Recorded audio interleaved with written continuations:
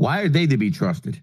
Look, you have to collate all the evidence, and whatever the facts are, if there's a consensus around those facts, then you have to use it. You can't just go around through life and just, what if I don't believe this, and I don't. If they have a history, there's a consensus that Iran's a terrorist organization. There's a consensus that Israel is fucking a terrorist fucking government. He's not made There's consensus on this. He's not made that argument. He's not said that the IAEA is not credible. You're using an argument from someone else that has nothing to do with this conversation to try to deflect. So I want to understand that IAEA is credible now. They're not a Zionist organization. They're not a Zionist organization. No one's saying that. You're claiming that. I'm not saying I've heard it in this spaces that they're fucking Zionist. True, didn't you say something about that? No one in this conversation is making that claim, so it's pointless you even bringing that up. You want to do? I mean, you guys pick and choose who you decide. I think they're all fucking frauds. Right. Okay. Some more breaking news. I think this bit conversation was good at the beginning, but it's kind of a bit thingy. Right. Yeah. Just some tweet in the nest. It's before and after Iran's Fordow after US bombing. The tweet is in the nest. What's his name again? Resistance. I know you've explained this a few times, but I always think it's always better when there's some kind of visual to explain it. When you look at that, what do you see that's changed in terms of the two visuals? What's the blue thing, and what's going on there in terms of the craters? That's the ash. That's the blast gas that you'd get from the explosion. So obviously there needs to be an exit hole, and that's where all the energy is released after the explosion happens, right? So naturally you're going to see, because energy is not created or destroyed, it's just transferred either in the form of sound, vibrations, and heat, right? And so you get the blast of the shattered rock, sedimentary rock that you'd find in that mountain. So that's all you see. But what you're also seeing is that you see a hole that we can see with some backfill. So it's not obviously it's filled up with more of the sedimentary rock and ash. But aside from that, because it's what this image is, it's a little bit disingenuous in the fact that it doesn't show how high this mountain is and how and where the position of the Fordow facility, the main centrifuge reactor hall, is.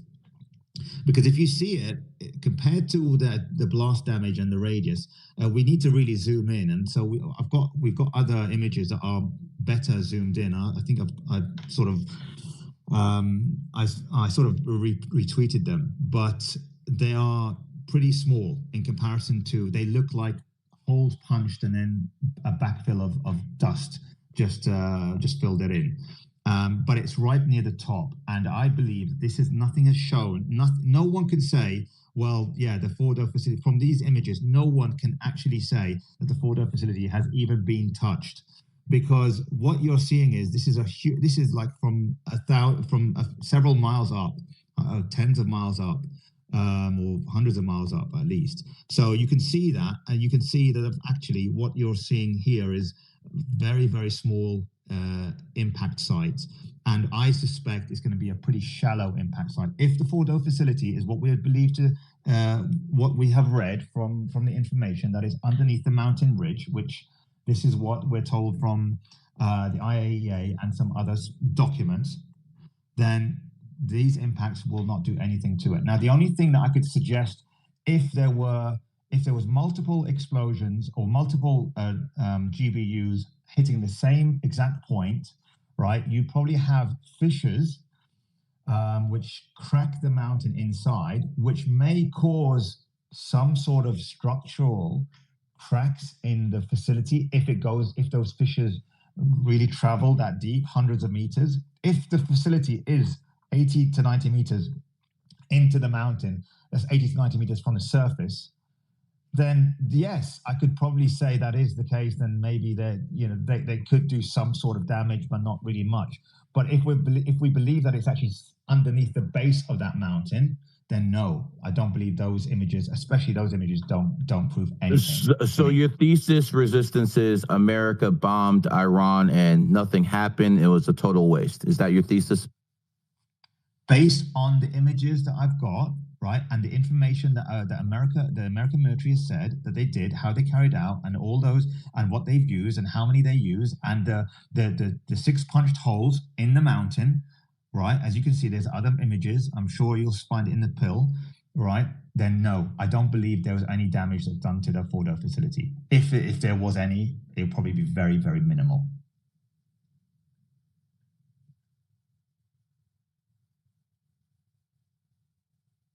Appreciate that, guys. Good conversation. Uncommon, jump in. Yeah, I just wanted to, I guess I wanted to ask a question for Max. You're Jewish, correct? Yes, I'm Jewish. Next. I mean, I'm only bringing it up because obviously it does, whether people, it does obviously influence your view on an Israel-Iran conflict. Anything. And I think, yes, it clearly does. If Iran destroys Israel, I'll celebrate with the rest of you guys. I'm not Israeli. I'm not a Zionist. Okay, let's distinguish between the fucking terms. Just like there's a fucking difference between a fucking black man and a nigga, there's a fucking difference between a fucking Zionist, an Israeli, and a Jew. So there you go. Anyway, well, I'm just pointing out that I think it is material to the conversation. Also, maybe points to, because a lot of you guys are just going back and forth on which information is accurate. It's like, and the Muslim, and every single Muslim in here backs like Iran. I mean, so what? Yeah, totally. I mean, that makes sense. That makes sense. I mean, like, and people by the way, have their biases, but it's important. I'm not backing Israel. I said many times, I hope Iran and Israel mutually destroy each other. I think that would be the best outcome. Yeah, but I'm saying that could be, like, you're making a lot of statements like, all right, America's doing this because they just want to do, I don't know, you made like some, like, America's not doing this. Like, white Americans don't want to do this. Like, we don't want to do this. We don't want to be in this war. I don't want to be in this war, but America's doing to back Israel. But I'll say this, Iran is no good actor in the world. So if there's regime change in Iran, the only thing I'm worried about is someone worse comes in. See, I'm not sure if I believe that or not, and I'm obviously not. I mean, I'm a pro-white nationalist, so I'm not. But I still don't necessarily believe that Iran is some sort of evil whatever, because Jews are the ones that have been telling me that for the last 30 years. That's fine. You should be more concerned about the 7% of the world population, which is white, which it was 30% about 100 years ago, and you better get your fucking women in check. Because that's the white man's biggest problem, that it has been reversed. It's not Iranians that have been fucking us up. I mean, no, obviously. I agree. The Zionist plague has been spreading feminism, has been destroying the white race, has been doing a lot of shit. 100%, I agree with you. And by the way, I've been saying this for 20 years, even though I'm Jewish. But yeah, I'm just pointing out that, I mean, you guys are going back and forth. I'm not trying to, I don't know enough about, I'm not going to, did we really blow up this or who blew up that? I have no idea. I'm trying to keep track of it like you guys. But it does. This is what I'm going to tell you, sir. This is what I'm going to tell you, sir. Yes, the Zionists are an issue. There's no doubt about it. But at the end of the day, I'm assuming you're in America? Yes, I am a founding stock American. Do you believe that the Zionists have major control over America? Yes or no? I think Jews have control over America. Okay, I don't limit it to you want to call them Zionists, Jews, whatever. Okay, so Jews have control over America. There are 1.8 million black millionaires in this country. There are over, I believe, 15 million. No, I'm sorry, 22 million millionaires in America. Even under Zionist control America, you can still make a bag in this country. That is not possible in any other country in the world. Right, but that's Jewish thinking. I don't believe in materialism. I believe I see. You don't believe in materialism. That explains why you're Jewish. Okay. I mean, that's okay. Like, that's just how you guys are programmed. I want to live in a country with duty and honor and family. And like, getting rich is great, but that has been programmed into our people. That is the problem. Is everybody's like, look, I can get rich here. Name me a country better than America, sir. I mean, National Socialist Germany in 1934. Name me one country in the world that you could fucking be a poor man, come here with nothing, and still be a millionaire, other than the United States of America. That justify bad foreign policy that destroys other people? That also assumes that the only point of a good country is rising GDP, and it's not, because that fucks the country, because obviously once you start owning stocks and you're like, I want to make more money, then you start importing foreigners, and then you start doing things to make more money rather than do what's good for the health of the country. That's not we are why not we GDP worshippers. We are people. That's not why we import foreigners. We import That's foreigners. 100% why we import foreigners. We import foreigners because your white women don't have white babies anymore, and to fucking fix the demographics that these fucking whores fucking destroyed. That's why you import fucking immigrants. Let's keep it real. No, it's not. Okay. Yes, it actually is. It's a multitude of issues. It's to cut down on the risk of fascism that would overthrow Jewish rule, but to also get cheaper labor. Fascism. I'm okay with fascism. Yeah. Well, that's right. Okay, lot. Cool. Let's bring the conversation back to the actual topic in title. Cool. In terms of breaking news, let me just go to that. Here we go. Colombia's Petro says, according to the UN Nations Charter, war is prohibited and may only be waged in self-defense or with authorization from the Security Council. Colombia's President Gustavo Petro says it is illegal to bomb nuclear facilities without authorization from the United Nations Security Council. Brazil's foreign minister says any armed attack on nuclear facility is a flagrant violation of the United Nations Charter and the rules of the IAEA. Brazil's foreign minister also says we condemn the military attacks launched by Israel against Iran and recently by the United States on nuclear facilities. You mean the Brazilian puppets of the CCP? We forgot to add that part in. We condemn, the Russian envoy to the US says we condemn the irresponsible, dangerous, and provocative America actions against Iran. So that's that. Well, I mean, on the other side is the Zionist-controlled Bolsonaro, who's basically controlled by the Israeli lobby. 100%, man. So that's the thing about we have to admit both sides are running shit, man. One is anti, one is for, but it's basically one big game. It's one big chess game. Both sides. Yeah, no. See, your worldview is predicated on the fact that actually the West needs to create these bad guys, these boogie guys, so we can go and bomb the hell out of them and impose our form of democracy, which is actually it's not really democracy. It's just a rules-based order that we choose to believe. I agree. So you don't agree because you say I agree that we fucking install puppet governments around the world to serve us. Yeah, I agree. Okay. So if that's the case, then you can't, and again, because of your imperialist mentality, that you can't have, in my opinion, your viewpoints are pretty redundant, to be honest. Listen, my friend, you're Palestinian. I expect you to have your viewpoints. You're always the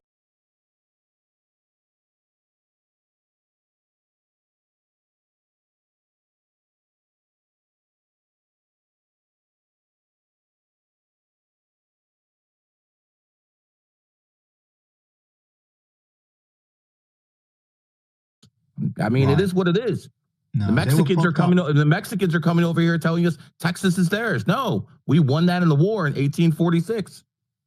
48.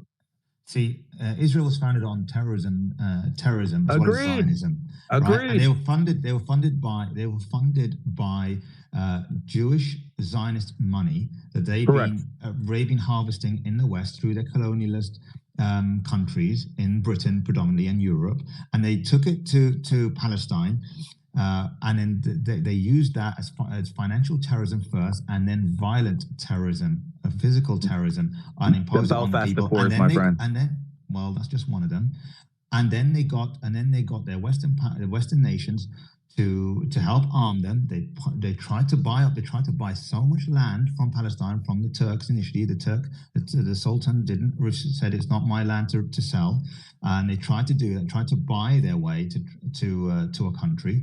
They started World War II to try and weaken the Christian nations and try and weaken all of Europe, and to try to get their own sort of ideology, the Zionist ideology, which is an evil ideology.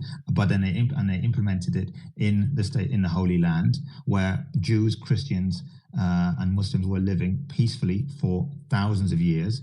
But again, this is the Zionist and colonialist mentalities. Living peacefully under Ottoman rule, where you had to pay a jizya tax. you say, oh well, it's the powerful rule, etc. I would say it's basically a marriage of convenience between the colonialists and the Zionists, and so they both serve each other, and that's why they're both in bed with each other. But to be honest, they will cannibalize each other at some point, and we're probably starting to see the cracks here right now. Where actually a lot of people are saying, even the colonialists, even the Europeans are thinking, shit, this Zionist thing, this is really, really embarrassing us now. You know, I agree. I agree. Get rid of them. Right. Get rid of all of them. We need to get back to the evil colonialist stuff that we like to do and impose on. Yeah. I'm cool with that. I'm cool with the colonialist stuff. I just want the Zionism out of it. So you got different forms of governance in China and Russia, who they have their own ideas of how to develop their own country. And if you criticize the president, you go to jail. And then you look at how they have developed their country through their own form of governance. You've got to think that actually this democracy thing doesn't really work, because where you have a benevolent dictator like Putin, and you have a communist party like in China, which I don't even believe they're communist. I think they're capitalist communist type countries. So it's only the cities near. Hold on. Only the cities near the ocean make any money in China, and then they fucking take 80% of that money and fucking transfer it to the middle of China, which is poor. So they are a communist nation. There's no doubt about it. With capitalist principles, but they are definitely a communist nation. Well, the whole nation's GDP is rising. China's got the highest GDP purchasing parity in the world. They got a $5 trillion stock market. America has a $25 trillion stock market. It's not even close. So wealth and quality of life is not dictated by the stock market, and you know that very well. I'm not trying to. America has more millionaires than any other country in the world, so obviously people in this country are living good. Clearly not, because the cost of living is a systemic crisis in the whole of the West, and especially in America, where you go to your local supermarket and you're buying eggs at overpriced prices, and meat and stuff. And all these are that is a lot worse in Europe and all over the world in America. While you have 70 billionaires now in the United States, and you have billionaires, multi-billionaires, 10 billionaires, and millionaires who are living in a different world to the majority of the Americans, right? And how many billionaires do you have in the Middle East, bro? Whereas in China, come on, man. Listen, I do not represent these Gulf Arab countries. I don't, and I would never want to represent them. They don't represent me, my ideology, or what I stand for. But I'm trying to say to you is that you look at the other countries, they have their own form of governance, unlike the Americans, and look where America is in $36 trillion in debt. The debt is increasing. Doesn't matter. The debt is increasing by $1 trillion every 90 days. Doesn't matter. It doesn't matter because you think that actually the status of a country's power is dictated through the barrel of a gun, and that's why you have maybe 1,000, 2,000 bases across the world. But unfortunately, keep everyone else in line. That's going to crumble. But once the debt becomes unsustainable, and Simon has already explained it many, many times very eloquently, that once that debt becomes really unsustainable, the yields on these treasuries go really far, then obviously America will have to default, and eventually the only way America is going to default is the Saudis cut them off and they cut off the petrodollar. That's not going to happen. What will happen is one auction, no one's going to be buying US treasuries, and all of a sudden the debt goes, the yields go to 10, 15%, and America has to declare bankruptcy. And the Saudis buy the treasuries. That's how the petrodollar system works. They will be scrambling to get the Saudi money, but the Saudi money says, I've only got $1 trillion. I've only got $1 trillion here. That's all I've got. And the United States will say, look, we need $5 trillion. Otherwise, we are done. Do you understand the Saudi regime collapses if it's not for America? The Saudi regime will collapse. The House of Saud will collapse if it's not for America. You really think they're not going to prop up the American financial system? They can't. They don't have enough money. Oh, stop the game. Can I bring it back to the Iran thing? Yeah. So I wanted to point out, so I don't know if you guys saw this, but Alex Jones posted earlier. He posted an old video of Trump talking about how last time Iran and Trump got into a tizzy, basically he had a phone call with him and they had to strike, and he told them he understood and they didn't intentionally hit anything. And I feel like Alex is trying to walk the line because he doesn't know, but he's like, I'm not saying this is one of those things. Like, did we have a phone call? Is this 8,000 D chess or whatever he said? But I thought it was interesting. It made me think. I definitely don't think it's 5D chess. I think he's just a total Jewish slave. And he bombed Iran because they told him to. That's why all the people that are celebrating, I mean, look at their timeline. It's Laura Loomer. It's Mark Levin. It's all the neocons. It's literally the same people that were excited about Iraq. Can't wait to get into the war with Iran. And now they're speed running it. But I wanted to throw it out there, see if you guys saw it. Also wanted to see if anybody else had any more intel on or if they thought that was even remotely. Mark Levin is a Zionist shill. Nothing he fucking says should be taken seriously. I think that's a good question. I'm going to pass it to the audience to answer that. Let me just give you some news. The U.S. representative to the UN Security Council, Dorothy Camille Shea, said, quote, any direct or indirect Iranian attack on American citizens or military bases will face a powerful and devastating response. It is time to firmly defend our allies, citizens, and vital interests without hesitation. The Security Council should demand that Iran stop its campaign to eliminate Israel and abandon its nuclear weapon ambitions. So quite clearly, they've been very clear that this is about Israel. Somebody want to answer Uncommon's question? I think he's asked a fair question, which is that could this have been, he thinks, or Alex Jones is trying to claim, sorry, I'm not saying he thinks, Alex Jones is trying to put forward the proposition that this bombing was almost agreed between Iran and US, and hence why you see minimal damage. And so it was more of an orchestra or a play just to give Trump the out to say he did something, and then for Iran not to be hit. What's your guys' thoughts? Very possible. Very possible. And to be fair to Alex, he didn't say he 100% believed it, but he said he thought it was a possibility based on the way the last things went. So he was just throwing it out there. He was getting pretty torched in the comments based on what I saw. So I don't think most of the public believes that. But yes, it's a good question for anybody. We were saying this because it did look like theater. I wouldn't be. I was saying earlier, Suleiman, I wouldn't be surprised if the U.S. administration, through Russian intermediaries, had informed Iran that we're going to bomb that facility at XYZ time. And just to let you know, and Europe may be allowed to. I'm sure I read a report that happened as well. Resistance. I'm sure I read a report because I've only slept a few hours and we've been going for like 30, 40 hours straight. Let's not forget last year when I think it was a couple years ago when the Iranians attacked the American facility. They told the fucking people in Turkey first, so they would tell the Americans. So yeah, those type of things happen all the time. And just on that, just to add to the point, why is it like? From like everything we've discussed, just to add to Alex Jones's point, and this is not my position, I'm just trying to steelman his point a bit more. So from everything that we've seen, in addition to the minimal damage that occurred, furthermore, bigger than that, which is that basically the US telegraphed to Iran what they were going to do. If they actually wanted to hit Iran, they would have done it immediately rather than give them almost 2 weeks notice or 10 days notice, which gave them an opportunity, as per your claim, Resistance, to almost get all of the, not just the personnel, not just the Russian scientists, but even to get all the nuclear capable content out of the facility. And then you do basically service level damage. I think we all thought that even with the bunker buster bombs, I think we said it before and after that, they probably won't take our Fordo because of the way it is. It would actually take a targeted nuke. So based on that, just to steelman that argument, what's your thoughts on that if you put all of those things together? I'm not saying this is my position. I'm just steelmanning the argument. I think that's the most likely position. But this will be Simon will be like, yeah, 100% this happened. Go ahead, Resistance. Yeah, I mean, it does sound like that it's been orchestrated. It's contrived in how it was done.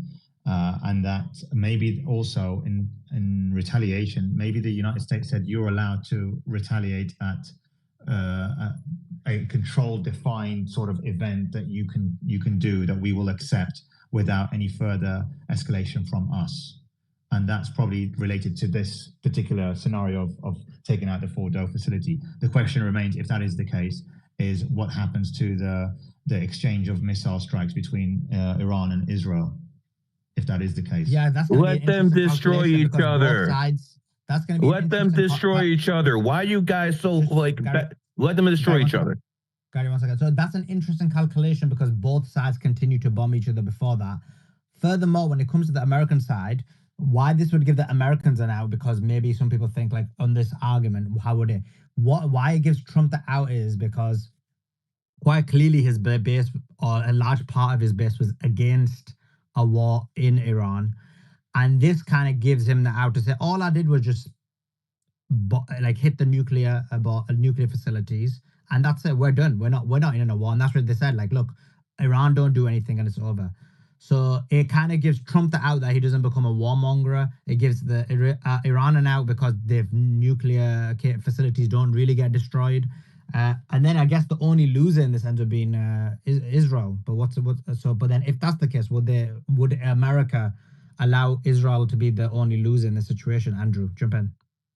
Yeah, absolutely. I can't personally, I can't stand Alex Jones, but he's a shill. But I think he's on point here. And I said it for weeks now.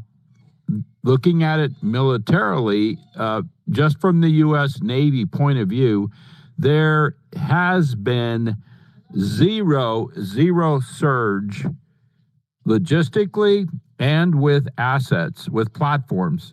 And even if we wanted to put a full 5 battle groups in theater, I've said it over and over again, we know we can't do it. We'll get our butts kicked. Now, listen, when I say I'm talking Straits of Hormuz in that Persian Gulf area. And besides that, America does not have the will. Generals and admirals, I promise you, in the Pentagon, they're telling Trump, this is going to be a mess. Stay the hell out of Iran in a full battle scale. So it's just a big show. We did that airstrike, very pinpoint. And so, yeah, absolutely. I think Alex has some points to be looked at here. A big show here. The question, and you're all saying the same thing, hey, what's going to keep going back and forth between Iran and Israel? That's going to be very interesting. We could be seeing a big reset with how we treat and how Israel comes out of all this. Make Gaza great again, the Israel 2035 plan to completely rebuild. Simon was going in depth on that. I think we're looking at a major reset in Israel. Yeah, interesting point. Let's see. Yeah, I know that's the argument that Suleiman, Moffitt read out a statement from Iran saying that this is going to be tonight's going to be nothing like you've ever seen before. It's going to be the most vicious night. Is that right, Moffitt? Can you read that again? Yeah, I forgot exactly where I pulled that from, but that was breaking news earlier. I think it was I forgot his name. Shamkhani, but he did say, it was one of these ministers did say that, yeah, we expect some big surprises tonight, guys, so stay tuned and hit that repost button because I think it's about to get popping soon. This is the calm before the storm. I heard reports of the Doomsday plane taking off. Is that confirmed? And I want to know what Andrew thinks about that, if possible. Andrew, just jump in with the point with Pete's question, but just before you do, we have got some more breaking news. In the next, Israel attacks ambulances in Iran too. They used a drone against this ambulance vehicle in Najafabad, Isfahan. So Israel's attack on ambulances, on journalists continue. Go ahead, Andrew, answer Pete's question.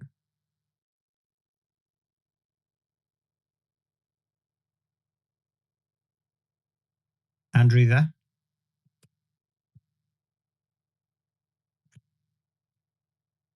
Okay. Isn't that Doomsday plane? They carried nuclear weapons, don't they? So are they saying that to try and scare the Iranians? Are they? I mean, they couldn't look any worse right now. The United States. I don't think it's just as genocidal. Weapons. Which plane are you referring to? I think it's a sniffer plane. It's not it doesn't actually carry nuclear weapons. A Doomsday. Yeah, it doesn't carry nuclear weapons. It's built to withstand a nuclear blast. But it's like a command center in the air. It's what it basically is. And I believe it could sniff out nuclear material, if I remember correctly, but it doesn't carry nuclear bombs.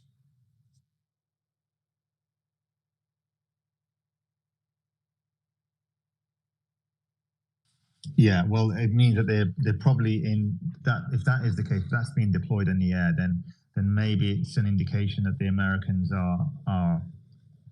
they're believing that this could be a protracted sort of conflict or war between Iran and Israel, and that they may need to be involved in some form. I wouldn't put it past the Israelis to do a false flag. I wouldn't put it past the American, the AIPAC and the Jewish lobby, the Zionist lobby, to try and encourage and force the American government to join the war. And because I just don't believe, I don't believe that Israel will settle for a ceasefire. Because what do they tell their citizens once they open their airports back up? What do they say? Because the threat is they're still there. It's not, as they say, Iran is a threat with its 20,000 ballistic missiles, potentially pointing their missiles only in the direction of the Zionist entity. So, do you think that these Israelis are going to stay in Israel? I mean, the whole point of this Zionist or Jewish supremacy is built on the fact that they need to maintain at least parity, if not a higher population proportion compared to the Palestinians. If they are going to be the minority population, then it spells trouble for the future of the Zionist regime, and they know very, very well that can't happen, because it means that this is an existential threat to Israel. I mean, even Bilal Smotrich today said we need to go back into Gaza now. That's it. We've done the threat. We've eliminated the threat of Iran's nuclear program. Now let's go back to Gaza. Wait until they find out actually the threat is non-existent. The elimination of the nuclear program is non-existent. They'll just resume it back within a month or so and continue. And the same threat that they see is going to be alive and kicking. And actually, they just got a bit of a battering, to be honest. Assuming that there is a ceasefire in the next day or so, or day or two, they got a bit of a battering, and a third of Tel Aviv and parts of Haifa has been destroyed, and they know that Iran's going to do that again. So I don't believe that they're going to. I don't think there's going to be a ceasefire anytime soon either, especially with the news that Suleiman just brought up. I mean, this looks really bad. It looks like what they do in Gaza, where Israel literally bombs an ambulance over there. It looks like for sure this is going to get a lot worse, and we're about to see some crazy escalation soon. Unfortunately so, yeah. And that's what the unpredictability of the United States and Israel and also and Europe is what really is what scares me, because they're capable of doing anything at this point. You know, to preside over a genocide for 20 months, and then gaslight us and say, no, we're the ones in the wrong. They're just defending themselves.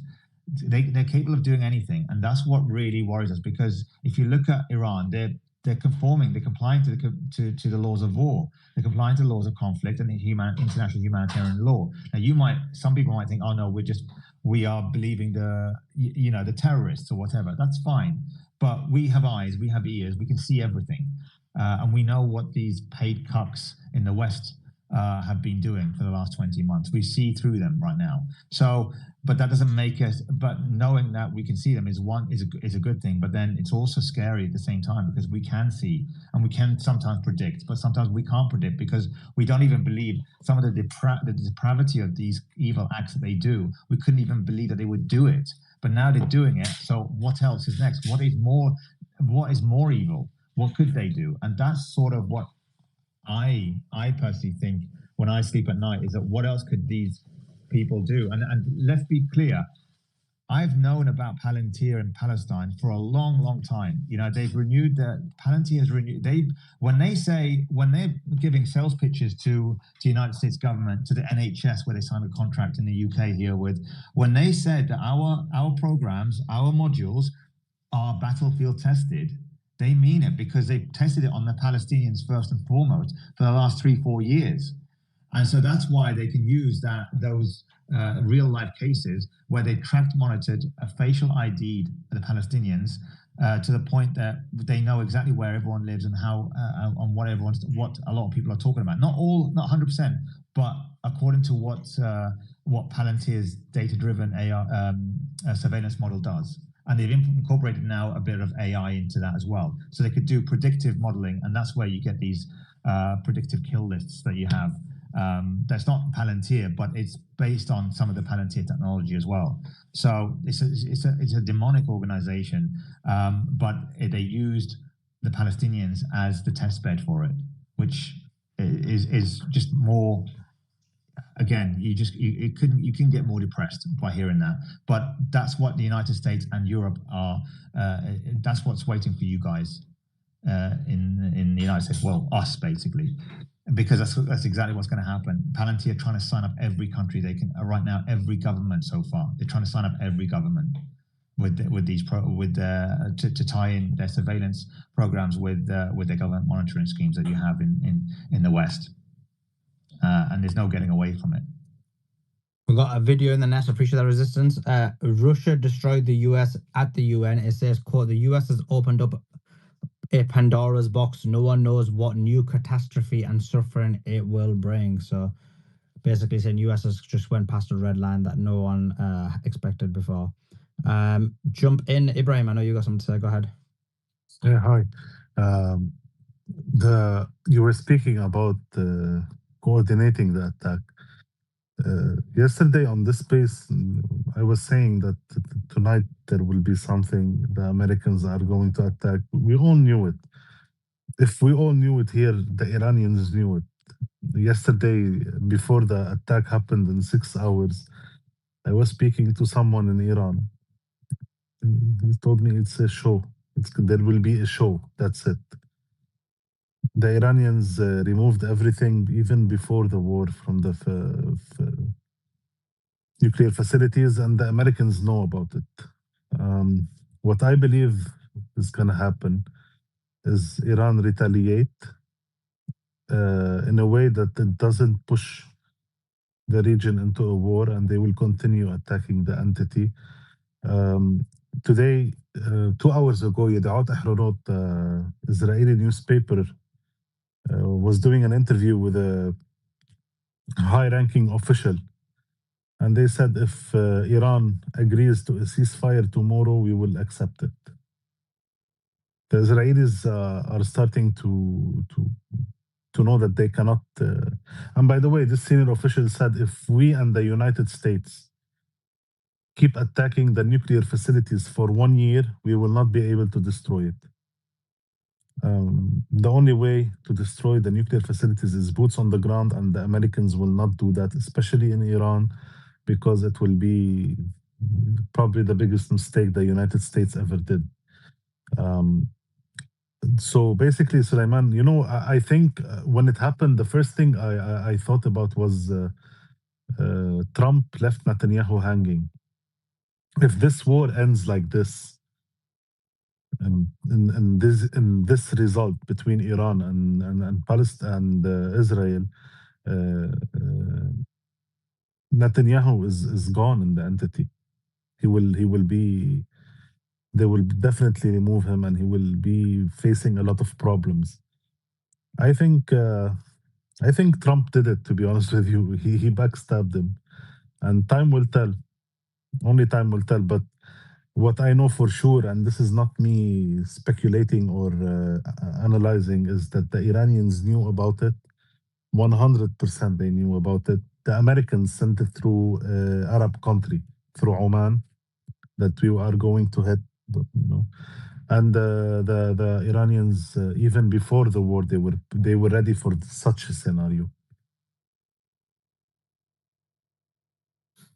Appreciate that. We've got a tweet. Breaking news, Reuters. Al Israel Airlines has received 25,000 requests for flights from Tel Aviv abroad since yesterday. Yeah, their website shut down. The newspaper, Yedaot Ahronot, was speaking about it. You know that there's a form you have to, because there's war, there's a form you have to make online to leave the country, the website, because there is so much pressure on the website, it shut down. The Israelis want to basically Israel are using the Israelis as a human shields right now. So yeah, the Israelis DDoS their own website airline. So we got a tweet in the nest, and I want to bring in a few people to have a conversation about this. It's back to the kind of same topic we were talking about. And this video is claiming, the tweets in the nest, the video is claiming that if Iran was to block the Strait of Hormuz, it harms Europe and China, according to this video, and actually benefits the United States of America. And therefore, why would you want to do that? Let's bring it. Truth, are you there, or is your mic still bad? I know you're out. Well, it sounded like you're out. Give me 5 minutes. All right, cool. In the meantime, Resistance, if you want to speak about that.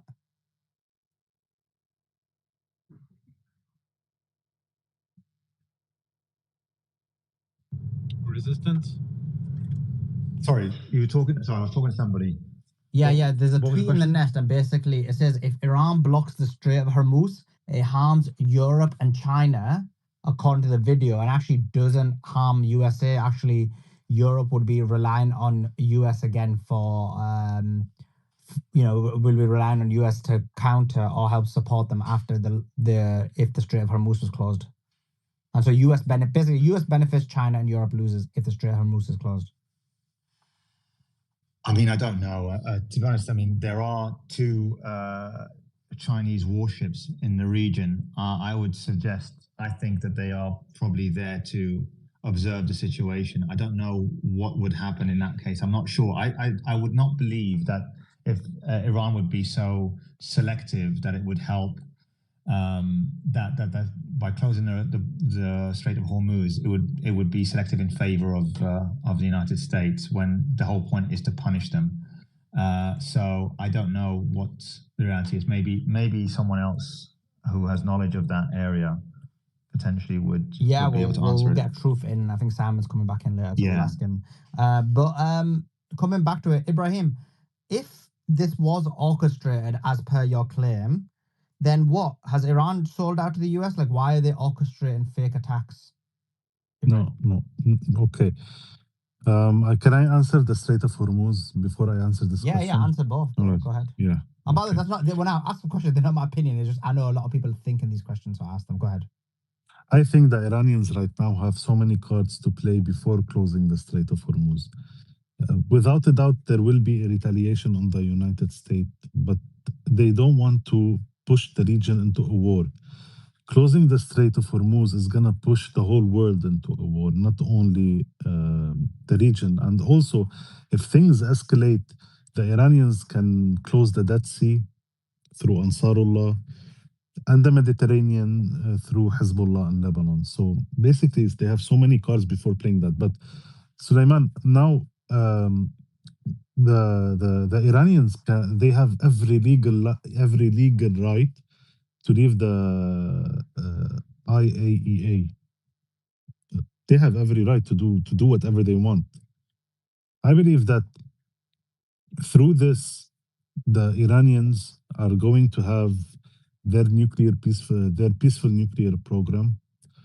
Even today, J.D. Vance said, we do not want Iran to have a nuclear bomb. They will have their peaceful nuclear program, and they will. Today, the head of the Shura Council said something very important. He said, we have to punish the United States, and the only punishment that we can, the biggest punishment we can give the United States is ending Netanyahu in the entity. So Iran is playing a game that is a long-term game, because right now there are so many factions in the region. If they want to go into a regional war, there is so many factions in the regions that are not in the hand of Iran, and I'm talking specifically about Syria.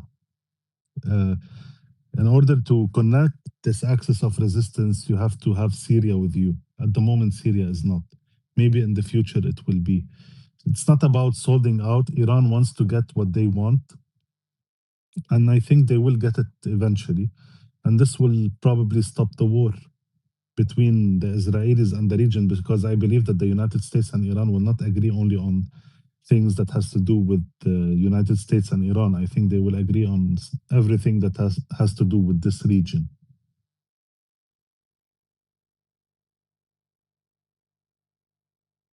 And by the way, it will not benefit the Iranians themselves if they close the Strait of Hormuz as well. I think what they're Just some doing more though, breaking is they're news. sending- Some breaking. Sorry, Moffat, I'll give it straight back to you. Just some breaking news. We got some major breaking news. Trump, being Trump, has continued his tweeting. Before that, Iran's UN envoy said, "Not." I will talk about it in a second. So Trump one is he wrote a tweet. It's not politically correct to use the term regime change, but if the current Iranian regime is unable to make Iran great again, why wouldn't there be a regime change? Mega. Yeah, he's definitely mega when it comes to Israel. So you don't think he's a mega when it comes to Iran? Definitely not. He's Go far ahead, from Ibrahim. it. Trump being Trump. Go ahead, Ibrahim. Do finish your point. My whole point is yesterday's attack, obviously, that the United States proved to everyone that the United States at this moment do not want a war in the Middle East, a regional war, a big war. If they, and that's what I always said, if they enter the war, it's not gonna be a 2 weeks and not a 2 years war. It's gonna be a very, very long war. And if they get out of it victorious, they're gonna be exhausted, their economy is gonna be crippled, and their army as well is gonna be exhausted. China can benefit from that a lot, and the Americans know this. They are not stupid. If I can add that, Abraham, I agree 100%, sir. 150%. I've been saying it for always here for the last week or so. We do not see the buildup. We do not see assets. We do not see the logistics. There's no will for this. I'm talking military will. No military will whatsoever. This is a big little game, to, I believe, we're looking at a reset of Israel. The Zionist state is going to be reset somehow, some way. It's not beneficial for the United States anymore the way it is. Absolutely. Actually, it's costing them a lot of money now. But it's always always cost them a lot of money. But just some more breaking news. Again, Trump, in a way, is the gift that keeps on giving. But obviously, then you realize that he's in charge of the most powerful country in the world, the impact it can have on the world. And then you think maybe it's not a gift that keeps on giving. But this is on your Playhouse Resistance. So do you remember the image that I showed you when I said, look at the before and after, and you explained what, right? Well, anyway, Trump's got a hold of that picture and that image, and he's wrote, President says the damage to Iran's nuclear facility is monumental. Great skill was shown by our military. Thank you. So he wrote, the damage to the nuclear sites in Iran is said to be monumental. The hits were hard and accurate. Great skill was shown by our military. Thank you. And then he's done an image of the picture that you broke down for the audience. Because you broke it down earlier, if you want to just give some additional supplementary comments on the President of the United States analysis. Yeah, I mean, he's the last one to speak about anything of any sort of substance. But again, all that image is shown is just more ash and nothing else, and a slightly bigger hole. And just a hole, basically, a pretty small one, to be honest, given the bravado they've been saying about these GBU-57 bombs. But I'm actually going to post.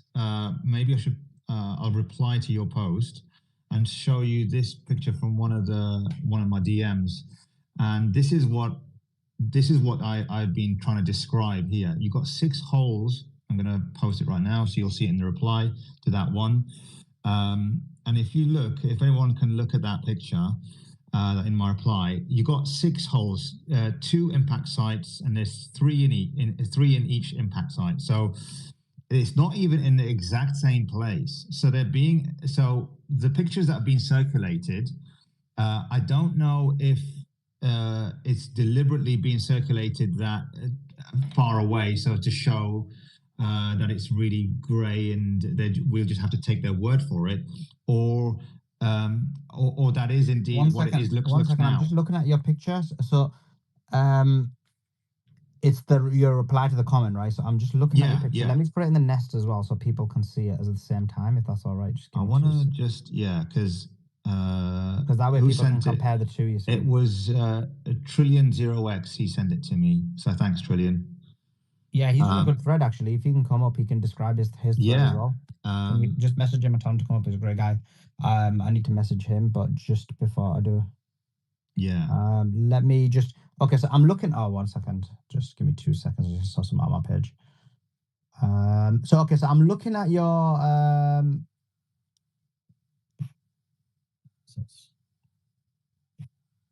So if everyone I'm looking at the page. You would think that they would bomb through the same hole. Yes, exactly. That's it. Through the same hole. I'm looking at your page, and I'm going to ask you questions that I think a normal person may be considering. But okay, how come your imagery is different to the imagery above? In your imagery, first of all, the craters, the original mountainous area looks a lot more different. I'm assuming that's because you're more further out in yours. Well, I'm not. Can you see like the ridges in the kind of like mountainous regions? Yours doesn't have that.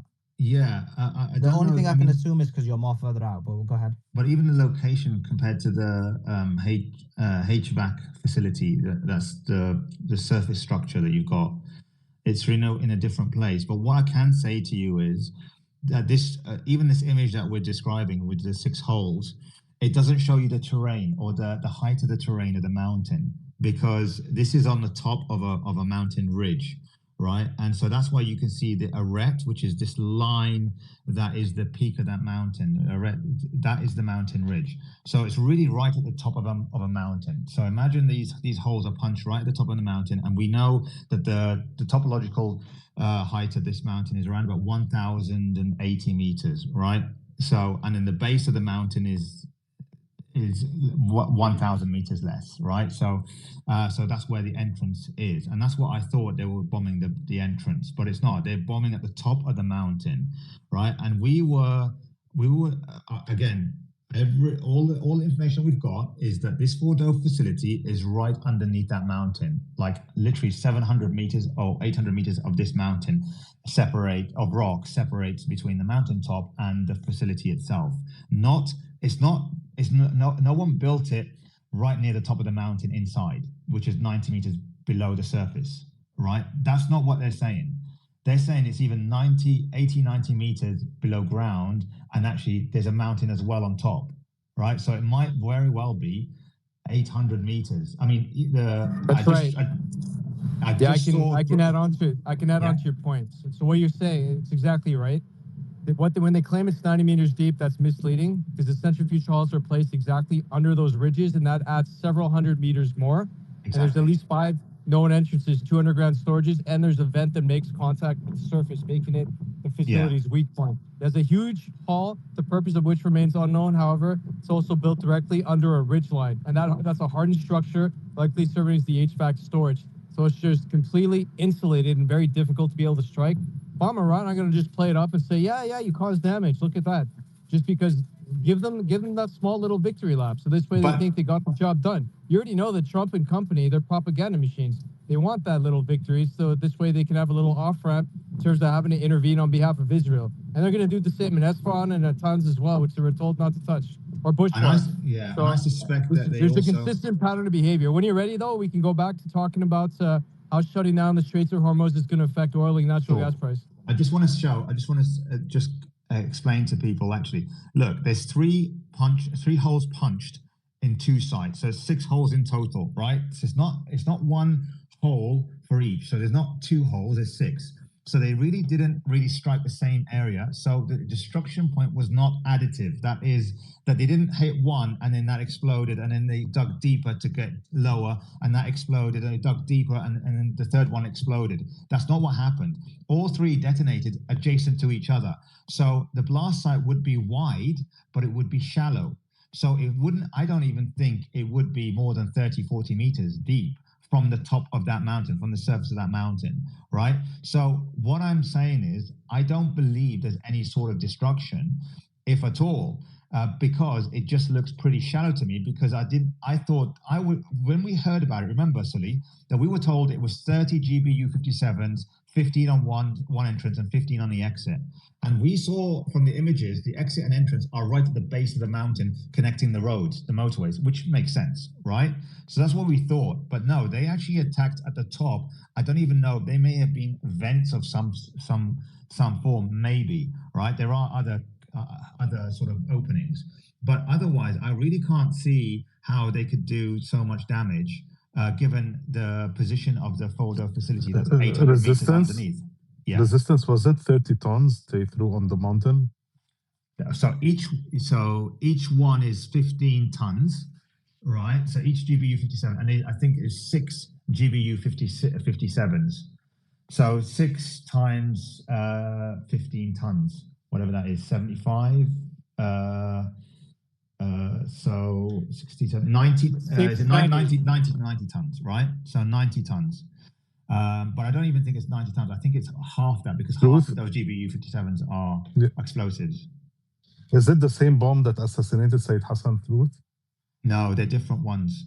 Those were the bunker busting bombs, and also there's again with that one, Hassan Nasrallah didn't die because he was crushed to death. Hassan Nasrallah, just to clarify things, he died intact. It was in the basement, is level -2, underneath the car park, and he died of suffocation on his desk, right? So this idea that he was in smithereens or is blown apart, he wasn't, or crushed, no. The actual room was intact. Brother, they didn't, he wasn't suffocated. He wasn't suffocated. He died on the spot, but he was intact 100%. He was intact. He died of but his veins, there was only blood on his ears. That's it. Exactly. He was intact. Those are signs of suffocation. Yes, exactly. And because of the dust, asphyxiation, and and they dropped 80 bunker busting bombs on that building to try, and that's when they said they're certain. Even the Hagari said. The IDF chief, he said, "Oh, we're certain if we drop 80 bunker busting bombs, he's dead, or practically almost dead. There's just no way no one can survive that." And they couldn't even penetrate that room, and it was intact. That room was intact. So you're telling me, and look, 80 bunker busting bombs, I believe we need to check the information on how much explosive power does those 80 bunker busting bombs have compared to the 6 GBU-57s or even the 30. But even so, whether it's 15 or 30 or 6 or 15 or 30 GBUs, it doesn't suggest that there's 30 being dropped on those 6 holes punched into the mountain. That doesn't suggest it. It just suggests 6 at most, and it suggests localized damage, and it's potentially pretty shallow. Now, if you were to believe the BBC and you were to believe the CNN, where they have these 3D images of how they did it, again, it looks very, very fanciful, because it's not what the satellite image is showing. They're saying in the BBC article, if you have a look at it, they're saying it was one hole, and it was dropped one bomb was dropped one after the other into the same hole, and it was delayed explosions, and that's when it exploded and then waited for the next bomb, and it exploded. It went lower and lower until we got to the Fordo facility. That's not the case, and also this is sedimentary rock, so it's gonna crack, and it's gonna be softer.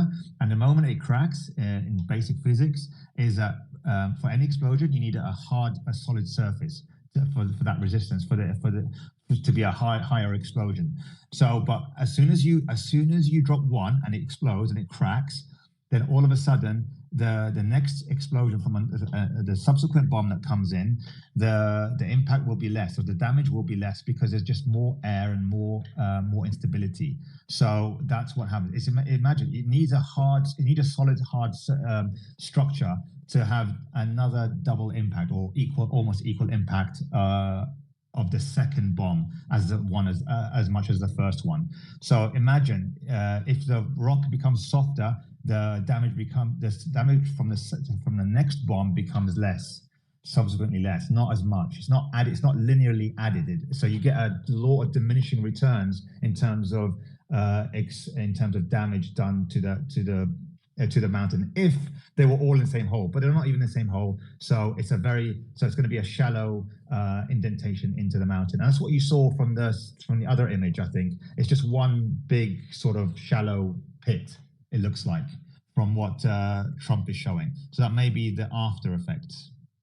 Yeah, I'm just reading one of the comments because I was trying to figure out why the images were different, but someone said that it's because the image is inverted. That's the reason why the images look different. But in terms of just some breaking news, and I've got a few more questions for you guys because people are interested in this.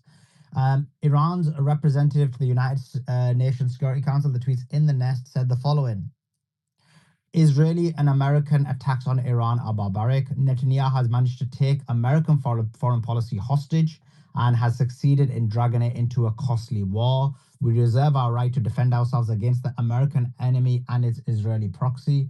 Iran is a peace-loving nation that does not possess nuclear weapons, yet despite this, it has been subjected to attacks from 2 nuclear countries. American allegations against Iran are politicized and baseless. Our armed forces will determine the timing, nature, and scope of the proportionate response to American attacks. The United Nations, through its attacks on Iran, has decided to destroy diplomacy.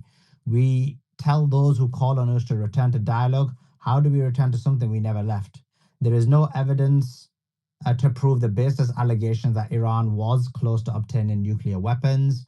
We will take all necessary steps to protect our people and our nuclear program.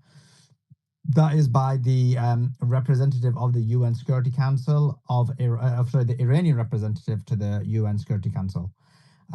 We'll come back to the conversation about the nuclear conversation because I think it's extremely important. But just before I do, I just want to bring Truth in just to give a bit of variation in the conversation, and we'll bring it back to the nuclear conversation. Is Truth? I put up a video. It's a few posts back, but basically the argument was that if the Strait of Hormuz was closed, the person who will be impacted the worst is China and especially Europe, and that would make Europe a lot more reliant on the United States of America. If that is the case, then why would they shut off the Strait of Hormuz? That would benefit the United States, right? Yeah, it's a good question. So as a similar example, when the Nord Stream 2 pipeline was built, it was providing natural gas to Europe as well. Of course, America, probably along with the collaboration with the Norwegian dive team, they destroyed it. And so that impacted Europe directly. Who did it benefit? America once again. So you see they have no problems sabotaging sources of natural gas or oil to benefit themselves. So that's going to increase their exports of natural gas. And they have a variety of different sources they can use to Europe, and they're going to charge them more. So that's going to cause Europe to probably go into recession if it's an ongoing situation that, well, right now it's closer to summertime, not really a big deal, but it becomes, expensive to heat your homes and, cook and use natural gas for all that's used for, when the demand's higher. So it's not the first time they've done this or done this type of sabotage operation. Now, in terms of the straits, we know 30% of the world's oil goes through, or 20% of the world's natural gas. And what Iran can do, though, for China, it can do 2 things. Number one, it could selectively allow some ships to pass through, similar to like what Ansarullah did. That's one. 2, there's now a railway, a high-speed railway that passes from China all the way into Iran. You can transport petroleum by rail. It'll take a little bit longer, but not still, it can supply for China's needs. Plus, we know that this Strait of Hormuz closure is going to be minimal. It won't be that long, maybe a week, 2 weeks, make the point and then move on. But they also need it for their own ships. So it's not just going to be permanently shut down and no ships can pass. So they can do a combination of still transport oil to China by rail, and they can still transport oil by ship selectively to China for their own ships when necessary. Ansarullah did the exact same thing when they were imposing their blockade. They only went after American and Israeli ships and European ships as well. They allowed for Russian and Chinese ships to pass through, though. And that was, again, through the Bab el-Mandeb that they control. So other options are, there's also the option through the port in Oman. But again, everything just costs more because now you're having a truck and rail. And you can get it through eventually. It's just everything's going to cost more just in terms of, I believe, in insurance and also in terms of the freight costs that you're carrying by truck. Trucking is one of the more expensive ways, and it takes longer. And again, with China, they have a 5-year oil supply reserve. Sorry, it's a bird behind me. They have a 5-year oil supply. They're going to be fine for a few weeks. Appreciate that, Truth. was just asking if you were chilling Sorry, out with I Sharif. wanted to get rid of those birds because they were freaking annoying. Anyway, so Are try you, is are gonna you be chilling fine out with short Sharif? term. That truth. Yeah, I gotta Hopefully watch they're my not back. ravens. You never know with these Egyptians. You can't trust them, right? You know, we know whose side they're on. But that aside, Hopefully they're not ravens. Europe They'll will never be the forget you. ultimate loser. Europe will be the loser. China will be just fine, and America will probably get a perk out of it. So they won't be in any rush to. I mean, they are going to react anyway. It's still escalation. They're not going to stand by. But again, What Iran spent dosage many perk? years adding their arms, their military bases, developing a navy, and so they have the missile platforms there prepared to go. In addition to, you know, they're just watching and monitoring. They're able to react anytime they want to be able to take out any offensive force that may try to unblock the blockade they're going to impose. Yeah, and again, and when you say block, let's Truth back me up on that, or check me on this, I should say. Block really means block. We're talking mining it. We're talking layered mines, 3 depth. I'm talking 3D layered mining, and then that's probably the most serious part of it. We've got some more news. Yeah, I mean, here, the tweet in the nest, and I'll give it straight back to you, Truth, is the Director General of the IAEA has said, I indicated very clearly with that we do not have the elements to prove that Iran had a plan or a systematic effort towards a nuclear weapon. Trump and Netanyahu were lying, is quite clear. That tweet's in the nest, so clearly, again, more evidence that the US didn't have any legitimate intel in that regard. Go ahead, Truth, you were going to speak. Well, I mean, this isn't the first time that Netanyahu has lied, claiming that, you know, Saddam Hussein in Iraq had weapons of mass destruction. He claimed a yellow cake deal was done in Niger, and that was completely fabricated and debunked. So he has a history of lying, claiming Iran's almost 6 months or 2 weeks or 2 months away from a bomb. It's all lies. So, I mean, no surprise there. But yeah, just to wrap on the point, with oil and natural gas, we've seen this before. You know, they'll adapt. America will react. Oh yeah, I was just going to add that Iran also has its navy patrolling the area with its battleships, small and large. They have micro ones too, and they have their subs as well. They can easily attack any type of swarm that may come through, or missiles that could get launched. There's air defense systems there as well. I mean, they're protecting that area, and they're aware that the U.S. may try to launch or strike, because that for them, to the U.S., that's an act of aggression to block that, because their ships do pass through it. You know, they rely on some of that Saudi oil to get through. We'll see what happens. That's why the Israeli last night, after the Americans attacked, they bombed West Iran heavily, thinking they will stop them from, you know, closing Strait Hormuz. Yeah, not surprising. Again, Iran's only shown about 20 to 30% of its military capacity. We haven't even seen their navy. We haven't even seen their air force at all, or really their military. Everything's just been done through, you know, whoever's at a command and control, launching. They're obviously operating the missile platforms, launching missiles and drones. That's all we've really seen.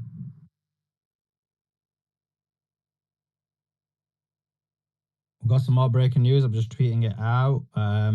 Trump continues to tweet away. He's got another tweet out. So he talked about wanting regime change in Iran. He's now talking about the bombing that occurred. Let me just quickly get that tweet up in the nest. Here we go. He's wrote, the great B-2... There we go. So, great B-2 pilots have just landed safely in Missouri. Thank you for a job well done. Donald J. Trump, President of the United States. So he just congratulating the B-2 bombers that they returned back. Coming back to actually, Ivy, let's bring you in on this, because I know you have a kind of diametrically opposing view to a number of people on this. Your actually, before I get to that, what's your thoughts on the analysis of the because you've obviously got some expertise on this area as well. Resistance has gone through the imagery, and he thinks the bombing basically didn't have the impact that is being claimed by the US. What's your thoughts on it? I saw an image, I believe, of the bombing, and it does look like there's a crater, but the hole in the center does not. Obviously, it's tough to tell scale actually in a satellite image, but it doesn't look like it's very massive, and so the odds that it was that precise, that it was, you know, hitting a specific spot over and over again, that small, and then able to actually penetrate deeply, is probably quite low. You know what I mean? So you agree with Resistance that because he's explained that there's possibly 6 craters there, but they've not had the damage they need to because they're not in the same location. Do you agree with that assessment? I would say so. I think the depth that they need might have not been achieved. Also, he made the argument. Obviously, I'm not sure about his argument, but your position, just so you get an opportunity to say, is that you don't think Iran was anywhere close to nuclear capability. And yeah, just expand on those thoughts and just let everybody know what you think. Well, I think that one caveat I think is there are questions that have arisen since the earthquake scenario or situation, where it doesn't seem like it might be totally natural. But other than that, I think that for them to get close to it, they'd have to be quite far along in terms of technological progression beyond nuclear uranium enrichment. Like that's just sort of gathering the ingredients that you need to create a recipe, but it's not actually cooking the recipe. And there's been a history where we kind of know that they've been quite far off, especially since before the fatwa that was issued that banned it. And there's been no evidence really that they have worked on it since. So we can kind of surmise that they are quite far off from the technological breakthroughs and that's just not capability that's to create a nuclear weapon. First of all, do you even understand how the tech works? All you need are more centrifuges to be able to isolate more uranium-235. That's one it. second, Truth. Okay. Truth, I'm gonna give it So to you. Truth. I actually want to hear this conversation, and I hope it's done in a respectful manner. That way, everyone can learn. But just a quick not breaking news, just some tweet that I've done in the nest. But let me go through that, and then I want you both to have this conversation. But let's do it in like a very like academic, respectful manner. That way, everybody learns both arguments and like no personal attacks or anything.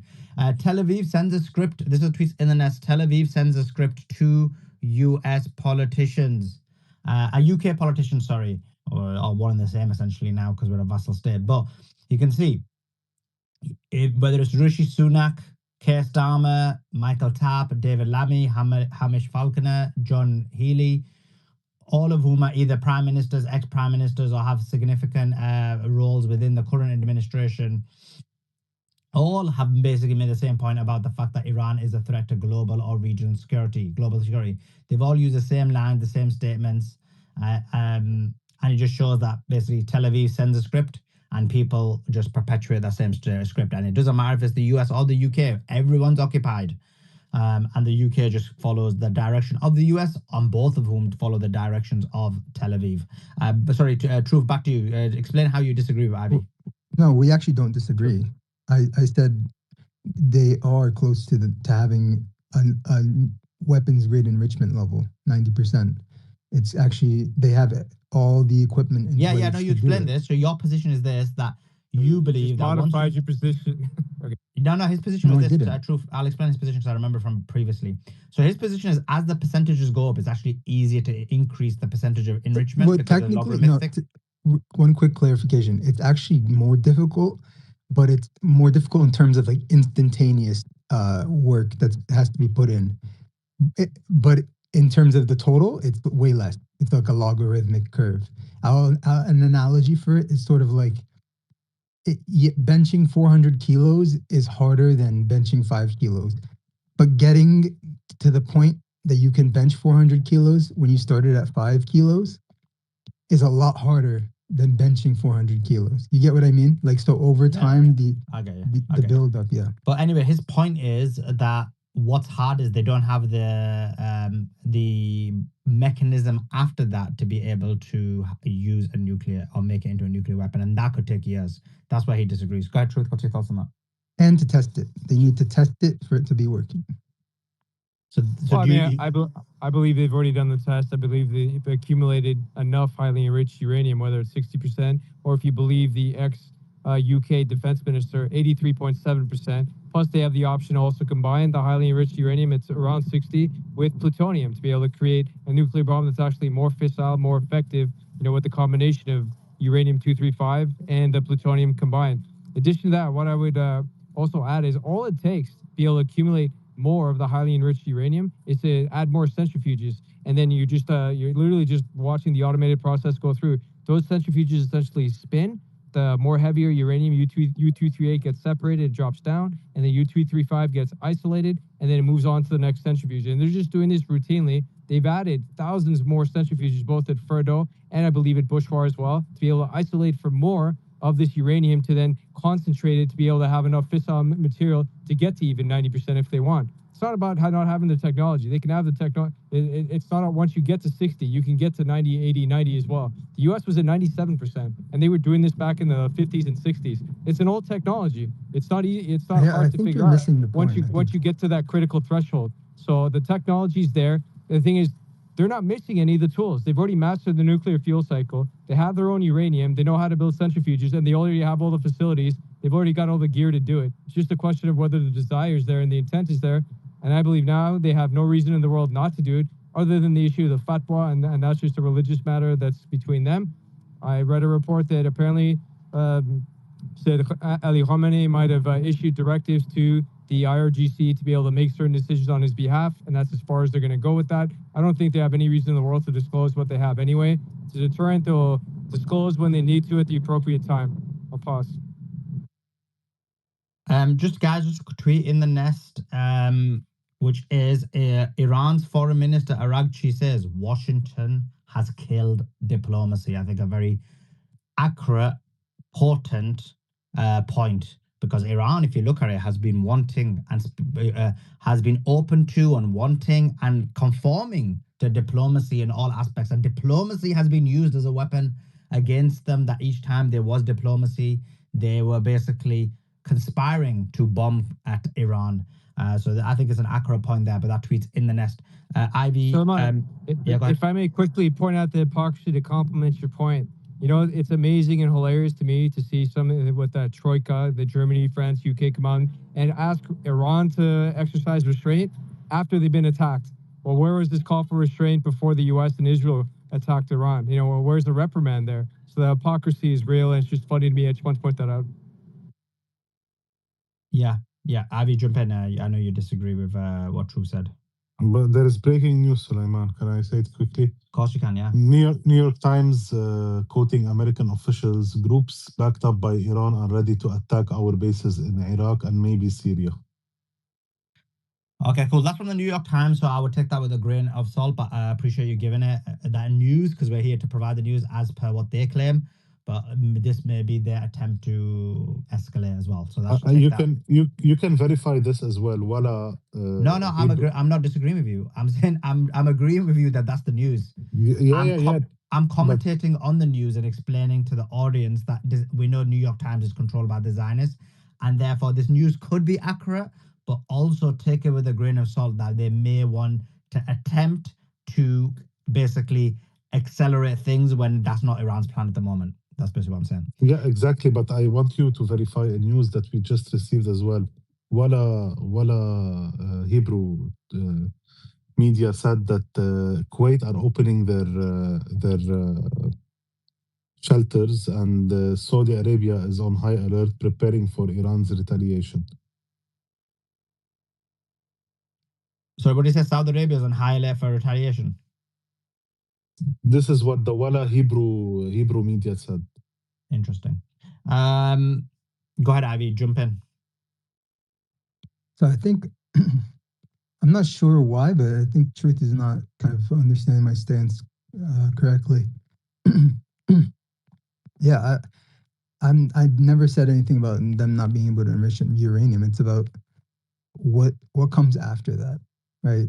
It's the level of precision you need to make it, and to have it go off and work correctly, detonate correctly, and undergo the nuclear fission. And then on top of that, be able to test it and show that it works. Have it be reliable rather than basically a spin at the roulette wheel. That's more the thing that I am skeptical about. I'm going to claim they have the precision and ability with the consultants there, that they've learned it in theory and they've done it.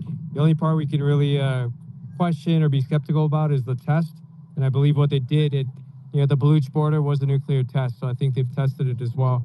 And it's David Shapps, by the way. He was the UK foreign minister of the state of Iran can enrich uranium at 83.7%. And as a point of comparison, the first bomb that the U.S. dropped on Hiroshima was used to refine uranium at 80%. So I think they're there. Plus, there's the plutonium option as well. Real quick on that, plutonium-239, and Iran does have an active plutonium enriching plant as well. But again, it uses there's just one extra stage, 2 extra stages required if you're going to use plutonium, a primary and secondary. It uses plutonium-239 and jacket or tamper secondary stage, which is compressed by the primary nuclear explosion. It often uses HEU, highly enriched uranium, with enrichment between 40 and 80%. So again, Iran's there at 60, along with the fusion fuel lithium deuteride. Do they have that? That's the question. I think they do. This multi-stage design enhances the efficiency and effectiveness of nuclear weapons, allowing for greater control over the release of energy during the detonation. Why else would they be enriching plutonium anyway? It's good to have the option on the back end. Enriched plutonium. It's created in a nuclear reactor. Uranium-238 absorbs a neutron, becomes neptunium, and then that decays into plutonium. And so basically, I mean, I don't know how it's gone from, we were talking about them being able to create a fission nuclear weapon to now, truth, you're saying that they can create a fusion nuclear weapon, like a H-bomb. I think they can do it both ways, yeah. I mean, that's significantly harder. You're talking about, and you just brought in a whole nother element with the lithium. I don't know. I just don't know where this is coming from. I mean, even you saying that the technical ability, the machining to a 50 micrometer precision, being able to synchronize the explosives that collapse the uranium on itself to create the nuclear fission, being able to time that to 100 nanoseconds, right? Being able to come up with a detonator with exotic explosives, being able to... I just don't understand why you think this is something unique to Iran when everyone else has been able to... 8 other countries have figured it out. Why do you think Iran wouldn't be able to figure it out? Because it takes time, and they've basically... How many years have they been working on it? I mean, I don't think that they've been working on it for that long. You don't know that, though. They've started... You don't know that. Yeah, but I think we can kind of... The evidence is more on that side. There's more evidence to say that they haven't been working on it, especially since the fatwa, at least until Trump tore up the deal. There's more evidence to legitimize that claim than there is to say that they have all this technical ability. That's basically a trust me, bro, at this point. Well, it's not a trust me, bro. We know the Russian consultants are there, Chinese consultants are there, and North Korea's been there as well. So they have multiple options for consultants they use to figure out precision process. Explain what you think of the Baluchistan test site. That does not appear to me to be here at all. That did not appear to be an earthquake at all. It seemed more likely to be a nuclear test based on the metrics. Where did all the Zionists go okay, that so, said this was not for a regime change? Yeah, we'll talk about that in a second more. Let's talk about the nuclear stuff. Okay, but if you're saying the Chinese, the nuclear, the Russian scientists, if you're saying that they're the game changer, so why haven't any of them been taken out? And if you're going to say that they don't want to provoke those superpowers, I mean, then okay, then because Russia gave a heads up that those scientists are then untouchable, right? I didn't finish. Those scientists would then be untouchable, right? You're not going to be able to take out all the scientists. There's hundreds of Russian consultants there right now. Putin disclosed this already. So you don't know who's there. That's the problem. Not a single one. Not a single Russian scientist. There's always the Iranian scientists that are taken out. Well, first of all, there's hundreds of. First of all, five official, and now just recently several, maybe 10 more. Do you know how many Iranian nuclear scientists there are? Do you have any idea? They have thousands. Many of them, the top ones are protected. So only a handful, maybe 1%, have been taken out. So that means 99% of them are still active and going. I asked this question already in Iran. So hold on a second. Not a single Russian scientist has been taken out. Why is that? What? Well, if they're the difference maker, so first of all, that you're saying, so now your assessment is that because Russian scientists have been taken out, therefore they don't have the ability for precision. Is that it? You're saying that. So you said based on precision, they have it figured out. So therefore, if they had been assassinated, hold on. So if they had been assassinated, then you'd believe they were providing precision. They were providing precision capability oversight. Is that what it is? No, you're saying that. I said How do you know the I'm telling you, precision? they're there now Can helping. I They're speak? there now Can I helping, speak? and there's nothing anybody can do about that. Can I speak? So you said that it's been figured out before. They figured it out. That's what you're, claiming. That's what you're alleging. And you're saying, well, they also have people that have figured it out, the Chinese, the Russian scientists. So if those Chinese and Russian scientists are the difference maker, the game changer that's making it, that's adding so much credibility to the idea that they figured it out, why haven't any of those difference makers, those game changers, been taken out? That seems like that's the most valuable piece on the chessboard. Who's gonna take them out? Israel, the same people that are taking out the Iranian Israel's going to take scientists. out over 200? You think Israel's going to do an act of war like that and take out? This is Not a single now. one. Not a single You think one. they have the balls to even try? Well, that's my. First of all, they've been disclosed. I was getting to that. They've already been disclosed. You're There aware of hasn't that, been a right? They single already one. said they were in the Bush war plant. There's over 200 of them. Putin discloses. Now, what's Israel going to do about it? You know what Israel did? Actually, they did strike it. Nothing happened, and that bitch tried off. So they haven't taken out a They single. actually did try. Hold on a sec. To answer your question, they did try to strike the nuclear power plant where those scientists were that Russia disclosed, but they failed. So they tried to kill them and they failed. Okay, but they've over decades. So there's the simple answer to your Over question. They were decades, told they've where they been- are, and they were told they're Okay, so you're consulting on the filibustering. nuclear basically. energy You're process. just filibustering. It's not filibustering. You're It's just just, gonna talk and it's just talk and owning talk. your ass in this debate. You're Because just all you're talking doing and talking and talking. okay. I'm talking and talking. I'm also addressing all your points. I would like to see like a breakdown of the timeshare. Look, they haven't over Look, it's decades. fine. You they've can have your taken out doubts. I'm not trying to over convince you. It's for the decades- purpose of the audience. They can decide for themselves. Maybe we're both Okay, wrong. over decades, knows? they've been taking out Iranian scientists. They haven't taken out a single one Listen, from the I'm other just foreign saying, countries. since But they it got seems like attacked by Israel, they have you're every reason in the world to develop it now. You're basically claiming that they're the queen on the chessboard that's really having the impact that's It's not helping just them coin on the advance. chessboard. I've got insider sources that you don't have that have told me they're going nuclear. It's done. The decision's Okay, been you're made, saying and they that always they know how helped to them do it. make They it, just, right? it was the decision not You're to saying before. that those foreign scientists were the ones that got them to that point. I didn't that say. I was helped them. saying no. I was just giving you multiple options as to how they could achieve it. I think they've always known how to do it. It's just a choice not to pursue it because it's really not as hard to Okay, so figure out let's as you think it is. deconstruct each option one by one. Then let's take it one by one. So we're focusing on this one. If you're saying that those foreign scientists were the ones that have figured it out, so because they're working with Iran, and we know that from the leaders like Putin, then they must have helped the Iranians figure it out already. I'm So saying it's what I'm possible. saying Yeah. is basically they were the queens on the chessboard. They promoted pawns. They have a bunch of queens on the chessboard, and Israel sees them in front of them and just won't capture the queens. I guess. I think 'cause you're they- overstating 'cause Israel's over- ability to carry out external Just some breaking news. execution. Just some breaking news, and I'll give it straight back to you guys. Some breaking news. Here it is. The White House called Democrat leader Chuck Schumer prior to launching the strike on Iran. That is according to Caroline Levitt, the White House spokesman. So Chuck Schumer was informed of the attack before it happened. Go ahead, Ivy and Truth. Sure. So look, first of all, they've been at this program since at the very least early 2000s, even before that. In 2003 is when they issued the fatwa. So you don't know what happened before 2003. It's only the fatwa was only issued We then. They do may have known it We do before know because 2003 Israel from various stole the consultants. documents and leaked them. Like So they were first of leaked. all, you don't They know were if those leaked. documents were you don't know if those documents were legit and just kicking around for Israel to go and What are you steal talking so about? they I'm could pretty sure the Iranians so confirmed it. they could seize them. I think the No, Iranians but confirmed you it. don't And know then- that. You're and then making assumptions. You're making Ahmadinejad came assumptions out that and they're said that going to they leave the created- documents.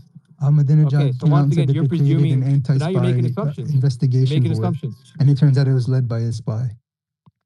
And so basically, I mean, they were infiltrated heavily, and they kind of confirmed it.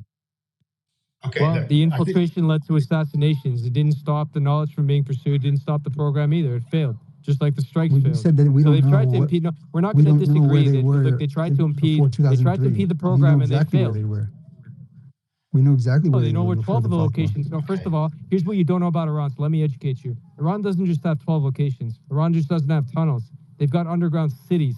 Okay, I they're didn't say massive. exactly And where they're they only are. disclosing. I meant the so stage just a of second. I'm progression not they done. were I'm at. not done. So the same way David Ben Gurion created a decoy to present to the inspectors that showed up when they came to Israel to show his program was peaceful, Iran can easily do the same thing when presenting their nuclear program to the IAEA and lead them to believe what they conclude. So I'm just saying there's multiple locations, for instance, where the highly enriched uranium and the centrifuges were removed from, for instance, Fordo, that's currently located at. They're not going to tell anyone where it is, and they're no longer working with the IAEA or NPT. But for you to think they only have 12 locations and they're just being honest about everything they have, that's misleading. Right. I didn't mention that at all. When I said we know exactly but I'm where they mentioning are, the fact they have undisclosed locations. you're saying and it's been I done didn't say before. anything that was misleading. I didn't talk about it in the first place. You're misunderstanding what I was saying. I said we know exactly where they. Then maybe it's your failure to communicate properly. Let me speak. I said we know exactly where they are, meaning we know exactly where they are in terms of the progression of the technology, not where they are location. Okay. So I'm going to disagree that you don't know where they are in terms of the progression because they're not letting you know that. You said 2003. The fatwa was only issued in 2003. Before the fatwa. You said before the fatwa, we don't know where they were. Were there consultants in Iran before 2003? Yes or no? Were there what? Were there consultants in 2003? Yes or no? Do you even know that? That doesn't matter. We know exactly where they were in 2003. So there were. You didn't know that. So the fatwa was only it doesn't matter. It's because irrelevant. they decided to stop pursuing it. So it means they were pursuing it before irrelevant. 2003. It's literally And then they turned. Then they hold on. No way. Hey, you don't like hearing this. It's fine. But then they decided to reverse course. It's So irrelevant. they were pursuing it. They already had a background all the way from 20 years ago when they were doing this. Then they reversed course. So then you can't claim that they've never experimented or tried out the precision measures that were required as the last stage of making a bomb. The only part that you can challenge is whether they did a real test or not. And I'll agree with you there. I think they did test it. Of course they've tried it. Well, anyway, multiple different agencies that claim they have enough fists on the field for 9 bombs. So you can say what you want. There's literally first-hand source documents that were stolen from the Iranians about the progression that they had achieved in 2003. Let me finish. There's also documents they allow to be stolen. Let me to finish. mislead the public. Let me finish. We know exactly where they were in 2003 because the documents were stolen. There's a primary source, and there are various components that you need. Some they were further along in developing, and some they were nowhere. Okay, Ivy, look. Then it can go either way. You're not really saying anything definitive there. You're just leaving it up in the air, so you don't know. Ivy, it's not your final answer is, well, I don't really know. So Suleiman, did I not send you a link, right? That Washington Post Glaze piece. I didn't read it. Let's go to. I didn't read it, to be honest. Ivy, it's not a case of capability, right? Iran has hundreds of thousands of scientists, and they demonstrated through the prowess of their missile technology they've got, it's one of the best in the world, right? I don't think that many countries can match Iran's missile capability. You transpose that. Let me finish. What's a missile? No, this is insane. A missile has nothing to do with creating a missile. Has nothing to do with creating a nuclear bomb. Let me finish. Look, the ingenuity, the scientific capability is well within the capabilities of you think so? You think so? So why do white dads with their kids as a hobbyist? They make mini rockets on the weekends with their kids. Right? They're a lot easier to make than in the atomic bomb. Right. Fine.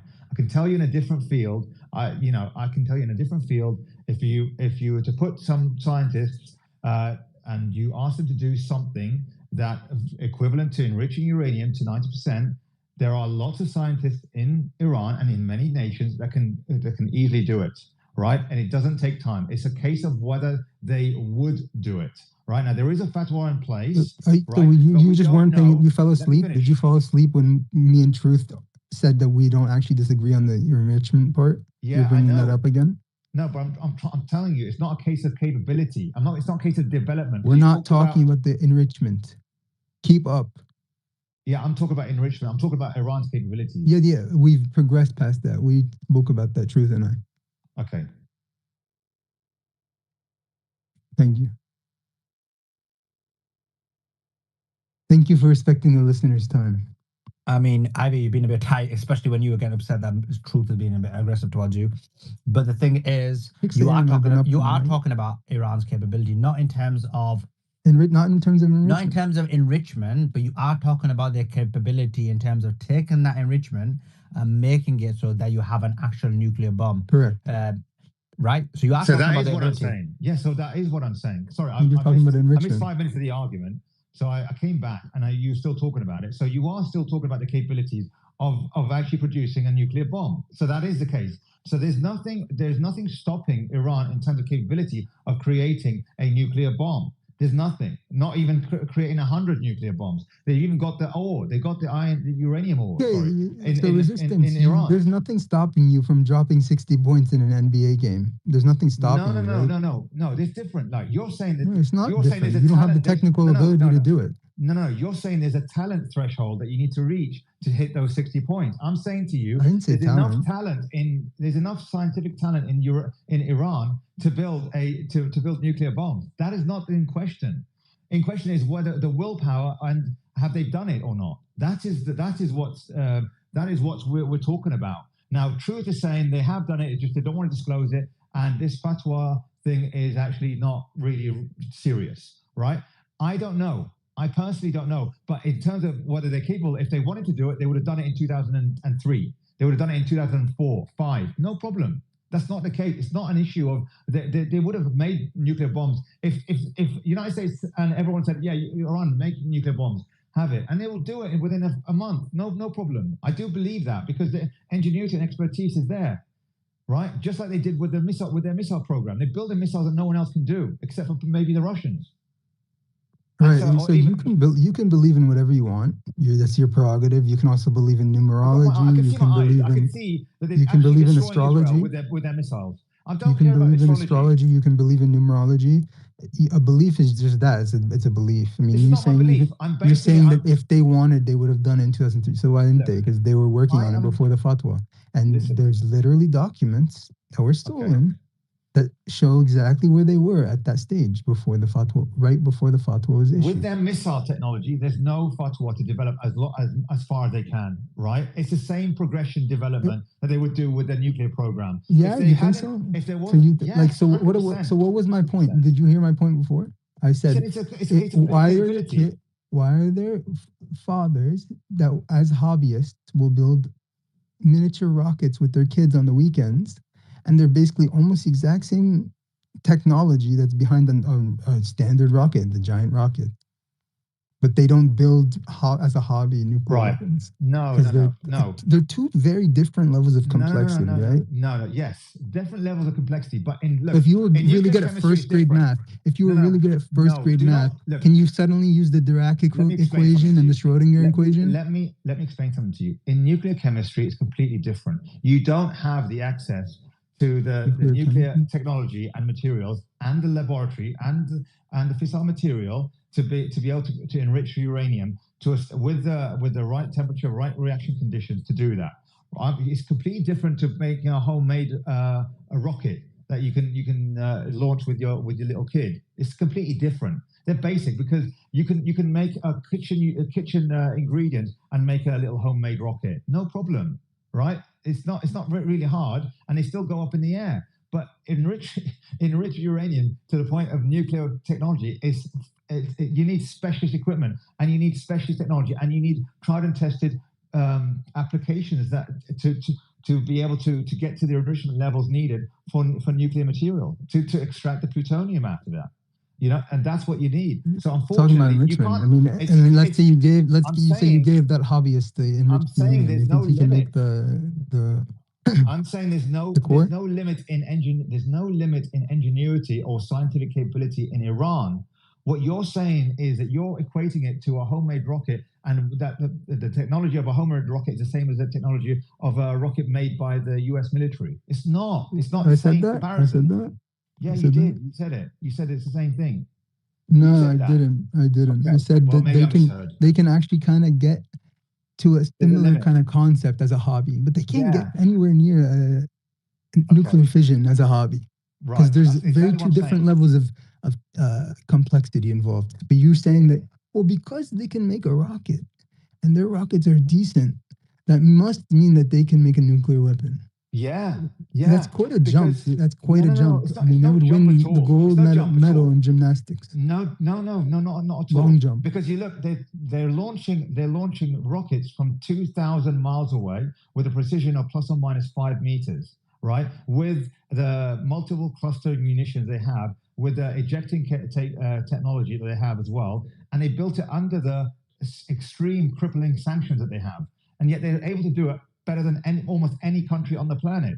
So you can imagine, you can transpose that to their nuclear weapons capability, And I'd say it's the How same can you sort of transpose leap. that? That's literally just a crazy straightforward. logical jump. That's like It's saying, not. "Oh, you're really good at speaking Spanish, so therefore you're just as good at speaking Chinese." You're not asking. Listen, you're not asking. Listen, you're not asking someone to throw a ball, a person from the street to bring him up to throw a ball or kick a ball better than Lionel Messi, right? You're not asking that. That's a GOAT level skill. This is not GOAT level skill making a nuclear bomb. It's not. It's just you need to have the experience and knowledge. And there's lots of people who've got decades of experience in nuclear chemistry that can do it. Not a problem. They have experience. Where is this experience coming from? It's not limited to a. It's not limited to a generational talent. It's not limited to a generational You think talent. so? Why do so few countries have it? Or why did Israel need to steal it?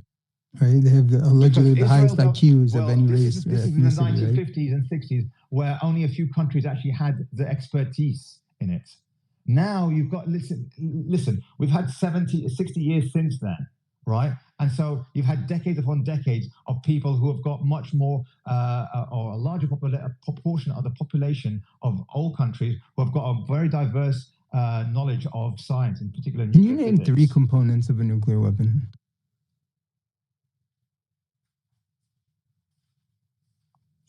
Sure. Uranium-238. I didn't ask you, Then Truth. gets isolated. I didn't ask you, Truth.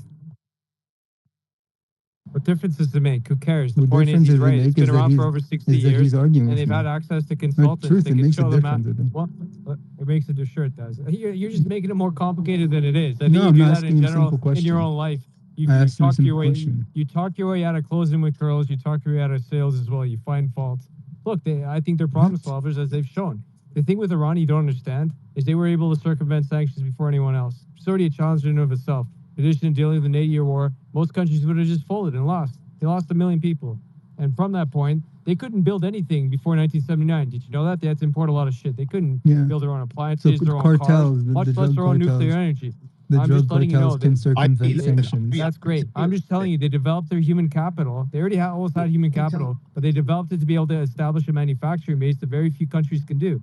If you're going to give the benefit of the doubt to anyone, you give the edge to a country that has the human capital that worships education like they do. And engineering is one of the key fields that they excel at. They're good at math, they're good at physics, they're good at engineering. That's why they can build cars, they can build missiles and drones and spy satellites. And you think it's a stretch for them to be able to figure out a nuke when they already know the whole nuclear fuel cycle? They have their own uranium, they build their own centrifuges, and they have over a dozen facilities. They have everything they need to be able to do it, but you want to be skeptical? That's fine, be skeptical. You can lean any way you like. The one thing we can agree on is they haven't disclosed it. Nobody will know for sure. But for you to think they would not able to do it because of some precision shortcoming is just absurd to me. Because that's an easy fix. What I'm saying is that hard things are hard, basically. It's a very really hard task. Things are hard. Look at this intellect over here. Quite simple. It's quite simple. You're Hard misunderstanding things are my hard, argument. Suleiman. I didn't know that. Are soft things soft? So it takes time. It takes time, is what I'm saying. They It fought takes over 20 years. it takes testing. So It takes testing, It's not like they doing it started over and last over week. again. They didn't start last It takes week. actually figuring it out. There's a lot of stages to it. Yeah, It's but not they're a just, lot smarter than you. agree. You might take you a long time. I don't think it takes them a long time because they have nuclear scientists by the thousands. Okay, and they protect a lot of them. A handful of them, you can't protect them all. They got assassinated, but they have so Right, many so- more. And the ones that so- were actually so, taken out okay. are the retirees. So Resistance said that because they're good at rockets, they're good at. No. So you said, Listen, and you no, said I'm because good at they're good rockets, at they're good dodging at every type of sanctions. engineering. And you said They can because build they're good cars, at appliances. circumventing. I just told you what they And you can said build. because they're good at circumventing sanctions, they must also be good at nuclear weapons. And so Okay, cartels, well, guess what? the They also have a cartels, license. Hey, the drug genius, they cartels also are have a good at license to build circumventing fighter sanctions. jets. So they The have drug delivery. cartels- They have the delivery drug cart- ability too. The drug cartels are good at You want to compare it to circumventing drug sanctions. cartels? They're good at Who taught circumventing the drug sanctions. cartels? Does that mean These they're are good? guys, They guys, can You guys. make build a bomb? absurd analysis. Right. Sorry, I have to mute that. I think we're just going around in circles now. I think people are bored of the conversation. I think they got the information they needed. People can see if Ivy's argument strong or whether truth is strong. But I Sorry. did learn that. But I did learn that hard things are hard, soft things are soft, big things are big, and small things. are small. I appreciate that. Ivy, sorry, I had I didn't even get to make really much of an argument. So it's Bro, not you so talk much. loads, bro. No, I'm saying it's not so much that, whether mine is Ivy, you strong had or the theirs is opportunity to- strong. Ivy. It's more like theirs Ivy. is weak. Okay, I think you maybe can't hear. You got listening skills issues. I just said we're stopping this conversation. We're moving on. People are clearly bored of it. because it was very repetitive. Hassan Jump, thanks for joining us. How are you doing? Hi, Salman. How are you doing? Everything all right? Yeah, he's not impressed. Great work to keep this up over like a week. I don't know. Have you guys not got like lives or anything? Have you guys? We've got lives, bro, but this is the sacrifices you got to make, unfortunately. Of course, but go ahead. What's your thoughts about what's going on? What's your thoughts about the U.S. bombing of Iran and the last 24 hours? I think he's too shy, nervous in the big leagues. Hassan, you there? The big leagues is too tough for him. His knees are weak. His arms are sweaty. Guys, we got some breaking news, though. Hit that repost throw off button. all that mom spaghetti. He folded like a cheap launcher. Oh, yeah, guys. That was your argument earlier, bud. Yeah, it's definitely understandable, though, you know. In the big leagues, it's tough. It's tough when there's about 5,000 people in here deep. So, yeah, people get a little scared sometimes. So it's definitely understandable. And breaking news, though, we got the White House called Democrat leaders Chuck Schumer prior to launching the strike on Iran. We also got the Boom Boom Tel Aviv songs going viral in Iran. So we got some news coming out. If you guys were listening earlier, we had an official, I can't find the post anymore though, but it was from like a good news source, that they were expecting the retaliation to be like something that we've never before seen. So I don't know if that's going to be tonight. It sounded like it, but stay tuned. Some big stuff incoming if that's going to happen soon, because it sounded like it in the quote. Well, let me ask you a question. Yeah. What do you think there's going to be a retaliation like we've never seen before in terms of what you think, like size and impact, or the targets themselves, the who and where? I think it's going to be both for sure. I think they're going to try to actually hit some of these genociders in the face, and then they're also going to try to just decimate Tel Aviv as much as possible. I think that's what's going to happen here. Instead of like 30, they're going to be sending like 200 batches of 200, 250 in batches and waves, and just decimating, just smoking Israel up like like a smoke session, like a barbecue. It's going to be like that. Like Lil Tuka in my lungs? No, I wouldn't say that. I would say more like these genociders, Netanyahu, you know, like they're gonna end up sparking up, I believe, Netanyahu, but we haven't really saw much of a retaliation for a while, so who knows? So I don't want to sound too cocky, but I think this is the red line here. I mean, this is as far as you could go red line wise. We heard the news earlier too that Israel like attacked the ambulance. That's what they're doing as well in Gaza, Palestine. They're attacking ambulances. So it looks like this is like the farthest red line as possible, and I think there's going to be a nasty retaliation soon. Anywhere, so we know Netanyahu is fleeing like a coward to Greece and stuff, like father, like son. His son's in Miami. What about the other? There's word. What about the other ministers, the other guys, like, you know, their big names like Ben Gvir and Smotrich and that kind They of thing? haven't really been out either. I mean, I think they all went into hiding. I think last we heard about Netanyahu, he's still in Greece. They tried to say he's in Israel and like hiding in a bunker and like doing this meeting, but they weren't really specific with where the meetings were at. So it sounds like he's doing Zoom calls. You know, so it looks like Netanyahu's hiding somewhere. Let's go to Damien. Damien, jump in. What's your thoughts on what's been going on the last 24 hours? Yeah, so my thoughts are, does America's attack on Iran's nuclear facilities change the fundamentals of the war? And the answer to that question is no.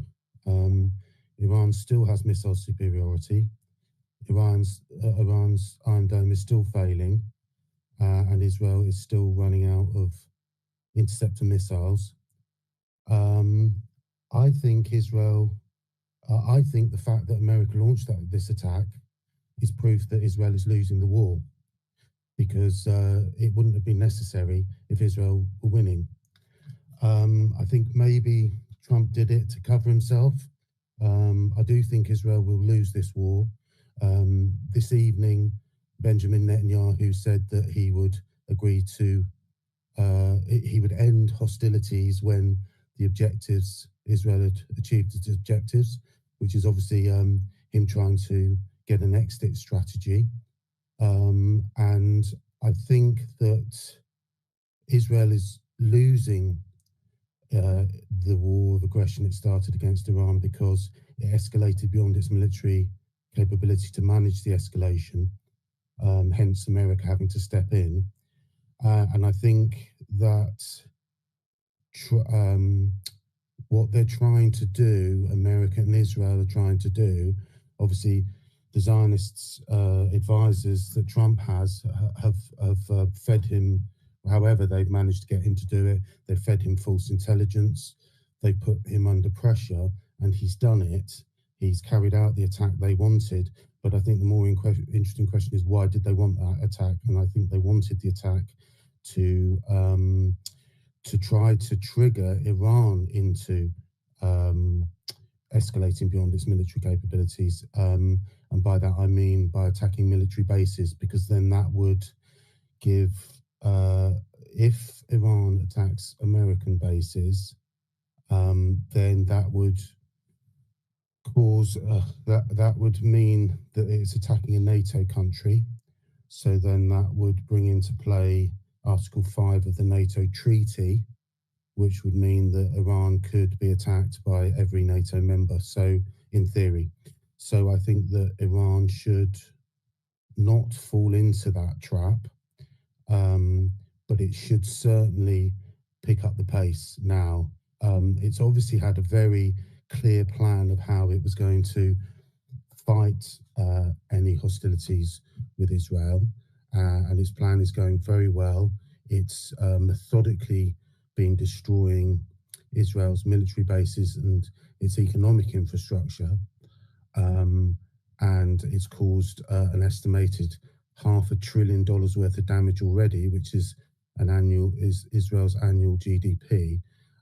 But I think to have a decisive victory, it needs to pick up the pace now and really start hammering, really targeting the IDF. Ideally, I mean, it's been going through, destroyed the IDF's headquarters, destroyed Mossad's headquarters. So it's hitting all the critical targets. But I think the missiles should be directed at the IDF's tanks, at its battalions, and that could even open up the possibility of a large-scale Battle of Mogadishu against the IDF from joint forces. You've got Yemen involved. If Hezbollah, if it's really on the back foot, then Hezbollah and Hamas's forces could come into play as well. So I think it's just a question of exerting maximum pressure on Israel just to achieve a decisive victory at this point. And some people might say, well, that's hyperbolic, or that's quite an extreme scenario. And my response to that would be, you've believed the hype, you've believed the propaganda and the projection of power of the American empire in Israel, because they are weaker and more vulnerable than they have ever been. This idea that they're invincible is just is poppycock. It is indeed poppycock, Damien. Let's go, Damien. Another question. I mean, we saw reports from the United Kingdom stating that basically they would join if a UN was attacked. You also saw a post that we did where it showed Rishi Sunak, Keir Starmer, Mike Tapp, David Lammy, Hamish Falconer, and John Healey all were reading a script talking about how Iran was a threat to global security. What's your thoughts on the UK and their involvement in this?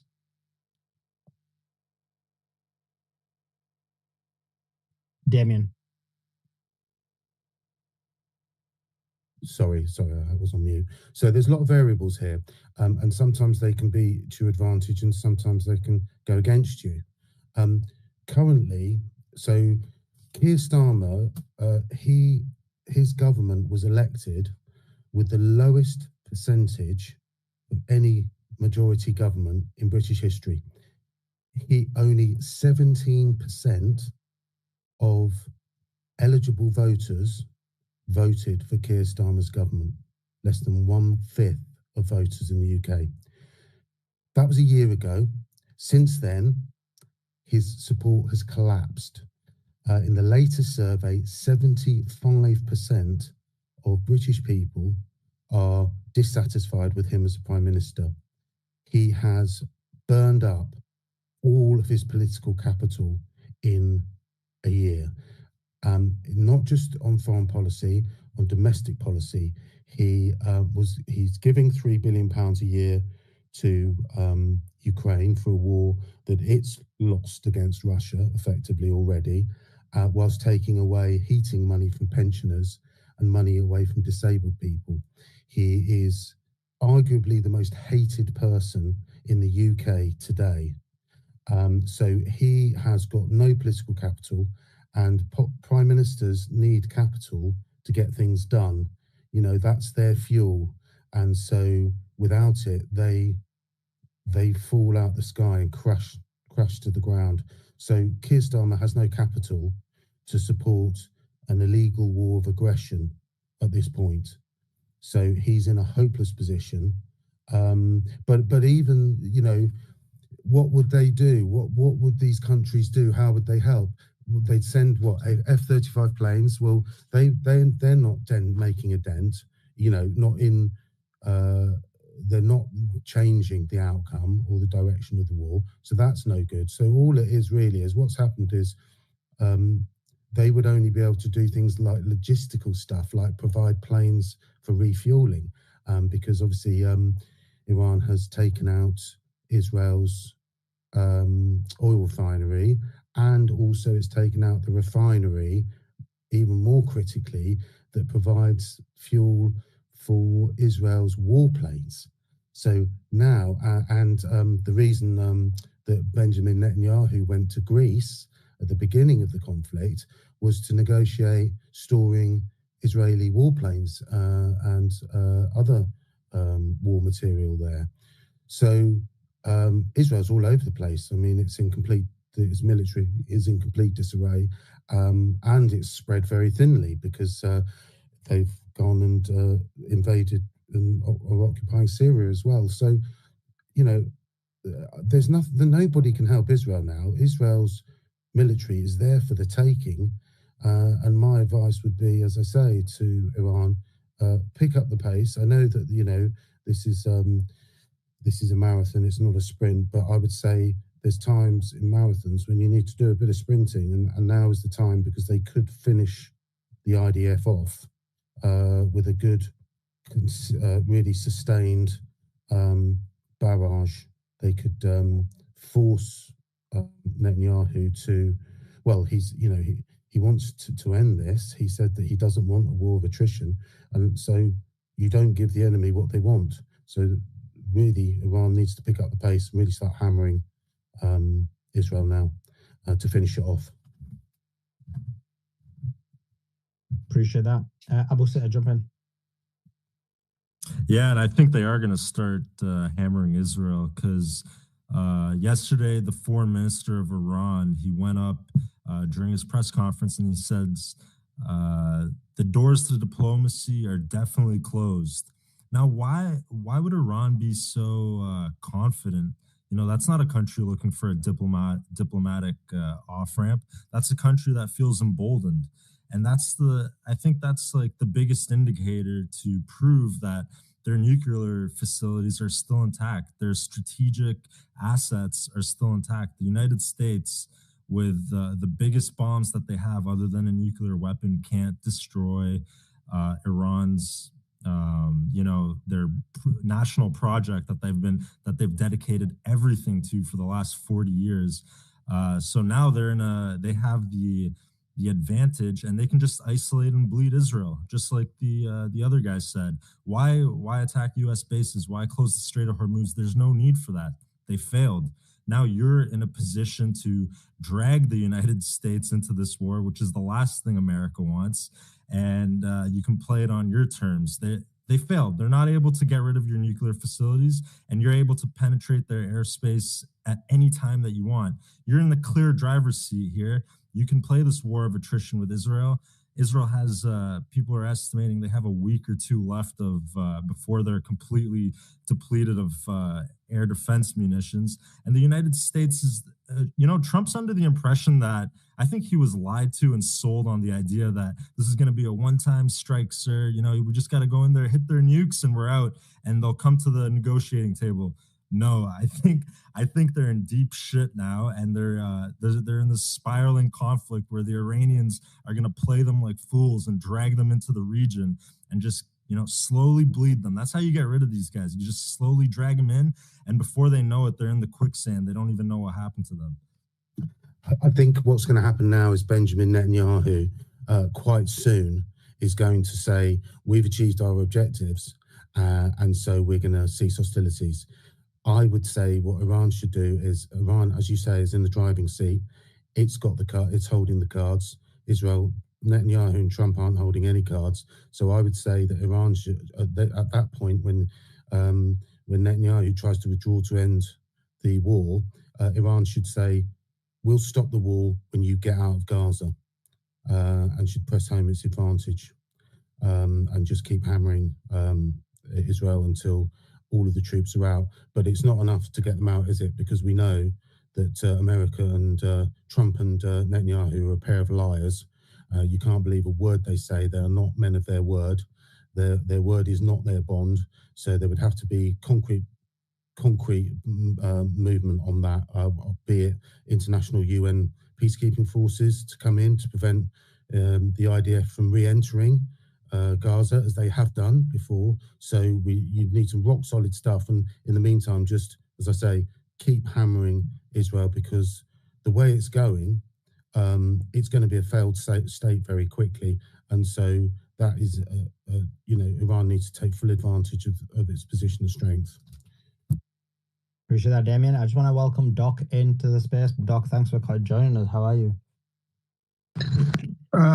Hey, really good. I have to go to the bathroom here real quick. Just take me a second, but just have to take a number one. So thank you for the detailed description of your personal hygiene. Let's go to Abu Sitta. Jump in. Just responding to Damien, I agree with you, but how is Netanyahu going to sell that? They went in there explicitly saying this war is to stop Iran's nuclear capabilities. And the Iranians, immediately after the attack yesterday, are pretty much gloating of the fact that they're untouched. We moved all the uranium. You didn't touch us. So how can they end the war if they haven't achieved what are they going to say? The Iranians are totally rejecting the idea that their nuclear facilities have been affected. So the Israelis are kind of caught too. They've set this, it's a trap, right? How are you going to stop the war now?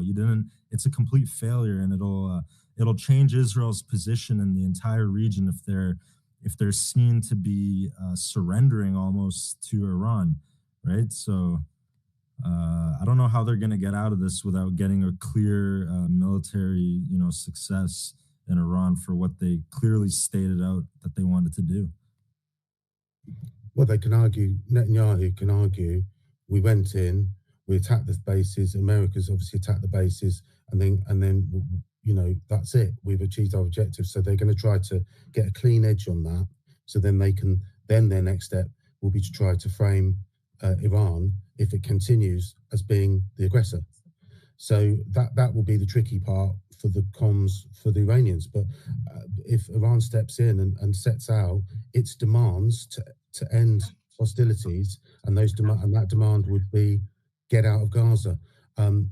There's very little sympathy. At the end of the day, Israel is an apartheid state which is committing genocide against the Palestinians, and which has launched an illegal and unprovoked war of aggression against Iran. And there's a lot of people who remember and know that this is exactly the same thing that happened against Iraq.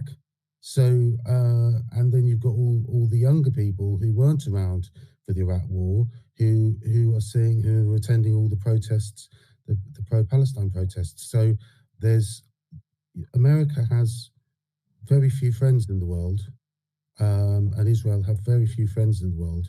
So I just think this is the time to apply maximum pressure to stop. This is ultimately about stopping Israel committing genocide against the Palestinians, in my view. Guys, can you hear me? Yeah, I can hear you. Oh, phew, bro, yeah, kicked me out of the other phone, so I had to quickly set my other phone. It wasn't setting, but it's fine. We're back. Guys, actually on that, because I did get kicked out, and then it's like start reloading the phone. So if you do me a favor, if you can go to my page, hit the follow button, and then hit the notifications. In the worst case scenario, the space crashes. Hopefully it won't, because we've been going for a while in the space. We'll immediately start the space again. And the only way you know if the space starts again is if you've got the notifications on, because obviously, as you know, Elon Musk took my blue check mark away because he disagreed with my political opinion. That means the only way you know the space is going back live is if you've got the notifications on. So normally, if you know in the past, if anybody knows me running spaces, I've never told anyone to do that. But since the blue check mark's gone, there is no other choice, unfortunately. So if you can go to my page, hit the follow and hit the notifications, you'll be aware when we restart the space immediately. Like we were kicked out there.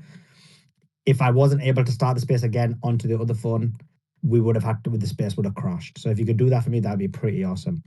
And previously, a lot of people have done that. Hence why whenever we restart, there always automatically be 2,000 to 4,000 people who join immediately. Thank you, guys. Doc, are you? Yeah, I finished. Yeah. Golden. So tell us your thoughts. You obviously were a big supporter of Trump, and I saw some of your tweets where you were dismayed with the bombing that he took part in. So go ahead. Yeah, I think, under our Constitution, it was an illegal act to declare war, which I consider bombing another country like that an act of war. Certainly, if someone did it to us, we would not be arguing that it didn't constitute an act of war. And under our Constitution, which I thought Trump would adhere to, we have to take requests to go to war or to use military force at this level to our House of Representatives for a vote. And you do that conceptually because the House of Representatives have to face the voters every 2 years. So the consent of the governed is supposed to apply to when we go to war, because we're the ones who pay for it and die. So I had a debate in here the other night with Ian about what constitutes MAGA. And so that's been an ongoing discussion, at least in the MAGA spaces, as this attack on Iran has divided the group and support for Trump, maybe to the point where this gives Democrats the hope of taking back some power in the elections of 2026. I'm grossly disappointed by this act. I don't think it achieves any of the ends that are being posited by either side. I don't think bombing these 3 nuclear sites ensured that we could keep Iran from acquiring a nuclear weapon, or demonstrate that they don't already have a weapon, or prevent them from actually acquiring a weapon from either China or Russia, who seem inclined to defend Iran against further attacks. And were the Israelis to drop a nuke, I think Iran would respond in kind. So I think this was a fruitless effort on Trump's part. Even our Pentagon is saying we don't know whether or not the sites are still operational, particularly the Fodor site, the most hardened site of the 3. Our Pentagon came out and says we're not sure what the BDA is, the bomb damage assessment. So those that are, and there are a lot of conservatives, a lot of Americans, a lot of MAGA who are claiming victory, and that this wasn't an act of war, that a declaration wasn't required, that Trump is still the guy, and they've got there's 1,000% support behind them. I think that's a facade. I think that's propaganda. I think that the tone and temper of at least 80% of Trump's support, the core support, people who have been there since 2016, not the people who came on in 2024, like the Kennedy crowd, the Democratic crowd that followed Tulsi Gabbard and Robert Kennedy as well. I don't think that they're MAGA. I don't think they adhere to the same principles. I don't think they have the same love of freedom and respect for our Constitution. So I think Trump's divided his base, again, for no real good strategic reason, because I don't think that the bombing achieved the goals of keeping Iran from becoming a nuclear power. And that's number one. The suggestion that Israel continue its campaign, I would agree. And I don't think Iran is going to care two shits about what Bibi wants, or that Bibi wants to now have peace. I don't know what sort of pressure would be necessary, international or otherwise, to get Iran to stop now that they have the upper hand, ethically, morally, and militarily. I would continue, right, to degrade Iran's or Israel's infrastructure to keep them from continuing the war or conducting war anywhere near in the near future. As far as what Iran should or could demand to agree to a ceasefire and a peace, and certainly a resolution of the Palestinian question, I would support, and so will a lot of countries in the Middle East. And I think even Trump might support it. He's made mention of the plight of the Palestinians before, but never in a way that really connoted, any real sort of true interest in helping out the Palestinian people and ending the genocide. I also think what Iran should do, and I can't believe I haven't heard this before, is demand that Israel give up their nuclear program, that they allow IAEA inspectors into Israel. And the only reason that these countries want to get another nuke is because Israel has them. That's what's driven this whole drive, this whole war, because Israel has them and no one else does. And Israel has these expansion goals, under the Greater Israel Plan. So I'm trying to convey the subtleties of the situation to people who support Trump. Domestically, he's still very popular for his policies. Americans don't really give two shits about what the international community thinks about them. They're not compelled by foreign affairs to the extent they even pay any attention whatsoever to these things. The larger response outside of X and my sphere of political involvement, the Joe public, they have no clue what's going on. They're totally oblivious. And if there's warnings by and I'll end up with this. There's warnings recently from our FBI that there are, maybe Iranian soldiers staged here that could cause domestic terrorism. Well, no one here should be surprised if here in Santa Monica, California, where I'm at, outside of Beverly Hills, if someone starts shooting up a shopping center or something like that. Because we visited this stuff on other people in other parts of the world, and it might just take an attack on American soil before we rid ourselves of the hubris of this sort of colonial imperialistic power that we've traditionally been the last century. Thanks. Thanks a lot, Doc. Yeah, it's just interesting about the direction of MAGA and where they're going for sure. There is a lot of people who were initially against Trump bombing Iran, but then if you look at after the bombing, they've come out supporting it, whether it's people like Cernovich, or I think you mentioned Jennifer and a few others who are like, oh yeah, we trust Trump. Does that kind of say that when it comes down to it, there is a decent part of MAGA or some proportion of MAGA who will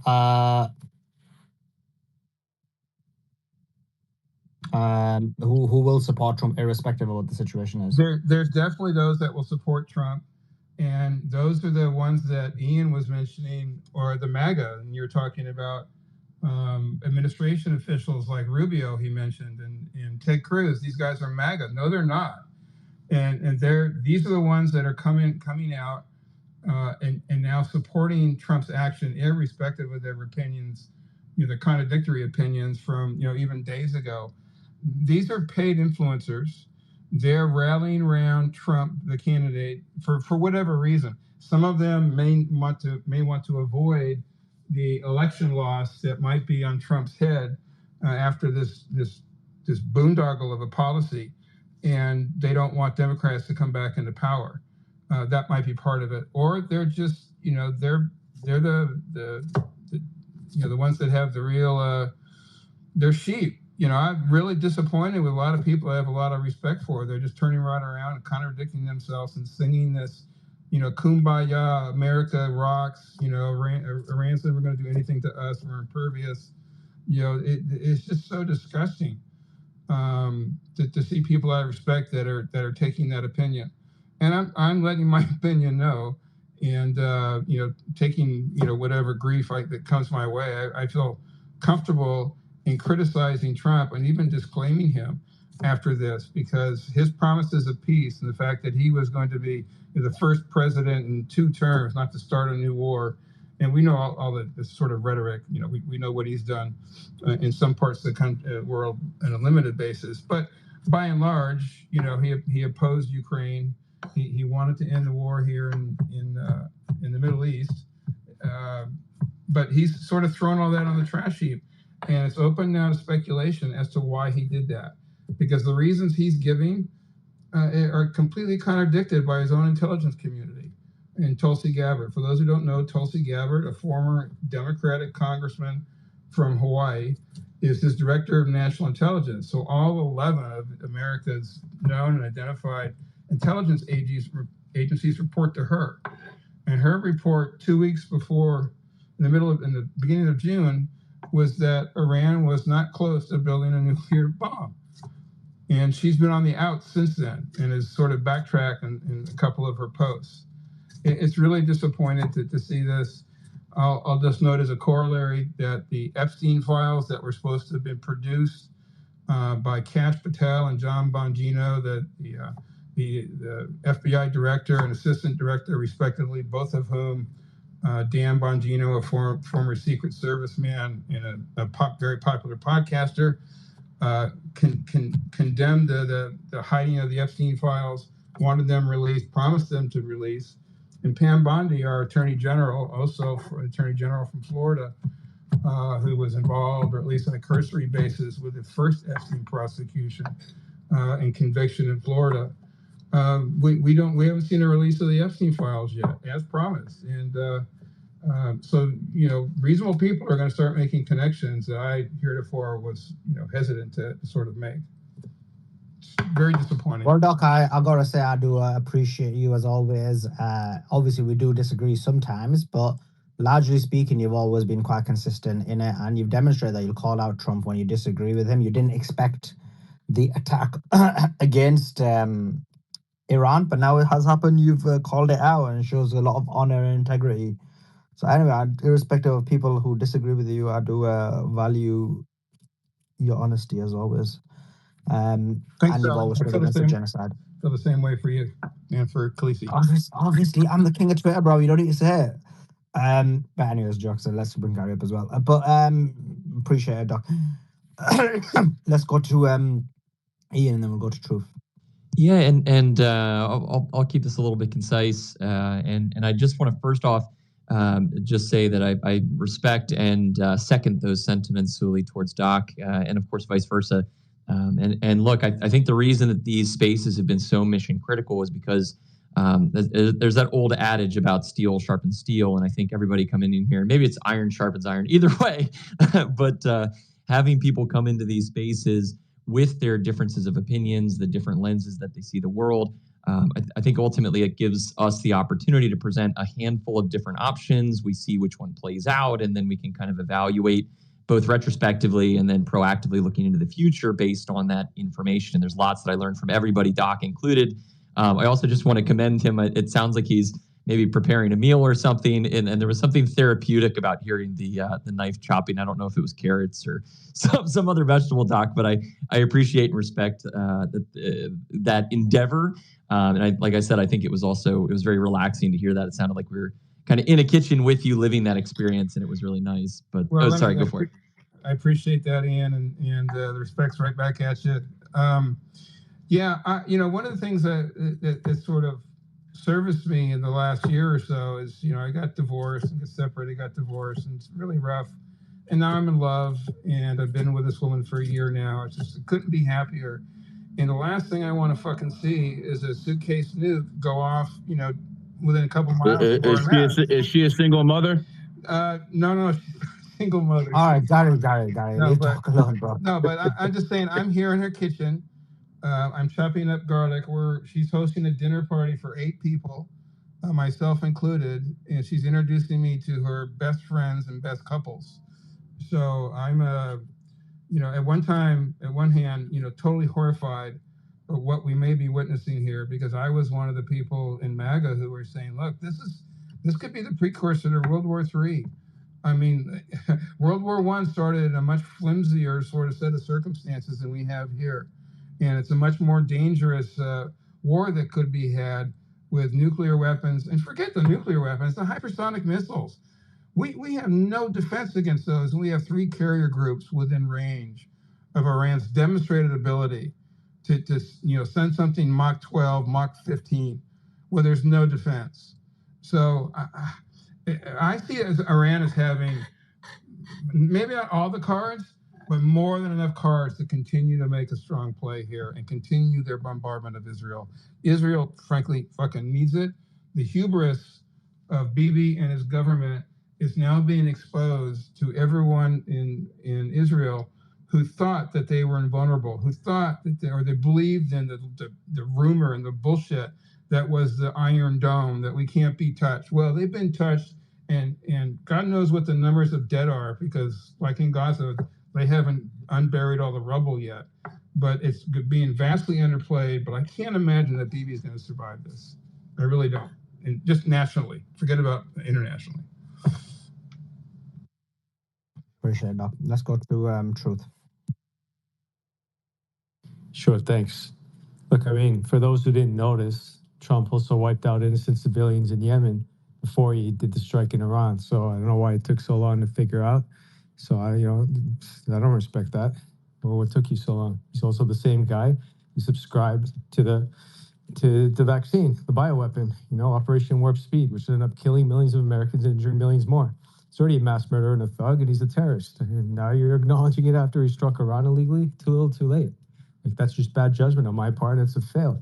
So you're not getting any forgiveness or mercy from me. I always knew you were a fraud, and it's too little, too late. All right. So now he's taking America into World War III. Bro, you need to stop. Like, think what the missiles out the ladder. Right, Truth. It's not cool. You're not gonna do personal attacks, right? This is like a professional space. If you want to do that, you can just go and do it somewhere else. Like, I thought you were gonna give some political. If you want to call Trump out, for sure, go ahead, right? Yeah, I'll call Trump out. That's why I don't need to keep it personal. But look, you got to hold people accountable, and when a leader is strayed from the path and it doesn't represent the interests of the people, then the fact he gets elected a second time and then he carries himself the way he does for 4 months, failing on a ceasefire agreement. There was never a real ceasefire agreement. Everyone knows that now. He gave Netanyahu permission to breach it. And then rather than, make a deal with Yemen, he decides to strike innocent civilians, then realizes he can't beat Yemen. Then he makes a deal after he's murdered civilians. What kind of diplomacy is that? It's not. You already committed the crimes. And then even with Iran, he fakes diplomacy, fake punches, 5 rounds of BS talks, no real intention to have a deal. And then he orchestrates, bombing Iran. This is act of a terrorist. He's never going to be prosecuted for any of these crimes. So it's, you can cry out and say, Trump's wrong. I can't believe it. MAGA split now and split. And there's still people that are okay with what's happened. They're okay that he's committed war crimes. So it just goes to show that this movement was never legit to begin with. It was never about America first. It was what president has committed war crimes? Well, I think there's a problem with the system. I'm not just limiting this to Trump. I blame Biden equally. He's just as bad. So was Obama. So was Clinton. Every single one of them have been war criminals. So I'm not just. Don't think I don't just pin the blame on Trump, man. Don't think I have something personal against Trump. I judge on merit and performance. We had 2 choices, dude. And I keep telling this to people. We had 2 choices. We had Donald Trump or the whore from fucking San Francisco. It was 2 choices. Yeah, it was the Zionist or it was the Jew. Even they control both. So at the end of the day, are the Muslims here telling me they would have rather had Kamala Harrison? By the way, it says for a woman to lead is haram in the hadith. Or would they rather have Donald Trump? I mean, enough games, guys. There is no choice. I back the only viable choice. And if the election was held today, I fucking tell more people to support him. Not because I agree with bombing Iran. There is no choice. What do you think? There's Trump no was better choice. than- What do you think Trump was better than Kamala at? Economy, domestic policy, I'm seeing the foreign economy policy is crash. probably the I'm seeing the same. economy crash right now. Well, I mean, listen. So wait, Gary, when so when two you things. start tariff Gary, two wars, things. there's I'll going to be a one real sentence. recession. Gary, judge on Operation Stargate, $500 billion coming into that big beautiful bill, and over $1 trillion Pentagon budget. How is he good for the economy?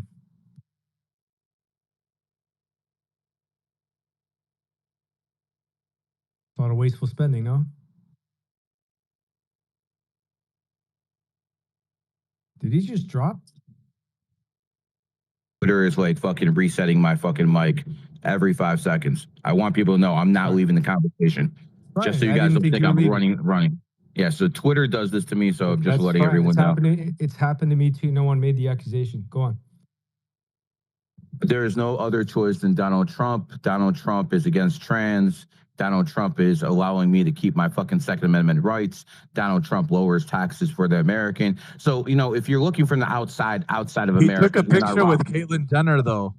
That you know, And that it was is the guy, what it Scott is. Presler, like their biggest, the biggest advocate of their movement is LGBTQ. Like, what are you talking about? And that's Caitlyn Jenner too. Wait a She's the second. leader. Wait a second. Scott He Presler, according to MAGA, Scott Presler was just monumental in banned helping trans with from the military. He don't. I don't want to hear what he says. Are you Judging by his sure? actions. Yeah, so they're going to be your next door Judging by neighbors. his actions, he just banned trans from the military. Are you That's sure? a step in the right direction. Yes. Bro, he shook Caitlyn Jenner's hand. I understand, and you That have was to just Took a photo and took a photo with that bimbo. I've taken photos with people in the streets. I don't know who the fuck they are either. Like, you guys don't know what it's like to actually be a celebrity. Bro, it was him and Elon Stop the Musk. game. Stop the It game. was him and Elon Musk. Come on, man. When Suleiman walks in the streets, hold on, dude. When Suleiman walks in the streets and people ask him for a picture, he doesn't ask for a fucking ID. He takes a picture with them. That's what happens when you're a celebrity. No, but listen. Okay, I understand that's different than most of you guys, but it is what it is. No, but Gary, like, you can't make that argument with Caitlyn Jenner and Scott Presler. These two people, it's not they were random people who just wanted a picture. Everyone knows who they are. Scott Presler was monumental in the movement. And so the argument about, and the point is this, it's not about that. It's just that your argument isn't right. The Trump movement, the current MAGA movement, everybody said it, including Trump, it's a broad tent of feminists. As broad as the Democrat, porn stars. You guys had Ruby Rose or whatever that chick's name is. Bro. Are you arguing that Democrats have more morality on their side than the Republicans? I'm saying there's no difference. Stop the game. I'm saying there's no difference. There's a big difference. There's a big difference. Trump doesn't shove that fucking shit down people's throats. The Democrats do. He's got pictures Big of Caitlyn fucking Jenner difference. all over him. I mean, Caitlyn Jenner, if I recall, is against the fucking Democrats and shit like that. Yeah, I know she's in Israel right now, or she was. Caitlyn Jenner was the start of the movement, the LGBT movement, man. And Donald Trump took a picture next to that, that thing. And he met up with Elon Musk too, so it was a scheduled event too. Like, this is not like, oh, we just saw each other across the street, let's take a photo together. Like, no, like, this was like an event where, like, Elon Musk came through. It was genocide. Trump was there. I mean, you couldn't make this up, guys. They took a photo. It was like a photo shoot. Like, you don't confirm. So we can confirm based on that. There's no difference in terms of moralistic values. There's no difference in terms of economy. I don't see Trump was responsible for the COVID vaccine. He's not deported hardly anyone. Like, what is it Trump's actually succeeded in? Other than it would tear up the Iran nuclear deal, which actually would have kept them at 3%. I think he might be stuck in the Matrix. Max, you there? Oh, no, he just dropped again. Our spaces have been getting heavily attacked, guys. That's why we ask you to hit that repost button and share it as much as possible. Follow Suleiman too, just in case, guys. We need to start up another one. But yeah, our spaces, it has been going on where people get booted, but he'll probably be back in a bit. Tune in, guys. Either he got booted or, tune in, guys. But yeah, that's crazy, though. I mean, Trump did everything opposite of what he said he promised as of now. We're waiting for the fireworks tonight, the Iranian fireworks in Tel Aviv. When's it coming, bro? When's boom boom happening, bro? Boom boom. Right, Mofit, not where be is so it? late. Mofit, when is it? They did. There was an official that came out. They didn't say like a specific time, which makes it like up in the air. But if I had a gut feeling, I mean, we're either going to see something within 4 hours or within the next 24 hours. But I would say within 4 hours is like a good 70% chance. Yeah. But yesterday, I had like 100% chance that attack would happen. So I'm not as confident as I was yesterday. Yeah, I think they said tonight. They said tonight. Right.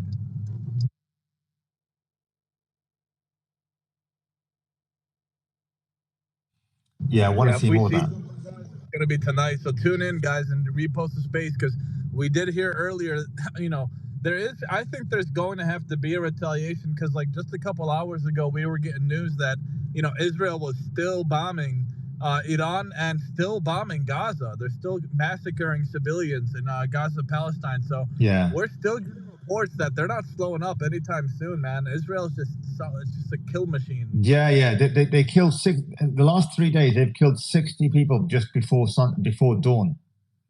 Before dawn. So in the last 3 days, it's like 400 already in 3 days they killed. They're just becoming more and more sadistic.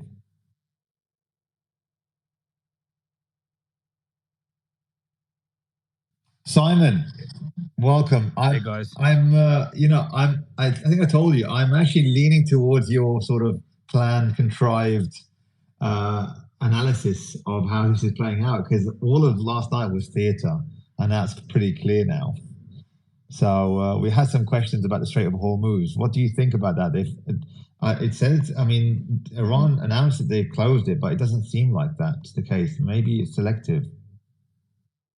Yeah, I'm not expecting that to happen. I think that's unless that's the end game, and this goes into an unwinnable situation by both, and then the announcement of what the agreed outcome may be at the end of this. I'm not sure where it goes from here, but I'm pretty certain of the outcome. I think the outcome is to strategically weaken the assets that were meant to be weakened on both sides, and then that's what I think. And I do agree that everything that happened with the US was absolute theater. But I think the targets on both sides have been pre-planned. Not expecting World War III in any way, shape, or form from this. But yeah, we'll know whether I'm wrong if we end up in World War III. But it has been pretty remarkable to watch. I really do believe we're watching the vassalization of Israel. That's pretty remarkable to watch. Yeah, I'm looking at I'm wondering what the market's going to do. What the market's going to open tomorrow, especially the U.S. stock market, because I don't know how they're taking it right now. It shouldn't be too violent. We've seen. I mean, this is just classic, like a little bit of volatility. I don't think it's going to be too violent. I mean, if this is actually going to be closing, that will be very violent. That would be a rapid change. But I think that would lead to some kind of reversal. I mean, that is a World War III style of event. That would lead to direct nuclear. Sorry, not nuclear. I didn't mean to say nuclear. Direct strikes on the Iranian Navy from NATO forces, that type of stuff to reverse that. And then you'd imagine that there would be hypersonics fired from the Iranian side to try and reverse that. So that's my understanding anyway. But yeah, I mean, in the previous conversation, by the way, there is one thing Trump did that I don't think would have happened under anyone else. And that was the switching America to a Bitcoin and crypto friendly environment. Yeah, definitely.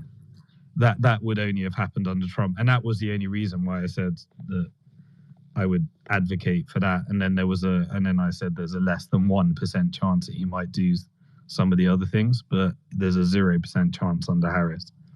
I mean, yeah, I think domestically Trump's really worse than Kamala. Domestically for the United States, but internationally, well, I mean, he did mess up the tariffs globally, so yeah, that's pretty bad as well internationally. But I guess you're right. I'm not sure that's why Trump was installed, is my perception. He was there to deliver the tariff policy, and if it's under Harris, it just would have been a different flavor of how to reset the world order. And I think under Harris, it would have been kind of a escalate towards World War III type of scenario. I think the tariff methodology of resetting the world order was an alternative to World War III. So as bad as it is, this is a controlled demolition rather than an existential threat to, so this is, I still believe this is, as bad as it is, this is the best way to shrink the empire. This is much better than World War III. Much better. And I don't think Trump's here to deliver World War III. Yeah, but I mean, he could be the fall guy if anything bad happens. So yeah, I agree with you. I don't think he's there to deliver World War III because the markets won't be able to handle it. I think he is, though, because like I get where, Simon, you come from when you say like it could all be part of a plan, but like there's like so many other better plans and you could have made up than like striking each other left and right, bombing each other left and right. I think this is going to cause, I don't know for sure, I can't say definitively, but I could say there's like at least a 65 to 70% chance now that this could cause a world war. We saw Iran stop by Russia, so there's like a very big chance there that they try to use that against Iran and say, you know what, Iran's working with Russia now too, and try to get them involved. We see Ukraine still going at it with Russia. We still see that war going on.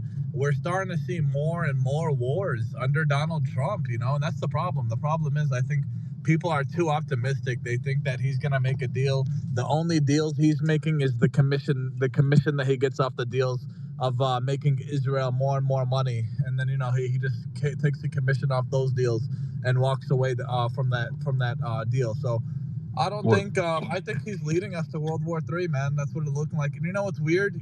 I get that, the GCC stepping in and all that, but what's weird is, when Trump goes down there and he collects all these billions of dollars from all these Arabs who got money, and then what he does is he turns around and he uses that money to go bomb Arabs again. I think that's what's very weird. I thought, Saudi and the Gulf states, I thought all of them would have, gave him those billions to do quite the opposite, but he's still bombing Gaza, Palestine. He's still massacring civilians.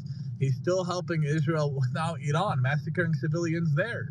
I mean, like he's just helping Israel massacre civilians left and right. And all this money that's going to massacre civilians, it could literally be spent on America and literally like save America, which is on the brink of a debt market collapse. I mean, we even said that if the strait was closed, that would be the string that would cause the collapse, which is quite sad to say.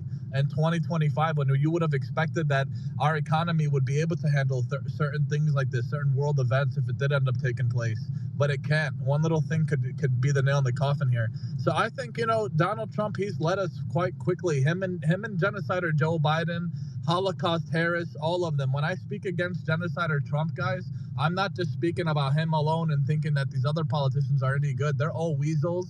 They're all genociders. They've all sold us out, and they're going to keep selling us out until one day it does become a World War III, and then there's no going back from there. It's going to be too late. I mean, there's already no going back here with Iran, at least. Yeah, I mean, if we end up in World War III, then my theory was completely wrong, and I'll be up here doing a doc and apologizing for being wrong. I don't think we are headed to World War III, and that's and if this ends up in the denuclearization of Israel, then this is going to be an amazing outcome. And it had nothing to do with Trump. Trump was just the actor to deliver. So I still don't believe that Trump, Biden, Harris, these are just middle management front people in order to do what the deep state and the corporations that control America have already predetermined. needs to happen. So they just work. They just work for the. Here's But why, yeah, if Simon, we end up in World War III, my analysis is wrong, and I'll be the first to admit it. Here's why though, Simon, like I believe like there's a big chance, right, that, and I hope you're right, I hope I'm wrong and I have to do the dog speech. But like the thing is, like, that Trump came out with this tweet, this post saying that like he is wanting regime change. Like he's now admitting that, even though a lot of the Trump fans and the Trump first people were saying that that's what Trump didn't want. Yeah, I don't listen to anything Trump says. That's the thing. What he but now says. that he says he wants that, does that not mean like No, because he'll say everything, and you can just pick whichever one you want to hear. He'll say regime change. He'll say I get on with Iran. He'll say I want Iran to succeed, but they can't have a nuke. Like he'll say as many things as possible, just to because he's a chaos agent. He's there to essentially deconstruct everything that gave America its soft power around the world. He's everything that propped up the dollar is being deconstructed, and I believe that's what BlackRock wants in order to transition this world to the multipolar world order. And I believe that's what was negotiated with the GCC and BRICS, and that's what we're witnessing.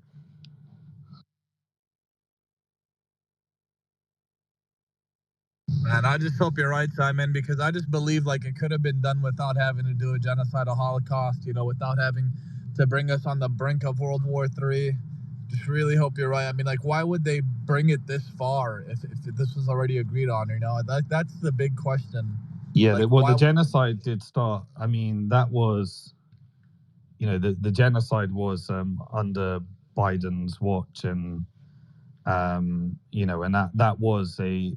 Are we going to? I believe October the 7th and beyond was a.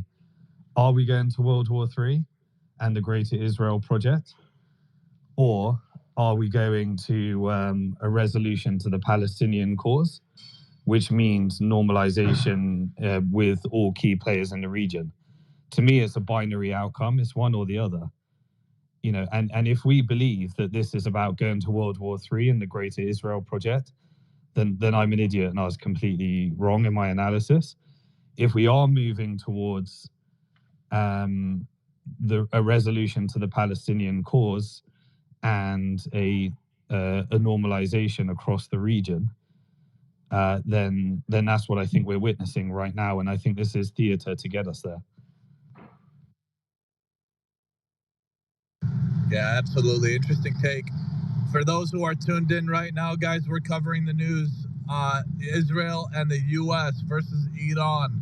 This is massive news. We got massive news yesterday. The U.S. joined under the control and under the rulership of Israel. They've been led to act. Trump's State Department spokesperson, Tammy Bruce, says America is the greatest country on earth next to Israel. I mean, this is stuff you can't make up, right? They're saying next to Israel, again, showing Israel first vibes. What about Jay Sullivan's tweet? Did you see that one yesterday? What, Jewish lives are more important than anyone else's. Then he deleted it. Yep. And that's the kind of people who are in charge right now. And that's why we're seeing a lot of these things going on. And that's why, to me, it's just hard to believe, like, the Simon, I guess, like what he thinks might happen here, just because I don't believe that these people want it to happen. I don't believe it whatsoever. It doesn't look like they do. I mean, just look at what they're saying here. They keep saying, like, next to Israel, or Israel this, Israel that, Israel this, Israel that. I mean, if you guys watched that video from like a week ago, there was politicians on like a news channel. They're like, where would you want to visit? And all the politicians are saying Israel. I mean, you can't make this up, man. You can't. It's completely conquered our government. And Donald Trump right now, he's trying to go at Thomas Massey's head. He said he's going to campaign down there with the apex slave politician that they choose to go up against, Thomas Massey. So You know, it's just hard to believe. It's really hard to believe that any of these genociders want any kind of resolve in this world. I think they want to destroy this world. And that's why Donald Trump is listening to the instructions of the destructors of this world. Yeah, and real quick, Muffet, just to pay more attention to those that are on the top, like Congress people. You know, these are lower middle management. So they, you know, they're just not influencer agents. You know, so I always pay attention to what the real, you know, high levels, like the Larry Finks, the MBSs, the Xi Jinpings, the Putins, the JP Morgans, the Jamie Dimons, you know, these are the World Economic Forum people. Those are the ones you need to listen to. The rest are, you know, they're lower down on a chain, and they get fed the correct amount of money for the narrative that's needed, or they're just barking dogs that don't have the influence or ability to change.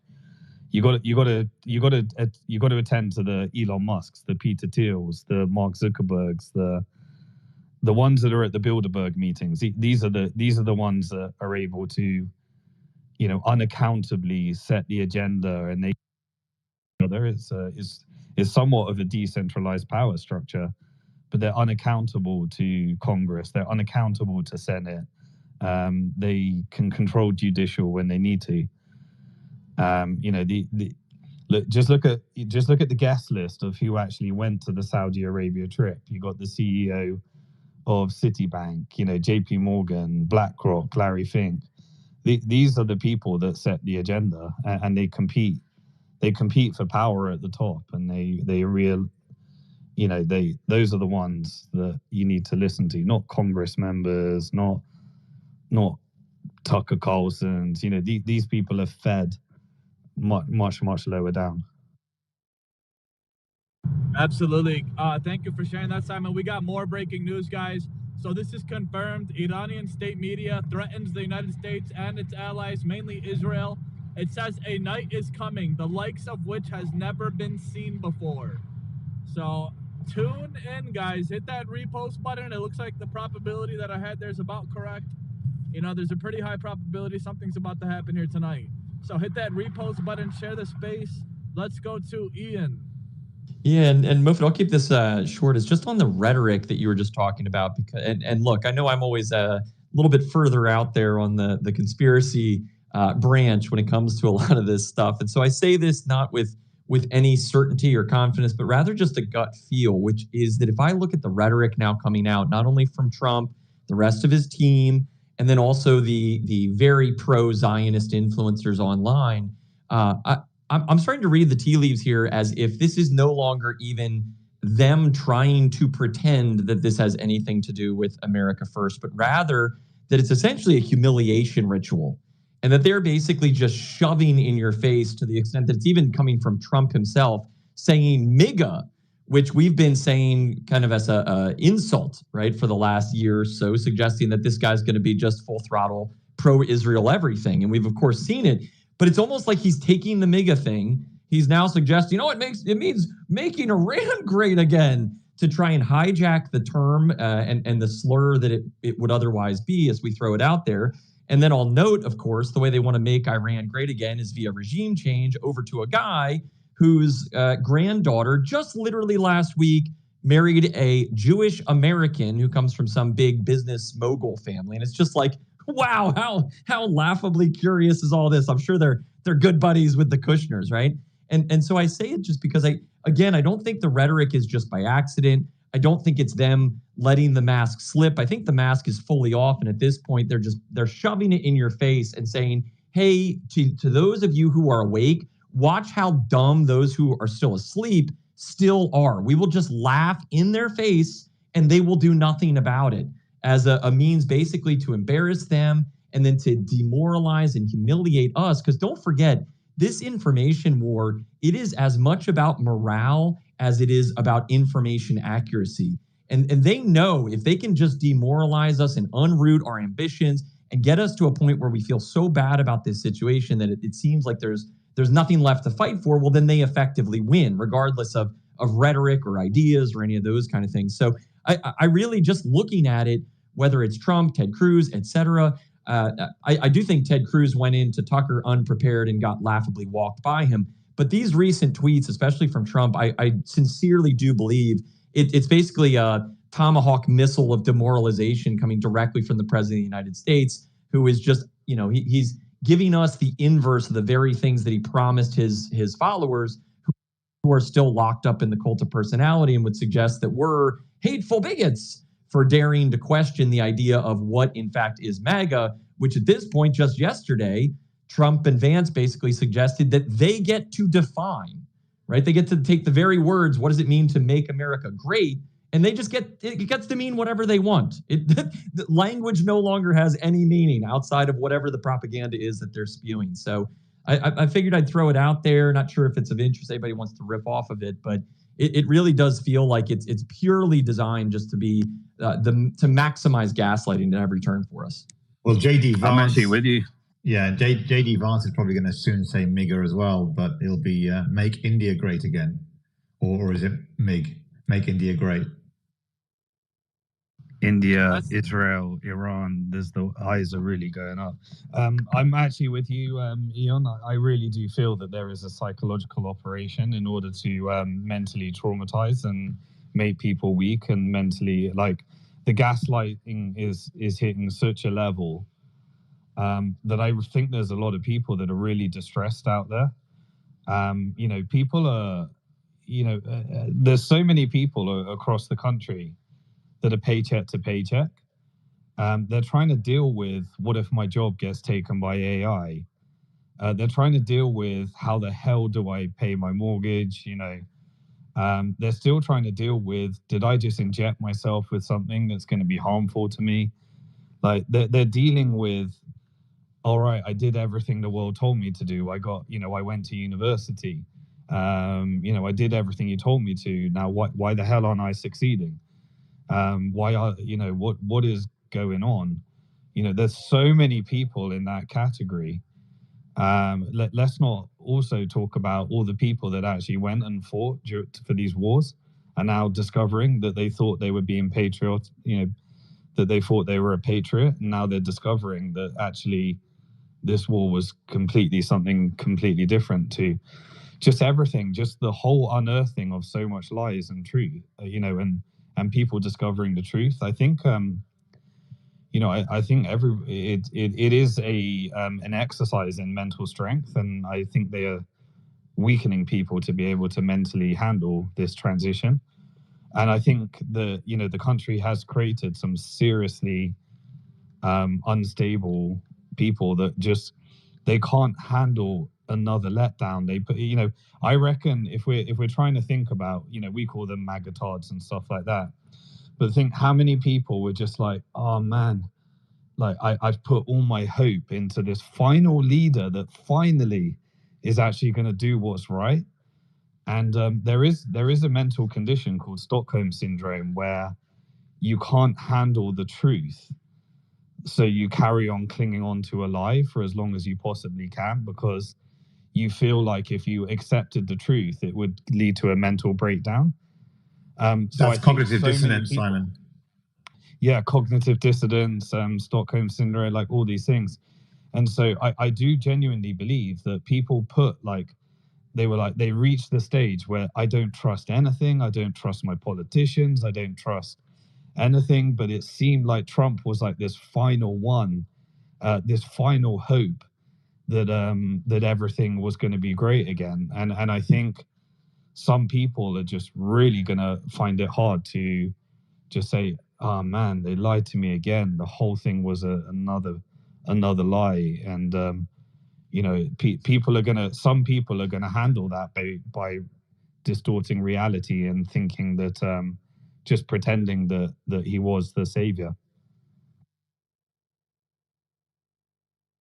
Simon, that was beautifully and horrifyingly accurate in its presentation, but that was beautifully stated. And the trauma that you're referring to and all those people, and it's so wild, but to think through the massive amount of Americans who not only went through the academic institutions, they did all the things that they were supposed to do, they came out the other side, whether they got even higher education degrees and things like law or medicine, and now they're competing with literally the entirety of the world as well as AI, and they can't make a penny doing the thing they were promised.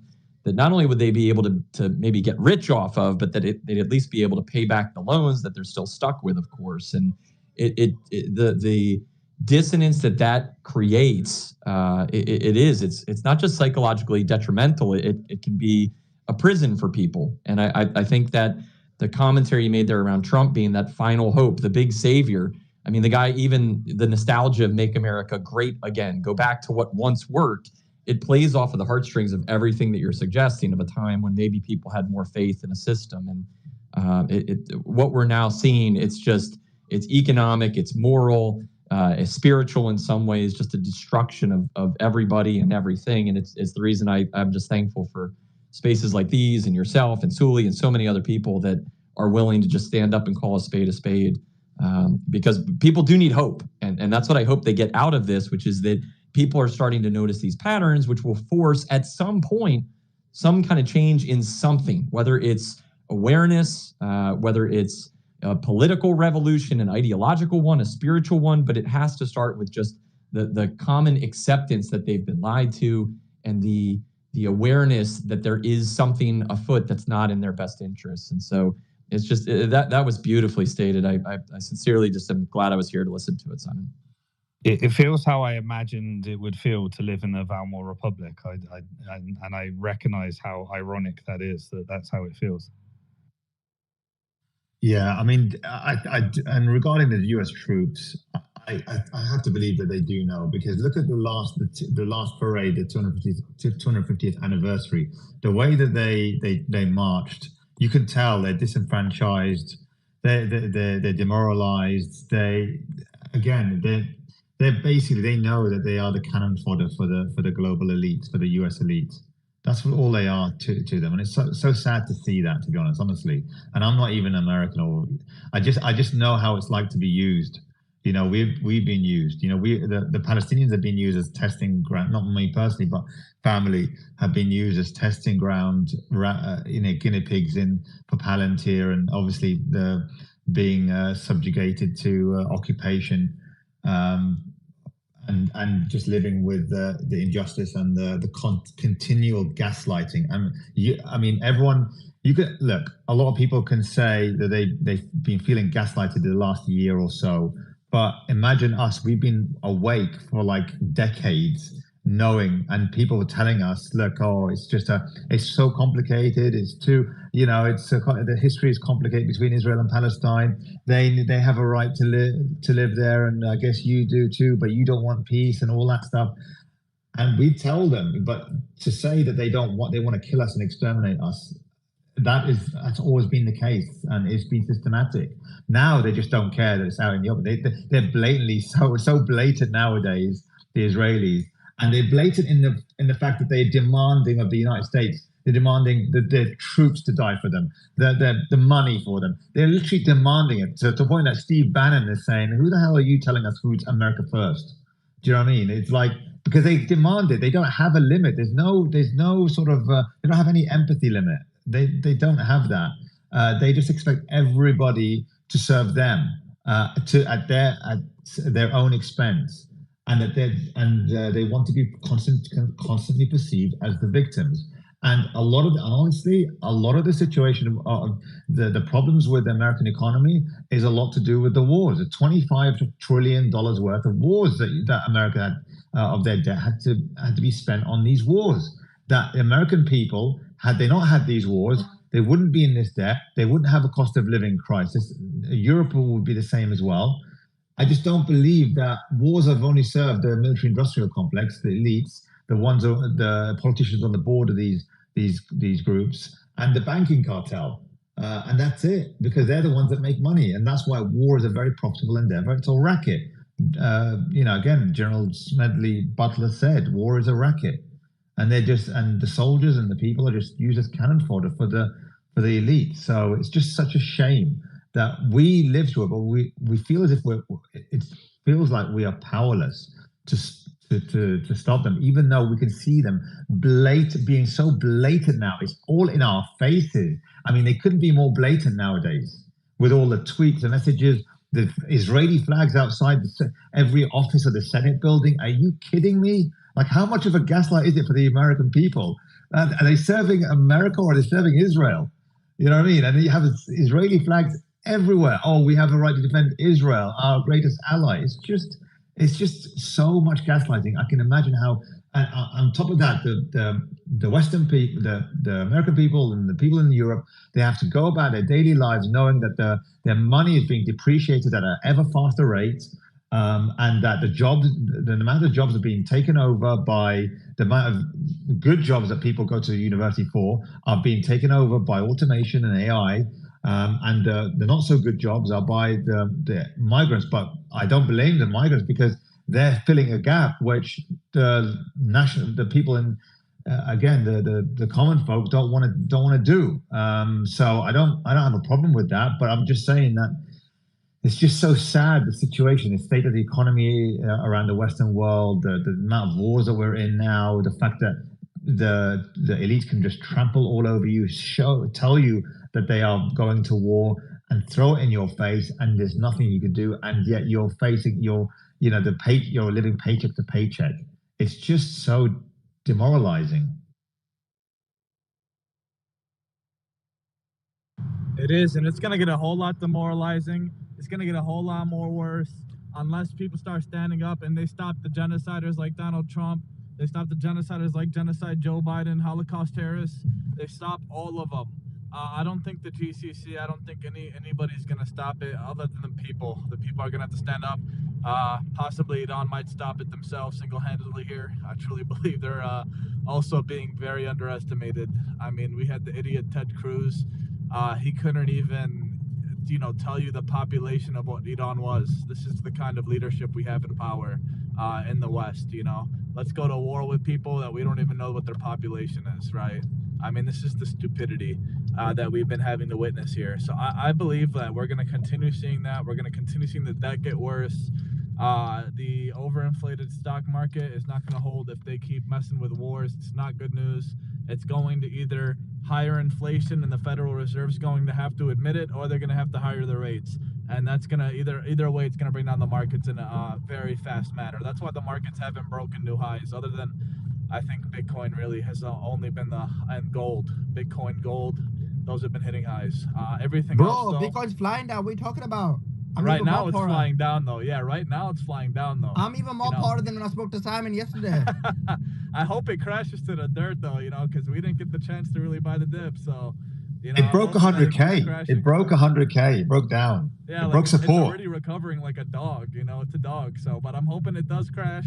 But like the market itself, the stock market, I believe is going to tumble if they for sure continue this. The debt market is just really hard to maintain, and this war news is not good for the market. It's just good for like specific war stocks, and that's pretty much it. So we'll see, but it is going to get a lot worse out here for sure. Make sure you guys repost the space too, because I think something's going to happen tonight here. Yeah, I have a feeling something big is going to happen tonight, based on what they said. You mind if I ask a question, guys? Yeah, go ahead. I've been wanting to say, to bring in the Simon thing as well, as far as the global elites and using that language. For people who are aware, right, and been observing the world and, throughout their lives even, from an experiential thing.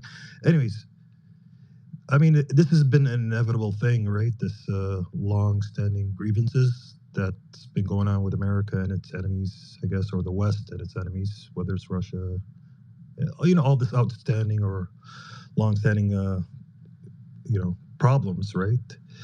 Conflicts even with Russia and America, what they brokered in, as far as the Berlin thing and, tear that wall down. Okay, that was great. But there's all these outstanding issues, especially with Middle East, with Iran, and that's been going on since '78. They're trying to fight with China. And so these are things that have been boiling for decades or even 100 years, going back to 45 from that time anyways. So all these things regionally have been boiling as far as the global elites, right? So now it's gotten to a point where for me, it's been inevitable, right? Because over time, these regions and these powers are going to align strategically, economically, and it's going to challenge that economical future that the West has built, which is pretty much what financially you were talking about, Simon, and as far as the Western plans. And that's pretty much what you've been not advocating, but you've been stating, which is what their plans are and that progression and that what their estimations are, you know, those thinkers. But the West and all these other guys, or the East and all these other guys, they've had these plans and workings, and in the theater of war, they've been fighting and resisting the West. So it's an inevitable thing where we've been getting frustrated with the emperor with his pants down or clothes off. They've been masked. They've been unmasked. The West. They've been having to show their hand now, and there's nothing to hide, and it's causing a lot of that frustration amongst the people in these relative countries or respective countries. It's causing that frustration. It's been boiling, and I want to say the word revolt, internally and civilly in these nations, but that probably won't happen. But as far as regime change, an organic one, not something that's forced from from outside, but within there'll be some kind of civil, I don't know, unrest at least. I don't know about a revolt or revolution, but it's gonna affect the powers that be that are fighting against Iran and all these regional actors, and because they become a block now. So this is an inevitable showdown, right? So, I mean, we can hope, we can estimate, and we all don't know. So how it's going to turn out, but this is where we're at now, and it's in the theater of war. It's an inevitable thing that's been going on, and we don't know how it's going to turn out. So I don't know if I'm correct. Yeah, definitely interesting thoughts there.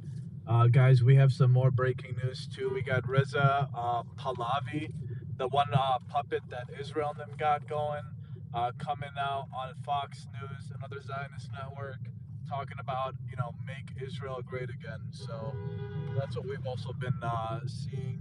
We're seeing more of him, the fake news, Reza Pahlavi, or however you say his fake news name, coming out on the fake news mainstream media saying make it great again, but we know he's the puppet of the Western media. So check that above, hit that repost button, and share the news as well.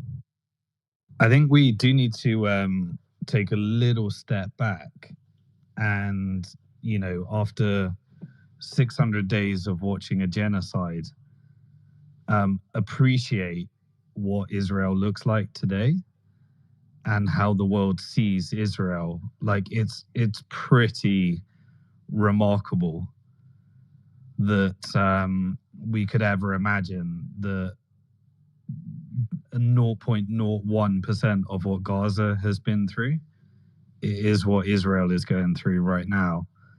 And just to be able to, actually see that it is like, we need to just take a step back and just realize that genocidal, gaslighting, bully that seemed so invincible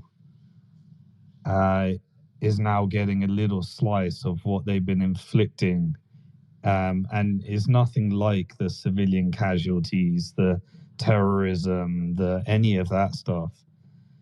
It's bricks and mortar, it's their infrastructure, it's their building, it's their economy. It's hitting them where they care about most, their money.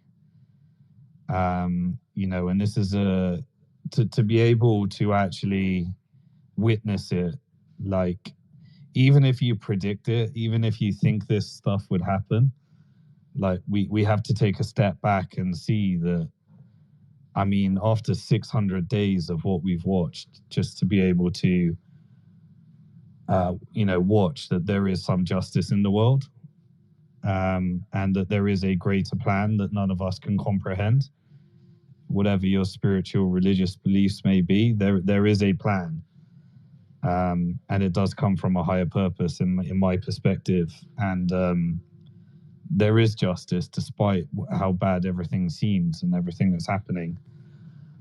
So just to be able to witness this, immovable, all-powerful object called Israel is actually suffering under some of the same things that it's been inflicting upon the Palestinians, even though it's you can't even compare the same degree. But I think that's pretty wild to watch as well. And we do need to appreciate that however long this lasts, whatever comes next, there is justice, there is a degree of justice, and it is being inflicted.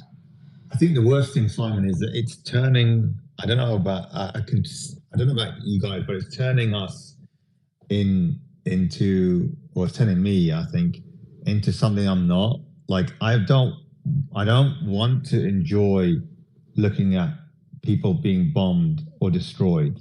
I just don't. I don't like that. I never thought I would be this person looking for revenge or retribution over on Israel in that way. To the point where they're being bombed, and Tel Aviv is looking like Gaza.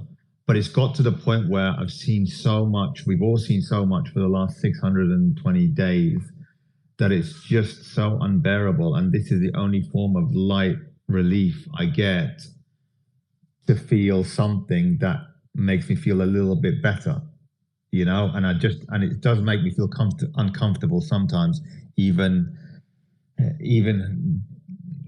being like this, because that's just not the way to live. It's not a healthy thing. But the world. Well, you're not a genocidal narcissistic maniac. You have empathy, but that this is the only way to stop the genocide. It's the only way to stop it. It's either this or a genocide, and we can't handle the genocide anymore. Yeah, exactly. I feel like sometimes I'm going crazy because everyone's telling me don't believe your lying eyes and ears, and they're still continuing, and they're being more and more sadistic, especially even the last week. They're being more and more evil and more blatant. And it's just, how do you stop that?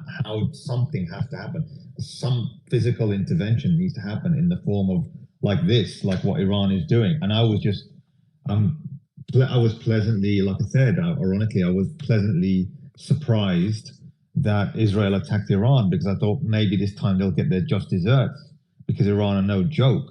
I thought Hezbollah was going to deal with them, but they didn't. To be honest, they retreated.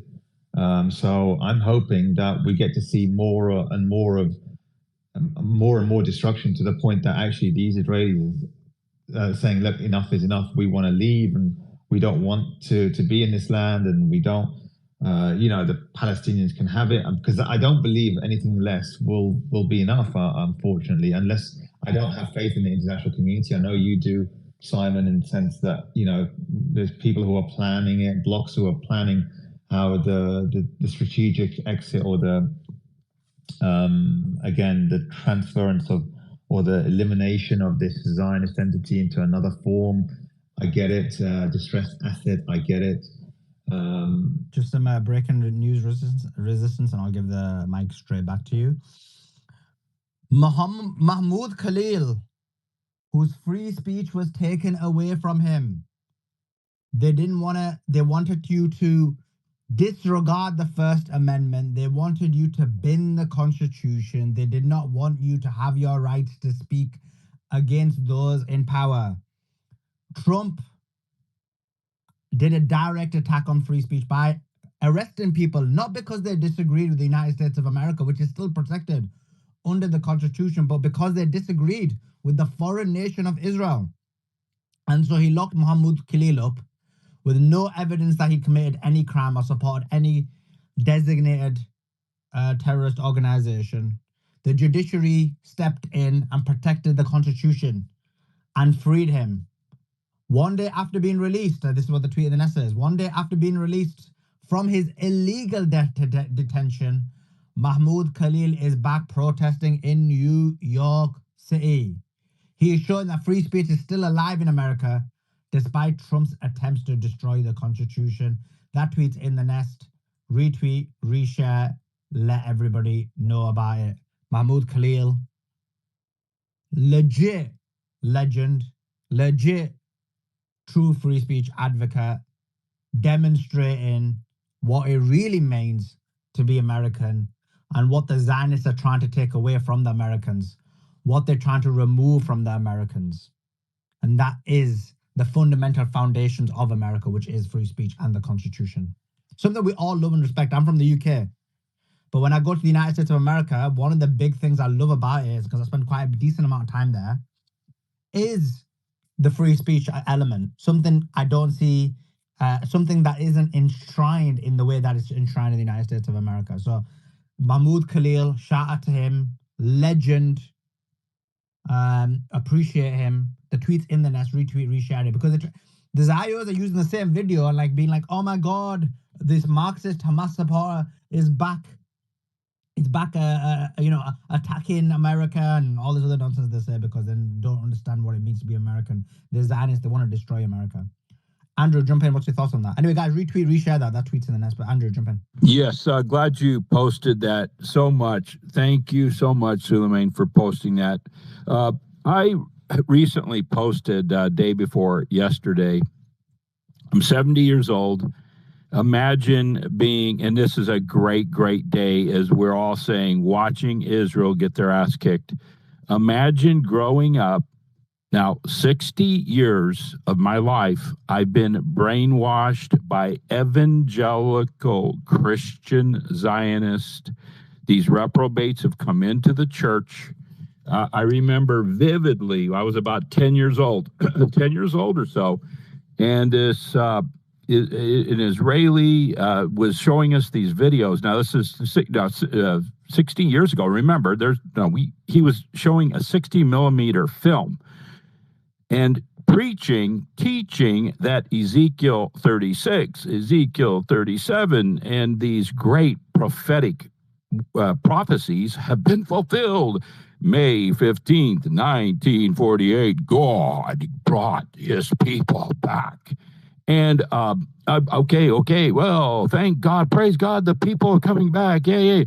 Now, as years went on, and then, God had me in the military. I'm a retired naval officer. My son served. I have skin in the game. I lost a son after he was a special warrior, 2 combat tours in Iraq. 1 combat tour in Afghanistan. I saw and I buried his men. I buried, literally talking to a mother in Bakersfield, California. I'm bilingual. And the mother is this little Hispanic woman, couldn't speak English. And my son buried his sergeant there. And she said, I'll say this again. ¿Por qué lo hicieron esto? Why did they do this? And I looked at her. I was broken. And then I almost got in a fist fight with an IDF officer. I told you my stories about being in Beirut, Lebanon as a boat officer on patrols, 3 o'clock in the morning, being more concerned about an IDF that do not follow ROE. I knew very well about the USS Liberty. And then I'm bringing in all of this Zionist, Christian, evangelical bullshit from the Scofield Reference Bible. And for the past 12 years, I've dedicated my life to actually studying the Word of God and studying the Scripture. And I got deep into the Ezekiel 36 and 37 prophecies. And then I'm like, oh my dear God, these prophecies are for the millennial kingdom. Now, I'm not going to go into the eschatological stuff and that, but I'm just saying. Let's not get into that. Because you mentioned it previously. But just a quick question. In terms of Romans, one of the things is I was looking into this, Romans 12. The Israeli claim is that obviously Israel, the state of Israel is mentioned. I looked into that and the Israel isn't even mentioned at all. What's your thoughts on that? No, sir. Dear man, thank God for you putting this space together and for your tenacity and all of you staying hours and hours and hours, and Cooley Man, all of you. I have done detailed studies. It's called Romans 9 through 11. Romans 9 through 11. And you're right. Romans is Israel's not mentioned all in Romans 12, of course not. But in Romans 9 through 11, Israel spoken there by Paul is not national Israel. That's the Jewish remnant, and only a third of them that come through the time of Jacob's trouble. That's all prophetic stuff in the future. I'm talking the time of Jacob's trouble. But they've twisted that and made like this Amir Tesfati and this Joel Rosenberg and John MacArthur, and I can go on and on and on with these names, and Jack Hibbs. They have brainwashed people, and the rank and file Christian I'm looked at as the enemy. Like, how dare you? That's God's people. That's God's chosen people. And I said, no, they are not. And when Israel got hit, I mean, really nailed, they poked the bear and got nailed, I was like, hallelujah. Now, someone said, oh, in Proverbs 27, thou shalt not rejoice when thy enemy suffers, because God will turn and remove his hand. And then I gave them Psalms chapter 36, and I went in through the scriptures, and I said, no, read your Bible if your heart, and it's spiritual, speaking, of course, in rejoicing and seeing the mighty hand of God exposing this wickedness. How can Jesus Christ look at these Palestinians being slaughtered, I mean, on a daily? I can't deal with it. I'm like, what? And they're saying, praise the Lord. Yeah, praise the Lord. Go kill some more for Jesus. And I'm like, God will judge you. God will judge you. So, yeah, we see that. We see that. And I posted over, if you can go on my tweets, I posted over and over and over again, the Lord God Almighty has brought Israel into derision. Psalms 2, and ye shall have them in derision. And I can give you many more scriptures. God is not mocked. God will not be mocked. These reprobates have gone along pretending. Can you imagine how wicked the devil is, Satan himself, to say, oh, you Christians believe Israel. Well, they're Israel. Every time Israel is mentioned in the Old Testament prophets, that's Bibi Netanyahu. I'm serious. I'll get off here, but yeah. So yeah, praise God. Appreciate that, Andrew. Appreciate that for sure. But Simon, I wanted to ask you some. Are you back? I'm here. Yeah, awesome. We did have this discussion while you weren't there, and I know you're kind of probably going to get annoyed because you've had the discussions so many times. But we talked about the Strait of Hormuz, and there was a video that I posted that spoke about the Strait of Hormuz. And what it said was that if the Strait of Hormuz was to be shut, the biggest people who would be negatively impacted by it is China and Europe. And actually, the United States of America would benefit more than the other two, because Europe would then rely on America for gas and so on and so forth. So I guess my question to you is, what's your thought on that assessment? Yeah, China would definitely be impacted. This is, this is direct routes from the Middle East to China, India, Japan, South Korea. So immediately they would have to, adjust their supply chain. But China's already prepared for that. It has been preparing for this scenario for such a long time. It has got multiple suppliers of oil and gas. It has got multiple suppliers for every type of commodity that's needed. And it has built the largest oil and gas reserves ever. And it's also got its vast gold reserves and its vast surplus.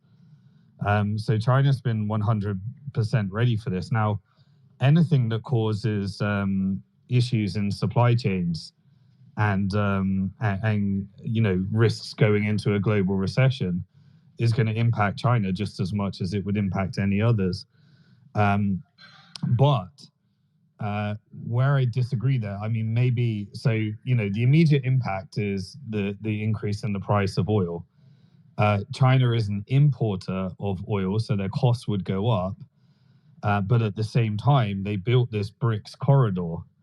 And so Iran, if they wanted to continue getting the funding that they needed, there may be just a negotiation between,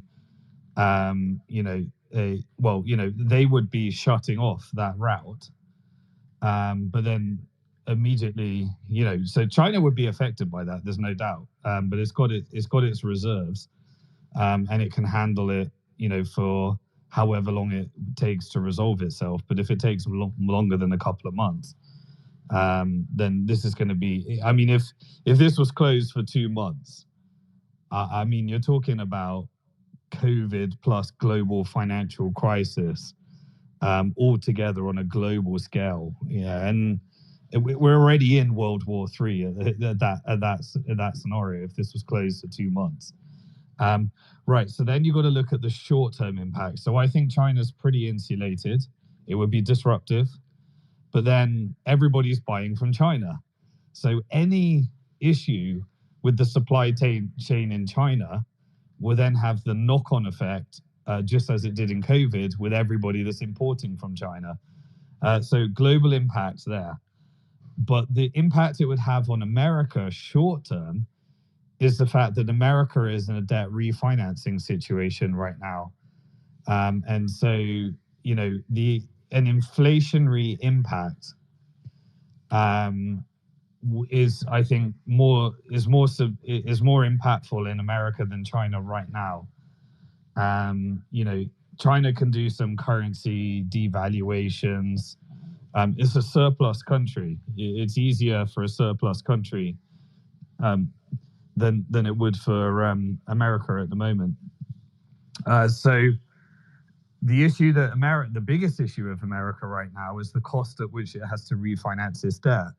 And so any spike in the price of oil, any uncertainty that leads to the price at which US needs to pay in order to refinance its debt, it is really, really impactful. And I think it would have a really big impact on the long-term rates. And it could lead to a debt spiral that is inevitable, predictable, and guaranteed, but it could accelerate that in a time when the US is increasingly vulnerable. And it's got less partners than ever because it's currently in trade war negotiations with the world.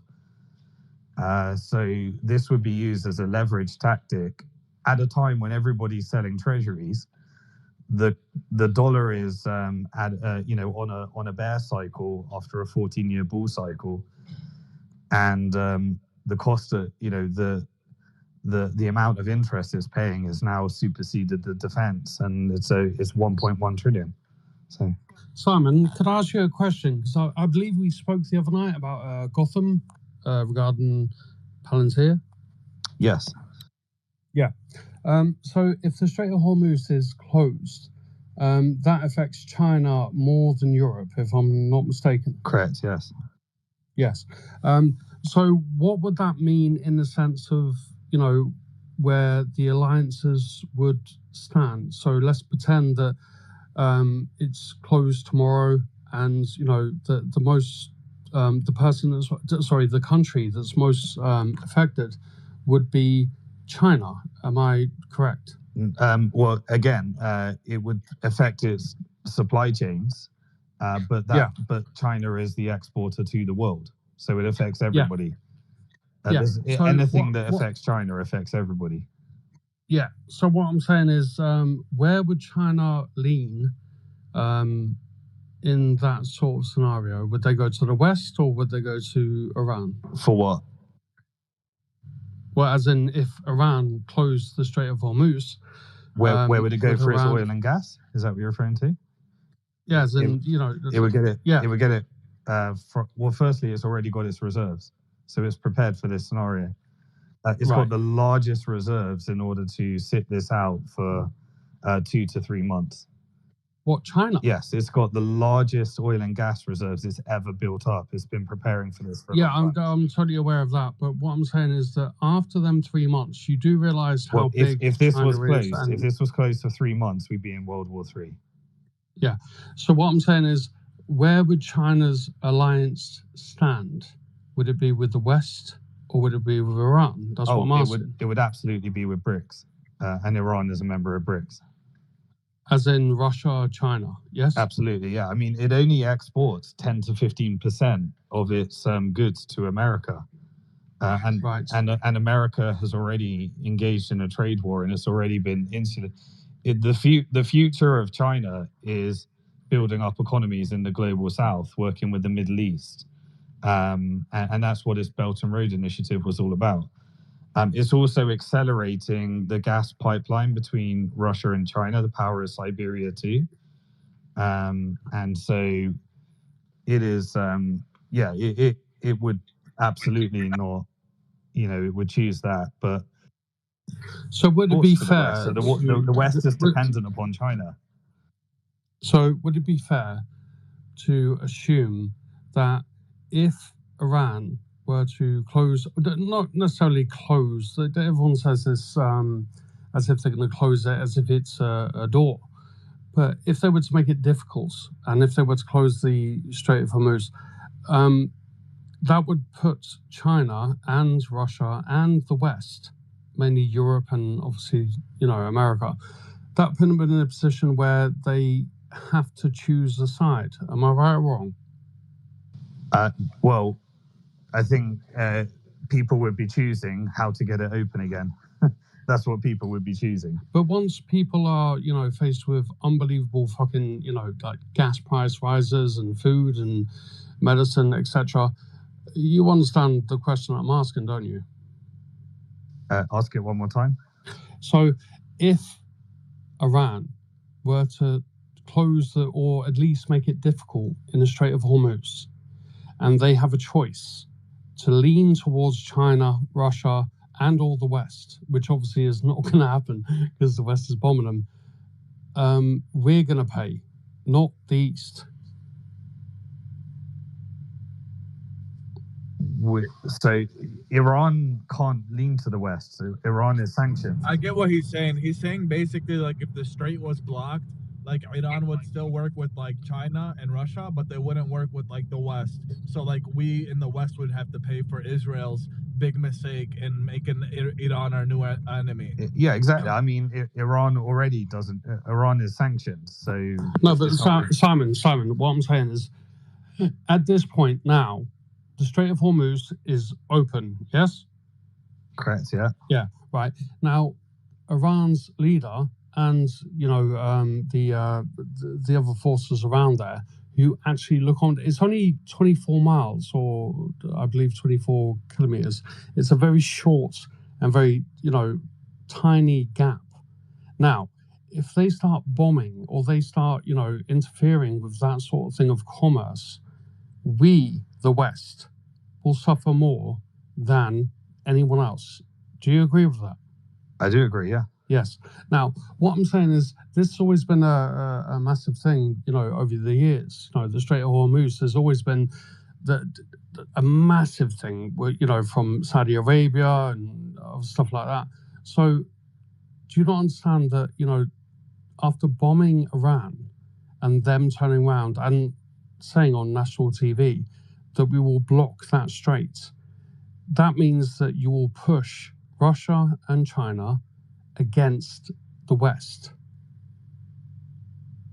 Well, I think BRICS is already against the West. Russia and China are already against the West. No. What I'm saying is they were falsely against the West in the sense of Russia and China and everyone else was against the West and against the petrodollar.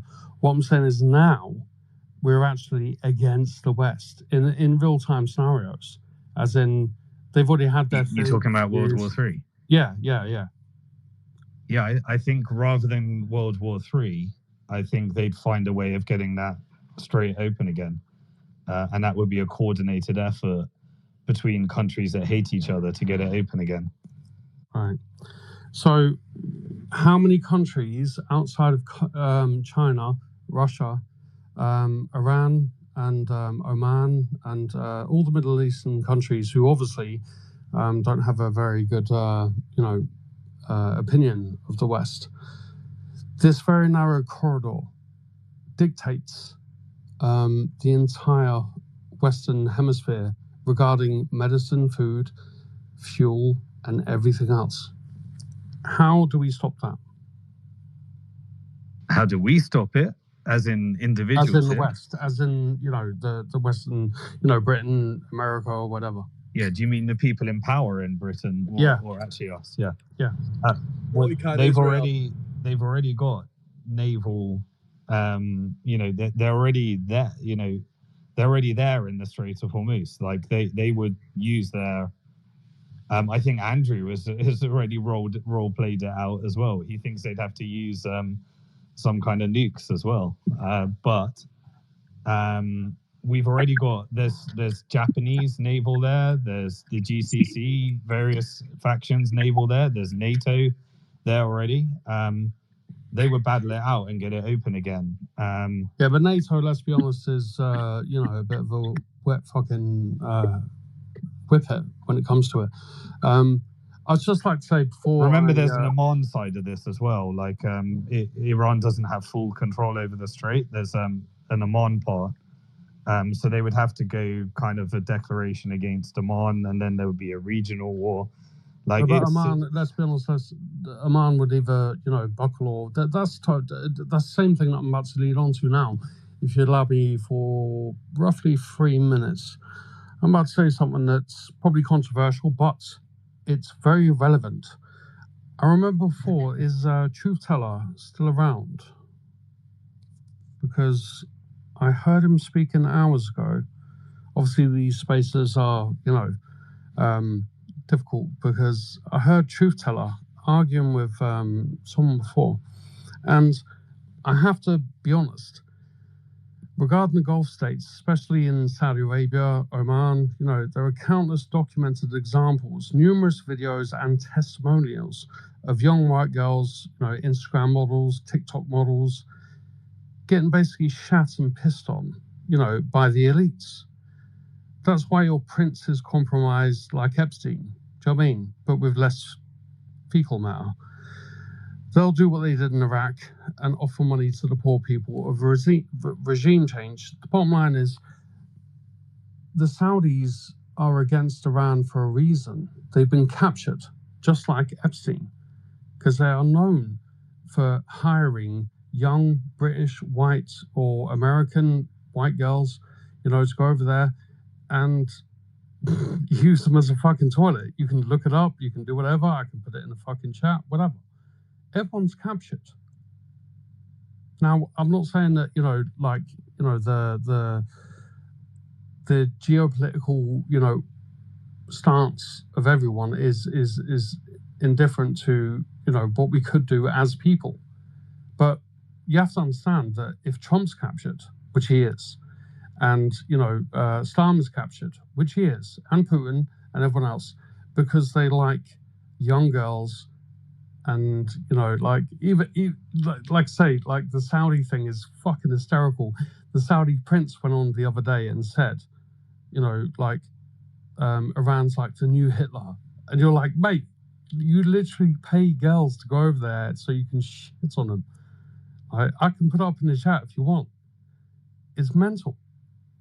But at the same time, I think it's up to everyone to understand that where we are now is bigger than what it's ever been. There's been more of a rising, you know, obviously Suleiman and, you know, other people. This 24/7 thing is massive, you know, and I hope it continues, but I have to go to bed soon anyway. Hopefully you understand what I'm saying. But yeah.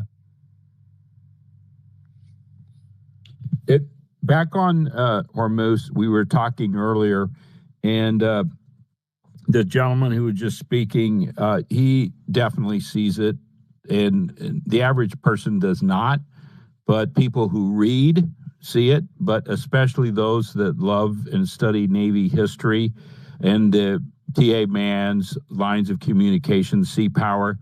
But again, Hormuz is a red. I've been saying it several times for those maybe new in the space here.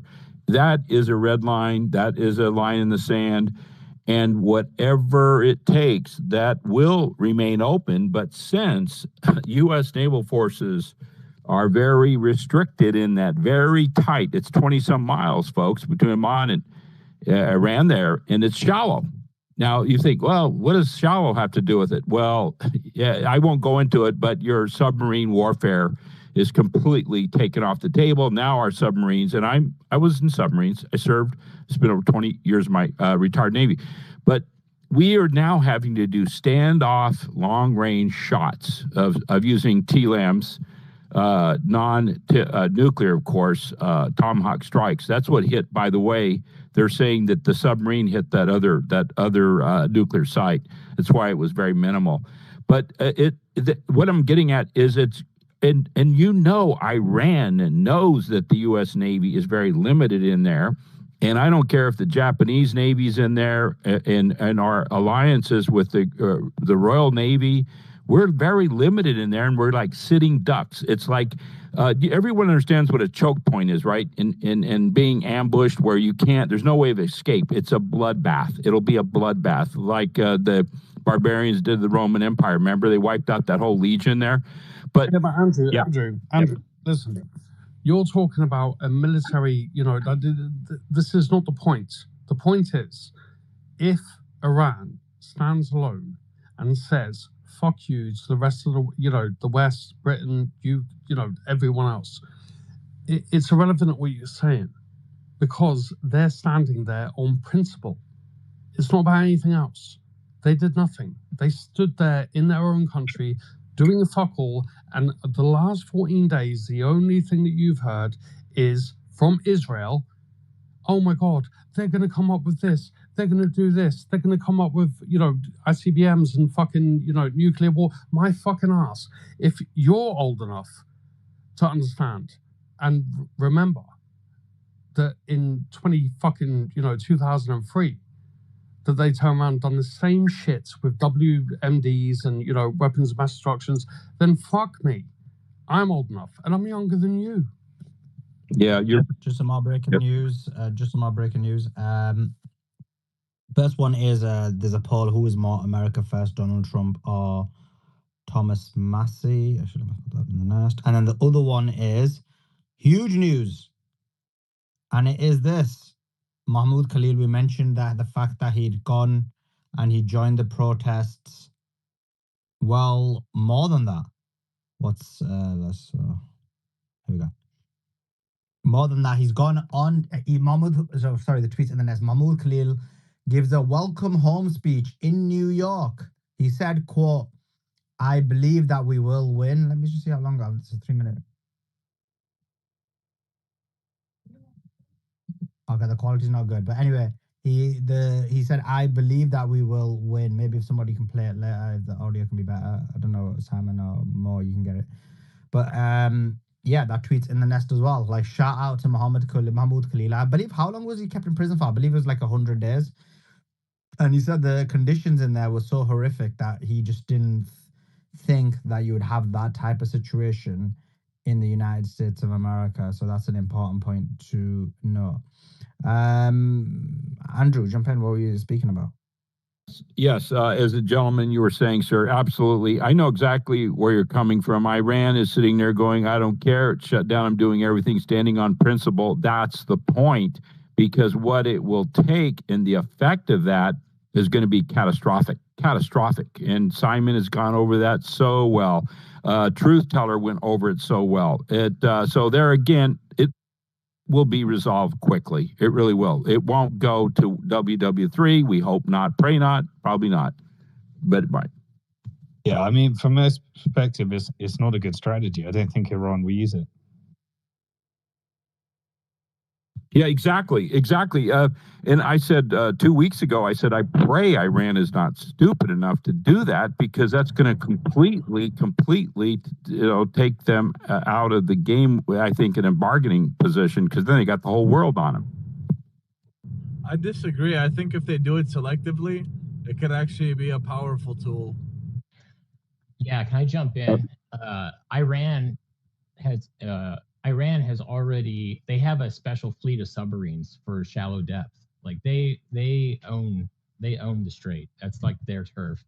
They have specialized military equipment that works specifically just for the sorry if I can't say it right, the Hermes Strait. Also, Yemen Yep, is exactly. also Yemen is also entering the war, and they completely strangleholded the Suez Canal. So they're going to do that again. They're already like, they were hell for U.S. ships. They were really kind of an embarrassment for the United States, as in the U.S. really had to back out, because they were just losing so much money. And unfortunately, like the Yemeni people are just they're not like people that can be defeated, just like on principle. But what am I trying to say here? They've already either finished or are in the process of finalizing negotiations to allow China through the canal. So if the Hormuz Strait gets shut down, it's not going to get shut down for everyone. It's going to get shut down specifically for what do you call it? People that or ships that support the West. Thank you. Yeah, that's a great point. And I personally, I have no answer to that. Simon might weigh in on it, but you're absolutely correct. Truth Teller brought out the details. We had some pro-Trumpster Zionist was on here saying, "Oh no, their submarines are antiquated. The United States can take them all out." And I said, "Oh, shut up." Very well aware of what they're doing with shallow water remote drones and their submarine stuff. That's why the United States has standoff. Again, I'm going to say, we are not going to be stupid. We're going to do standoff long-range missiles. And now, here's my point. It's like you put us, the United States of America, in a corner and you say, you can't come in here and you're going to pay. I don't even want to think where that's going to go. I'll just leave it there. Yeah, my understanding is that very few of those exports go to the West. It's more like the impact on oil prices, and then in terms of actual supply chains, it would impact Asia, and then obviously China is the exporter to the world. So it's like it's that type of thing. But I don't think it's many exports go to the West, go to Europe or America through that choke point. Yeah, that's another good point. Thank you.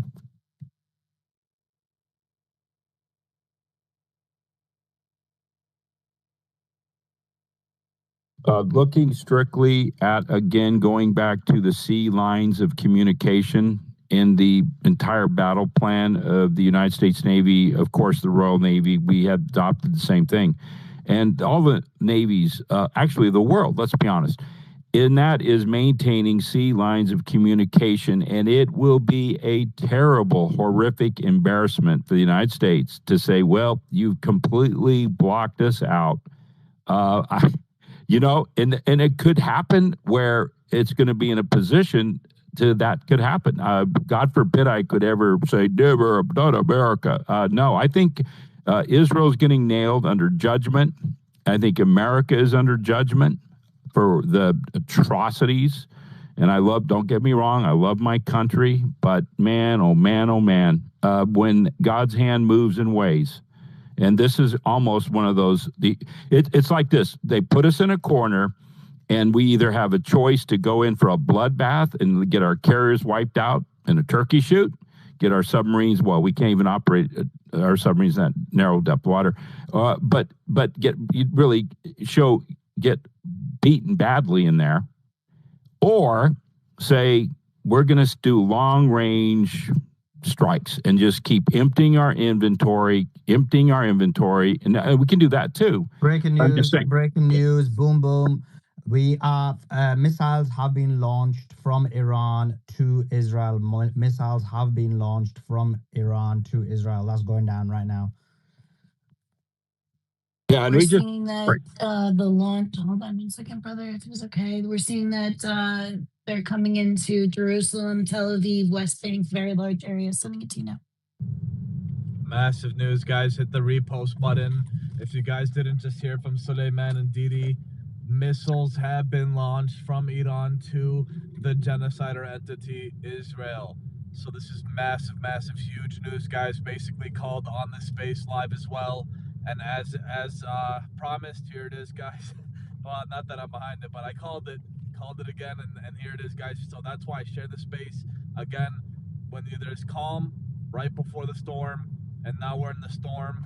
Hit that repost button, repost Suleiman's post up above, hit that repost button, that favorite button, share this space and share that post as much as possible. This is huge. Massive news. This weekend has been insane. Yeah, if Iran is smart, they'll just keep focusing on Israel. I mean, take I'm care also of this hearing stuff. that there has been an explosion in Tehran as well. There are some explosions happening in Tehran as well. Nathan, have you got any more updates on that? Can you hear me? Yeah, bro. Yeah, so it's going quiet now, but there's been some massive explosions and there's been a lot of activity with the air defense for the last 5-10 minutes. But I would say I've heard at least 4 massive explosions. Like, I mean, proper massive. I mean, it could be because they're closer. I don't know, but they do sound loud. So we do have Tehran being bombed at the same time. There's launches that are headed towards Israel as we speak. Is this the 20th round now? Yeah, it's either 20 or 21. This is a big area. Did you see that, Nathan? Bulgaria? No, it's a big area. Sorry. Tel Aviv, Judean Yeah, Plain, I Bet have. Shean Valley, Baca, Samaria, Jerusalem, Sharon. Wow, this is a big area. Yeah, I have that as well. Same. DD Yeah, said by- that Iran is bombing Bulgaria right now. It's World War III. Guys, there's massive explosions going on right now in both Iran and now Israel too. Hit that repost button. It's a huge, huge event going on right now. They always follow through on what they say they're going to do.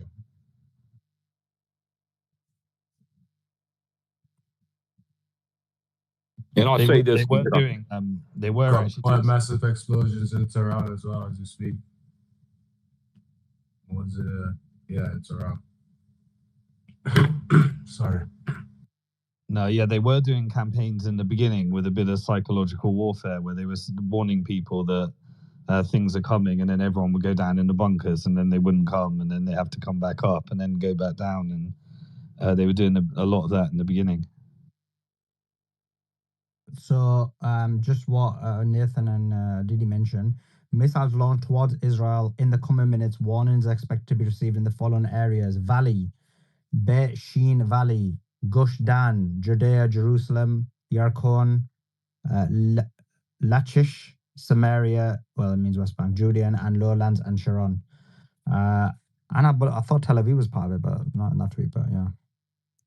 So missiles have been launched right now, so we'll watch out for that.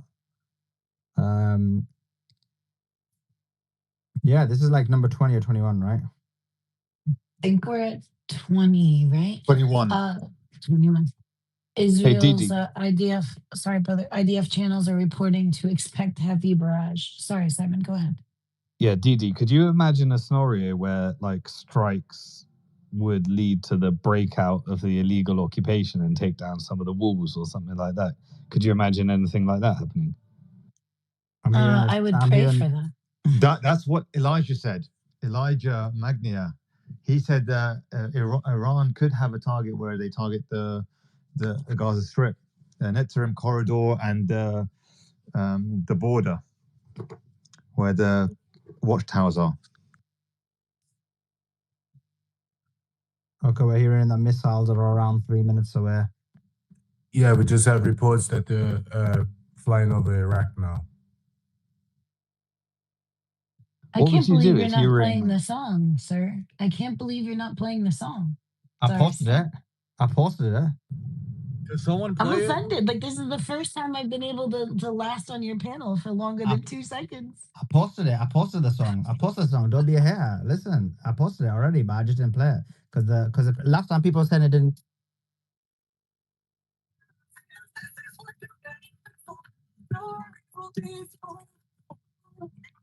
Yeah, it's the same. It's low. It's like it's far away from your mic or something.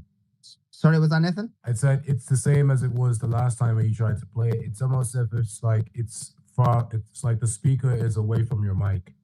Yeah, it's weird. I don't know why. I got the best speakers. Ask Trump. Wow, Oh, DD, we they got haven't. sirens going off now. Let's see where they are. can't see. Didi, they haven't ethnically cleansed. Can you from guys the hear 'em? speaker stage. They haven't from Can you hear the sirens going off? But reports Yeah, of yeah, I can see it. interceptor missiles being launched as well. I think the missiles over Iraq right now, isn't it? Well, to be honest, I think they're a lot closer now because that was a few minutes ago, and obviously by the time they post it, it would have been a few minutes as well. True. Approximately 10 ballistic missiles. We got reports now of getting Tel that Aviv the- being targeted. The Yep. metropolitan. No, I just got it. Exactly. I was going to just tell you, it looks like it's coming in 2 different swaths because the first one did not call out Tel Aviv, and now we're calling out Tel Aviv. Guys, everybody repost the space, guys. I haven't been on here for a day because, the space boycotted my ass. But please, everybody repost the space, bookmark the space. Usually the space gets under attack when, boom, boom, Tel Aviv happens. So everybody repost the space. Let's go. I'm seeing that it's possibly on a 5 missiles this time as opposed to 10, but let's see. Or 5 launches is what I'm reading. Oh, 5 launches. So I don't know if that means 5 missiles or 5 distinct launches.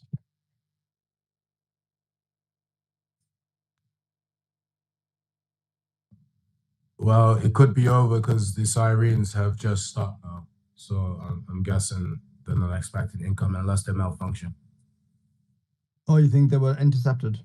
Well, I didn't really hear any loud explosions. But like I said, the sirens have just stopped. So I'm guessing that means that they're not expecting incoming.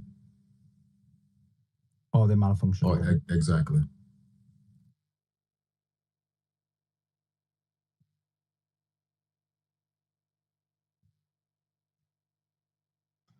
If you guys want to kill my mic and let somebody else up, I don't really have anything else to add. Thanks. Thanks for everybody for the space and listening. Thanks, brother. Thanks, Chief. We're just looking for news at the moment, guys. So, Simon. If I could I'll close this out. If Iran could just stick to Israel, don't do anything stupid. Just stay after Israel right now. Okay, so we're seeing what is either the 20th or the 21st round of strikes from Iran to Israel. As we think right now, there were 5 launches. We're not sure if that means 5 missiles or you can have multiple missiles in a launcher, but apparently there's been 5 launches. And this is the second attack, I believe, since the No, I don't think it was 5 launches. I think what Sully said is he thought it was coming in 5s, the waves of missiles. So it was supposedly 10 that were launched, but Sully was thinking that they might have been coming in 2 different waves, 5 each. But as far as we know, there were 10 launched. Okay, so this is Okay, I'm seeing a video of 1 missile being intercepted in the skies. Okay, so this is the second attack since America did its so-called quote-unquote targeted strikes and a successful operation, according to Trump, at the nuclear program. Just a quick update. Sorry, Simon. So we're getting reports that there were concentrated missile strike was on central Israel, and also reports that some might have got through as well, but we don't know yet. There's no confirmation. Golden. Have we got any indication on what the level of destruction is, or is it there's no Well, real way Douglas now? Murray, is it Douglas Murray? So Colin McGregor, not Douglas Murray. Douglas Murray be like, have you been there? Now, Colin McGregor basically claimed that at least a third of Tel Aviv had been hit. But we had a discussion about this. I think we thought that likely what he meant was a third of the military assets had been hit. Yeah, a third of Israel sounds a lot.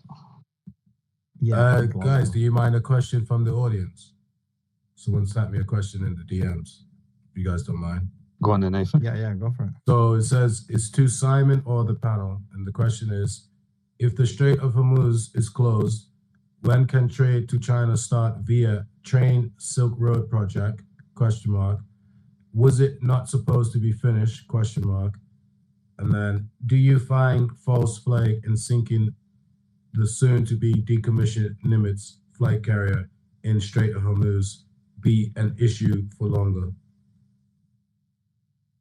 I think I'd be blagging an answer there. I know that the train route had recently opened, but I'm not sure of its capabilities. It's not something I know too much about.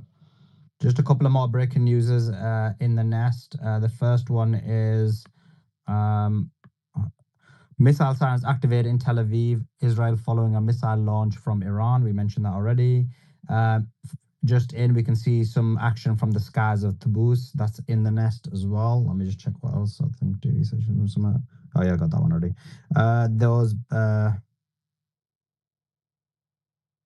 Okay, now I'm hearing it was only one ballistic missile that was launched, and it didn't impact. But let's see. Why would they have like all those red signs if there was only one missile? A very good question, and one that we haven't seen in a while. Usually they're pretty accurate.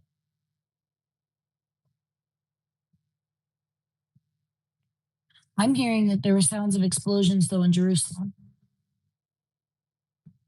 Yeah, but that could have been an interceptor. Just real quickly, did anybody else want to try to answer the question? Truth, do you know anything about the Silk Road train line? Do you know if it's up and running? If you're here, Truth? Yeah, it did its first route on May 25th.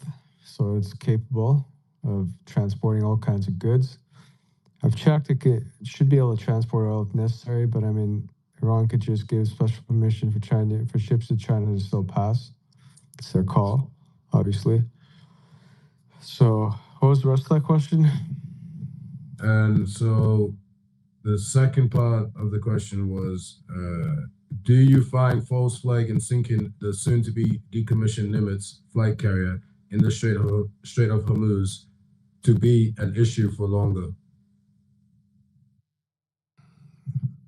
Can I jump in on that one? First of all, the U.S. Navy is not going to be stupid enough to put the carrier right in there. But yes, absolutely. Remember the USS Liberty. If the listeners don't know exactly what happened, please look that up. Well, tell them.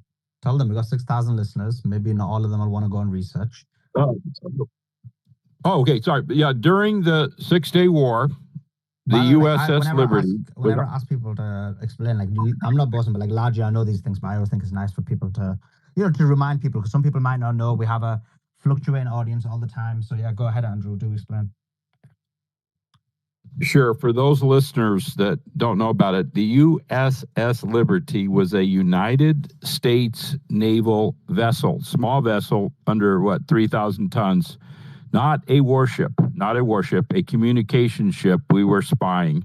We were receiving communications, tracking the Egyptians primarily. It was a false flag event. Israel, not Egypt, violently attacked in multiple waves using aircraft.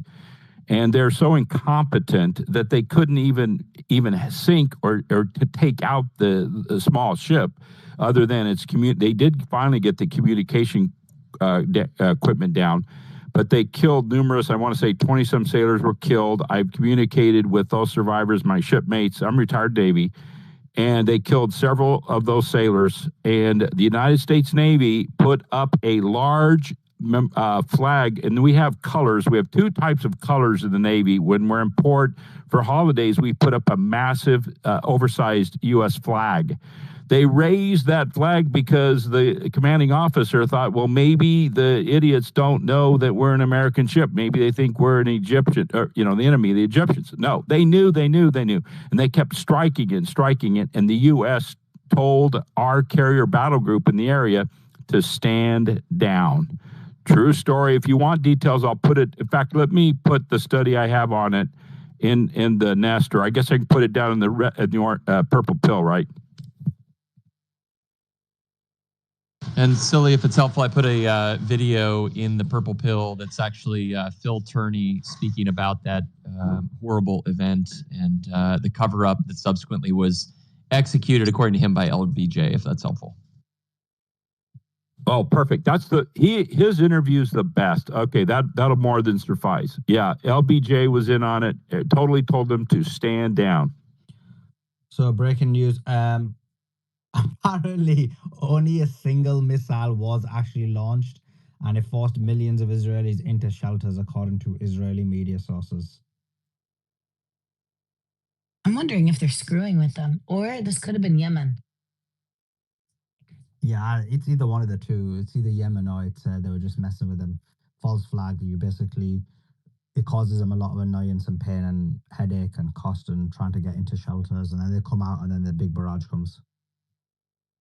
Yeah, psyops are huge at this point. You can really start playing with people's minds. False alarms. It really has an effect. I was going to say, do you think, does anybody else think that they could be possibly using it for intelligence gathering as well? Because if you make a certain threat and like people start moving around and you've got, your intelligence gathering going on at the same time, you can find out where people are, where they're not, just you can gather different intelligence if you have the right setup, I believe personally. Oh, absolutely. Yeah, military experts in that area can weigh in on that, but yeah, absolutely. And then the other option is to obviously mess around with the air defense system as well, test it out, see how it's how it's reacting or whatnot. It's a lot of different options that they could be doing, to be honest, because obviously one missile is not gonna cause a lot of damage. It's going to be easier to start. Oh shit, that was a massive explosion. Sorry about that. Okay. Yeah, on that. Can you guys hear these explosions? Yeah. Sorry about that. Go on. Yeah, on that, I'm not at liberty to discuss some operations we did in the submarine force, but yeah, let me put it this way. The enemy, and we forces do it, you're continually doing these feigns to see what the reaction is. You're looking at how much time they respond, what kind of force they're going to put on it, what weapons they'll put on it, and absolutely. Well, I'm surprised Iran hasn't taken out their long-range radar stations.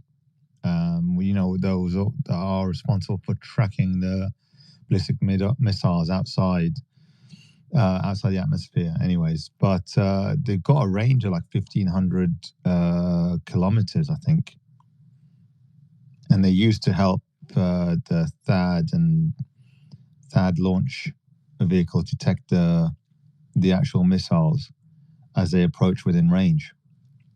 In Telegram, there was a message where they gave out the actual coordinates of these radar stations, the exact coordinates of these radar stations on Telegram in the Shaima base and Nevatim and Ovdar and a few others. So basically, I don't know why Iran didn't. Is it a humanitarian thing? Do they want to give alerts out to the people so they can go into the bunker and into the shelter and that way they are safe and then they'll still do the damage? Who knows? Yeah, who knows, all the above. But first, another thing is you can test their reaction time.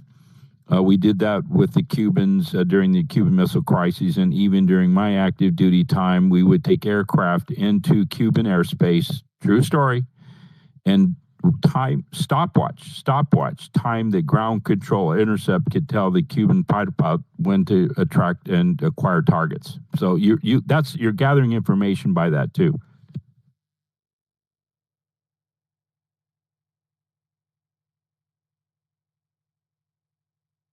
The Telegrams are saying something funny. They're saying it was a pro-gamer move to just wake up a bunch of Zionists.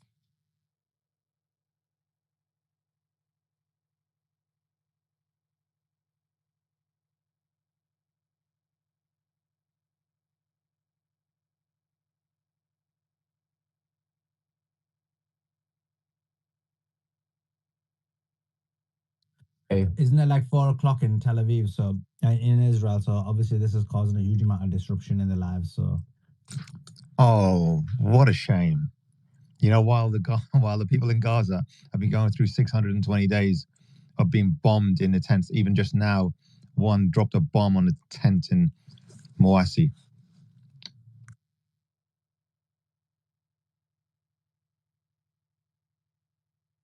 for sure. You're dealing with fickle people though, isn't it? You're dealing with people who are used to like minimal impact in their lives or minimal level of dealing with things. So in reality, like I've always said this, even in the West, when you look at the data about anti-Semitism, the parameters by which people claim anti-Semitic crimes occurred are like, oh, someone looked at me the wrong way, someone didn't say hello to me. Whereas like if you look at crimes in terms of others, like Islamophobic crimes, it's actually like physically being beaten up and these type of things. So there is like a difference. Oh, yeah. I mean, and often the case is that with the big anti-Semitic crimes, how many times have we caught, you know, actual Zionist Jews spray painting swastikas on synagogues and whatnot, and Jewish shops, and claiming they've been attacked? It's just, I mean, I've seen it so many videos over the last 2 years, or so many reports of the last 2 years of that happening, and they actually got caught. They're stupid, and they always seem to get caught. I don't know how. Can I read something from Colonel McGregor here real quick? Sure. Okay, reading it. This is from Colonel McGregor. He writes, Washington's ruling political class, not just President Trump, decided to unconditionally support Israel in its war against Iran, going to war when and where Israel dictates, and for reasons Israel decrees, is stupid. Now, this is a combat colonel, retired, right? He writes, it's worse than stupid. It's stupidity on stilts. Israel's war for Jewish supremacy in the Middle East will fail, and Washington will not fail with it. The war against Iran will fail because the war is unjust, and the world will ensure that it fails.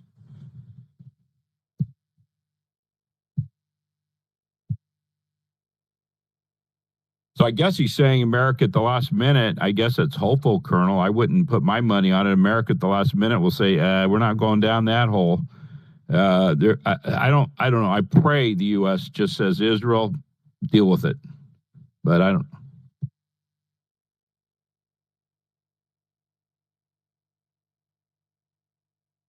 I think that's the most likely outcome. And then if we do see retaliations from the West, I think they'll be similar to what from America. I think they'll be similar to what we've already seen, orchestrated in theater. Yep. Simon, I've been with you all along on that. Amen. Let's bring in Libna. Libna, you come with the space. What's your thoughts about what's been happening?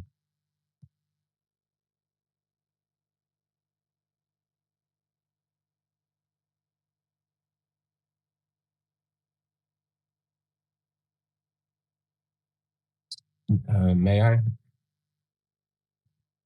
Yeah, jump in. I was just trying to be respectful. Wait, my turn. Just wanted to say shout out to the panel host, co-host Solomon and Mofit. Appreciate everything, gang. I thought I was going crazy. I watched the news, been lied to for years. Thought I was the only one on the island by myself after being lied to again and again by Trump, Biden, Kamala Harris. It doesn't matter who's in office. They're all fucking lied, bro. I can't stand it. I just want to say I really appreciate this space because people are finally starting to wake up. And I know I'm not the only one now. So, you know, just keep the good news going and just change people day by day, bro. Keep doing what I was doing. Thanks, Demetrius. Did you vote for Trump? Fuck no, bro. I never voted.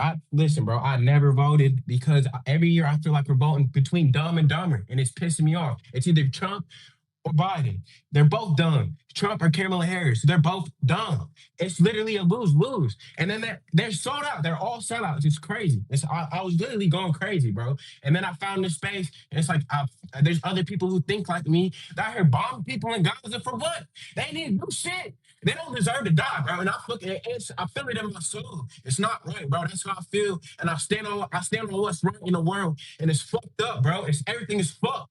But on a positive note, I'm thankful for the space because I really appreciate that other people really recognize the real shit that's going on, bro. That's how I feel.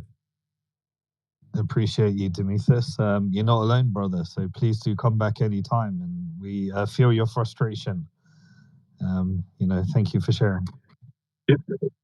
Demetrius, you're a Marine, right? Marine veteran, right? Yeah, sir. Nah, dog, I'm retired Navy, just like you, big bro.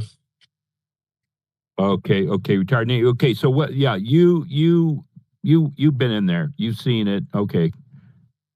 Thank God you're right, bro. I lost my son to this Zionist war. No more America. Stop it. No more money. No more American blood on the altar of Zionism. Stop it. Yeah, I heard you said it earlier, but respect to your son. And appreciate your service. Thank you for your service. And thank you for yours too, sir. Levi, why don't you jump in? Oh, yeah, no, I would second a lot of what he was talking about, which is that for anybody with any real moral convictions, religious or political, it's very hard to sit by and see these dumb wars over and over and over again in our lifetime.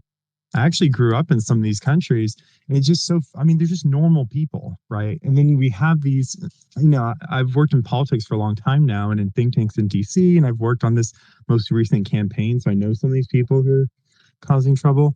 But the thing is, at the end of the day, everybody promises peace. And whether it was George Bush saying we need to get out Middle East wars, then starting Middle East war, or Trump, or any of these guys, Obama did like 7 new wars. Like everybody, the voters do their job and they vote for peace and they vote for less war. But then we keep getting it and keep getting it. It's just so frustrating because there seems no outlet for like sane people to just back off these stupid bankrupting wars. And that's why we got to realize we got to take this into our own hands at the local level and stop sitting back and thinking just checking in every 4 years is enough. We got to, if you want to make change, you have to fight it every day at the local and state level where we can actually make an impact. So, no, I appreciate those feelings. Levi, did you vote Trump? No, I'm a chair of an independent party, so we did not. I was providing another alternative option, and we're actually organizing right now to the midterms, and we're the fastest growing third party in America. Interesting. What did you think of RFK before he joined forces with Trump? So I was on the campaign for that. So I was helping set up a bunch of states, and previous to that, I was doing it for other organizations. But I think that at that time, if you were listening to the rhetoric and what was being said, he was talking about cutting the Pentagon by 50% and getting out of wars. So the what people voted on 6 months ago and what is happening today are two different realities. And I think if they were close to what they had promised on the campaign, we wouldn't even be in this situation. If he'd said anything, and he did say a few things, and RFK, by the way, is of all the independent candidates, the strongest like Israel supporter, like super, super strong, like even more than Trump perhaps on some issues. And so that really affected a lot. Like libertarians, for example, offered ballot. And this is me, I don't want to get caught speaking out of turn because I've, contracted these people, but basically it would have been a lot easier for us if there was a anti-war sentiment, because it's really hard to unify Greens and libertarians who are both anti-war when you're like supporting stuff. So I think for independence side of things of the Maha, they would have been best served by being strongly anti-war from day one and continuing that rhetoric. We would have recruited insanely well, both donations and votes up and now and into the midterms if we had a peace message. But the problem is being along with these unpopular wars, there's going to be real consequences to that. The coalition will be impacted by this war in a very powerful way. So, yeah, it's quite frustrating. Yeah, surprise, surprise that RFK has to be a pro-Zionist when Mossad killed his family. Yeah, that's something I have to stay away from. But yeah, like you guys are smart, right? Like I don't need to get into that too much. Good. But yeah, I'll there's say a what lot you of. can't say. Yeah, right. Like I can't talk about that stuff because I worked for these people. But yeah, no, it's like, it's just you have to do what's America first, right? If you say you're going to do America first and you're going to come together to make America healthy, bombs also make people unhealthy. I don't know if you know that, but it's not the best medicine. And so if we're actually trying to make things healthier, peace is a big part of that, both abroad and at home, because every time we have these wars, all the domestic agenda goes out the window. All those Maha things where you're collaborating on the state and local level for health, for seed oils, for taking things out. Well, guess what? You need a domestic agenda, and that gets shut down when you have big wars because you use up all your political leverage to do something unpopular abroad. And like, during the Iraq War, the Bush, they had a bunch of domestic agenda and they couldn't get any of it done because of the war, right? Like, so this has precedent. Yeah, that's another side effect, isn't it? All the things you don't get done because you're messing around with war. Prashant, why don't you jump in? Yeah, thanks, Simon. I wanted to share a little bit about RFK and about Tulsi Gabbard, and they're somewhat related. I live in Hawaii, and I have for quite a few years. And when Tulsi Gabbard announced her run for president, I was in Waikiki, right in the crowd, a short distance from her, and cheering like a maniac. And then, to make a long story short, then COVID came. And since I was close to the campaign, I got invited to weekly conference calls with Tulsi Gabbard. And you could put questions in ahead of the call. So every Wednesday, I was on a live weekly conference call with Tulsi Gabbard. Well, guess what Tulsi Gabbard did? Before I say what she did, let's talk about Tulsi Gabbard's history. Tulsi Gabbard, along with Gavin Newsom, along with the guy who was just Prime Minister of Canada, what's his name? The guy who just left. Anyway, him and the lady from New Zealand, the woman who was talking about Trudeau. No, Carney. Trudeau, and then the lady that was running New Zealand in the time of COVID. They were all members of trained by the WEF's Young World Leaders Club. Tulsi Gabbard was one of them, trained by the WEF World Leaders, Future Young World Leaders. Well, guess what Tulsi Gabbard promoted in every one of those Wednesday calls? Wear your mask, keep your distance, 6 feet, take your vaccine. That was Tulsi Gabbard during COVID. WEF to the book. She claimed she didn't really like WEF, and yet when COVID came, she was on conference calls promoting masks and 6 feet and vaccines, because I was on those calls. Tulsi Gabbard claims she's anti-war. Why did she go back to Iraq?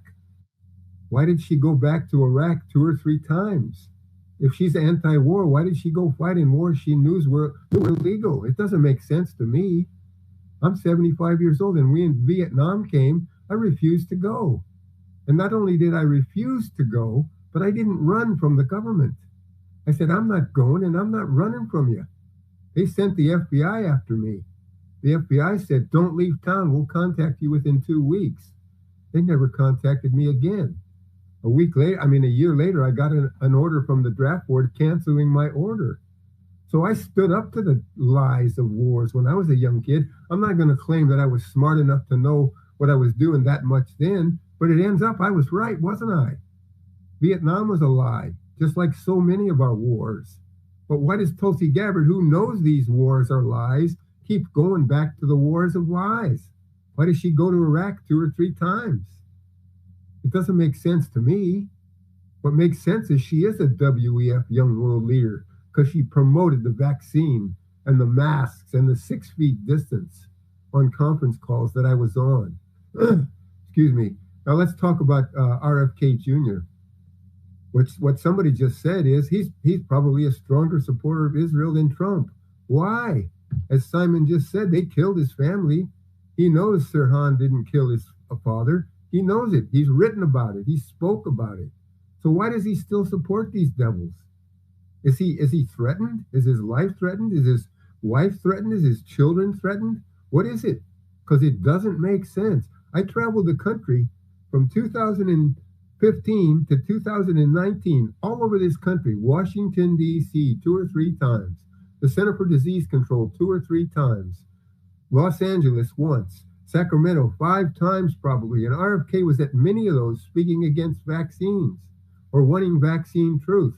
And now he's supporting more vaccines? Either the guy's ignorant or he's compromised. As I said, I was 75 years old. I am 75 years old. I had maybe 2 vaccines in my life. And I'm healthy as hell. I haven't been to a doctor in 55 years. They should have appointed me to head HHS because I haven't been to a doctor, taken an over-the-counter or prescription drug, or used my medical insurance for 55 years because I studied health. Why doesn't RFK hire me? And why does this guy support the most demonic people on the planet? Thanks for letting me talk.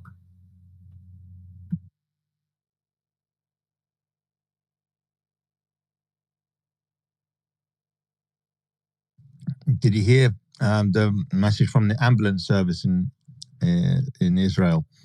There were several injuries reported from a stampede of people getting into the shelters.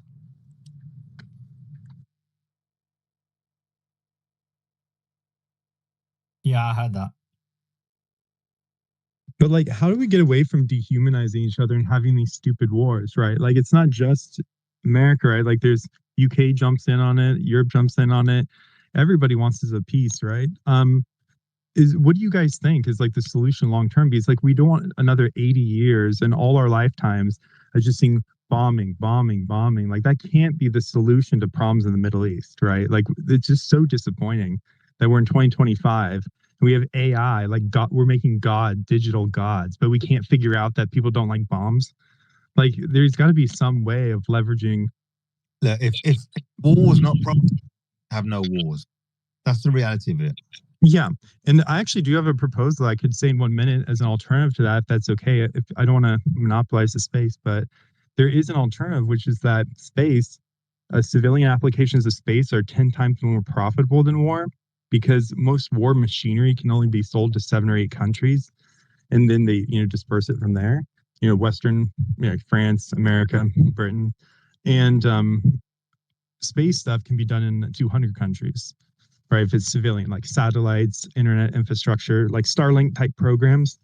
And so space, not war. Like all those Boeing, Raytheon, all these companies, these creepy ass companies who keep bombing everybody and helping, they all still make spacecraft stuff. So they want, if you try to take away their money, whatever political party or leader you put up has problems. But if he goes, no, I want you to get 10 times more money, but I want it to be civilian and not war, put those missiles up and not at each other. Like, don't you guys think that could create a huge financial incentive? Because now they can do that in Africa and South America. They can have industrial bases everywhere that do different parts of the spaceship or the satellite infrastructure. And it's very, very profitable, and they don't have any legal limits like they do with missile technology.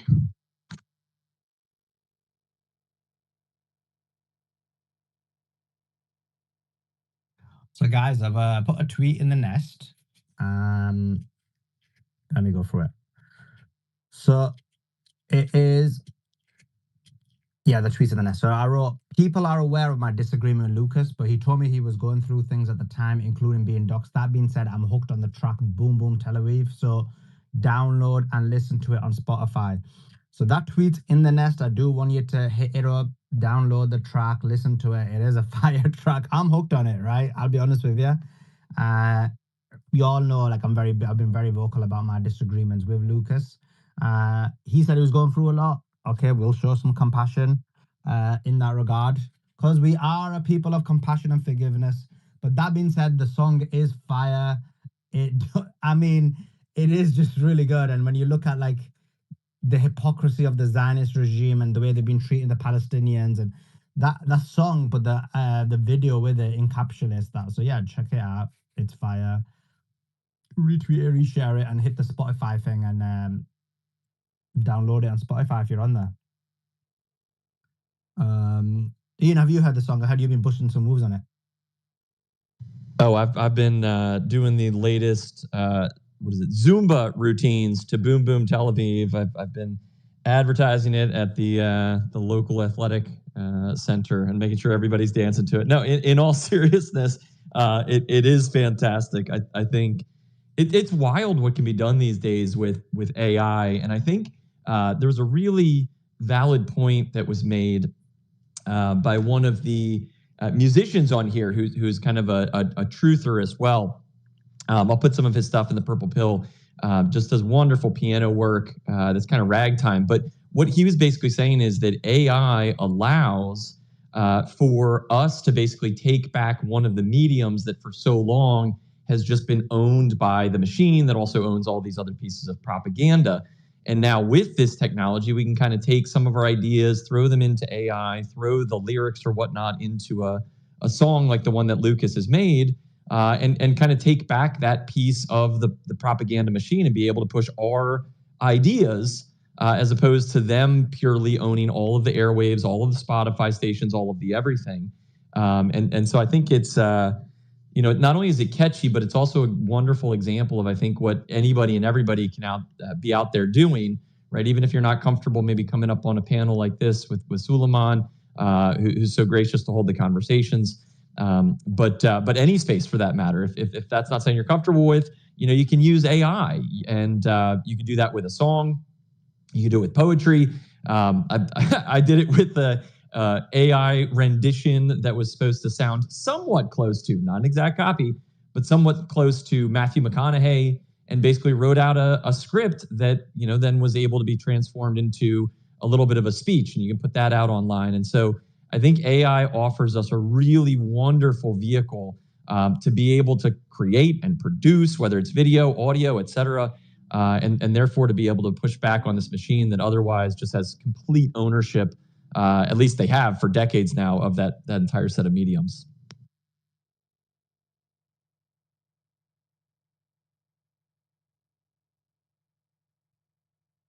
I appreciate that shit. Ian, back to you, Simon. Yeah, it's pretty cool. These one of the side effects of AI is that just taking these industries that were dominated by these monopolies and distribution channels and middle people and finance and everything, and just make it accessible to where essentially going to be able to produce, a Hollywood movie production scene. And everyone can just do it with AI commands. Pretty wild, the world we're going to. Simon, real quick, it's Foundering that I'm putting into the Purple Pill. Just one of his many songs. He actually did the piano acoustic rendition of the Kanye song that everybody's familiar with.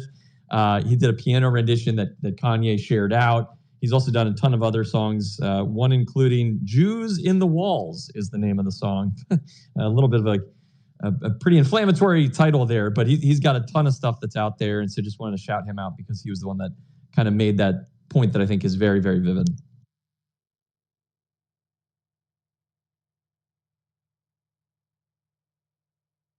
Okay, let's hear from some new voices. Just brought up Wartard. Wartard, did you want to say something?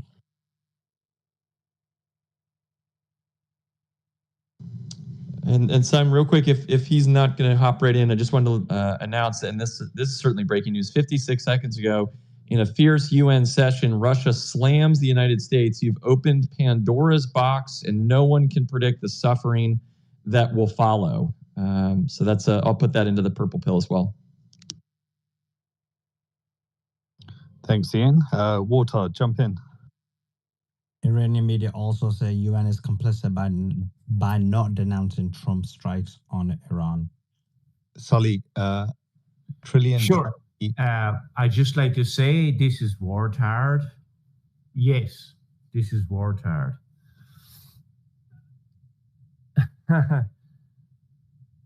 Sully, Trillian sent me a post about the analysis on the Fordow attack. I put it in the Purple Pill. Tell him to come up. Let me message him. Okay. Yeah, message him. Yeah. Is that all you got for us, Wartard? Or is there something you wanted to chip in?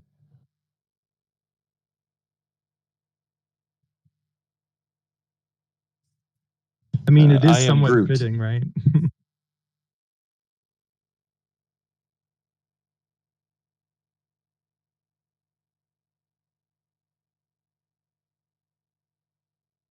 And yeah, I also wanted to say, similar to the gentleman who was on here earlier, is that I do appreciate you guys providing this alternative space. Usually, when I get into the other spaces that are this big, they're very much pro the establishment and the war machine, and you guys actually question that on a fundamental level. So that's pretty badass.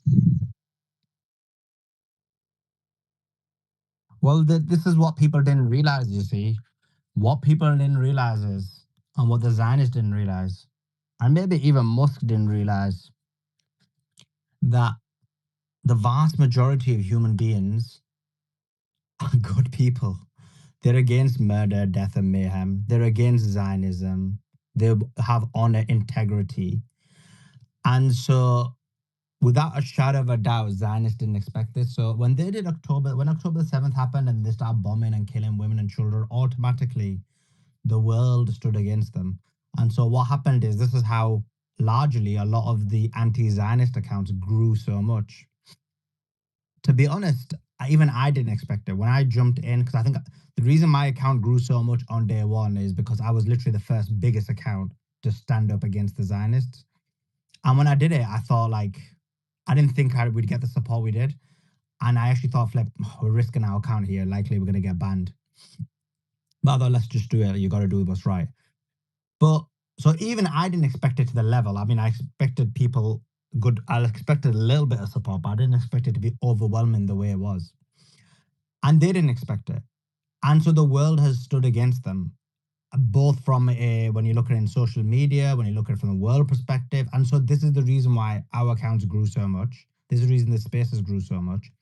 And similarly, with the war, Israel's war in Iran, I think after 2 years of seeing a genocide of them continuously murdering men, women, and children whom are innocent and committing mayhem, people had enough. People didn't agree with them. People wanted that terrorist regime to be taught a lesson because it had been protected by the United States of America and the UN and NATO and every other body there is. And they thought, look, there is no one holding these people to account.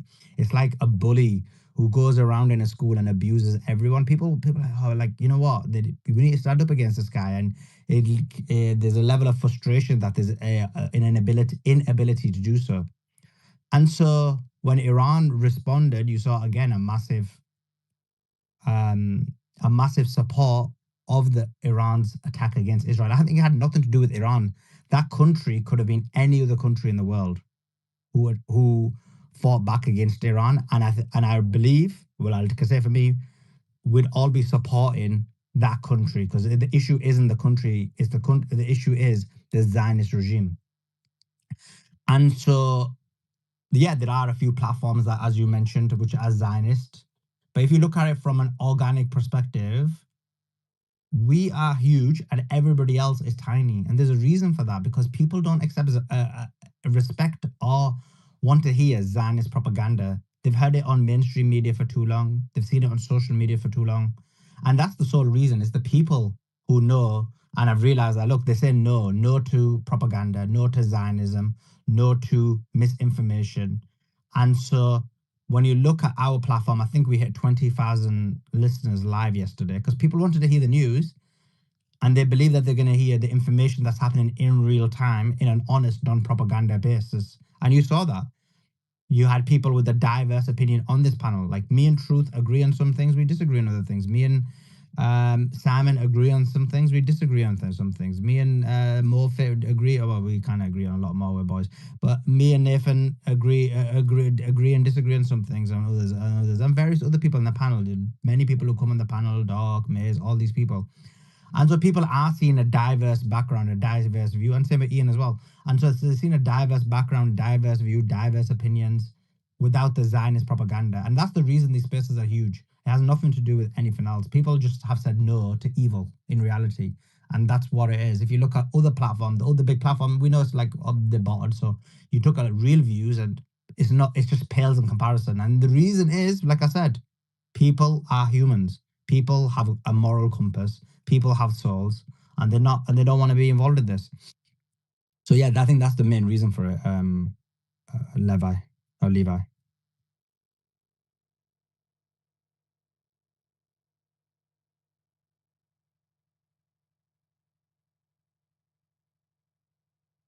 Jump in, Prashant. Thanks, Uman. Yeah, I just spent probably half an hour, 45 minutes with a group of people I know who are still supporting Trump and who are slamming Iran. And so I spent 45 minutes doing my best to talk to them. Told them that, you know, that Iran didn't attack the U.S. in 1953. The U.S. attacked and overthrew the Iranian leader. They didn't attack him, but they overthrew the Iranian leader.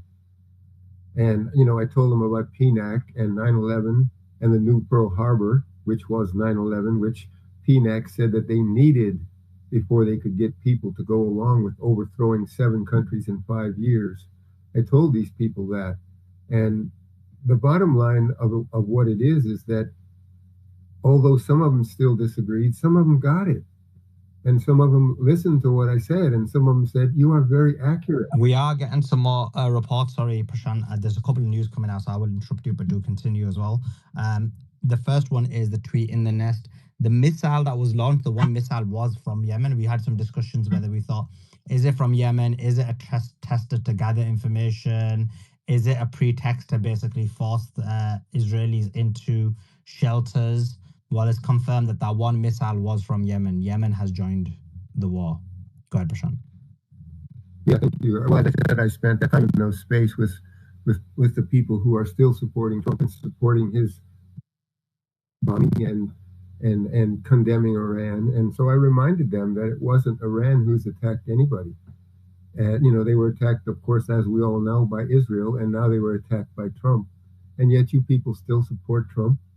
I said, it doesn't make any sense to me. I said, I know all of you people are good people, but why do you believe this guy when it's right in front of your eyes what he's doing? I pointed out that Iran is the 7th country on the PNAC list, the last one for Project New American Century to overthrow.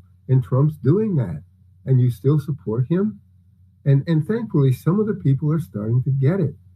And so it felt really good to have spent that much time, and they just let me talk and answer, and I was attacked, you know, and called foul names. But I just told them the history. They claim they know the history, but none of them knew about the 1953 overthrow of the Iranian president by the U.S. Not one of them know it, and very many of them didn't know the Prime details. Minister. I'm sorry. There's the Prime Minister, Dr. Mossadegh, was overthrown Prime in Minister. 1953. Okay, thank you, Truth. And so I just felt good that I did my best to wake some of these people up, and some of them acknowledged that much of what I said was true, and yet they're still stuck in that Trump cult. So, and then the last thing I want to say on this part of my talking is I've struggled for the last few days just hoping that Israel would be crushed, that Iran finishes this demonic place off. And I struggled with that in my mind. And then I come to what, as I said, I spent 25 years with a yoga master, and a real authentic one. And what this man said is... Just some more breaking news, Prashant. And Prashant, your volume's a little bit low. I don't know if it's me. Oh, it might be me away from... Yeah. So I got a tweet in the nest, and it just confirms what's his name again? Resistance said earlier. Israeli settler injuries reported following a stampede of settlers who were fleeing to the shelter. So the Yemeni Houthi one missile caused disarray and mayhem among the settlers, who start causing a stampede and start hurting and injuring each other. Why is a dog circled in that photo? I have no idea. Is that the injured person?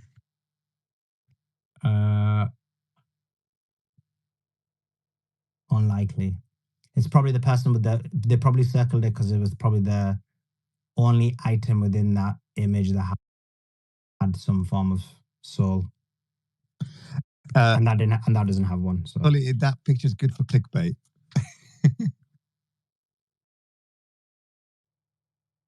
Anything with a dog in it, I guess, gets better.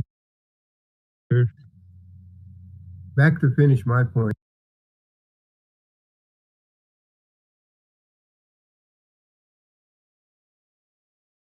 Israel to be wiped off the map. I did. I really wanted that to happen. And I struggled. What's the matter with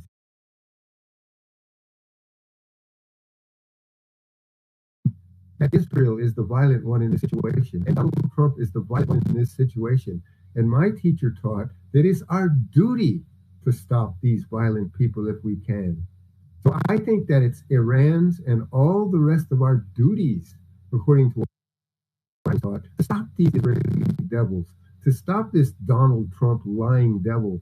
And so I don't feel bad anymore, because if innocent people, whether they're Israeli or Palestinians, get killed because Iran's going to crush that place, if they do, then it's not Iran's fault. It's the demon violent persons who started this fault.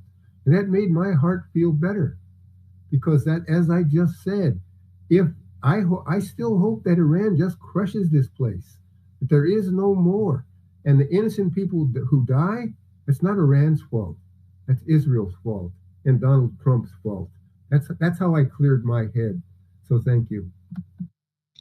Just, that is considered dehumanizing in a way, right? Like I agree that they're bad, but like innocence should never be justified in any conflict, right?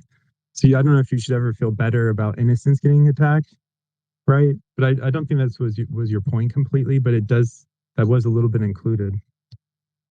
Yeah, no, it wasn't my point if I misspoke. My point is that if innocents die, it's Israel's fault and Trump's fault, not Iran's fault.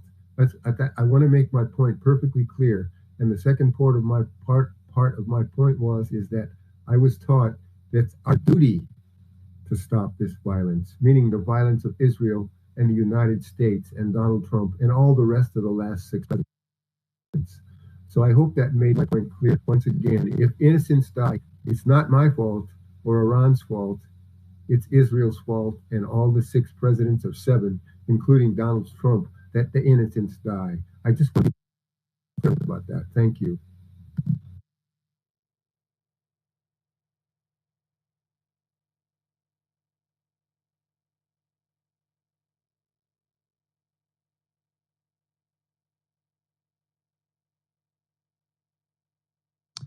Simon, just wondering if you're still there. It's regarding the Iranian real. It hasn't really changed. The price hasn't changed throughout the entire conflict. It's actually been pretty stable.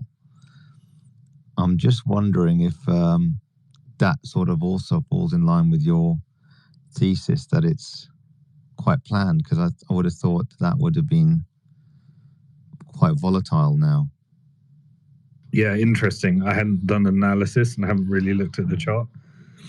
But yeah, if it hasn't moved too much, I know it's had a hammering over all the sanctions, and it's had a really hard time. But the currencies is normally relative. So what's interesting is if you rather than price it in the dollar, because there's no trade between Iran and America, it's more useful to price it in renminbi or the Russian currency. So it's actually really important to pick like what pair you're pricing it against, or even price it against gold as well. But yeah, the dollar value of it won't tell much of a story. But if it hasn't moved much, then yeah, that kind of people aren't seeing this as a systemic risk. And but there's not much trade going on between the dollar and the Iranian currency, as I said. Sorry, just eating some dinner at the moment. Has oil prices gone up for you guys? Because my friends in Asia all over are getting huge increases in prices, but in America I haven't noticed it very much. Is it just a delayed factor here and we're going to get hit in 2 weeks? Well, I mean, WTI is up from what, $62 to 75. That's a big, but that's, to be honest, not recently, but that's over the last 2-3 months. No, that's over the last month actually, since the 4th of June. So it's before this, before the conflict. So since the 16th of June, and not really gone up that much, to be honest. So the reason I brought it up is Trump was saying that he might get like kind of anemic with his war hawkishness if the inflation jumps up and oil jumps up and all the prices jump up. What I'm worried about is like that all those effects will be so delayed that it won't be in their calculation into how much they escalate the next few days. No, Trump definitely wants the price of oil down. His goal is to get it to $40. So anything that deviates from that is a problem for Trump. Yeah, exactly. It hasn't. I mean, it's gone up quite a bit in the last month, but that's because it was really down. It was really made significant lows down to like $54. So a barrel, and now it's at 75. So that's a big jump from the bottom in April? Yeah, mid-April. Liberation Day. Yeah. Liberating the world from the dollar. What has OPEC done in this game? Have they pulled out any stops? But they're mostly supportive of it, right? Because a lot of Gulf Arab states are in OPEC. Like OPEC usually can affect foreign policy in America or which president, because they always jack up oil prices. If you guys ever noticed, right before an election, like the 6 weeks before you vote, the price always goes up a couple dollars and people get pissed about costs. And then they lower it if they like the presidential candidate. That's always been a problem. But like, so they use OPEC and oil prices to effectuate policy. But it kind of sounds like they're on board with what's going on, right? As a majority.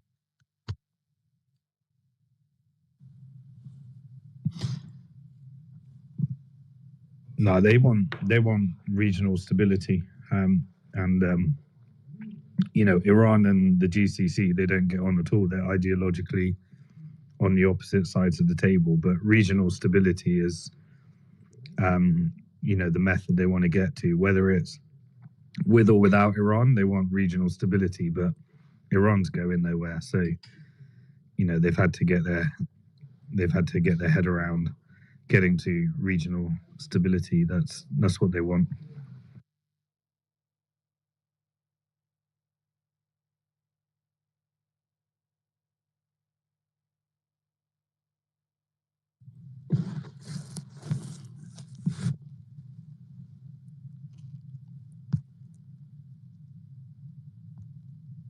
And you know what's ironic about what Simon just said is that the whole PNAC plan in 7 countries in 5 years was about creating regional instability. That's the U.S. wanting to do that, and their PNAC buddies, their Zionist PNAC buddies. So while we have Iran being one of the most controlled and patient people in this whole mess until they finally were attacked, they're wanting stability, while the U.S., Trump, and the rest of the PNAC presidents wanted to create instability in the Middle East. So it's a bit ironic to me, if that's the right word. Besides Iran, what are the oil countries that the U.S. doesn't have an alliance with? Because I know Azerbaijan, I was working there, they have an alliance. Kuwait, the Gulf Arab states, Saudi Arabia, you know, a lot of them. So what are the other oil producers in the region? Is just Iran?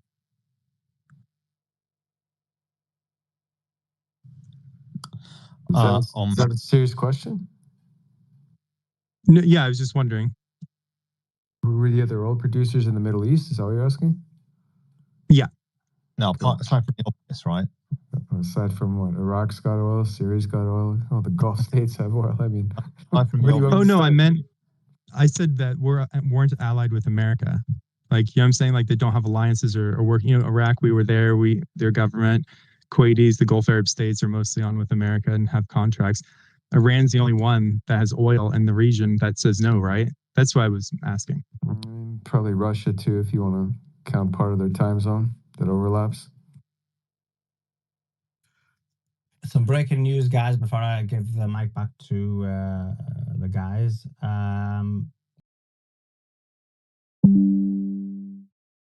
States, do they? But they oil producer? Yeah. But who's stealing their oil? Resistance? Saudi is stealing them, yeah.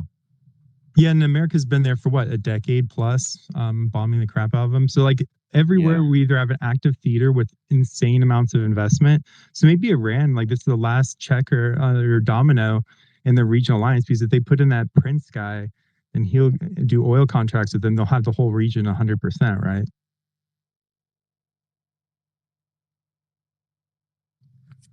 Yeah, probably. I mean, if they take out Iran, but I don't think even if they take out Iran, I just think to try and overthrow Yemen is going to be very, very hard. The Houthis is going to be very hard. But they don't need to overthrow. They just need to get the oil. Like like Syria, they destabilize it. There's a bunch of tribal groups, and the oil refineries are where all the troops are. Yeah, it's a very. Yeah, but they demonstrate they couldn't do it. I mean, the 10 years of the most advanced weaponry. Them and Saudi worked together to take Yemen on, failed considerably. The Houthis continue to gain so much ground. Yeah. And then just recently, after the truce, America was spending spent $1 billion in a month, I believe, if I remember right. It's been a while since I read the article. Yeah. Multiple drones were taken out. Multiple F-16s or 35s were almost downed. To the point where America were looking for an off-ramp and basically agree to an off-ramp that didn't include Israel. So I think we can only base it on history, but history seems to dictate that they've got no chance against the Houthis. But didn't the Americans weren't they happy with this outcome? Because all the corporations still got a lot of the resources, right? They're pretty, if you go to Yemen, a few of you guys have probably been there, but you can't throw a rock and not hit an intel person from one of the 16 agencies. And then the British are there, the French are there, all the European embassies are there. There's an enormous international community there. And they're all representing these oil interests and different mineral interests. So are they unhappy with that situation? I think you're talking about Oman, not Yemen. Yemen. No, Yemen has a shitload, yeah. Oman is on the tip, on the horn closer to Iran. No, Yemen is what I'm talking about. No, I don't know that. Because I've known the Houthis are pretty isolationist in the way that they deal with things. They don't like to deal with for international entities or delegates, or they don't. The region is split though. The Houthis only control a certain part of the region. Might be. You mean the Yemeni, the other government? That's right. And the Houthis, whenever you see a random group suddenly get support, they have some backing, right? It's just like it was with Al Qaeda and all these other groups. They all get trained by us, and then 10 years later it backfires. So if you ever see a group take super control over half a country really fast, it's usually because of funding. And Sudan, for example, across the water, they have a lot of gold in the Sudan, and then in South Sudan they have a shitload of oil, and a lot of that gold goes to Dubai and it goes across to there. So they're just getting tons of gold and oil in these countries that are unstable. When I was a kid, I was in Sudan, and it's still the same. They just had another civil war, brutal. I was there during the Janjaweed taking over, and it's just ridiculous, they're still getting the gold and oil out of the country efficiently in Syria and in Yemen. So what I'm just saying is just because it's destabilized, like Libya, doesn't mean all the oil things aren't running on time. Just put a tweet in the nest. It's a MAGA hat being burnt. People from MAGA are leaving MAGA in their numbers, disgusted at the fact that Trump has betrayed the base for the foreign nation of Israel. That tweet's in the nest. Do retweet, actually. It's good for MAGA to see that there's other people. So if there's MAGA people out there who are disgusted at Trump's action, to see that they're not alone. And there are a number of people who agree with them. Right, let's go to this guy. What's his name? Nisa Novic. Go ahead. You want to hear me? Now is your time, Nisa. You can ask me whatever you want. I'm from Israel. If you want to ask me something about what happened in Israel, you can ask me now. Don't need to. No, I don't want to ask you anything. You request the mic. Because you want to say something. Is that the most Jewish comment of the last hour? I already know what happens in Israel. With the pedophilia, the boom, rape, Tel the Aviv. organ harvesting. I am here. You can ask me all your questions because I'm very special. No, because I live in Jerusalem. I heard the alarm. I thought that was him. But yeah, I thought that was him. You can ask me whatever you want. Listen. Bro. I listen what you say. It's nonsense. You talk bullshit. When are you running away? Wait, let me ask him a question first, Truth, and then you can go. Then listen. This is listen. Just leave the keys behind when you leave. This is my gift to you, Truth. I'm gonna give them to you. Just give me 2 seconds. Listen, Nissan, whatever his name is. What do you call it? Have you heard a song with Boom Boom Tel Aviv? Yeah, I had What do you think of it? good music. Okay, nice music. Okay, so Should be Boom Boom Jerusalem, right? The visuals are even better. look, you talk bullshit. Now I read articles about what Sinwar, the IDF find the letter that Sinwar sent to Nasrallah on 7th of October. He didn't talk about occupation. He didn't talk about nothing. Just Islamic propaganda. It's not about the occupation. He talk about the Islam. Talking about truth takeover, bro. You already had enough, huh? Okay. Totally, Where I you just gonna wanted run to ask him away? about the. I just wanted to ask him about the song. I said, "Oh, this is my gift to you, bro." I'm just wondering where he's going to run away to. It'll be Jordan, Egypt, or Cyprus. What do you prefer? What? Sorry? Said when the missiles start launching at your house, where are you going to run away to? Are you going to run away to Cyprus, Jordan, or Egypt? Nowhere. We win this war. I don't run away. You think you're for going to any- win? But over 60,000 Jews have left. They're scared. This is lie. Oh, it's a lie. I have videos. Yeah, it's a lie. Of course. Yeah, they all said they were going home. Everyone that go out that is between the war now want to come back.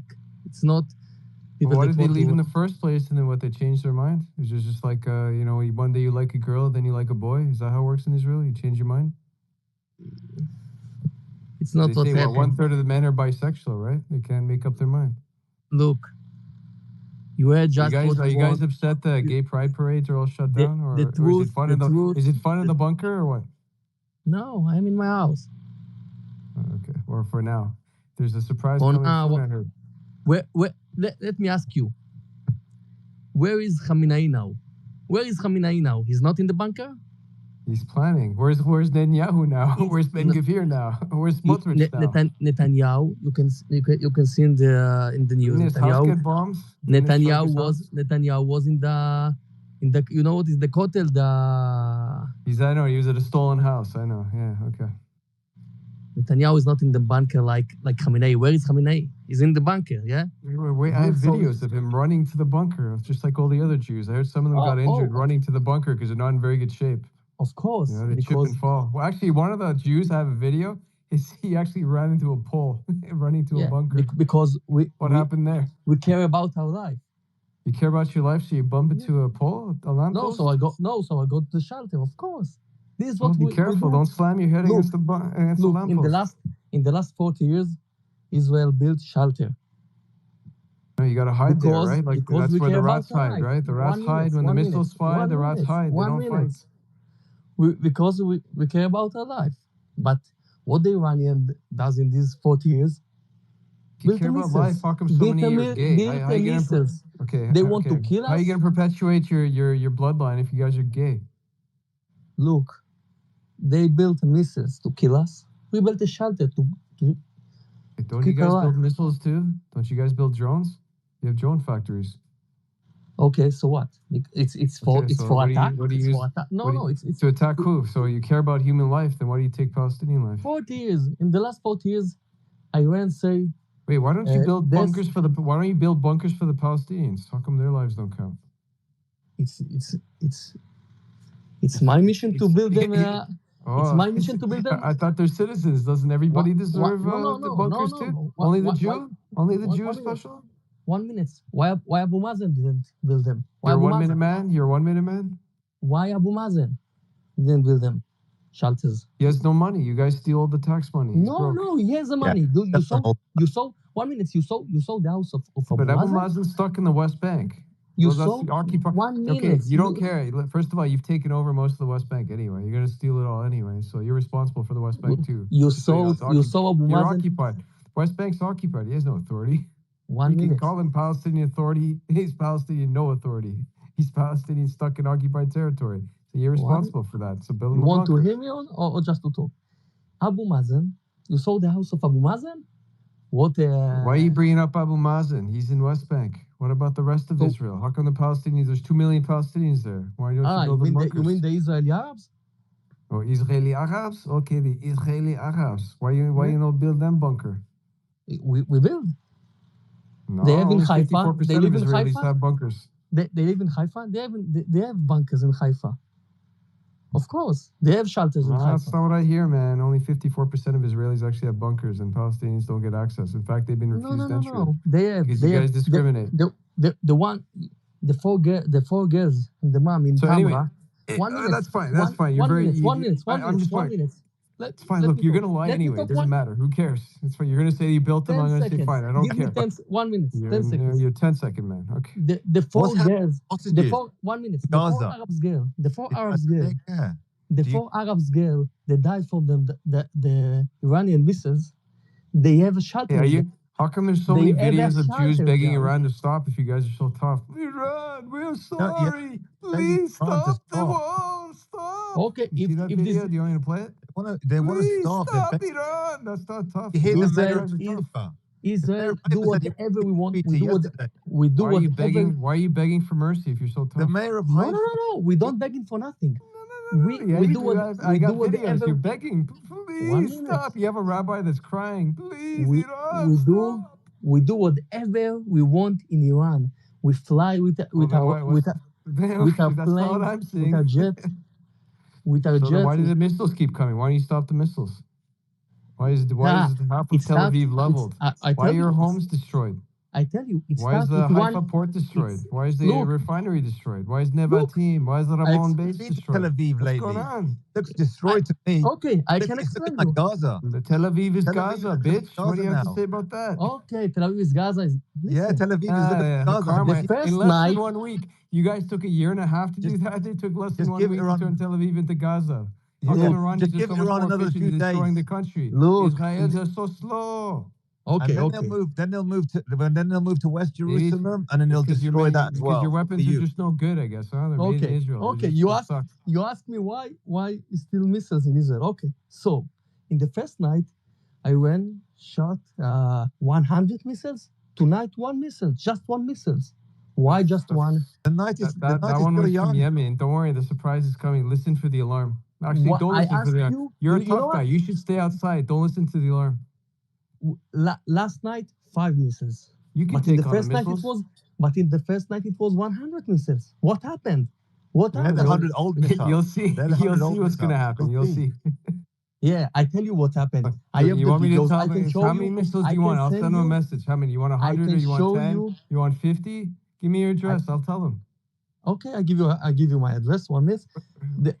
The IDF spokesman, if you want, I can send you the video The that he Hasbro. showed. You're gonna 1 send minute, the Hasbro. video of the missiles in Iran when Israel bombed them. With that Daniel the Agari hair- guy or from whatever, the the one hair. that points to everything. What? Hey, The one who was let- pretending there are Hamas tunnels, meanwhile they're your own tunnels. You That know guy? what? You know what? That spokesman. 1 minute. This one. You know guys what? still believe what that guy says?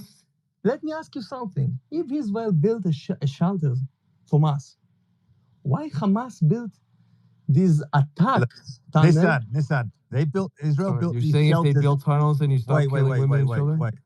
Nissan, Israel built those shelters for sexual purposes, not for defense. We all know that. We've What? seen them in New York. We've seen them all over New York. And the difference is you may even have even stinkier For what? For what? bed sheets and stuff, bed mattresses. That's probably what they have down there in those shelters. Goodness knows, it must be So disgusting. up there. so let me tell you the truth. It's not just the shelters. You have a shelters from the old houses. You have a shelters from the new houses. You have one room in your house that built it from concrete. So you don't need to go to the shelters. You can go to this room in the new houses. You can go to this room. The houses that built in the last 20 years. I don't need to go to the shelters. I have a room. It's called Mamad. Mamad, it's a room that's built from the concrete. You don't need to go to the shelters. So don't tell me why we built a shelter. You like living that way? Not knowing when you have to keep going to the shelter or your special room, your jerk off room, whatever you do there? I like my house. I like my Not a good way to country. live. You're in the middle watching your gay porn and then you got to run to the room. Look, Sucks, I, doesn't it? I like my house. I like my country. I worked with What, Arabs. what counts as work in Israel these days? What Croatia? kind? What you working at a checkpoint? So you go harass little girls, sexually assault little girls? Does that work for Yeah, you? yeah. Okay. Which country do you like? Yeah, Is it yeah, Serbia You're or not Croatia? denying it. I work with Arabs, and all of them tell me, I don't They're want to live in Palestinians, not I Arabs. don't want to live in a Arab country. I love to live in Israel. You're living So in an Arab country. You're living in Palestine. You just call it Israel. It's Palestine. There's no such thing as Israel. Palestine is the name No of one recognizes Israel. 140 countries say Palestine. Yeah, what's Israel? Okay, so call it however you want, call it. But We don't want to look. We don't want you to talk about what you know the stuff that you talk about with your when you go out on a date. All right, with whoever it is that you go out with.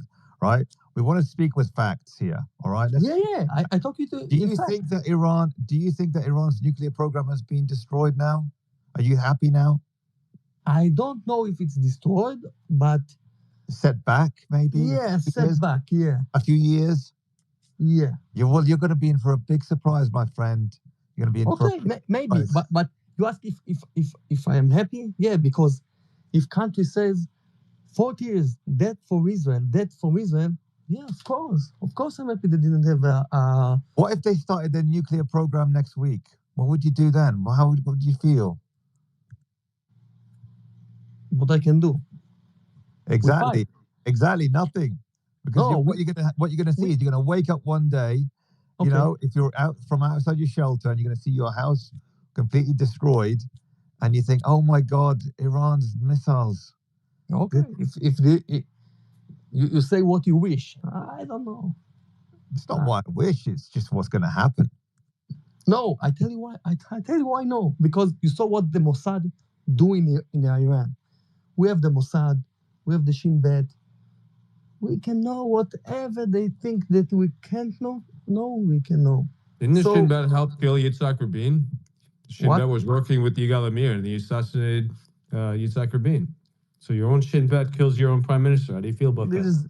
This is propaganda. This is not. It's propaganda. You believe a 21-year-old kid just shot your prime minister? You think he did that on his own? You don't believe Shin Bet was involved? You saw people that try to kill Trump. Yeah, of course. Hey, that's you people. Isn't that anti-Semitic? That's Jew on Jew crime. Why are Jews killing each other? What's going on? Why some Arabs kill some Arabs? Why Iran? Jews are special. I thought Jews are the chosen Why ones. Iran? No. Let me ask you. Why Iran fight with Iraq? It's Muslim with a Muslim. What happened? Because the U.S. installed a CIA agent in Iraq and then told them to go invade Iran so they could steal the oil. That's why. Steal the oil resources. So why do Jews kill other Jews? Why do Jews kill other Jews? Is it for shekels, or is it because he wouldn't give it up? Look, why Iraq fight with Kuwait? Why? I can ask you, Christian not fight with Christian. It's happened. This is human being. You guys start all the wars. That's why they fight. You start the wars. We start the wars. Yeah, you start all the wars. That's right. We go and invade. You go and you lie. You cause invasions. You guys drafted, for instance, the Clean Break memo and then PNAC to go and invade 7 countries in 5 years. When you say you, 1 minute when you say you mean the Jewish? The Jews, yeah. Yeah. Okay. Listen, when you divorce your husband... I mean, Richard Pearl was a Jew, right? David Wormser was a Jew. Doug Faith was a Jew. Paul Wolfowitz was a Jew. Yeah. Bill Kristol was a Jew. Robert Kagan was a Jew. These are all Jews that wrote memos to go and invade other countries. So the Jews start the wars. Yeah. You write the memo. The problem is you go and tell everybody about it, and then you're like, oh, why do you blame the Jews? Yeah. Because you keep telling everybody. No, okay. The problem of the world is the Jews. This is the problem. Without the Jews, the world would. Without the Jews, the world's a better place. Yeah, I agree. There's no more usury. There's no more degeneracy. No more LGBTQ. Yeah. No more, sexy time between men. Life is better, right? Man, woman, as God intended. Why are there so many faggots in Israel? Can you explain? You use now in a cell phone or in a computer now? What do you care what I'm using? I'm just asking you a question. Why are there so many faggots in? Why are there so many faggots in Israel? Why are so many homos in Israel? Why? Why you like touching other men? Who invited all these? Why don't you like women? What's wrong with you? What? Why don't you like women? How come there's so many faggots in Israel? We like women. Why not? We like women. Why not? Lesbians like women. Why gay men like men? Why are there so many gays in Israel? I'm just asking. They say that Tel Aviv's the gayest city in the world. Israel's the gayest country in the world. Why? I can tell you why. Is there something in the water? No, because because in our part of the religion. Because in our country you kill them. Yeah. But all the straight men died because they went to war, so there's just faggots left. Is that what you're saying? I'm confused. You said America. You said America and Europe kill the gays, and so they go to Israel. Oh, he's gone. It's good to ask him about his lingerie collection, but he left. He's wondering what colors he likes. Truth, like, listen, not on the space, right? Whatever you into privately, that's I don't need to know about. I don't want to know about that collection, but. Well, I mean, Solomon, they publicized it. It wasn't. Yeah, but I don't want to know about put up TikTok I don't videos. want to know about his lingerie collection. Why do you want to know about it? Right, Margaret. See if it's for him and his boyfriend. Margaret Trump for spotters say it's just an airstrike. Trump hasn't taken us to war. Let's look at that. This tweets the nest. America supplies bombs to Israel to launch at Iran. America sends billions to Israel to fund the war. America supplies missile defense systems to Israel. America actively intercepts Iranian missiles. America launches B-2 bomber airstrikes on Iran. America assists Israeli air superiority in real time. America provides live intelligence to Iranian targets. America stations U.S. warships to back Israeli strikes.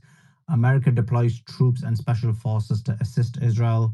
America enforces crushing sanctions to cripple Iran for Israel. America provides emergency weapon shipments for Israel. America provides air refueling for Israeli jet strike in Iran. America expands U.S. military bases aimed at Iran. And America launches cyber attacks on Iran's military systems.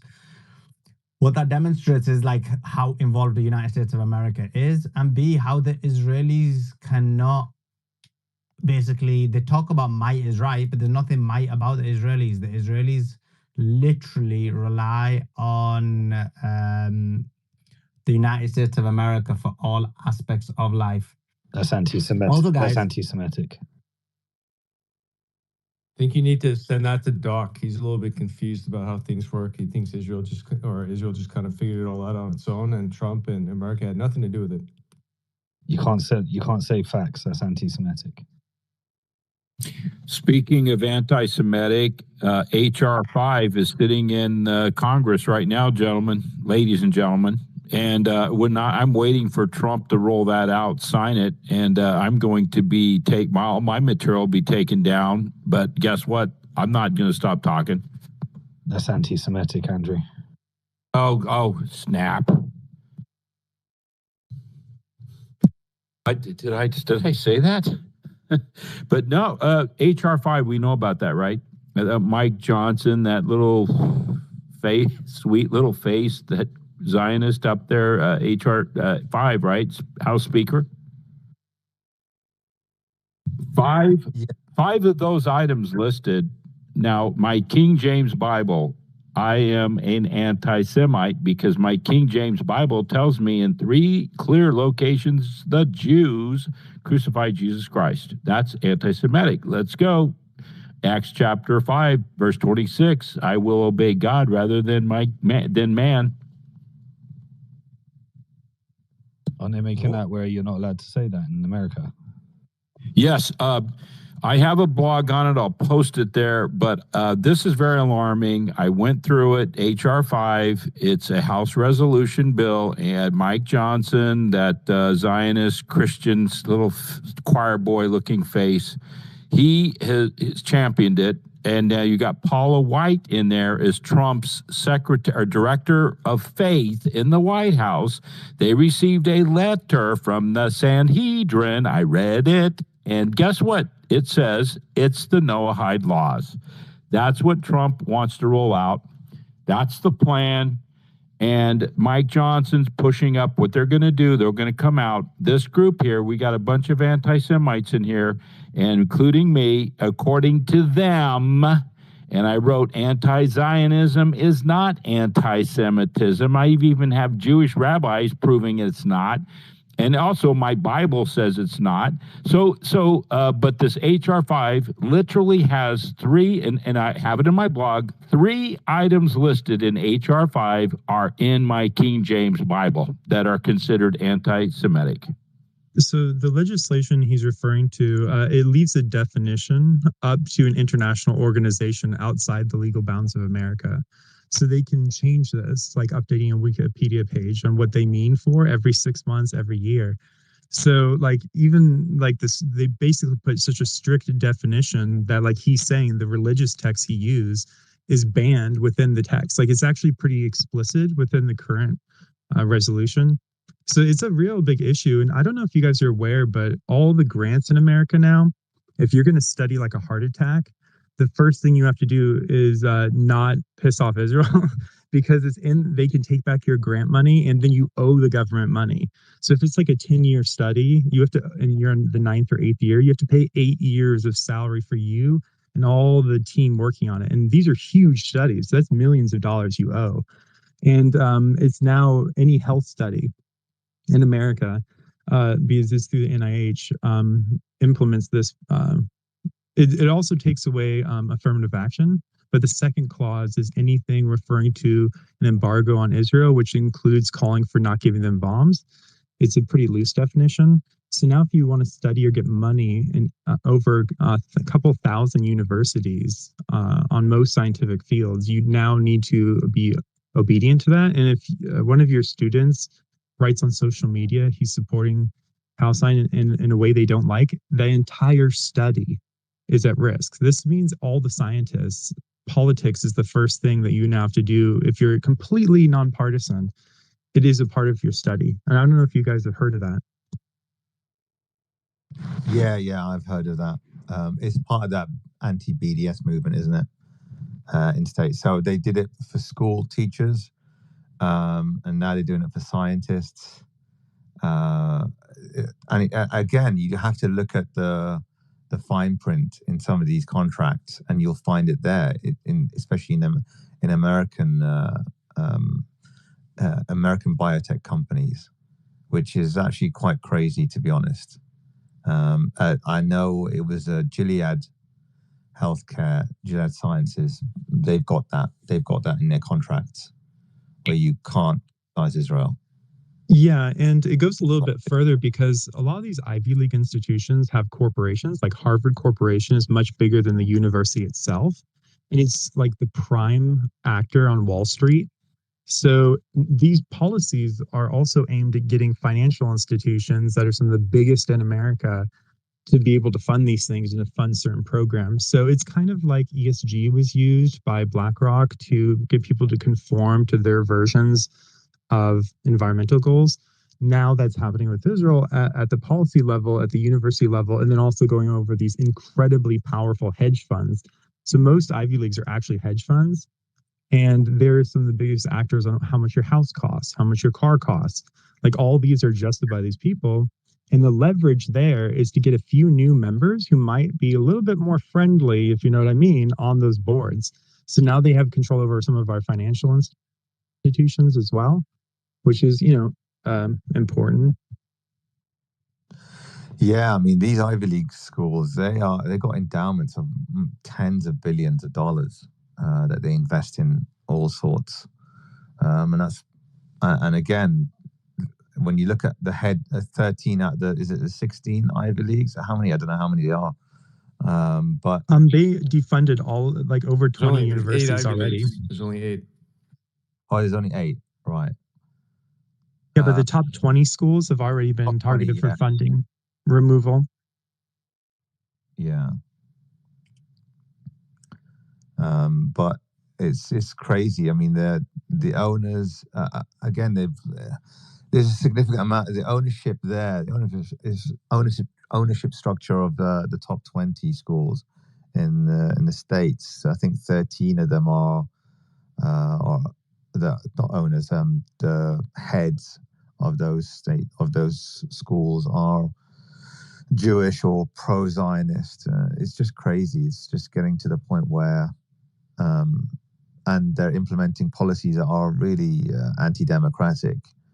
Whereas the bedrock of, we all know that the bedrock of American universities has been the fact that the freedom of speech, the First, Second Amendment rights, etc. So, yeah, again, a lot of the peaceful activism that's happened in the United States happened through these universities, but now they're shutting down. I don't think Trump accelerated, but I think even Kamala Harris should have done something similar, although a lot less sort of in your face, a lot less obvious, in my opinion. So both sides. I mean, you heard Biden at the time. He was trying to arrest them. They said we should arrest these students. We should arrest these universities. And obviously, they put pressure on. They removed. Is it the Columbia University head that they removed? That was Harvard. It's Harvard, was it? Okay. The Columbia University president did turn over as well, though. But real quick, it is, depending on where you look, it's either 5 or 6 out of the 8 Ivies when the president's office are Jewish. So I just figured I'd throw that in there. Yeah, it's like whether it's the universities, you know, the NFL or whatever it is, you know, or the top hedge funds or the top banks. It's just crazy. They're all concentrated. Yeah, it's just a coincidence. That's just a coincidence. I do delineate between Jewish and Zionist, obviously, right? So Yeah, these yeah. institutions, right? I mean, there's obviously a lot of people that are getting arrested on the same campuses that are Jewish. So like, and they're getting hit by these policies. So they're on both sides of this thing, the population. So at the end of the day, what's important is that also the National Guard is what 50% of the troops come from in these wars, and they have anti-BDS legislation in like 26 states. So the National Guard has to be sent to some of these conflicts, because if you put something down saying, hey, we don't want to send like Alabama's troops to Iraq or whatever, or in this case, Iran, you can't do that. You can't introduce that because of the state laws that go against the freedom of speech. So even though they're technically federally illegal, it's kind of like with cannabis at the state level in California, it's legal, but federally it's not. They've done that with sending troops abroad. So now we have to send these freaking kids who aren't even trained for special forces or anything into the front lines with some of the least funding and the least training. And so that's a big part of this equation. Yeah, I mean, you're more likely to United States are more likely to attack Canada than they would ever attack Israel. It's just crazy. Experiences. Do you want to jump in?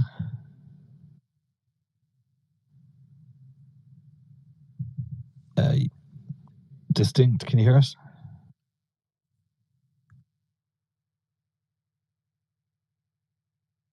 I think your mic's not connected.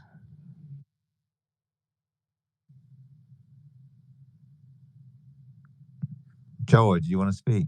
Well, Distinct connect. Yeah, sure.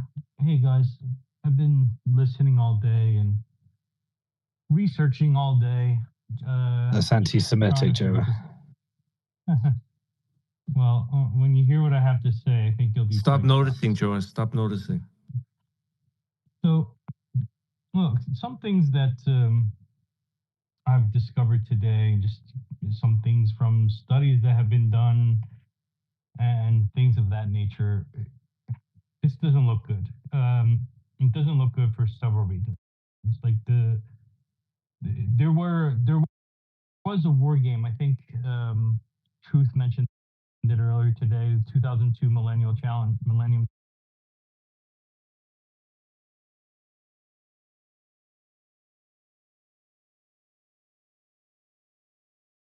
Mightiest army in the world, but when it comes to asymmetrical warfare, they can't win. Iran can use $30 million worth of drones.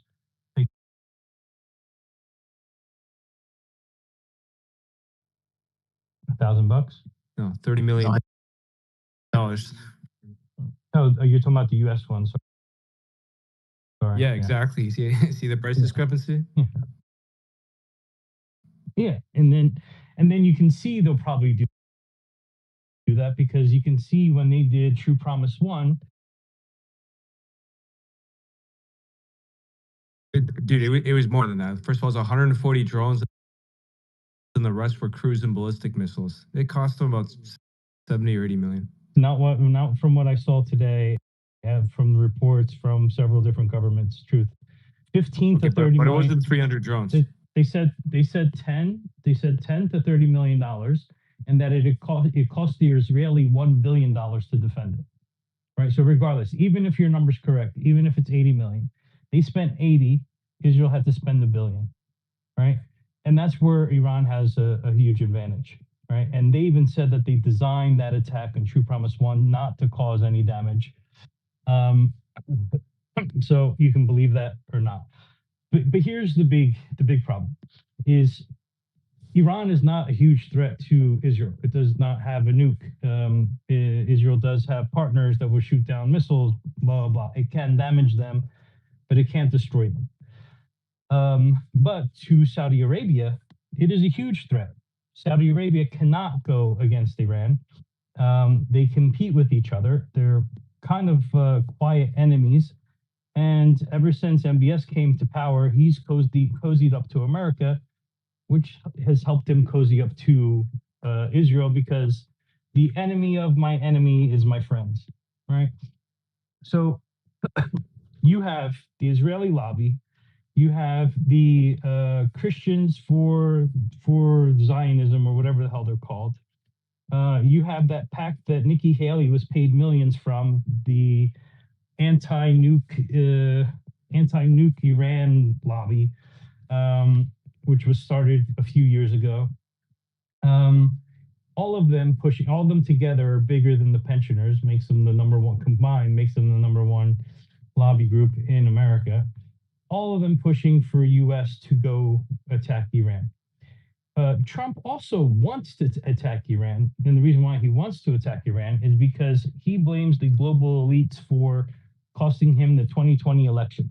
So he's cozying up with the deep state, the war hawks, the ones that want us in war. Why? Because he needs some elites in his corner, and that's why you don't see a lot of banks going to his thing. You see technocrats in his office, right? Because he needs the money, he needs the influence.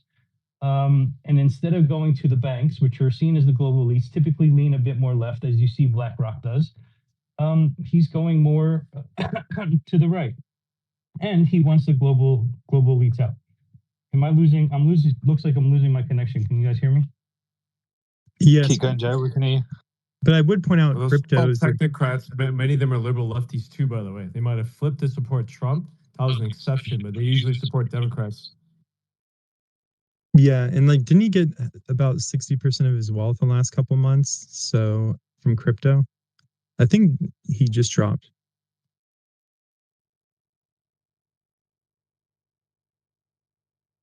But yeah, do you think crypto plays any role? Because I mean, banking, traditional banking, aren't they heavily leveraged into crypto? So when crypto funds a political candidate, doesn't that kind of give a lot of international banking a blessing, because they're heavily into crypto, right?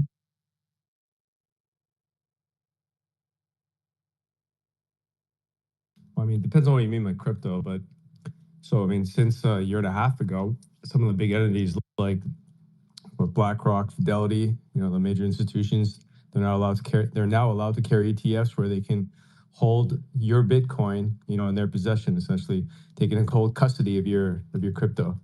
So they can now, essentially buy and sell within that ETF, capture gains, et cetera, and trade within it. So you passed off the rights to your crypto there. So yeah, it's not so much that they're heavily invested, but BlackRock was accumulating Bitcoin for a while. That's true. Yeah, and early on in crypto, like one of the financial institutions, a lot of their secret little books is they have crypto on the side of a lot of their investments, the individuals themselves as well as the institutions. But you're right, over the last year and a half, there's been a lot of laws that have allowed them to leverage like marketplaces as well as directly owning the currency. So I'm just saying is like, if that's one of your main investors, which crypto was, and you can see with like Palantir and how like a bunch of people, the administrations are Palantir, the vice president is Palantir, the Intel people are Palantir. They're getting juicy contracts to make a central OS of the system and, surveil everybody. That's also super, super important in this administration. And also the intel they get on the ground for the drones in Israel, a lot of what the evaluation on the battlefield of how amazing Israel's doing is coming through them, right? So like they're a part of the decision-making process, are they not?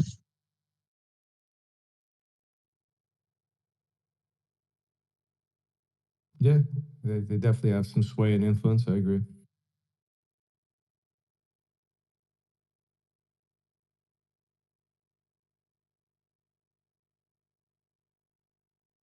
So what do you guys think can be done to like make this better? I keep coming back to that because for me, it's always about the solutions because I know the problems are going to come. These are all predictable. A few years ago, a couple of people on this stage probably predicted this, right?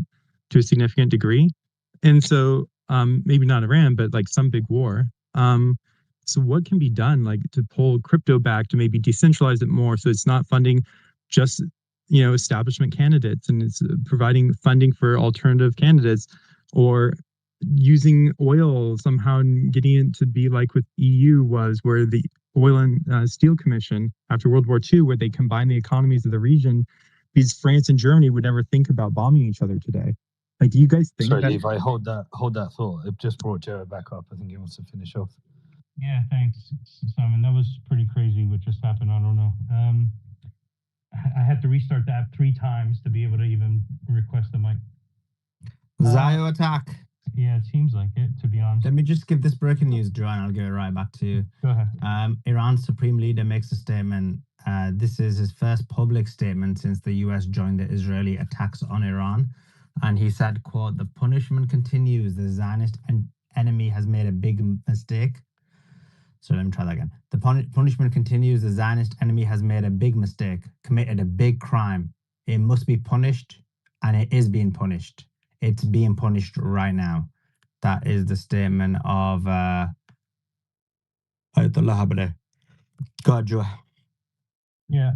So just to continue, so you have Israel, the Israeli lobby wanting us to go into Iran. You have Donald Trump wanting to go to Iran. You have Saudi Arabia and Qatar and all their other Middle Eastern countries that are funding Donald Trump and giving him money, wanting us to go into Iran.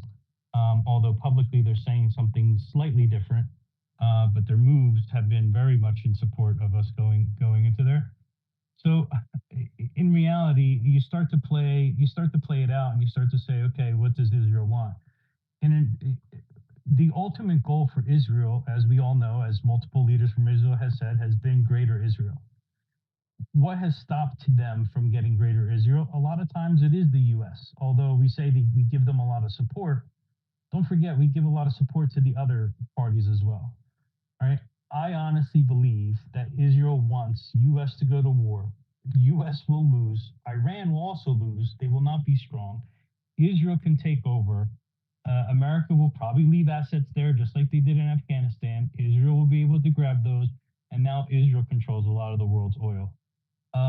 That's when the world, and that's when the prophecy starts to come true, that the world turns against Israel, and that's pretty much the end. It sounds like a really crazy theory, but when you actually go through what a lot of people who teach, geopolitics, a lot of the studies that have been done, a lot of the things that are working together behind the scenes. Look, we've always done regime change. Regime change requires 3 things. One of them, we start to bomb first, then we use propaganda. I don't think those things are going, and then we fund some of the minority groups in the region. I don't think that's going to work as well as it has in the past because no one believes CNN anymore, or very few people believe CNN except for the boomers. We already bombed them. And Iran's a bit different when it comes to the minority groups. They all see themselves as Persians. They don't see themselves as completely separate. They have very large historical ties. I honestly believe before Trump is out of office, we have boots in the ground in Iran, and things will not look good, and Israel will be taking advantage of the fact that America and Iran are both losing. It's a pretty scary situation. And I don't think, Simon, to be honest, I don't even think crypto plays into it, except for the fact that you can get off the dollar, which is going to tank. And if anyone wants access to all the research I've done, which is probably like over 120 pages, I'd freely share the research, but you can check it out for yourself and make your own decision. I put it into like a notebook LLM, so you can ask me questions.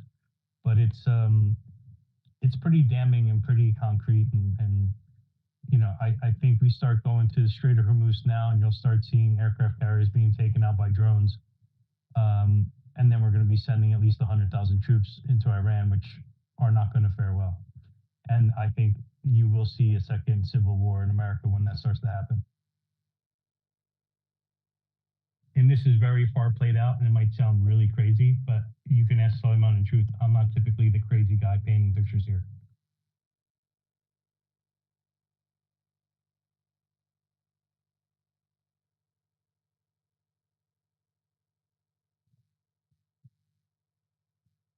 So, what was that? Sorry, Joa. What did you make? You said it was some kind of LLM program? Yeah, it's Google lets you put in all your research into like a single LLM, and then it only pulls the information from the LLM. Google, the single biggest machine in history that can change political elections in 180 countries. Yeah, we'll trust them. I was joking. But they can change elections by 20 points from India to South Carolina. But so that might affect your results slightly. But have you ever tried another LLM, perhaps? Levi, it's different. This LLM is only uses the source that you feed it, only uses the material that you have. Any media can sway elections. Google happens to be one of the biggest, and it can no longer do that now that Google is on the downturn. That's why they just increased rates for all people who have Gmail, because they're losing money out the ass because of everyone starting to use AI and for search instead of Google. Yeah, they definitely still do it. I was just in the Indian elections a couple months ago, like some local stuff, and they were deleting any of the candidates that disagreed with like Californian social ideas, if you get what I mean. Like they just wipe you off. The people don't even know you're running because Google's used in India too for any political stuff. They can push the information of the candidate they want to anyone they want. Yeah, and then they decrease people being able to find you. You're like on the 40th page, they don't like you, and nobody looks on the 40th page or past the first page really. But I get what you're saying, and it's what you're basically saying is it's like an offline LLM that you can use, like a GPT. Yeah, that's fine. That's cool. The problem is that just some breaking news. I'm seeing that there's interceptor missiles launched over Elia in Israel. So some interceptor missiles have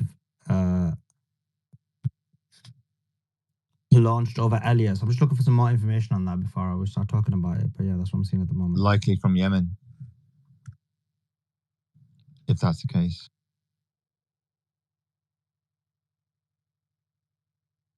I think the problem with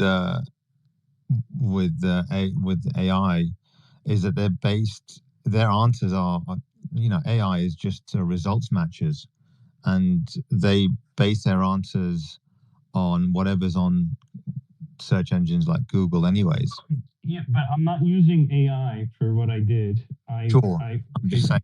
It's different. There's something called Notebook. Yeah. You put in your own source of information, and that LLM can only use the information that you give it. Yeah. I mean, it's based on the data that you provide. Exactly. I'm saying that for ChatGPT, I'm not talking about for your work, but generally, it's just if we're going to be replacing Google with things like ChatGPT or Claude or whatever, where is the data coming from? In your case, the data is from you, and you researched it pretty well, which is good. But where is the data going to come from in the future if no one's going to be using these search engines? That's true. People still write articles out and things like that. Yeah, and it tries to do somewhat of a good job, but you're right, they are biased. I mean, if I go in and I ask Grok, for example, and I've done this and have the link where I say, who has started the most wars in the Middle East, or who has started the most conflicts in the Middle East, it'll say Iran. If I say no BS, be unbiased, it'll tell me Israel, right? So it really depends on how you prompt these things, right? My biggest worry about the statement I made earlier, which I know people... Ask what the age of consensus in Judaism, see what you find out. My biggest worry is if Americans don't stand up as soon as you start hearing talks about us sending troops to Iran, I think we're done, right? And that's what I want to make really, really clear. And a lot of people are like, "Oh, we're not going to send troops. Trump is the anti-war president." And you hear people always saying, "Oh, we only sent planes. He didn't start a war." Watch. Give it. This is not going to go quickly. This is not going to end in 2 months. You'll start hearing about us sending troops over there. And if American people don't act fast enough, we're going to get fucked. We really are. And the American people, not because of the military, but because world power will shift because of it. Yeah, and does Yemen, really quick, does Yemen have the ability to send over any missiles? I mean, I know they tried like 1 or 2, but like, is that an actual component to this conflict that they'll also be able to lob over a bunch of missiles, or is that not in their capacity? Yeah, they've done it before, and drones too. Oh, okay. So like, but like, how big? Like, is it substantial? Like, they could actually like make a difference, or symbolic? They're more like the wife. Yeah, but they're more like the wife throwing plates at the guy that her husband's fighting than the guy fighting. Do you know what I mean? It's not. So it helps? Causes some damage, can hurt them. It helps, but it's not like significant.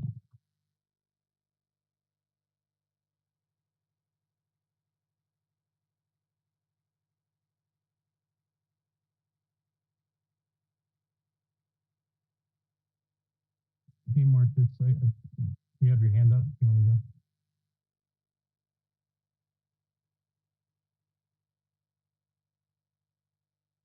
Yeah, I was just waiting for somebody to go, but I do have another point on that issue, which is that, as you guys have already said many times in this space, and I think it's bears repeating, and we should probably repost it too, because it's getting a little bit lower. But yeah, we repost the space because this is a great conversation with you guys here, and this is the only place you can go on X right now and actually hear different opinions. Well, we definitely, on this group right here, we have a lot of different perspectives. And what I was just going to say really quick was just that Israel, with its missile capacity, I think everybody knows on here the math is bad for Israel, because there's no way, if at a 7-to-1 ratio, what is it per missile, both the cost and the availability of them, like at a certain point in the next week, they probably will need America to step in, right? Otherwise, they just can't defend themselves because they won't be able to run Iron Dome. I mean, the hypersonics can get through anyways, but I'm just saying, like, instead of 10% getting through or 5%, it'll be like, 80% plus, right? It was just a sea change in the battlefield. So are you guys just expecting everything to ramp up in the next few days?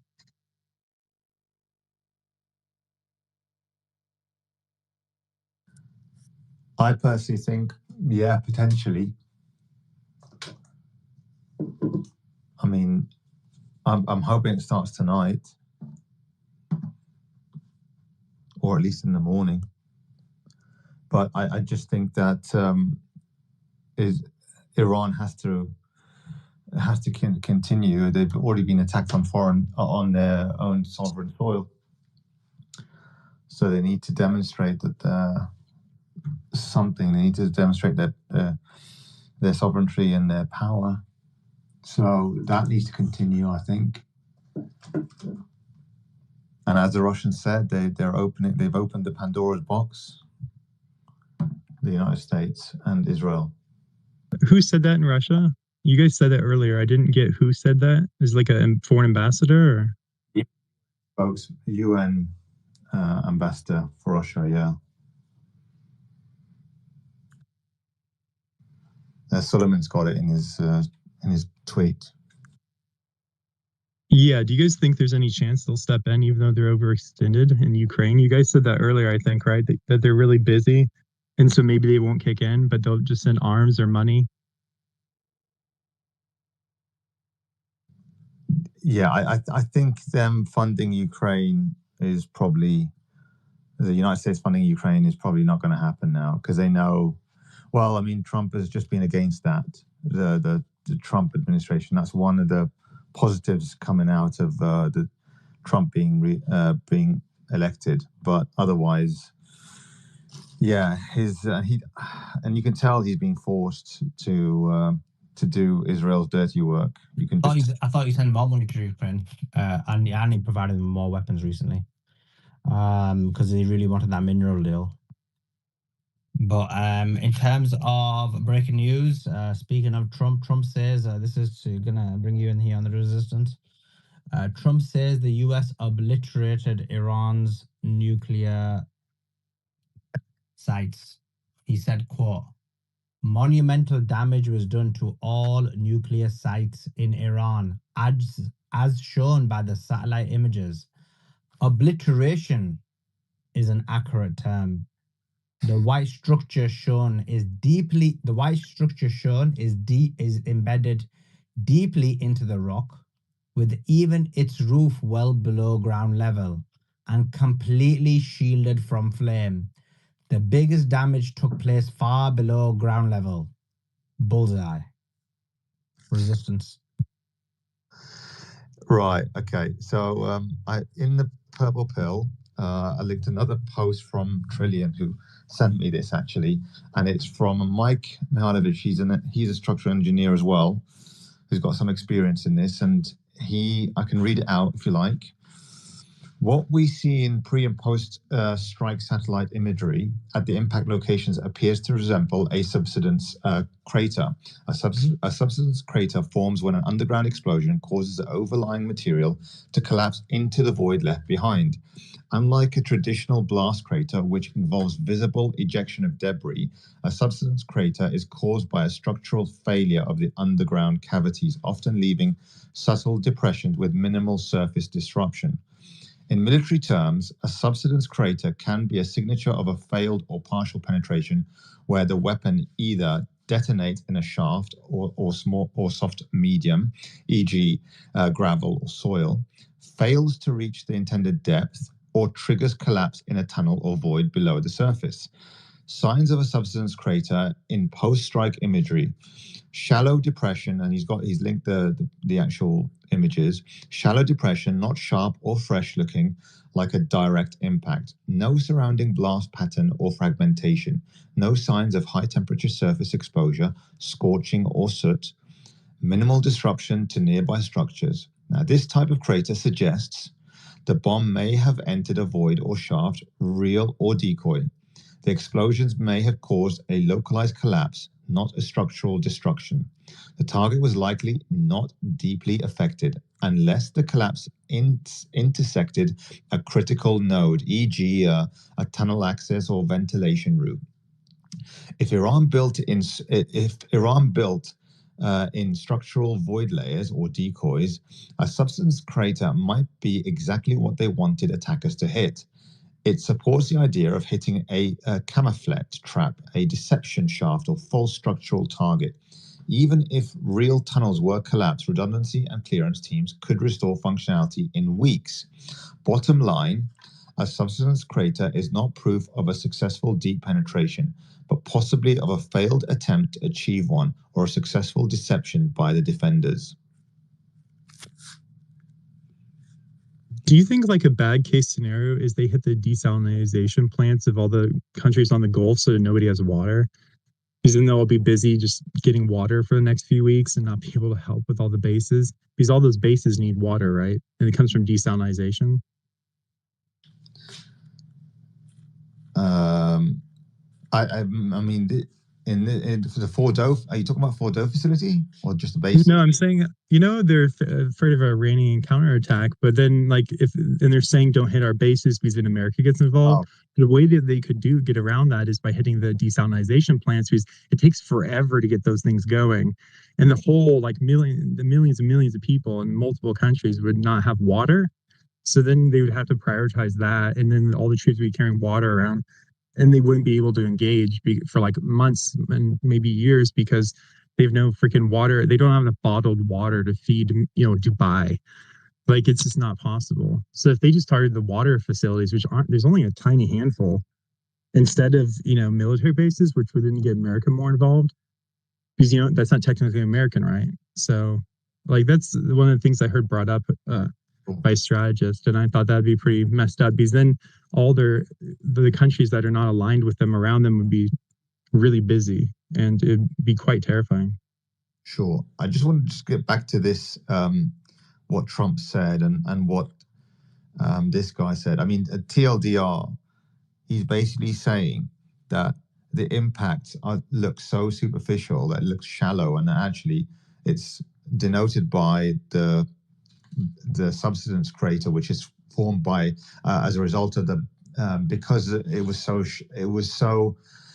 shallow that it looks like it was already backfilled at the top of the backfilled by the dust by the explosions that it created from that shallowish type penetration. And so that's why you see this sort of crater formation, which shows, because it's quite, if it was really, really deep, you'd see a much larger indentation and likely a much deeper hole, but actually it's actually been filled in. The backfill has been all the way to the top. And so you get this subsidence type crater, which is basically what I said, in the sense that, these structures, the 6 puncture holes, which obviously they join together, the 3 puncture holes in each site, so you've got 6 in total. The 3 merged together as a result of the blast of each one, because they were right next to each other, and because it's shallow, because they didn't really add, they weren't adding deeper penetration to one another. They were actually indenting into the actual mountain at the same level, each of them, all 3 of them, for each site. And so it was a shallow penetration. That's what caused the shape of that crater, which causes because of the explosion type, the ash and the exploded rock in the sedimentary layer, there's only one way to go, and it just goes up, and then it just goes all the way, goes up through the hole, shoots, and falls back down again, and creates this shallow sort of indentation, and this sort of subsidence layer. And so that's what you're seeing. So I don't believe if there's another sort of explosions expert that can come on, and if he says something different, I don't know what. I doubt that they would say something different, to be honest.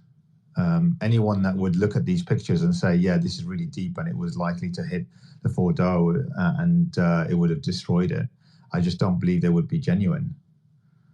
Just looking at those satellite images.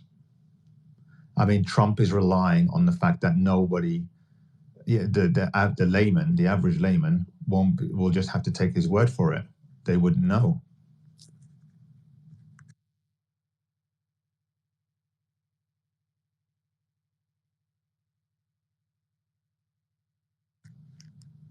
So with regards to that, again, just Trump is just doubling down. But I think everybody knows. I think that is, the intelligence community knows that they didn't do anything, and the Israelis definitely know. I mean, it's already coming out in the media, in the Israeli media, saying that they're lying to us. There was a post on the Telegram from channel, I don't know what it was, an expert from channel, they brought in an expert who said that they're lying to us and that it hasn't been destroyed or damaged. And these aren't the photos they would use if they want to show the damage. As of 10 years ago, they have a new technology for nuclear stuff detection they use in shipping crates, muon tomography. And with like 10 sensors they could use, they could see through and get a high resolution image of all the materials in the room and all the different people in the room. And so like over a 2-week period. No, so. Yeah, there is that. Yeah, but this is probably 700 meters. I don't know how you can go 2 miles with muon tomography. Okay, yeah, potentially. That's true. They would show it if they did have that penetrative capacity to identify the structures within underneath the actual mountain ridge.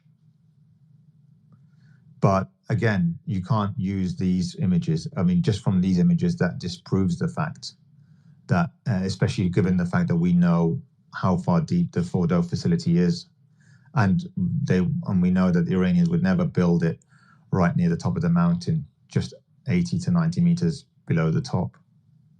It makes no sense. So yeah, part of the reason they wouldn't show those photos is it would confirm that they don't have a weapon. So that's another reason why you wouldn't want to show those photos. Is if like your whole reason for attacking is that they have them, and then your photos show they don't. Like that's probably not good evidence. So yeah. yeah, I don't believe that's. I don't even believe 30 or even 50 GBU 57s would be able to penetrate through that mountain towards Fordo. Only because I've heard people like even Scott Ritter who said that they had to literally drop something like 50, or not bunker busting bombs, but similar to a mass ordnance penetrators, and it still didn't even penetrate deep enough within. He said it still didn't fully destroy it and didn't penetrate a few floors below the ground level. So, and that was in Iraq, he said. We were doing that. So the US Army was doing that. So I don't know. But it doesn't sound like these non-nuclear conventional weapons or bombs would be destructive enough to damage the Fordo facility. Do you think they'll use chemical weapons to get down there? Why would they use chemical weapons? Oh, as in like they go in and if you drop chemical weapons or biological agents, I mean, you can get in there, it just spreads through the people, gets down there, it gets through the ventilation systems. Yeah, but they would have been evacuated. No, I meant when attacking. Yeah, I know, but the people inside would have been evacuated. No, they're dead. No. So they would have already been. So it's already been clear. There's satellite images show that they've already evacuated. Oh, right. So that's no. I'm just saying, like, I'm not saying that they used it. I'm saying, like, in the future, as this gets to be a full blown war and it goes to Iraq or the direction of Libya over the next few weeks, months, why would they take that off the table? I mean, they don't play by the rules, anyways. Blown war, they're not going to resume their nuclear program during a full-blown war, knowing full well that it still will be a target again. So I don't think so. They'll only resume that during peacetime when there's a permanent ceasefire. So I don't believe that would be, and biological weapons won't be an option. I don't know why it would be, because you're not really attacking the structure. I mean, humans are replaceable, scientists are replaceable. And then you can just decontaminate the area, even if you found them all dead, if that was even a successful operation. So it doesn't sound like you really have to. I mean, again, the whole idea of bombing destroying a facility such as Fordo, knowing that Iran has the capacity to just build another one, you're probably just delaying it back a year at most, I'd say, given how important the nuclear facility is to Iranians and the IRGC for their medical purposes and energy purposes. And if they built 3 already, they could build another one. If they destroy, they can build them in quick time. They can build the centrifuges. They can build every those reactor facility. They can build and manufacture in-house within Iran. So nothing has been like, it's not like they relied like previously, a couple of decades ago, they relied on German Siemens type Siemens centrifuges, and then Siemens was pressured not to sell Iran any, and so they went back to the drawing board and built their own. It's not like that. Now they build their own, so everything they do is sustainable inside Iran, which is great for them. So you can't remove that capability anymore. It's again, the technology, the information, the blueprints, the plans, that's all in some central server within the Iranian military, and probably decentralized to some degree, in the sense they got several servers of those scattered all across and not connected to the internet. Yeah, I know it sounds a bit naive asking about chemical or biological weapons because they're not often used in these theaters and are not really on the table for a lot of military options. It's just that they still have a bunch of shit left over from either the Iran-Iraq war, They've, done a little bit of things in Syria, a little bit of things in Yemen with them. So I just brought it up as like a edge case scenario. I realize that that's not likely to happen. I hope not, for everybody's sake, because that's a ridiculous level of escalation. Because as you pointed out, it's not necessary to actually stopping the thing or to actually getting results. So yeah, I just figured I'd point it out just because there's a history of that in the region. Like I said, you have to have the Libya model where you actively you regime change and then get them to basically you go in to Iran and dismantle and destroy everything, take all that information out, all that pertains to their nuclear program, everything, rip out all the servers, identify all areas where that information is stored, all the plans, blueprints, etc., and destroy it or take it with you. And obviously you've got a different regime government and get some idiot like that, Prince Reza, whatever, Pahlavi guy, and tell him never to do anything like that ever again, and just be the puppet servant. And that's all you need to do. That's how you would do it, because as long as that IRGC are there with their whole parliament type governance model that they have there, then you're not going to be able to militarily destroy or remove that nuclear program, the civilian peaceful nuclear program. So everything that they try to do just won't work. The best case is destroying those facilities and setting them back a year or two at most, if that is the case. But they can't even do that. Do you think they'll pull the classic American coup thing where they'll put in the prince and then just leave the nuclear thing there? And like it completely defeats the purpose of what they said was for the war? I think when it comes to nuclear, I don't think they'd take the chance. I just think that with nuclear, like they'd just do the Libya model, because they don't want them to have nuclear, because the prince, they can have another revolution there.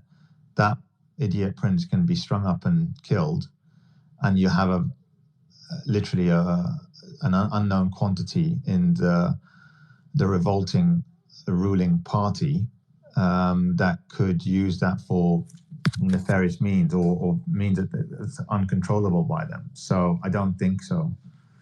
Not when it comes to nuclear. For other things, for other technologies, yeah, sure.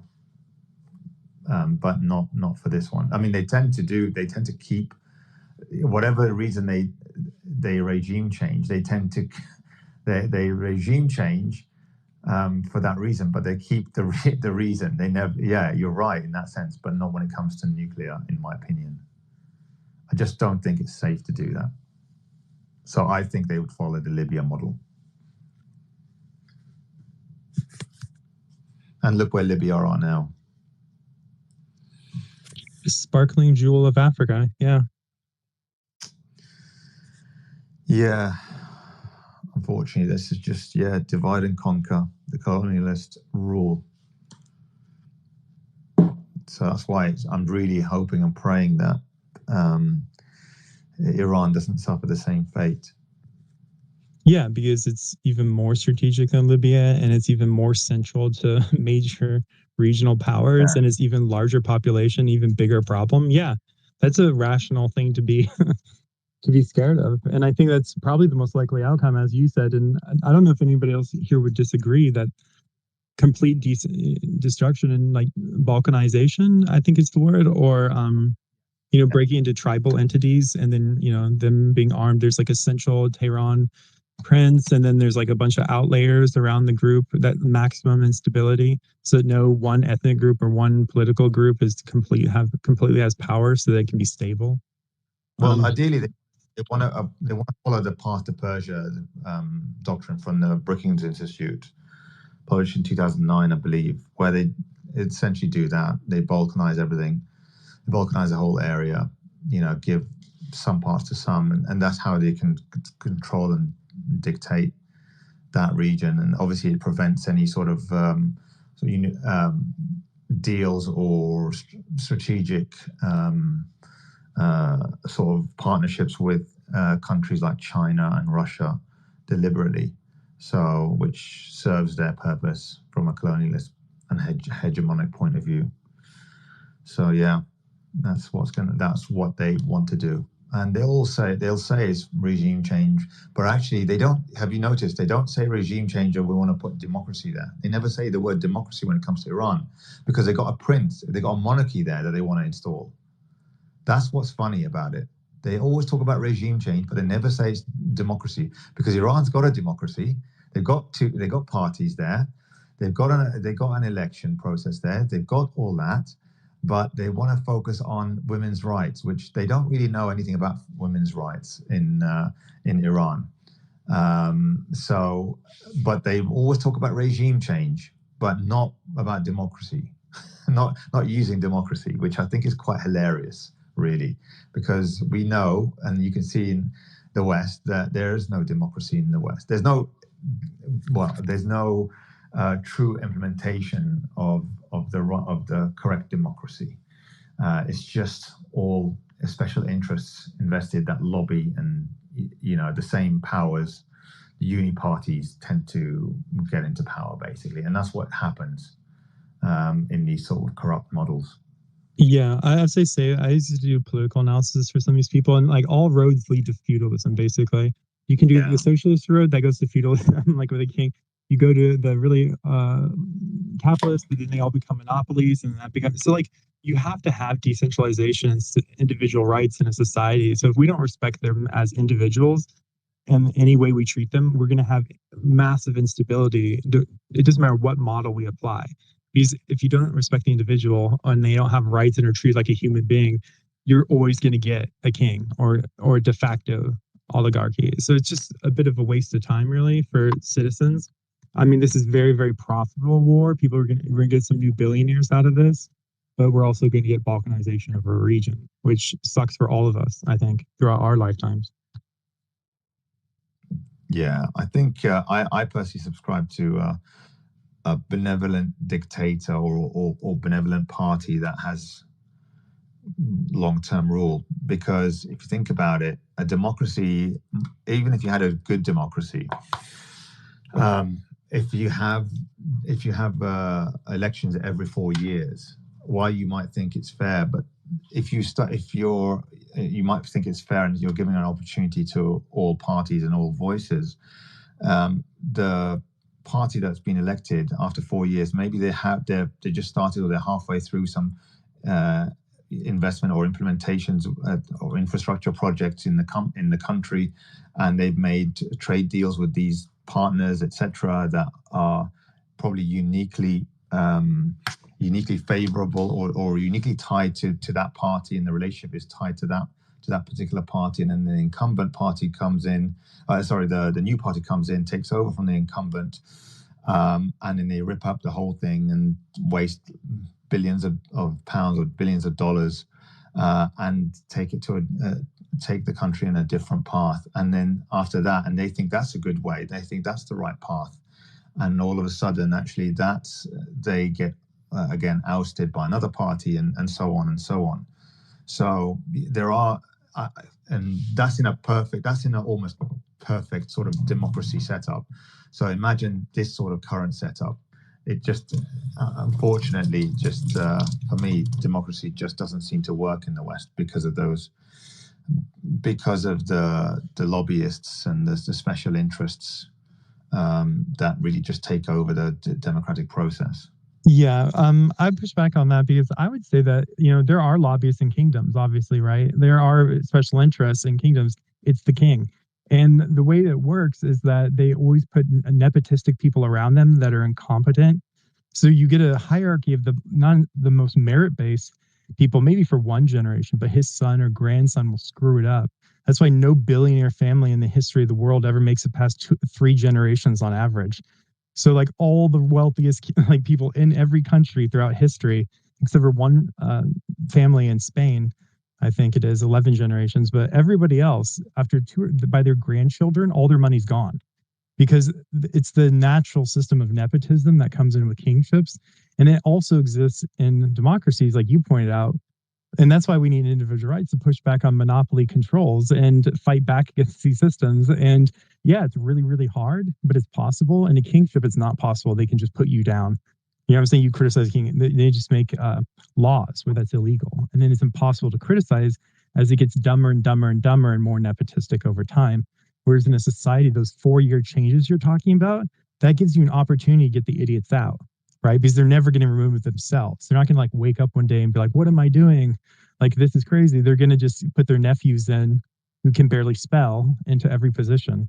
And that's what you see in every monarchy in the world, right? There's no 3-generation monarchy that doesn't go bankrupt. So talk about monarchy. I talked about benevolent dictator or party, like for example, Putin or like the CCP. Not necessarily the monarchies themselves, because I know, yes, you're right, nepotism leads to destruction of the actual country itself, because obviously you can't guarantee the king or the queen might be great, but then their offspring might be terrible, and that's true. So that's why having a model where you have a benevolent dictator, but it's not tied to any sort of nepotistic sort of pathway to leadership, and that's what I would subscribe to if it was me. I mean, look, you can't get worse than some of these models that we have here in the West, where especially the United States and Britain, the moment there's any half decent candidate, they're always ousted. They never take them. They always have to be compromised so that they can be controlled. Yeah, but if you look at the average wealth and well-being of citizens in Australia, Britain, America, Canada, it's much higher than any of the kingdoms, except for the Gulf Arab states, which are subsidized by foreign powers who do their security.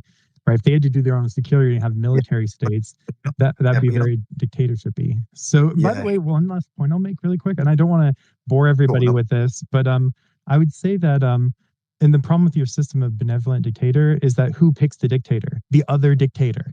So like, this is not like a merit-based process. It'll have the same problem as a hereditary kingdom, because you have incompetent picking. He's not going to pick a guy who's going to ruin his legacy and be better than him.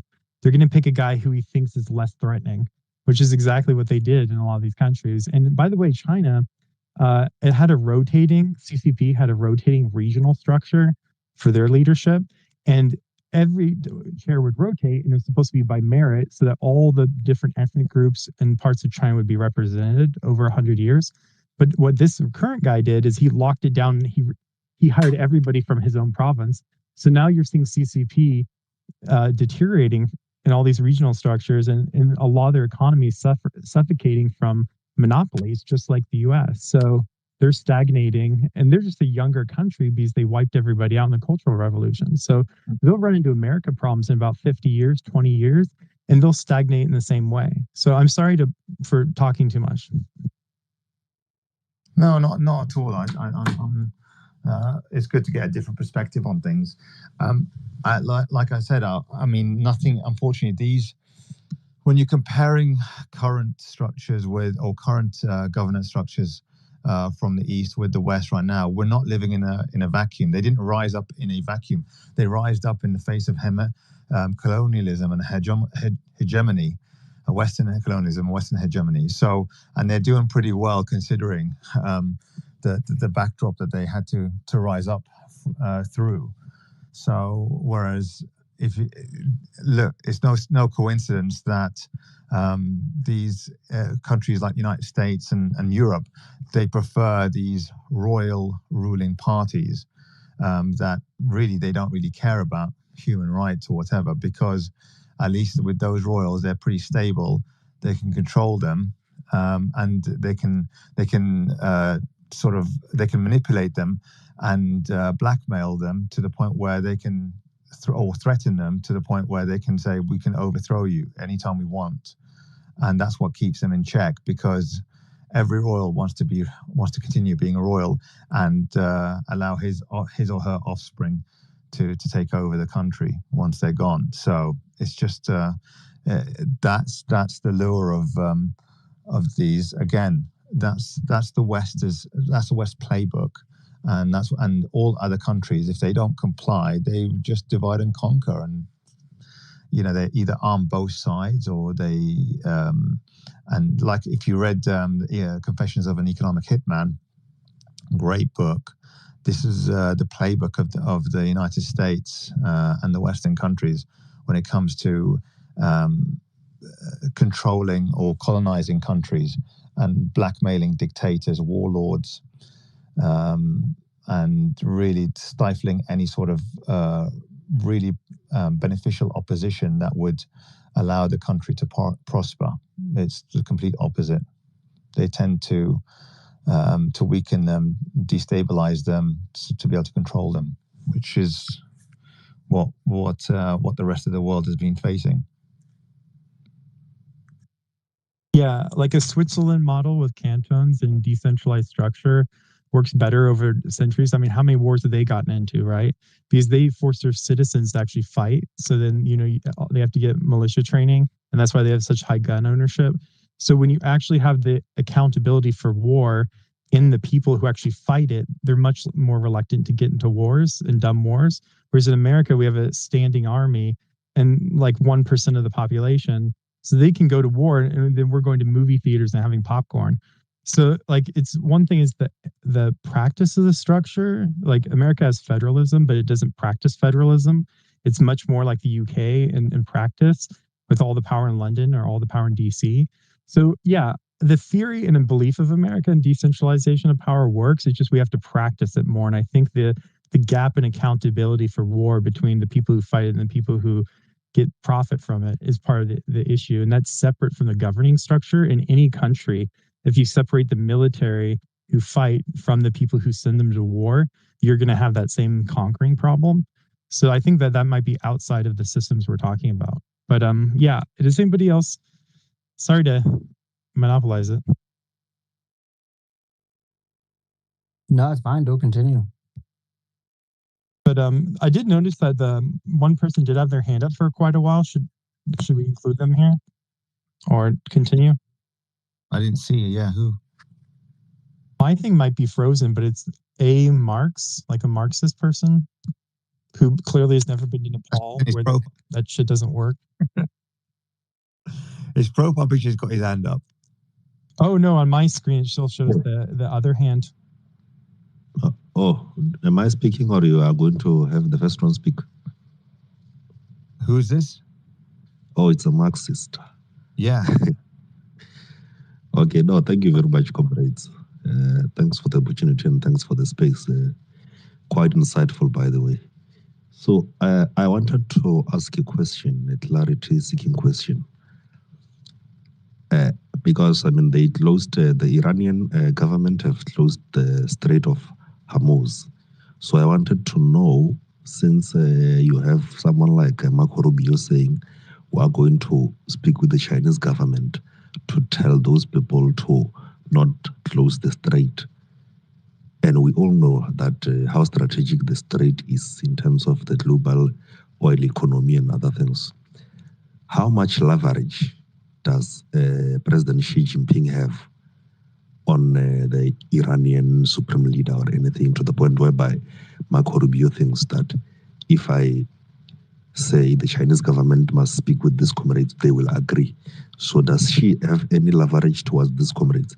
Because I'm sure when the Iranian parliament took a decision to say we are closing the strait, they knew all the implications and everything else, and they knew how that can geopolitically influence things. And in the bigger scheme of things, they also considered their allies and their enemies.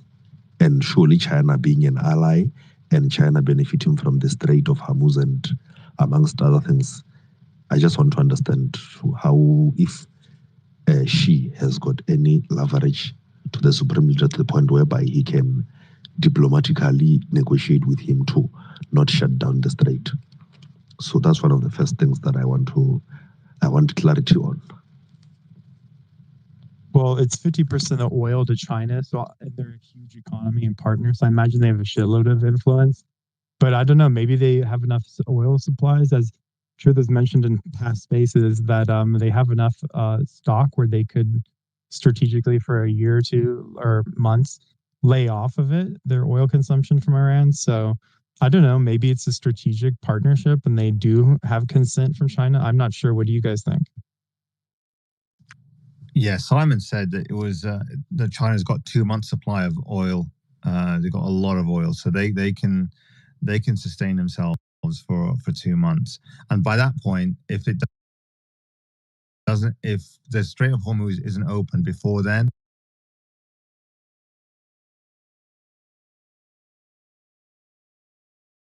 I agree with this. Ibrahim said this, is that they've got many levers, and I don't think the Strait of Hormuz should be the first thing.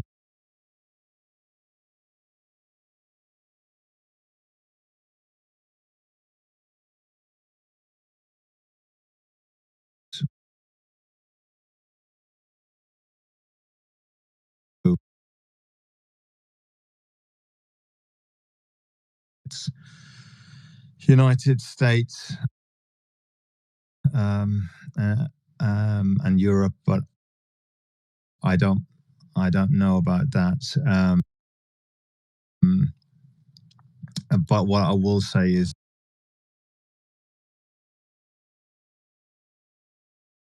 think that even if they do close it, I don't think it will be for very long, in my opinion, because it just ruins the whole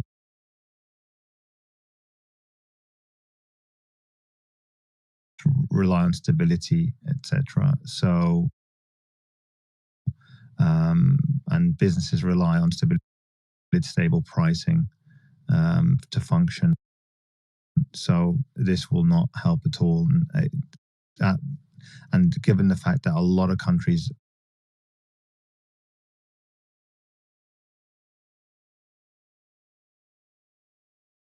I know that Iran wants to try to hurt the United States, but I don't personally think that this is going to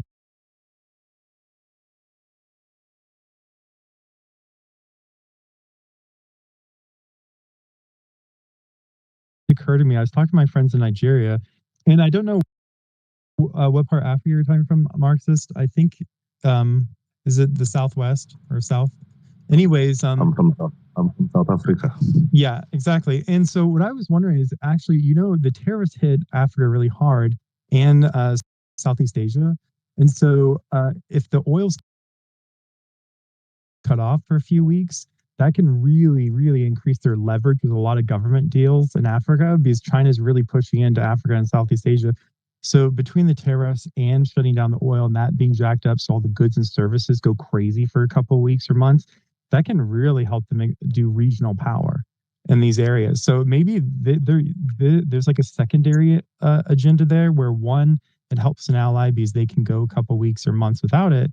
But second, they can pin all the economic disasters from the huge price hikes on in all these countries that they're talking to and doing deals with right now in regards to tariffs.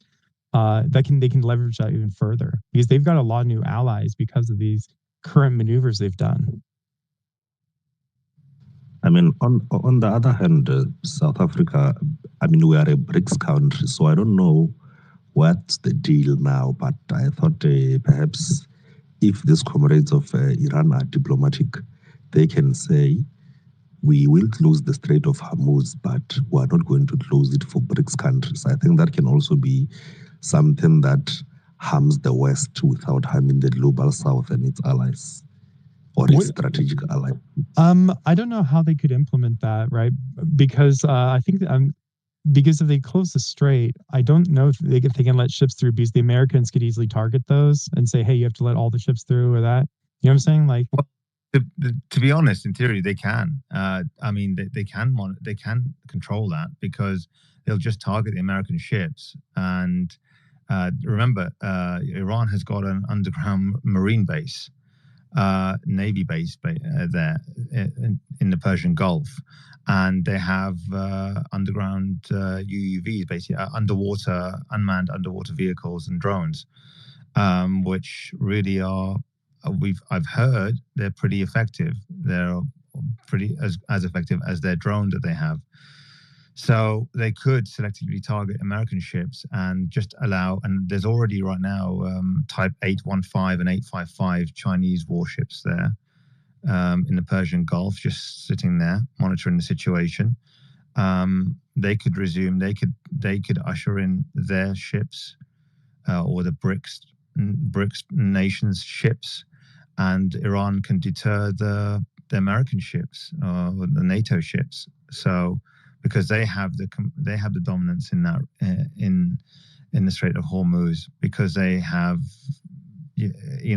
underwater capabilities, military capabilities that can really, and as well as on ground as well, just from off the coast of Iran, just like the Yemeni, the Houthis have done in the Red Sea, in the Bab el-Mandeb Strait. So there's no reason, and obviously Iran are much more powerful than the Houthis, so there's no reason why they can't control the shipping lanes in the Strait of Hormuz to selectively allow BRICS nations, countries to ships to dock through and pass through the Strait of Hormuz. So yeah, that could be, but that would be a scenario where actually we're already venturing into World War III, or we're probably in it if that is the case, because that would be a very uncomfortable situation for everyone. Yeah, and I was wondering, hey, because war coverage is very different by country in the media you get. So I'm wondering in South Africa, because they're one of the few countries that were willing to arrest Benjamin Netanyahu, what the coverage is there of this current conflict in Iran. Just, I always like to understand the different regional perspective. No, South Africa, I don't think there was a point whereby they wanted to arrest Netanyahu. They don't have, the president who's leading South Africa now doesn't have what it takes. Because, I mean, on the other hand, one thing that I know for sure, the majority party, which is the former ruling party, the ANC, or the African National Congress, which is the party of Mandela, is being funded by Iran strategically through a network called MTN. So in this case, surely South Africa is just going to, South Africa is the type of country that is going to say we condemn Iran, but it's not going to say, I mean, we condemn Israel, but it's just going to say that. It's not going to do anything more than saying we condemn. But on the other hand, there is no way whereby they are going to say we're sending soldiers to Iran, or we're sending aid, or we're sending weapons, unless they are channeling money to Iran through the, strategically or through the financial illicit flows. I don't know how this they might do it, but in any case, as of now, I don't think there is anyhow Iran perhaps needs assistance from South Africa in the midst of Russia and China who can potentially assist. I mean, you know already that there is a guy in India called Modi who loves playing the balancing act, who's just a neocon. On the other hand, a right-winger who loves campaigning from the left and acting from the right. So South Africa and Africa, to a large extent, I know one thing for sure, is supporting Iran, because it's a global South country, it's a BRICS country, and on the other hand, it's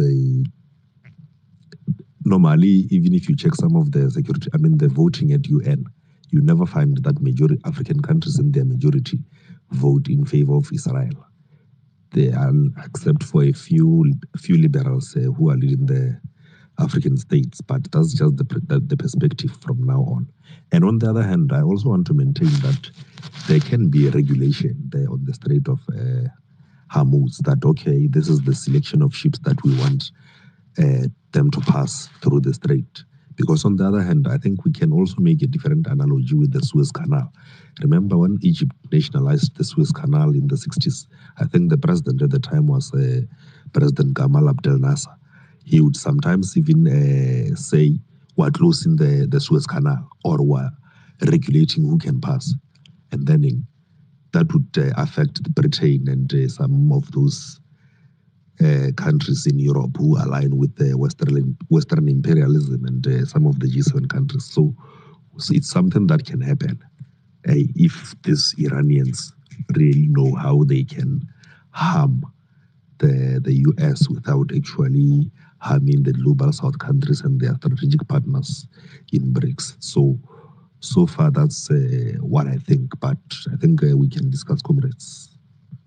Yeah, and also to that point, so the Suez, yeah, like absolutely, that does have some historical precedent. But Djibouti, Eritrea, Somalia, if any of these countries decide to help make it harder for ships for non-BRICS countries to go up to Europe, that would mean that they could easily have all the going to Africa, Southeast Asia, South Asia, all the BRICS countries, basically around to Brazil even, without letting ships really go very easily to Suez or to the Strait of Hormuz, in which case you have even more global trade. Because Somalia and Yemen are right there. They can make hell in that area, and Yemen's already firing rockets. So if Somalia starts doing more pirate activity, as they've done previously, if this kicks off, maybe that could really affect global trade there as well. Oh, absolutely. I mean, I think on the other hand, there is this thing I forgot, something like the Camp Accords of President Jimmy Carter. I think at some point it was one of the reasons why there was no war between Egypt and Israel. So on the southern side of Israel, there is a strait whereby Israel and its allies can strategically use the Suez Canal to pass. So I don't know if the Camp-based Accords is still intact today, because at some point President Nixon told us that 60% of U.S. foreign aid was going to Israel, so that and Egypt to a narrow extent, so that they can preserve the camp-based accord, so that there is no fight between Egypt and Israel. So now, one would say even on the north side of Israel, there is at least a strait that is also strategic for global trades and the market. So in order to defeat Israel at some point, there is going to be a need for a coordinated effort, both on the north and on the south, through the Suez Canal and through the Strait of Hormuz, in order to exert in some diplomatic pressure to other countries geopolitically, in a manner that we are saying, as Iran, we are going to close this strait so that you don't trade, and you not being able to trade, you are going to at least tell Israel to back down. So, but I don't know how far Trump is willing to sacrifice the MAGA dream for Israel. Yeah, if anybody wants a cheap vacation, Sharm el Sheikh is going on discount, it sounds like. And Dahab, those are both right where you're talking about. I mean, it's crazy. And I don't know if Egypt's going to step in, you guys. Have you heard anything about that? Because that could really change the game, because they pretty much own the only waterway besides Iran that could really make a difference here. I have no idea. I'm sure other comrades can tell us. I'm going to drop down because it's getting late here, but continue the discussion. It's really interesting. But thanks, Sully. Thanks, everyone. Thanks for that. Appreciate you coming on. It's weird. I keep bringing people up and they just keep dropping. Thank you, comrades.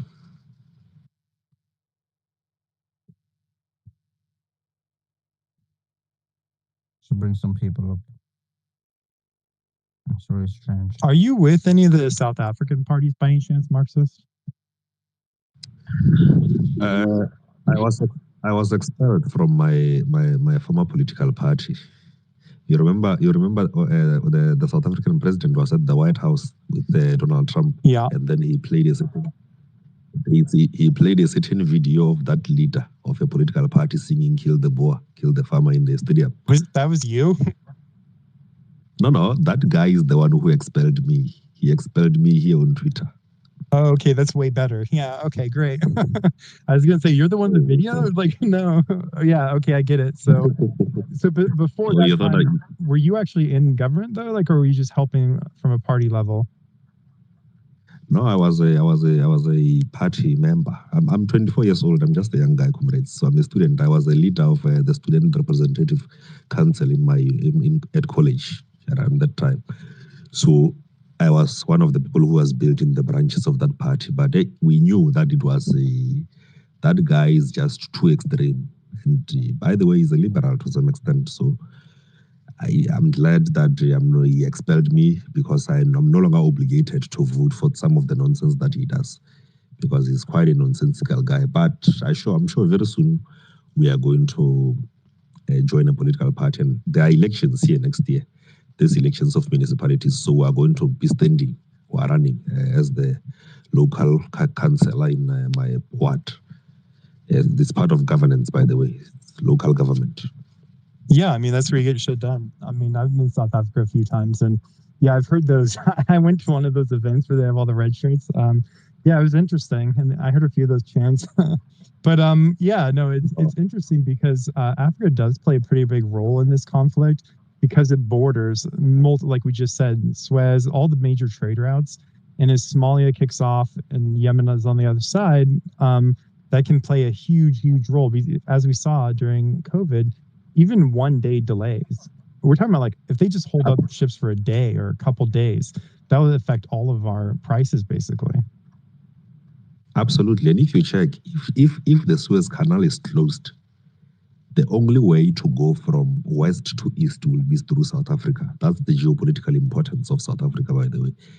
And knowing that is as much as our economy is shit, but we are the leading economy in Africa. And on the other hand, our political influence in the continent is leading. So that's one of the strategic things about South Africa. And Donald Trump, when he was there at the White House saying bad things are happening, he knew there was no genocide in South Africa. That thing is just propaganda. It was propaganda for him and Elon Musk. They wanted to make a deal with the president because they knew he's quite a weak man. So it was just propaganda, that thing, and they know. So they made a deal because oh, there is an echo, comrades. So yeah, they made a deal. They made a deal because he wanted to give minerals to Trump. So, South Africa is rich in minerals, including the entire African continent. And at some point, Elon Musk wanted to bring in Starlink here, and he could not agree. There couldn't be an agreement that is reached because of some affirmative action laws. I mean, knowing very well that there are some past injustices and a history of apartheid. So Musk and the South African government couldn't reach a conclusion. But I think the matter is still in Parliament, which is the National Assembly, whereby there can be a possible legislation on what is to be done. But we will see how that goes as time goes by.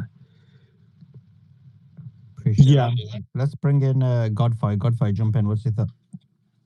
Anything you want to say about what's been going on the last 48 hours? Yeah, I'm just absolutely horrified. I think it was an act of outright treason, bombing Iran, and there's no going back from here.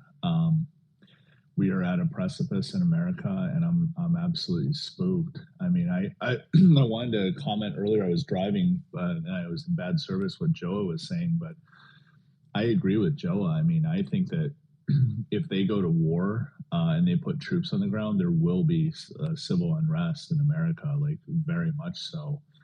And I think it's so important that, first of all, Sully, thank you so much for hosting this space, you and Khaleesi and everybody else, because we've been ahead of the information war. We've been spreading truth and getting ahead of the Zionist media's lies. So I wanted to thank you, sir, for doing that and how important that was for humanity. But just to echo what Joa said, he's absolutely right. There will be civil unrest. I think we can all feel it in America. There is no way you can sell this war, especially, after that poll that like Charlie Kirk and Thomas Massey did, showing that 90% of Americans didn't want war with Iran. So I just think it's incumbent upon us in America, and we'd love to have you guys overseas too, to start anti-war spaces immediately. I mean, Joa was right. We have about 1 year to get ahead of this. And I think it's important that we start right now on the anti-war front, starting anti-war spaces, organizing together, and just spreading informational awareness outside of what you're doing here, which is conquering the information narrative about this war, which is so mission critical. But on top of that, we need to have just anti-war spaces talking about how we can organize, how we can protest, how we can do it the right way, what rightful legal channels we can take. And there's some people that Truth and I know who've found a pretty good solution for that.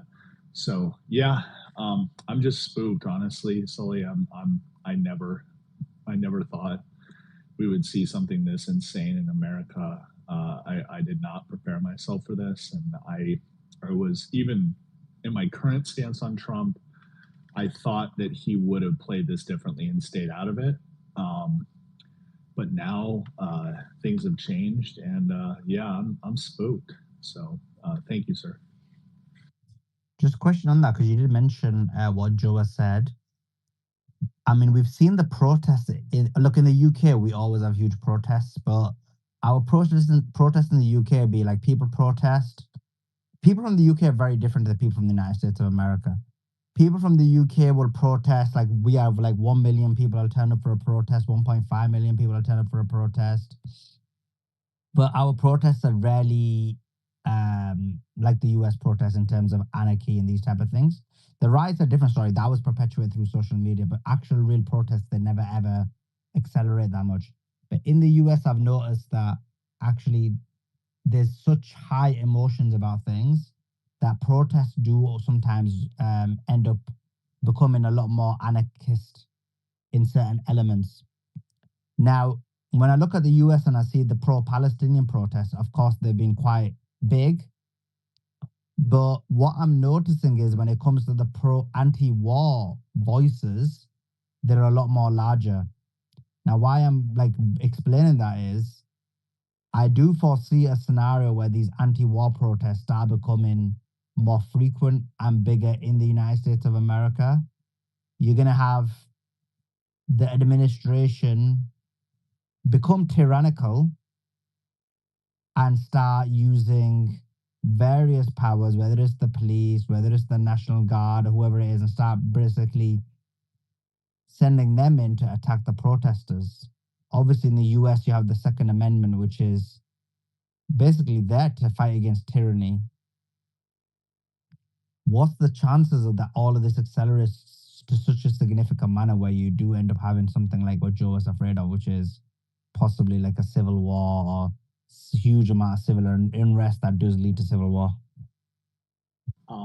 Yeah, that's a good question. I mean, I pray that that doesn't happen. I think that the way you mitigate that is through well-organized protests, and in doing the protests to identify the Zionist elements that infiltrate these protests and try to shitcode it, that cause anarchy. I mean, what happened in 2020 in America with the Summer of Love, that was a complete Zionist operation from start to finish. They sent a lot of Mossad agents within the protests.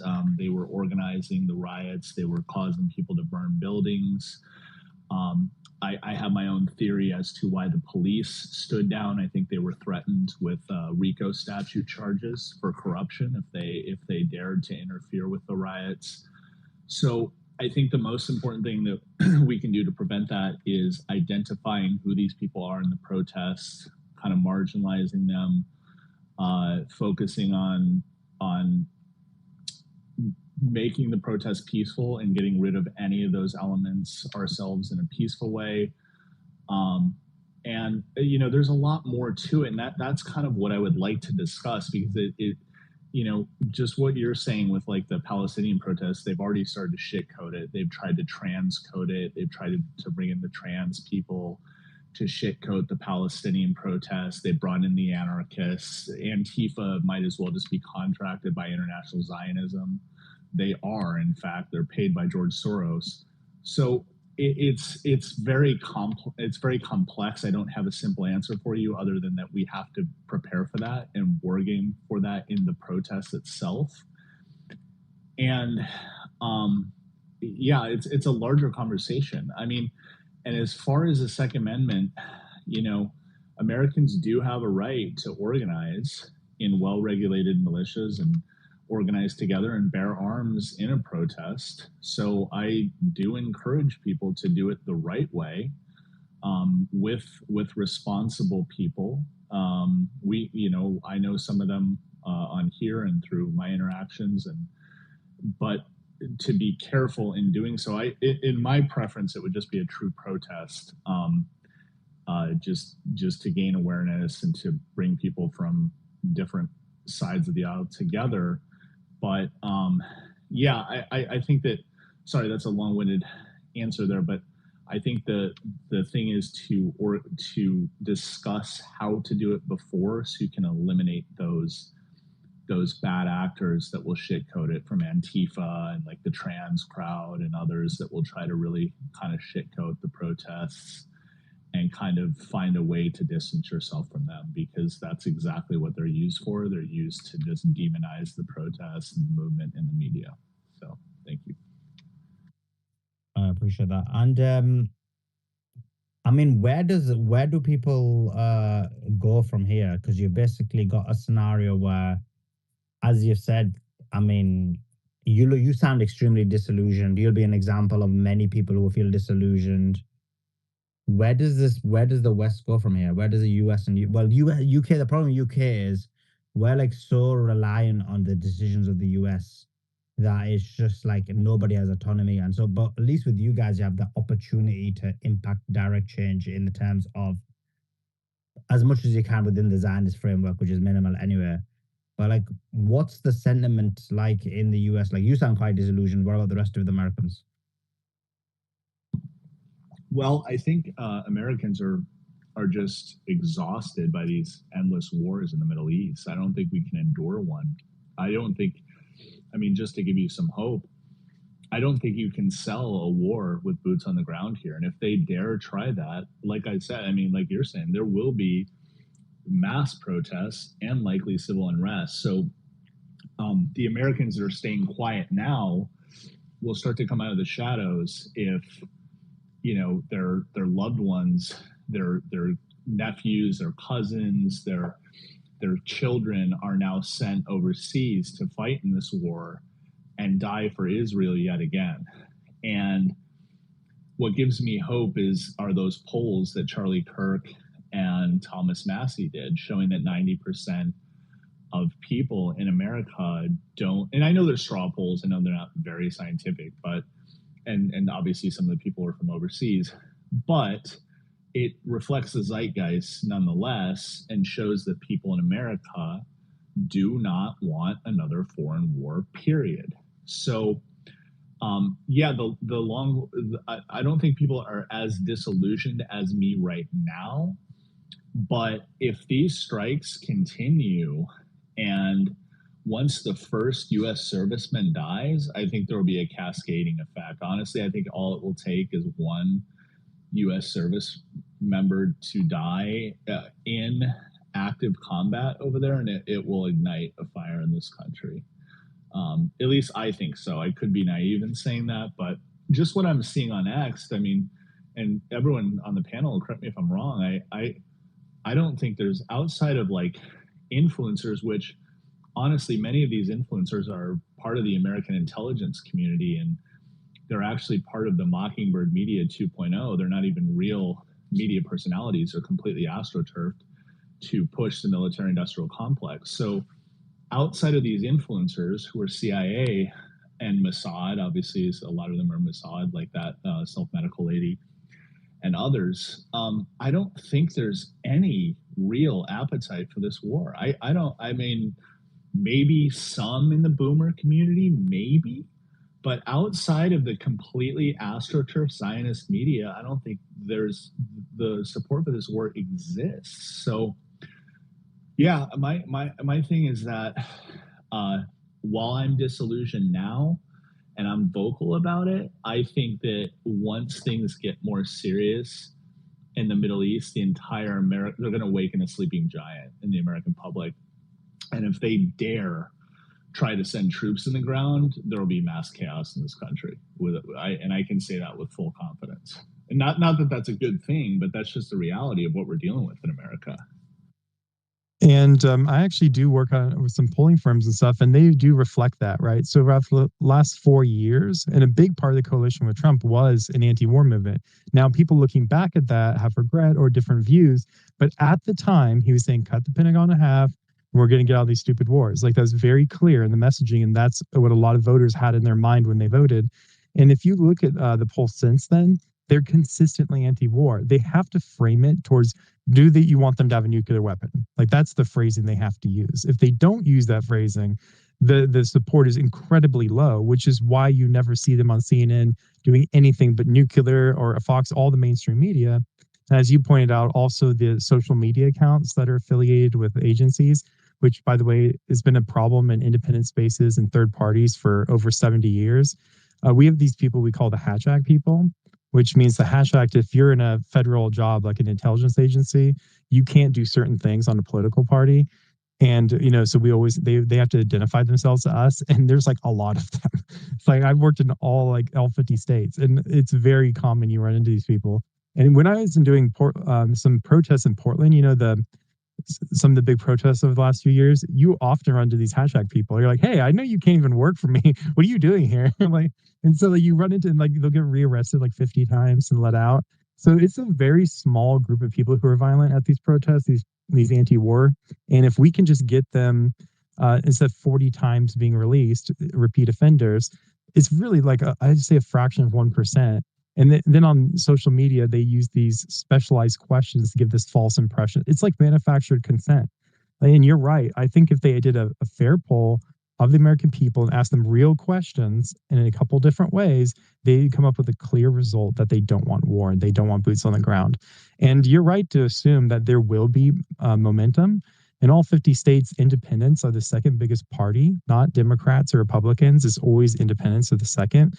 And those things are a huge army of people who are just sitting there waiting for anti-war candidates. So I think we'll see a sea change once the average American realizes how stupid this whole thing is, and that we need to get new people in a clean slate of people, not the same 98% of the people like in 2024. They're literally 98%. The people who do the pandemic and all the wars in our lifetime, they're still in office.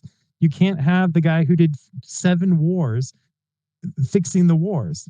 And so it's really straightforward, I think, the answer. Yeah, it's those very are great well. points. Oh, sorry, Ian. No, go for it, Guthrie. Oh, no. I was just saying those are wonderful points. Yeah, and it is the Sorry, I wish you guys were right, but 6 months from now, you'll see those polls go down that they didn't support the war. You'll have 6 months of propaganda in people's face that Iran is an enemy, we need to take them out, and Americans will fall for propaganda. That is the problem. I really hope it doesn't work. I hope everyone stays vigilant, but what the polls show today is not what the polls will show 6 months from now, after they keep feeding you fear-mongering. And that's going to be the problem, is how many people actually keep up the stance they have today. And I don't think many will, unfortunately. Yeah, and Joe, what's been wild is on the average kind of Westerner's side that is glued to the mainstream networks. Fox News comes out, and I'm sure everybody saw the video of them comparing the Bunker Busters to the Top Gun movie, right? And they show a couple cinematic clips with Tom Cruise, and they tell the American people that this is all to prevent Iran from nuclear strikes. And then the next thing you know, you've got at least some chunk of the general population fully in support of something that 72 hours prior they might have thought to themselves, I don't think that makes a lot of sense.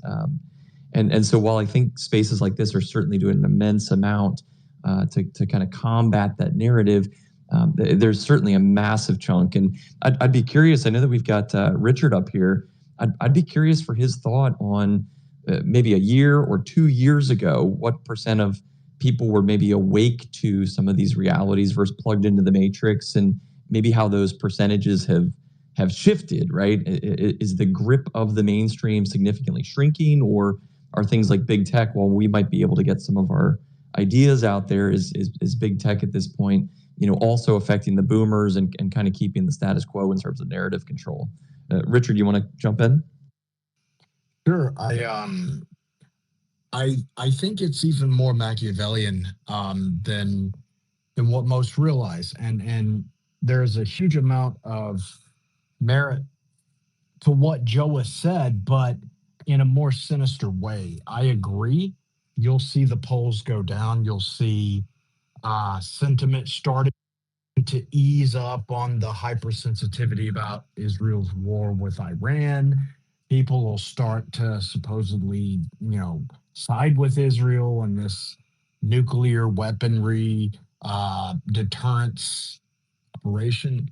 But here's the part that is going to be really sinister. And this is what polling is now. And to touch on Ian's point, 2 years ago, obviously, we're not even having a space where we feel comfortable saying the J word. Like it's globalists or it's Zionists or it's, whatever else InfoWars nomenclature that Alex Jones, tries to program in us to use to avoid saying Jews or Israel or global Jewry or whatever. So we've made tremendous progress. And even some of the boomers are coming around. And Netanyahu and Likud and all of these, like one of the most underrated psychological temperature or barometers for the polling construct itself is the Johns Hopkins School of Advanced International Studies. It's worked hand in hand with the Rand Corporation for a long time, trying to deal with and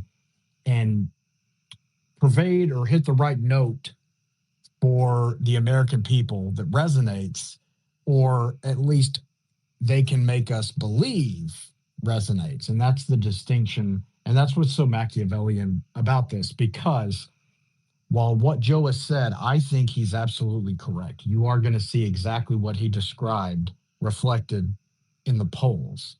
However, Fox News and Rupert Murdoch's son and daughter, Lachlan and James Murdoch, maybe. James Murdoch is the vice chairman of the Center for the New American Security, CNAS, which was co-founded by West Exec co-founder Michelle Flournoy. This is Scott Presler's father's old boss. Scott Presler, the U.S. Navy Director of Informational Warfare Operations at the Pentagon. His son, Scott Presler, long hair, cowboy boots, homosexual, like I register voters, that guy. He tells everybody what he sees on the ground and what the temperature is with everybody, regular Americans that he's registering at all sorts of places around the country. Well, the Center for New American Security also includes Victoria Nuland, who is or was the most recent CEO, and it's a NATO front. And what does NATO want? Well, they want the thing that pervades Palantir and global Jew supremacy around the world, which is recently Palantir and NATO partnered up, and NATO acquired a bunch of UAV military attack drone systems from Palantir, as per Wesley Clark himself, the Supreme Commander.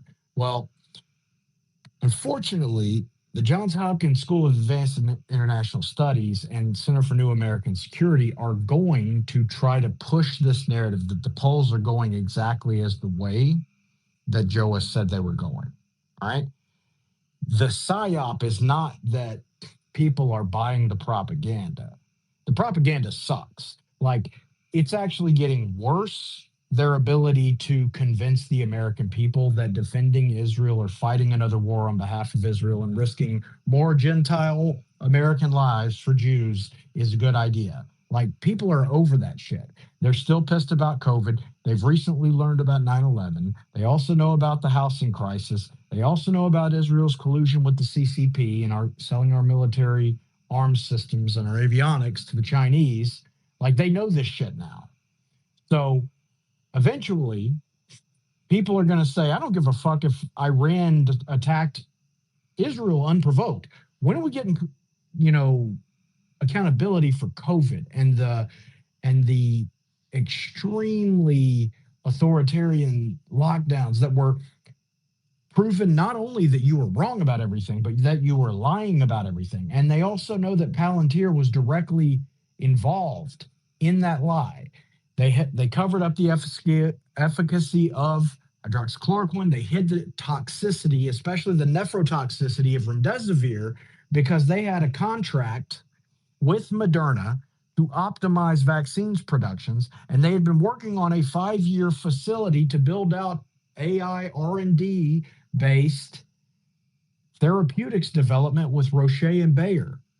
And we only found out about this like within the last 2 and 3 years, but only recently did we find out that Shyam Sankar, the executive vice president, CTO, and COO of Palantir, is the chairman of Ginkgo Bioworks, who got that contract with Moderna. And so Palantir knowingly covered up information that was required to be non-existent in order for Pfizer and Moderna to receive their EUA for vaccines. Palantir is engaged openly and caught openly in the greatest fraud that's ever been perpetuated and the greatest genocide and crime against humanity ever perpetuated on Americans or on anybody in the world ever in history, period, end of story. So they don't care about, at this point, convincing the American people. They care about distracting them into like not talking about, hey, where's our accountability for COVID bioweapon and vaccines and the remdesivir genocide, instead of should we be at war with Iran? And to that end, they have become extremely successful because we're here in a space, and the title of the space is Israel v. Iran News and Analysis, instead of Alex Karp facing military tribunal and Shyam Sankar, who was just sworn in as a lieutenant colonel, which coincidentally puts him now under UCMJ jurisdiction, being sworn in for the U.S. Army Reserves.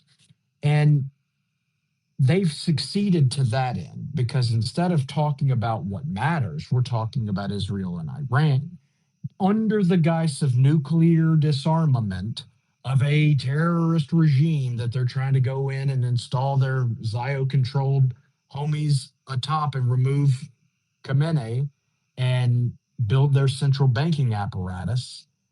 But the polls, so to the end that Joa described, the PSYOP is not the propaganda that people are going to eat up and then genuinely vote because they were deceived by this bullshit propaganda. Now, the propaganda that we're going to be fed is that the polls are a believable representation of the honest sentiment of the American people. And it's going to be absolutely horseshit because, Ian, you and I both know we saw that Fox News poll that happened like a day after Charlie Kirk polls his own people. 480,000 TPUSA, like Israel-friendly Charlie Kirk followers are 90-10 against supporting Israel in its war in Iran. And you know, Ian, did you see that Charlie deleted that poll either early today or late last night? Did he really? Did you see that? I did not. It's pretty wild. Yeah. So the PSYOP is they're going to try to make us believe the polls accurately reflect exactly what Joa described. And what he described is 100% correct. But the PSYOP in all of it is it's actually just bullshit.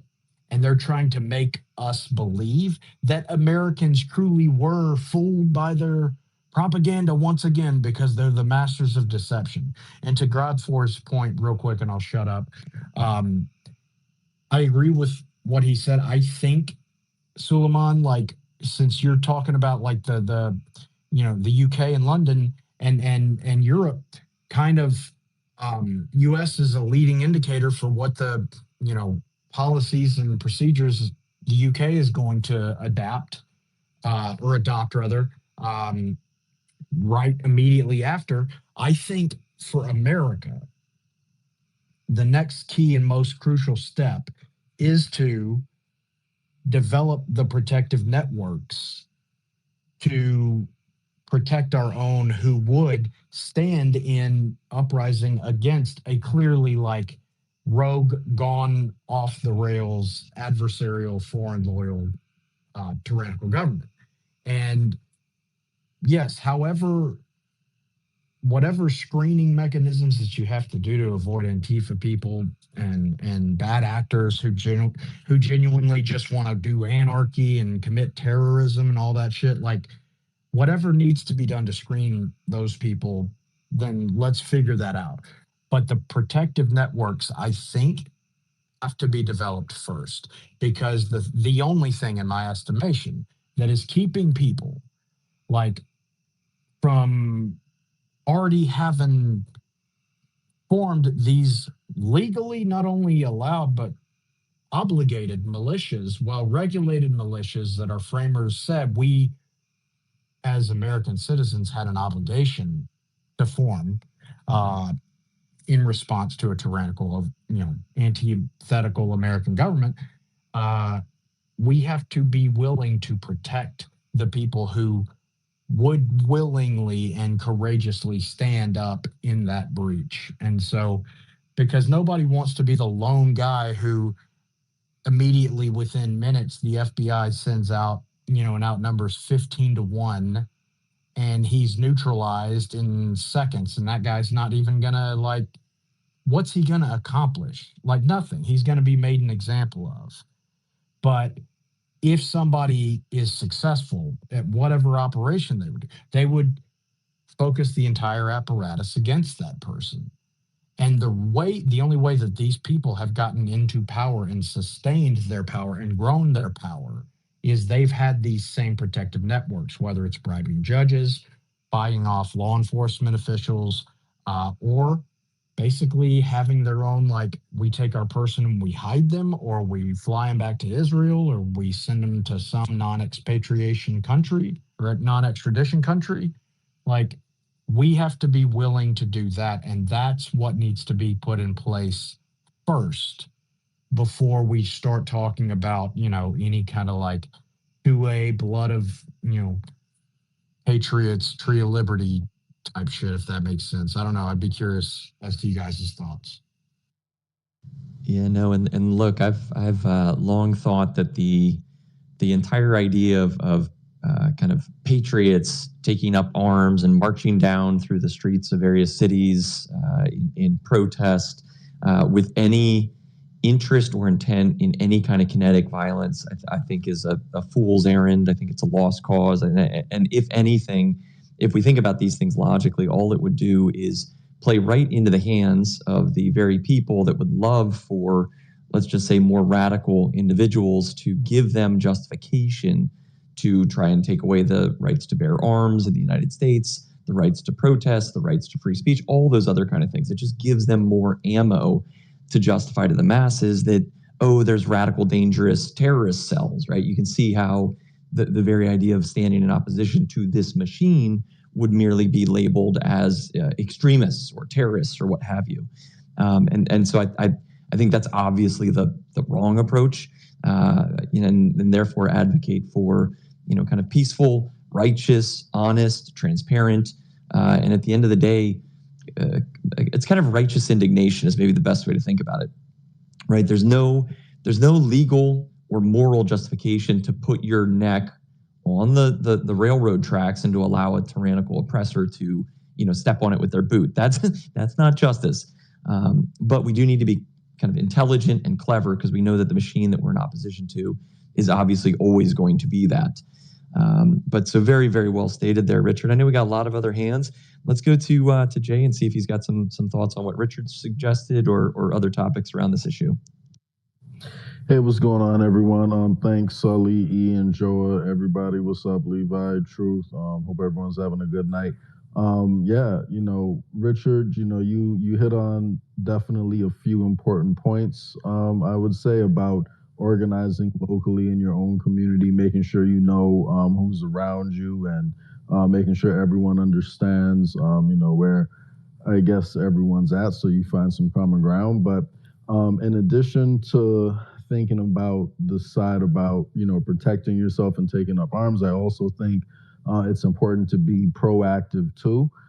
So by that I mean, have like a solid plan on how to engage government overall, to make it work better. Because if the resistance isn't thinking along those lines, then the establishment is gonna be able to continue, on with their plans, uninterrupted. So you need to have like a vision of something positive that you want to build to replace, the current system that's, reigning terror over all of us and, the world right now. But, and I'm glad, we actually have, Levi here on stage because, one of the solutions I think is speaking about, decentralization a little bit more. And, Levi is a major part of a third party that's focused specifically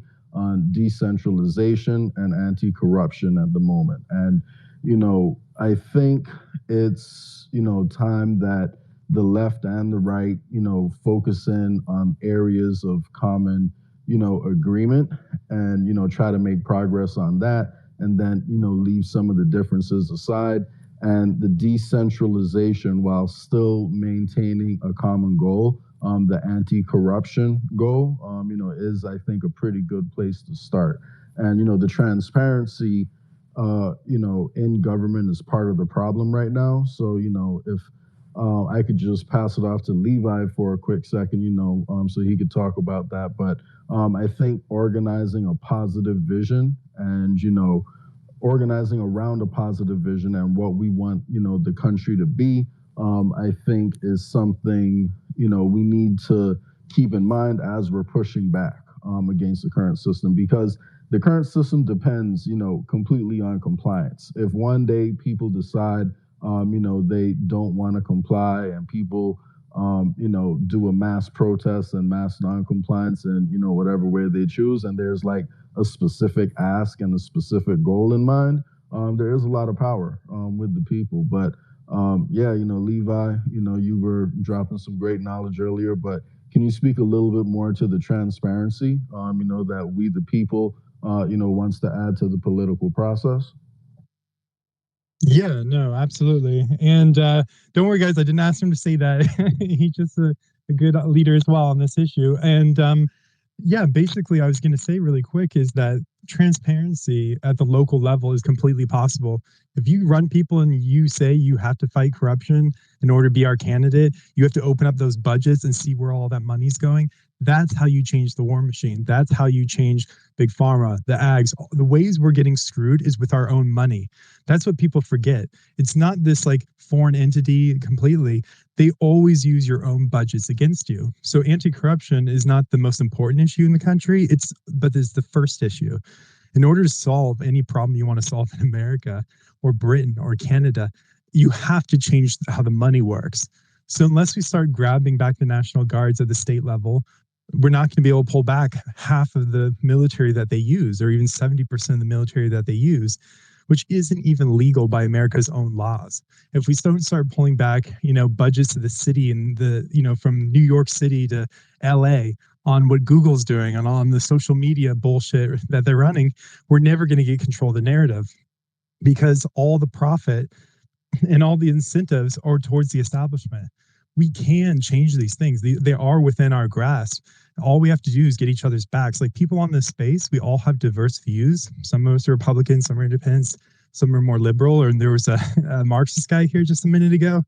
But at the end of the day, we all want peace. And we have to fight for it. Like we have to fight for it top to bottom on every level and give no exceptions. And if we even do this in 5% of the races, it bankrupts the war machine. Because for 120 years, they've only paid for 5% of races in America. People don't realize how fragile this propaganda system is. It's only strong against individuals. When it comes to us as citizens in a group, unified on message, they're way weaker than you would ever imagine. they're fragile. And that's why every time we try to work together, whether it's civil rights back in the day where intel agencies were screwing with Martin Luther King, and they realized that peaceful protest was the answer. Because if you try to do anything violent, as the former speaker mentioned, they have a whole system for you. They have a whole prison system for you, a whole judge system for you. But if you do it peacefully with your neighbors and just get each other's backs and run for local stuff, you can bankrupt them. It is possible. And I'm sorry to go on too long.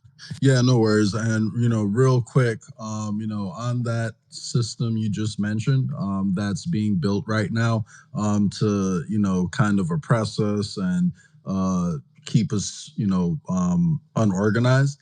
I believe it was Ian no, it wasn't Ian. It was Richard who had brought up Palantir before too. Palantir is a big part of that. We're seeing a lot of momentum go in their direction at the moment. But, another issue, in addition to anti-corruption, I want people to just remember is data privacy and data ownership, because if we are able to get more control over, who accesses our data and, how it's accessed, or at least transparency into who's accessing it, then, Palantir can't be weaponized or that system, I guess you could say, can't be weaponized in the same way because we'd be able to, have a better trail so we can file lawsuits against the government if our data is used without our permission or in an illegal way, and it can be tracked in a more transparent way. Like right now, if you wanted to figure out, who's been accessing your digital footprint and for what reason, you have no ability to do that. So, if it's an issue, people are talking about and raising awareness about as we're protesting against all these other issues, I think, that will be a key point, in the long run, because Palantir is not just involved in the suppression of free speech and breaking up protest. It's played a key part in this Iran-Israel war. So, just think about the issues, that can unite everybody and everyone can agree on. And if people start there, then I think we'll start making progress on some of the other issues. Because database decisions, like if people can just agree on like looking at the data and figuring out what makes sense, I think we'll be able to find consensus on a lot of issues. And again, all this ties into the war issue, because once we add more transparency to budgets at the local level, the expectation will rise for the federal and state levels and all that too. So start local, do what you can, but don't forget about the big picture, and look for common ground. So, great space so far. And, I'm glad it's transitioned a little bit into the solutions conversation too, because, it's been such a long week, with,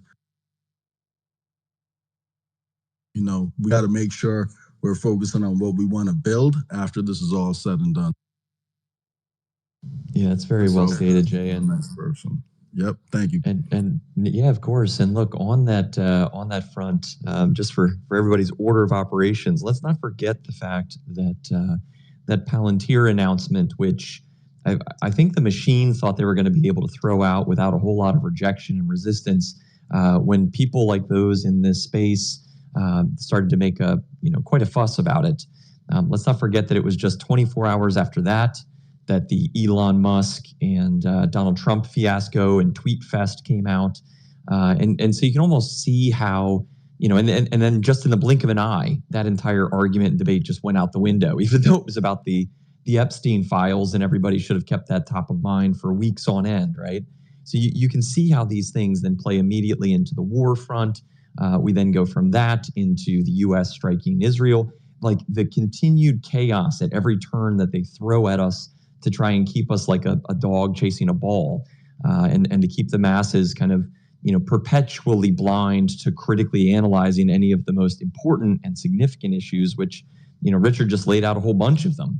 But when it comes to Palantir and what that's doing, let's not forget the fact that it's a digital database. It's going to be used as essentially a social credit score with the nefarious angle of being able to not only track, but also essentially police those that are dissidents. And it should not surprise us that all of that was rolled out just in advance of some of the things that we're saying today, right? So if there are patterns to be noticed and maybe people across the leadership of Palantir that might be aligned with maybe those interests of Israel's attack on Iran and the subsequent involvement of the United States, like these things, you kind of stack the dominoes on top of one another. But to one of the other speakers' comments, I think it was Levi, who said how fragile this system is. I think it's incredibly important that we take some of those truths, like those that Levi and Jay and Richard shared about things like, say, Palantir, and even as the chaos moves forward and people kind of chase the balls, we need to say, wait, stop, pause. Let's really talk about this significant issue. Let's talk about what Palantir means. Is it good if there's a private company that is getting all of the data from the intelligence communities and doing whatever they want with it? Is that something that we should be fearful of? Because they don't want us to have those conversations. It's my belief that's why the Elon and Trump fiasco took place. It was merely a way to give a big distraction so that as the magician, puts the card into their pocket or whatever, the beautiful assistant on the side gets everybody's attention so that we think they're doing a magic trick, when in reality, it's just a distraction so they can do whatever it is that they originally intended, and keep us kind of all bamboozled. But really great comments there from Jay, from Levi, from Richard. Let's go down. I know we got a new speaker down here with the Ghost 639. So if you want to jump in, Ghost, go for it. Yes, sir. I wanted to just make a little speech. Well, I believe that all of you in here, even the listeners, that you are the saviors of what we hold and to our hearts. You are the ones that are going to push us further, and it might take us 10 years, but we will do this the right way. I mean, just as the founders did. They were anonymous as well, of course, but together we are going to win, and it's going to take some time, but you are the ones that will bear the fruits, and you will plant the trees that your grandchildren will sit upon. We might not see that shade, but we will plant that fucking tree. And so I just wanted to commend everyone here. You're all great. I appreciate you. Well, it's incredibly inspiring, Ghost. And to touch on something real quick there, because I know that Suleiman, Joa, Richard, a lot of folks that are up here, they're out there with their faces attached to their account, their public personas, and I sit here behind the mask of a Jeff Goldblum character, and do so because of the social friction and the realities that come with talking about these issues. And I bring that up, and not in any way to pat myself on the back, but rather to suggest to anybody that's out there, if you also have to look down the realities of those complications and say, well, because of that, I can't speak out. Well, just know that you can. You can do so with your tweets and your words. You can do so with your voice on spaces. You can do so in your local communities, right? We don't have to all be out there face first. I commend those that are. I think it takes an incredible amount of courage and bravery. But to his point there, the Founding Fathers, the Federalist Papers, right? These were written with pen names because they were in opposition to a literal empire from a foreign nation that was lording over the citizenry of the United States. And it's my belief that that's basically largely what we have today. And so the Founding Fathers are no different than those that are on this platform, doing so anonymously, contributing their ideas to the ether, trying to make the world a better place. And so, Ghost, I couldn't agree with you more on that. And I do think that those words of affirmation and positivity, we need to keep passing those around, because we're gaslit every single day. And when we leave these chambers, which, in which we're able to be kind of comfortable sharing truths that the masses are largely ignorant to, when we walk through the world, it's kind of like Neo going back into the Matrix, right? And you have to be surrounded by people that don't quite get what's going on. And so I think giving that positive affirmation to everybody every single day within these communities it's extremely motivating and empowering. So I sincerely hope not only to thank you with that, but also for everybody that is out there, just know that your words matter. This movement is significant. And I do believe in a lot of ways that we are the watchers of the wall, right? We're like the Night's Watch in Game of Thrones. We are against the big evil machine in the distance. And if that machine takes down this wall that we are kind of the last brigade against, the long night that would follow, to stick with that metaphor, is something that I don't think any of us want. And so we can all put some of our differences aside. And I think Joe had just mentioned moments ago, right? We've got all kinds of areas where we see the world differently.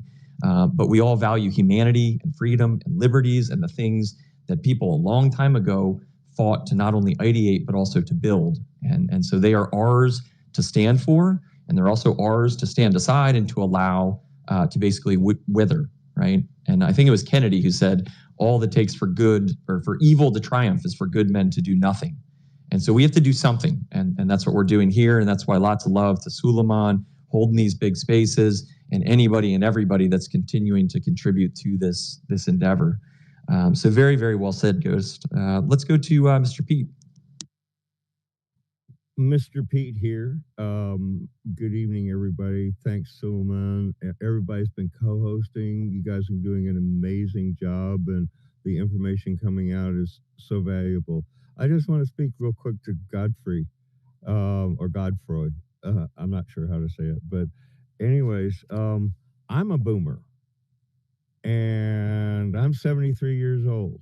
I may not sound like it, and my wife doesn't think I act like it, but I've been protesting imperialistic wars unbeknownst to my immediate family since I was 15 years old, when we organized the protest against Vietnam War. Okay, and a couple of things that I want to make a point. We had 3-person teams. Sometimes had a female, but they were just go around the area where everybody was and look for agitators. That was their job. Okay, and I've helped organize, when I moved to Austin, Texas in '69, it was during the anti-war protests. I helped organize a 25,000 person march that ended up marching through the rotunda of the Texas Capitol peacefully. Okay, and I remember all the secretaries and senators and congressmen looking down from the balconies of the rotunda with their mouths hanging open as we walked through the rotunda, and it echoed, 1, 2, 3, 4, we don't want your fucking war. And they didn't listen to us then. And then Nixon ordered the National Guard to shoot unarmed protesters at Kent State. And I don't know if anybody remembers that, but I'm here to tell you that he ordered the National Guard to shoot unarmed protesters. And that was the end of the anti-war movement. That killed it. Okay? And I hope to God we're not heading to that. But I hope some of the boomers that were with me back then will join with me now, along with all you good people, and stop this insanity, because that's what it is. We have bankrupted our country with imperialistic foreign wars, while other nations has poured their resources and their blood into their own populations. And all we've done is fucking be the little lapdog of Netanyahu and the Zionists. So I'm sorry if I sound emotional, but it's an emotional topic for me. Thank you guys for listening. No, I appreciate that, Pete. Thank you so much. And just a quick question for you, if you don't mind, guys.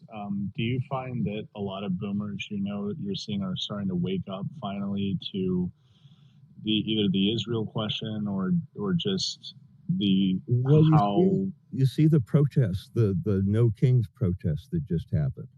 Okay, and honestly, my hope is you folks and some of the folks more on the right can join together and realize it's all bullshit, because there's not the like you guys say, the enemy, my friend, is my enemy. Okay, and I think we have a common enemy here, and it's the military industrial complex that we're all fighting against. Okay, and I've been fighting for it since I was 15 fucking years old, and finally I find other people that are willing to fight for it, and it makes my heart sing. It really does. I'll shut up.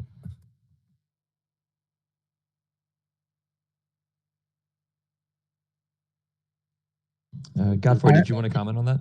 Oh no, I just wanted to thank him. I agree. We all need to come together from different walks of life, different political stripes. Absolutely. Yeah, I have to go now, but I wanted to say thank you to everybody on this space today, and it's been really inspiring.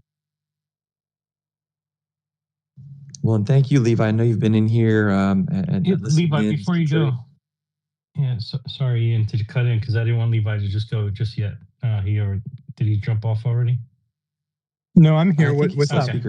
Yeah, Levi, there's something I wanted to bring up because it's really, really late here. I'm going to have to jump off, but I wanted to make sure this was clear. A lot of people up here are really just trying to protect America, although you might differ in points of view. Some of the listeners and, of course, some of the comments we get and everything else. But one thing is true. Historically, every empire falls because three things happen at the same time. Okay. One is debt. Okay. Where we know where America's at when it comes to debt. Two is overextension and hubris. Like the country starts overextending its military, thinking no one can beat them, blah, blah, which we're not there yet, but I'd say we're pretty damn close. And then number three is civil discord or civil war. And you heard tonight, if we were to send troops into Afghanistan, I think a lot of people up here agree that there would be something very close to a civil war in this country if they were to do it now, right? And I think that's what we're trying to prevent, are these three things. But in order to prevent that, we can't be supporting this attack on Iran. And Levi, the reason I wanted you to stay on is really just to bring home the fact of how Americans are right now. And if they were to send in troops, which I'm sure we're going to hear about soon, in a few months, they'll start peppering it into the media, where people are today about this subject, about if we were to send troops. Because you already see some MAGA people that were against it already changing course and supporting it. Yeah, like, do you want a next step? So for me, I actually hear about this because I have friends in the MAGA, the Maha movement, the libertarian movement, and we're getting national and state chairs all over the place contacting us, coming to us, wanting to work together on an anti-war movement across all parties and all boundaries, and including like Liberty, like Massey type Republicans. And we're building something called the Liberty Coalition over the next 6 weeks to help with that issue. But that's just something we're doing individually. But there's a groundswell. Like, it's hard to see in the numbers when there's a sea change because all the averages rise. But if you actually get, if you're organizing or you're doing donations, all you're seeing is sky high numbers. And so, like, what people don't know about 2024 is that independents fundraise the I was on the teams, out fundraise the Republicans up until the very end. Like, we're really close to having historic levels of funding and support and numbers. So and I don't say that to denigrate anybody on MAGA or the right. But what I'm just trying to say is that it's just proof of the concept that all of the things we're talking about are real. The people are there. And it's just a amount of putting our egos aside and working as one. And that's the hardest thing. And that's what things that kill most movements. And most things, and that's why you guys talk about previous wars where there was momentum and then it never came to fruition.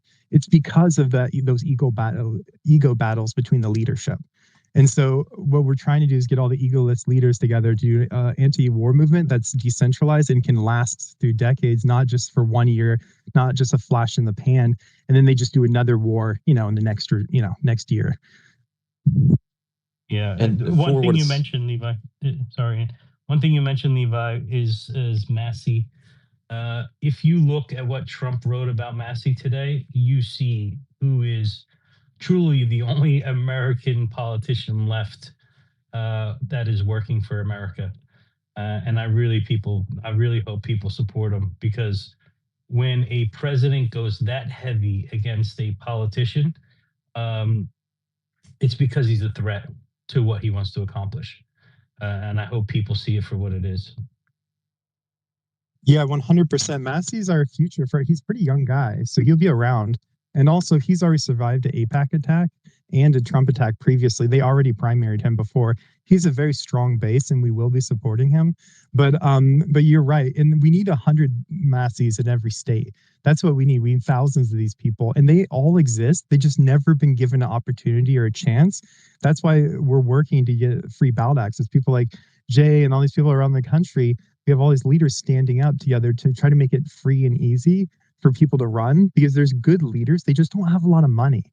But they're there, and we got to just find a way to get them to run. And one last thing I'll put again is that if you get to 6% of races in America where local people run, they are bankrupt. People don't realize, I worked with these billionaire donors before. They are super fragile. And so if you go over 5% of races, 10%, if we just show up, even if we lose all the races, they're going to have to pay 100 to 1,000 times more for every state. That will blow them out. 7 of the parties already are bankrupt in 7 states. So you guys have no idea the power you have. They've like brainwashed a giant to think he's small, is what it is like with the American people. Like we're really strong and we can fight tyranny. And that's why they had to keep brainwashing us to say we can't. Good points. Don't Good points. and don't forget the and so Joe, sorry about that. I'll pass right to you. I was just going to add in the comment from Orwell in 1984, where he basically says that the masses, the proles that he calls them, are the horse, and the people in charge are the flies, right? And all it takes is but for the people to realize their own power, and they can just shake them off like they're nothing. And I think that that's very true. The government should work for the people, not the inverse. And the people at the top of the totem pole, it doesn't matter if it's the political structure or any of these other structures. At the end of the day, if they will not be subservient to the people, well, then we need to make enough noise so that they have no option but to. And that doesn't mean anything violent. It just merely means calling out the absurdity of the system and helping everybody else to recognize that. But Joe, back to you. Yeah, no, Ian, I'm going to jump off and go down the listeners as I fall asleep. I'm going to leave it in good hands with you. Hopefully Suleiman can pull up another co-host, but thanks. The funny thing is Ian, who would have thought me and you fighting back and forth about the Jews are now co-hosting a space? So talk about an action that unites people who were kind of pushing against each other. Anyway, good you job. become more of an anti-Semite, Joe. Congratulations. Nah, I'm still not there, dude. I'm still not there. I still think it's the little by little, Joe. Hopes and prayers. We'll get there on the right path. Have a good night, guys. We all get there eventually, my friend. I promise. No, and look, the reality is, and I always have a strange comparison. It's, if we're a bunch of people trapped in a room with a tiger, we can all dislike the sports teams that one another cheer for. We can dislike the clothes you wear, the color of your hair, or any of these other things. But it's a tiger, and that's what we're under right now. And we might define that tiger differently, and Joa or Simon or Richard or myself might declare it different things, but we all recognize that there is a thing. And so we can squabble amongst each other and really not do anything all that productive to get rid of the tiger, or we can figure out how we can just mobilize against it together as a unified force. And for what it's worth to that prior speaker, I was just thinking in my head about how the balkanization and the fracturing, the fissuring, whatever term you want to use, of the West, well, that's one of the big challenges, right? If they can keep us divided, it's far easier for them to maintain power, maintain control. And when you divide everybody up, whether it's between the left-right ideologies, legal versus illegal citizens, or any other parameter, it makes it far easier for them to manipulate and control us and keep us all squabbling amongst one another rather than charging up the hill and dealing with the person at the top of it. That's, of course, not literal, but a figurative way of speaking about this, right? And so we need to put aside all of those other little things, the little squabbles, because at the end of the day, they're trivial in comparison to what's coming our way if we don't. And so very, very well stated. And it's why, Joe, we can debate a million different things, but we all recognize we need to make the world a better place. And so that unifying force should be behind and with all of us. But we got a lot of hands, so let's go to Joey, and then we'll go to Mud. Hey, Ian, always profound, brother. Always what you say is profound. I want to thank Suleiman for bringing me up. And just to go off of what Ian was saying, I also have a quote. This one is attributed to RFK, who said his brother, President Kennedy's favorite quote was from Dante's Inferno, which said, "The hottest places in hell are reserved for those who in times of moral crisis preserve their neutrality," which is exactly what Donald Trump has done, in his support of this stomach-turning genocide that, and the atrocities that the Zionists are committing against the Palestinians in their own land, stealing their land, killing their people, forcing them out of their homes, building settlements on top of where they were living, and this unjust military strike on Iran, which is totally unconstitutional, illegal, but as we know, impeachment is going to be futile and it's going to be a waste of time and a waste of money. But I feel that it's still worth noting, his high crimes. It's worth speaking out on, because we are powerful. Just like we got done saying, American people are powerful. We just don't know our own power. We've been manipulated by the construct. It's kind of like the Matrix. Like, we think we can't do anything, but if we were able to remove all of the structures that the Matrix has put up, we'd realize that we have strength and that there is strength in numbers.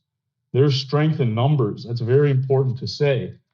Now, as for Iran, I don't believe that they should back down at all. I think that blocking the Strait of Hormuz is a no-brainer.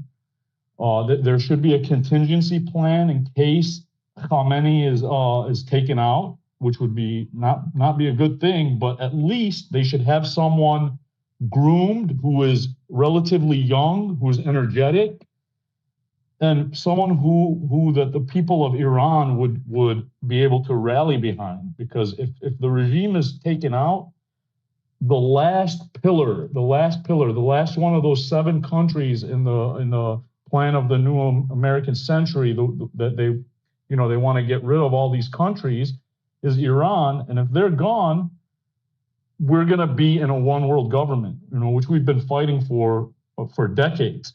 So I think there's certain things that Iran needs to focus on. Number one is proxies, because Israel has already diminished Iran's proxies on their border.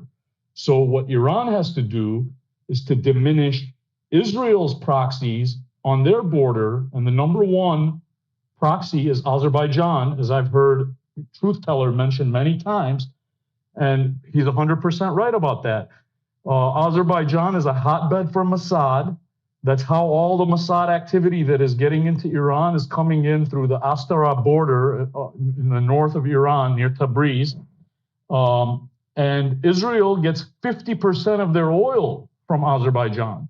So in order to stop the Zionist Air Force, the aerial attacks, I feel it's imperative to go after their oil supply. And, maybe that would entail, having to attack the oil rigs in Baku, not take out people, not kill people in Baku, but take out the oil fields.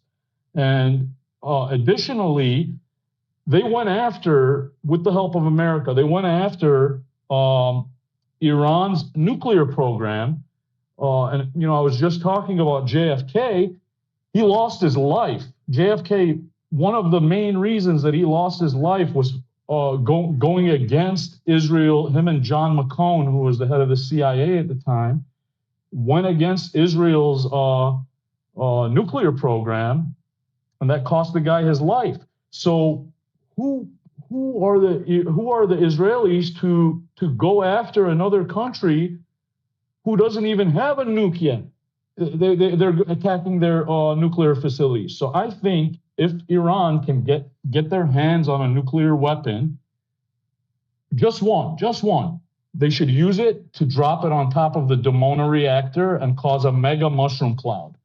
I think that would speak volumes. Like, based on what they've been doing, like the Israelis have attacked military installments, Iran goes and attacks military installments.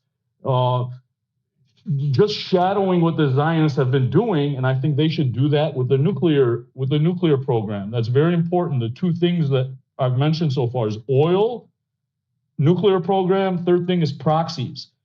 These are very important, and Iran cannot give up. We cannot let them give up. There has to be young people ready to take the place of the supreme leader in case something happens. I think that for the moment, they're safe, they're okay, but because America is not fully invested into the war, but as we could tell, they have something over Donald Trump's head that it wouldn't shock me if he put troops, American troops into Iran. And I think that the best way to stop that is just to crush Israel before it comes to that. Go after Netanyahu, take him out, take that scumbag out. Every single place where he's known to be, there should be a drone strike there, and it should be relentless. It should be absolutely relentless. We got Donald Trump in the news right now talking about assassinating Khamenei. So it would be a huge win for Iran, I think, if they could get rid of Netanyahu before something happens to Khamenei. I think it would be like a preemptive defense for whatever is to come. If the United States was going to come into the war, they definitely won't if Netanyahu's taken out. Well, thank you for that, Joey. And look, certainly not.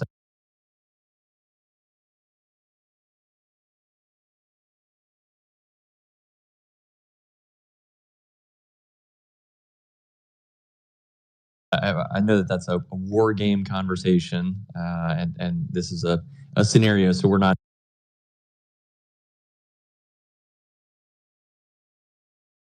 Military strategy of that, I'd be curious for some of the other speakers for some of their thoughts on this, as they might have more expertise in that field. I know Godfrey has his hand up. I'm not sure if he wants to dive in there, but let's go to him real quick for a comment, and then we'll go to Mr. Mudd. Wow.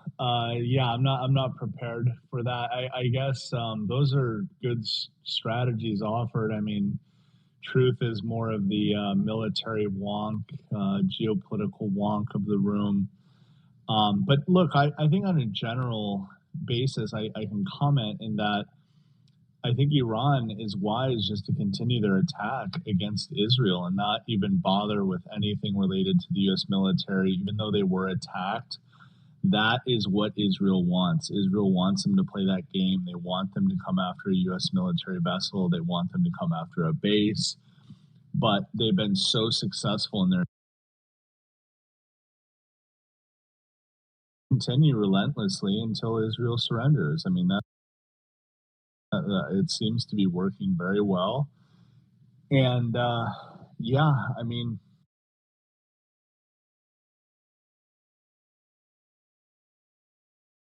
and they're not stopping. And it gives me, I have such admiration for Iran for how bold and brave they are, because our own U.S. military is occupied. And instead of fighting against the nation that has the Samson option, has nukes pointed at our cities, we go and bomb Iran. But Iran, when they're they have Gulf states that would attack them on a moment's notice. They have Israel firing weapons into them. They have the U.S. military marching in on them. Like they're standing firm. And I'm just, if any Iranians are listening, I'm so proud of your nation for what you guys are doing. And I think a lot of Americans are, because you're the tip of this spear and you're our last hope to stand up against this nation, honestly. So yeah, thank you.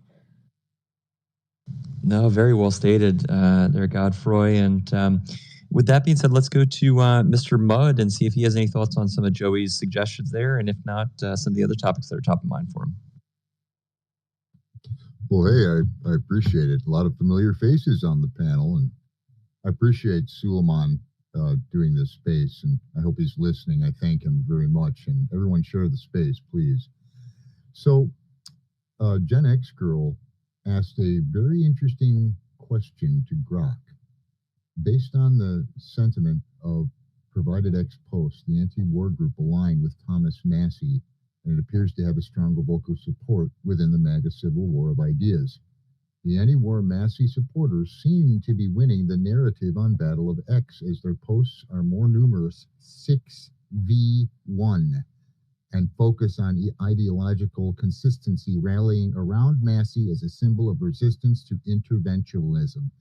So we are winning, everyone, on X, 6v1. Let that sink in, okay? That's the split of the MAGA base, to which I voted for this guy unwittingly. If I had the knowledge about this guy before, I wouldn't have voted, period, because there wouldn't have been a choice, right? I'd have just put, I don't know, Adolf on there. But that said, it's because of spaces like this, right? And others like it, which there are more growing, I've noticed. New spaces opening, talking about this very question, right? This problem we face. And as a result, the very algorithms Grok is actually seeing a massive change. And that change is all of us. So I want to thank all the speakers, Suleiman, all the speakers, the co-hosts, the listeners, everybody involved in this effort of compassion and love to rid ourselves of an ilk that doesn't even know what compassion or love is. And go Iran. God bless Iran. They are the champion in this fight against this scourge. And yeah, as far as the points that Joey made, I agree. I mean, nobody should be helping these demons. And as far as I'm concerned, a Shabbos Goy is as bad, if not worse, than their ilk. So I'll land there before I say anything else. It's been a long day, and thank you, Ian, for the chance, and thank you, Truth Teller and Godfrey, and all of you for everything you do. I mean, Truth has been an absolute warrior, spending endless hours with unbelievable threads and incredible information. Can't thank him enough as well. So, Richard, you the same. You do the same damn thing. Endless information, key points. You let us know these are just people. Nothing more than people.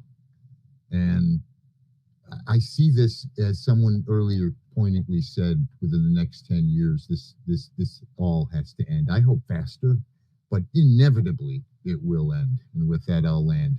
If I could say something real quick to what you said just now, Mud, I wanted to circle back. You had mentioned, if you had known that Trump would do this, then, you would have written in your own candidate. One thing to look at between both Trump and Massie is their funding. Massie has received $0 from AIPAC. He's one of the few people, who doesn't have a AIPAC handler, as we found out in his Tucker interview. And Trump is actually one of the most heavily funded, candidates by the Zionist lobby overall. So, just one thing I hope people, take from this situation is if you follow the money, a lot of the times it leads back to the same place, with both parties. Maybe slightly different figures, but they all have aligned interests. So, just follow the money, man. It can tell you so many answers. It leads back to Palantir, Zionists, big tech, military industrial complex. Yeah, and real quick, and I think I'll tap in Richard. I'll kind of tee him up a little bit here, just because since talking Palantir, it's worth noting. Obviously, Alex Karp at the top of it, a Jewish individual, but the funding behind a lot of it and the connections to the White House, of course, are through Peter Thiel. Now, what's interesting about Thiel is not only is the majority of his public wealth, let's say, wrapped up in that company. But obviously his ties go back at this point about 2 decades with J.D. Vance, which is rather concerning. And when it comes to J.D. Vance's time with Thiel, Obviously, there's the public persona, right? His political career, which Thiel has largely funded. We could also look at the book, which was turned into a movie, which was directed by Richie Cunningham from Happy Days back in the day. Of course, Ron Howard, who's an extremely prominent Hollywood figure and director. So it's kind of curious for what was supposed to be a low budget kind of biopic, they were able to get such a big director. If I'm not mistaken, in fact, I think it might have been produced in ties with Netflix, which is curious because we could also look at who owns Netflix, right? Which is Mark Randolph Bernays. And if you want an interesting little bit of history, go look at who his family lineage is. But back to Thiel, right? His ties to J.D. Vance go very deep. He also, prior to Palantir, founded Carbine 911, which was a government contracts company that did almost all of its work with, let's just call them shadowy organizations with the three-letter acronyms for the U.S. government. And on the board of that company was none other than the former prime minister of Israel, with other financial ties that went to none other than Jeffrey Epstein, which is kind of concerning. So you have a guy who's heavily tied up both with the White House, with the highest levels of power, also with this new technological database that, as Richard mentioned, was not only tied to COVID, but has also been building a database here in the US, which was also used to build the database of the people in Gaza, I should say, of the Palestinians. And that list, of course, was not only used to go out and decipher who were the most dangerous targets, but also to help in the locating of, and then also potentially the execution of those individuals. So you can see how it's kind of a dangerous, weird time where a tiny group of interests are aligning to basically build out the, what would you think of it? It's like the Terminator Skynet system, right? Track everybody, make sure they're not stepping out of line. And if they are, well, then we'll just have to deal with them, whatever that might mean. But Richard, I'm sure you've got some additional clarity on that one. Would love to tap you in. And then if Chief Trumpster's here with us, we'd love to go to him afterwards. Yeah, I mean, not to derail the space too much on a Palantir rabbit hole, because I mean that could take 3 spaces. But as Ian said, since the jump, you know, with Carbine and with Founders Fund and with Mithril Capital and with Bridgetown and all of these private equities, Anaria Capital, JD Vance, you know, personnel is policy, but you'll know the tree by the fruit it bears. I mean, and the company that we keep is very indicative of the policy that we have and the values that we maintain.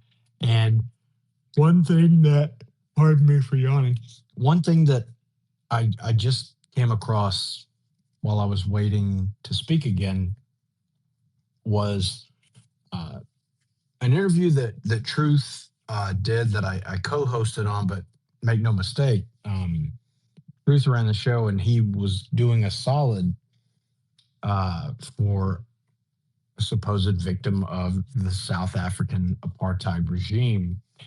And, you know, it makes me really upset because people like us who genuinely want to help people and tell people the truth and tell people what these whistleblowers or tech oligarchs or, you know, innovators are all about, that purport themselves to be these heroes that we should hold in high regard or esteem or awe and look up to, they just have consistently been a letdown. And you know, I hadn't thought about this person. I don't know, Truth, was that 3 weeks ago or so when you did that interview? But I mean, she told her backstory.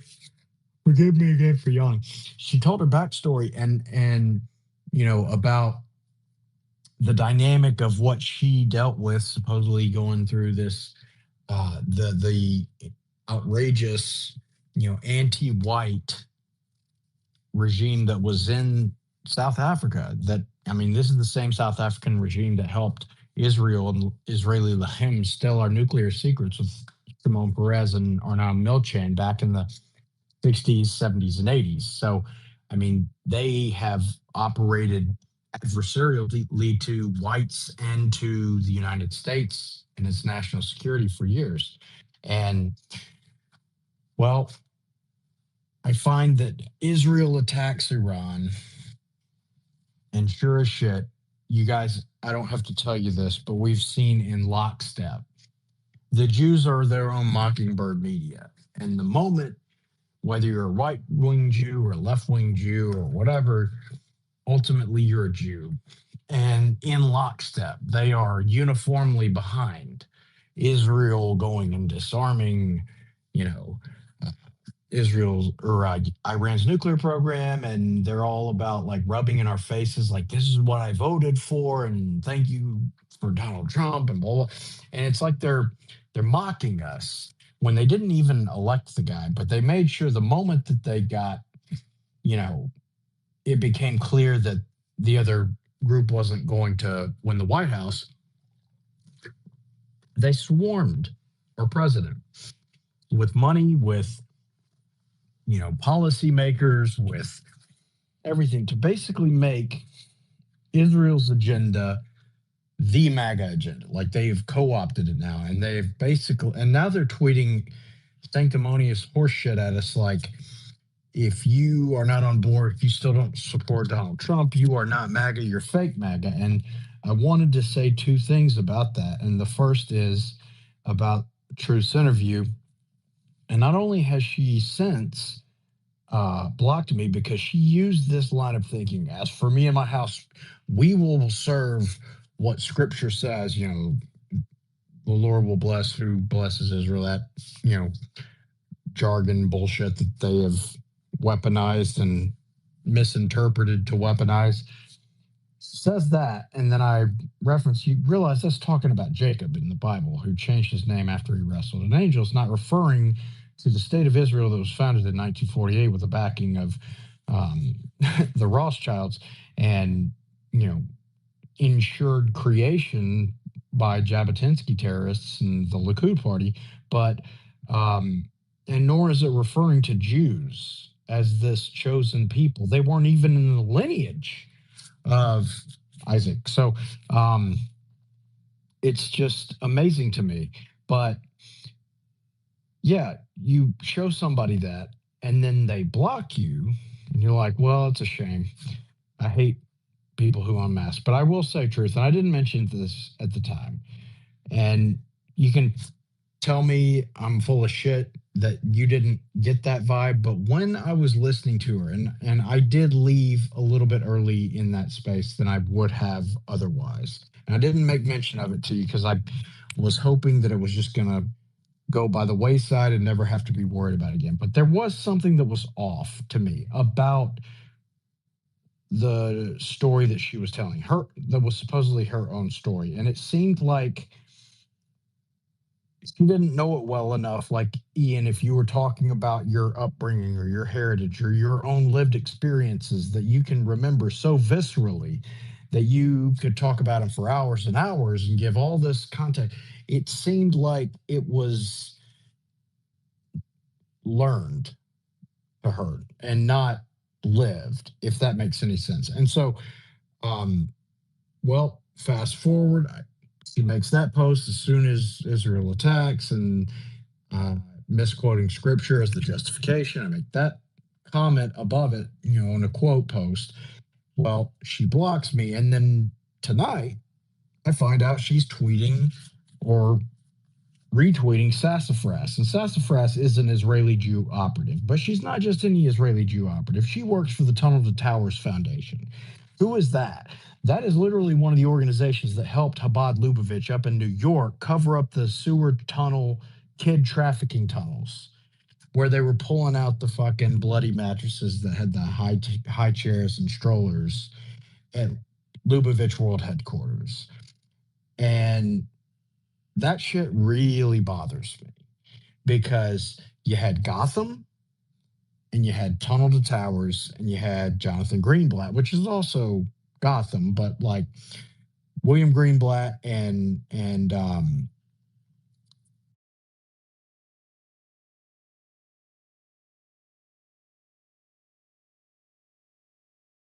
Jeffrey Greenblatt run Gotham Asset Management, who controls Gotham Ready Mix, the cement company that showed up to put all the concrete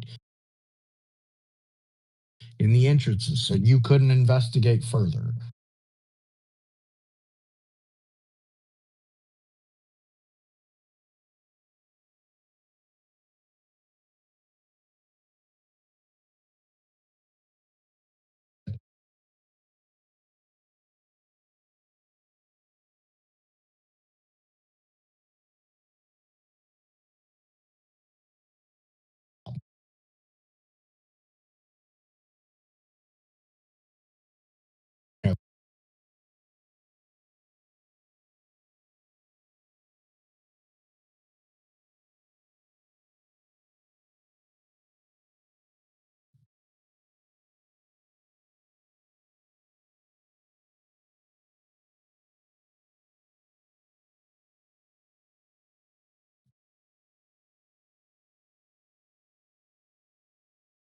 Missed close on purpose to send a message, or whether you think they just missed and then they had to cover up regardless.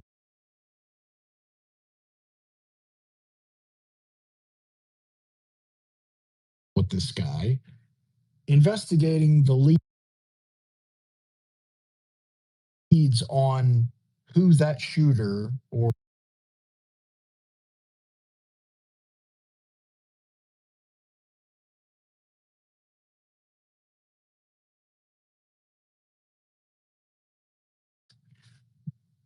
if it at all lines up with what you got, like, and it turns out our information led back to this same fucking place. William J. Percival,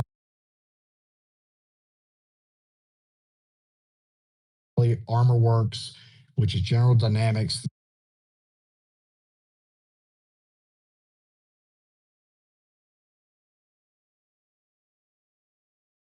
more fucking on the nose than that. And then I see this guy today that I had helped identify the chief suspects in the first Trump assassination for fucking move on. And they're using fake MAGA as like everybody who doesn't support Israel's unfettered, like unprovoked and illegal attack on Iran under the fucking whatever bullshit.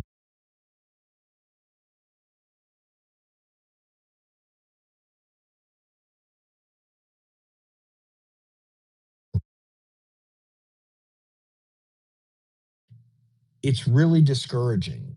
Like, one thing I want to say to everybody in this space is that I appreciate everybody coming to spaces like this where traditionally you're not going to have a bunch of people perpetuating that bullshit. Most of the people that are speaking in these spaces, like, and that have, especially the people that have spoken in this space specifically tonight, are caring about getting to the truth. And I can vouch for all of them. And I do vouch for all of them. And it makes me sad to see, like, this is how close to home this shit will hit with you. People that you have worked with closely and directly and in good faith and tried and gone out of your way to do a decent service to them, to help them and get their message out, but also to help the country and protect the now current president of the United States, who then turns around and does everything the people that have just spent the last 5 years fucking you over and attacking you at every turn and trying to, like, disarm you and ruin all your career prospects and your business interests and your investments and target you with a bioweapon, literally, and try to genocide you and killed your loved ones in hospitals. Like, these are the people that now, if I don't support them and do a complete 180, I am fake MAGA. It's really fucking revolting and it's really frustrating. And I would say that there's going to be a lot more of those moments for everybody in this space. Like they say, don't meet your heroes kind of thing. It's because your heroes usually are Manchurian constructs and they're not actually your heroes. The heroes that you should actually meet and the real heroes are the people like that are in this space and that are not going to get the credit. They're not going to get the recognition. They're not going to get the fame and fortune. They're not going to get, you know, even credit for the shit that they find. Somebody's going to come along and co-opt that shit. But like, that's what a hero does. He knows all of that going in. And he does it anyway because it's the right fucking thing to do. So I hope that answered your question, Ian. And I just had to add that little extra anecdote in there. So thanks, buddy. Hey man, yeah, you added the extra sauce, but certainly can appreciate the piece there, especially at the end. And it's so funny because to those that will suggest that people like, let's say Myron Gaines or Dan Bilzerian, that they're out there with some grift when it comes to talking about power structures, it's like, no, there's no algorithmic boosting. There's no monetization to be made. You can look at Suleiman, who's had his check mark even taken away, right? They will come for every aspect and basically make it so that you can either, you can basically run downhill as long as you share the message of the machine and you can get paid for it. You'll get bot followers and all those other things, right? Or conversely, you can run uphill and get nothing for it and be slurred all the way. But at least know that at the end of the day, when you lay your head down to rest, that you're doing something righteous and just, and you're trying to make the world a better place. And it really does feel like it's that good and evil, black and white.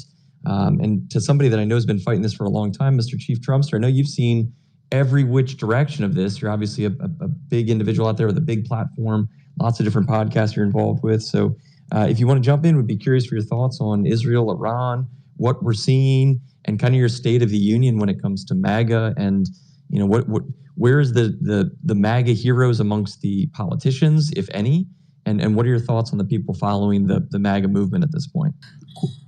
Yeah, so that's a great question. I will say though, a point I brought up before about being a dissident and the consequences for that and the punishment you get. There's tons of people, and it's very easy if you're like a pro-Israel, Zionist, like slop account, you can make big bucks on this platform and on YouTube and other platforms because you're allowed to say these things. If you're a dissident, that's not possible at all. You lose sponsorships, you get demonetized, deboosted, banned from platforms. It's not the easy road. And there's been a lot of accounts out there that claim, oh, it pays well to be anti-Israel. And the Qatari agents, the Qatari money, it's not there at all. It's simply not. Like it's a very big hurdle to jump if you're going to try being a dissident online and make that like a big part of your platform. It's definitely something where it's courageous for people like Myron and Dan and people like that to take these big risks and put their business and put their livelihood at such a humongous, put them in a crosshair pretty much from people straight canceling them and bring hit pieces about them all the time. It's a humongous burden, and they are still doing it despite all the consequences of that. And I commend them for that. And it's very, very, I guess, I'm very happy that there are many people out there who are standing up for the truth and fighting for the truth and calling out things that they see them. I will say in terms of, MAGA, I actually posed a question before, like, what kind of MAGA are you? Because there's one side of MAGA, which is 2015 MAGA, OG MAGA, talking about things like no forever wars, the MAGA where we had Trump calling out Bush to his face in primary and saying no forever wars, the war with Iraq was a disaster, the no WMDs. That type of MAGA is a totally different animal compared to this new revisionism of MAGA to say we have to bomb Iran, we have to be attacking these nuclear sites. And if you look at the reports actually for this, you'll see they actually don't even know where the uranium even is that Iran had. The facilities weren't even really destroyed, according to their own reports. And according to other reports, it's just based off vibes, not really anything with intelligence, but just because Israel was pushing for this and trying to get us in this war. And they succeeded. Now we're involved, and we have no idea what we've caused. This is only the beginning. I'm sure we'll see a response from Iran, and there are many accounts out there that are trying to move goalposts so much, saying, "Oh, Trump would never do a strike on Iran. Trump would never do this or this." Oh, well, he did, but it was a peaceful bombing. I saw one person, DC Drano, saying it was a mostly peaceful bombing or something like that, which is of course absurd. I mean, like we're pretty much at war right now with Iran because of another country's interests, and we have no idea how many people will be killed for this, how many personnel will be at risk, our equipment, money will be spending on this. It's a shame, but the people who in MAGA who are actually courageous enough to call this stuff out, we have Massey, who has been like at the crosshairs for Trump for a very long time, and he's saying like this is not a just war. There's no basis for this. It's not in our interests, and Trump's going after him for that. But it's the truth. Like we don't have any reason to go to war with Iran, to be bombing these facilities. We just don't. And if you look on the timeline, you'll see the people out there, like the Hodge twins, they're posting about this. They're calling it out. People who, are not afraid of the consequences or of the backlash that they'll get. And like, I'm very happy that many people are speaking out about this, but it's tough and it's unfortunate to see many people on the timeline try to really justify this war with Iran and saying it wasn't a war. We just bombed a nuclear facility of theirs, or 3 of them actually. We also killed, or helped Israel kill the scientists they had, and bombing the oil fields and all of that, and gave intelligence. I mean, like, these are not serious people here. We're at war with Iran. We bombed them, and we're going to be in this region for who knows how long. And it's a tragedy to think that this war isn't to get many civilians killed. It's to further cause resentment of our country, of America, and cause more conflict in the long term. This is obviously a thing that's beneficial for Israel. The whole plan is to have the greater Israel, to have control of Gaza, of Palestine, of the West Bank, to expand their influence in the Arab nations, to go and get rid of Iran and any of their influence, take the oil fields, take a lot of their control, really, get their oil and gas, and they will become like a major superpower in that region. That's our entire goal. And we pretty much greenlit that when we went to war with Iran and bombed their facilities. So we're in it for a very long haul with this entire conflict. And then with Palantir, as brought before, like that's step 2. Because when Vance runs in 2028, who is very connected with Peter Thiel, with Palantir, with the whole big tech Silicon Valley type of crowd, we're going to have Palantir integrate into our government systems. They're going to have more information access to all of us. They'll be able to know, like, if you're a dissident, if you're someone who is more likely to be a dissenter, someone who opposes the government or opposes the establishment point of view, and they'll mark you as an enemy. They'll mark you as someone who has potential to be a problem, essentially. They're using all of our data against us, and they're going to do it at such a high level when it comes to AI and advancements into that with Palantir and Foundry.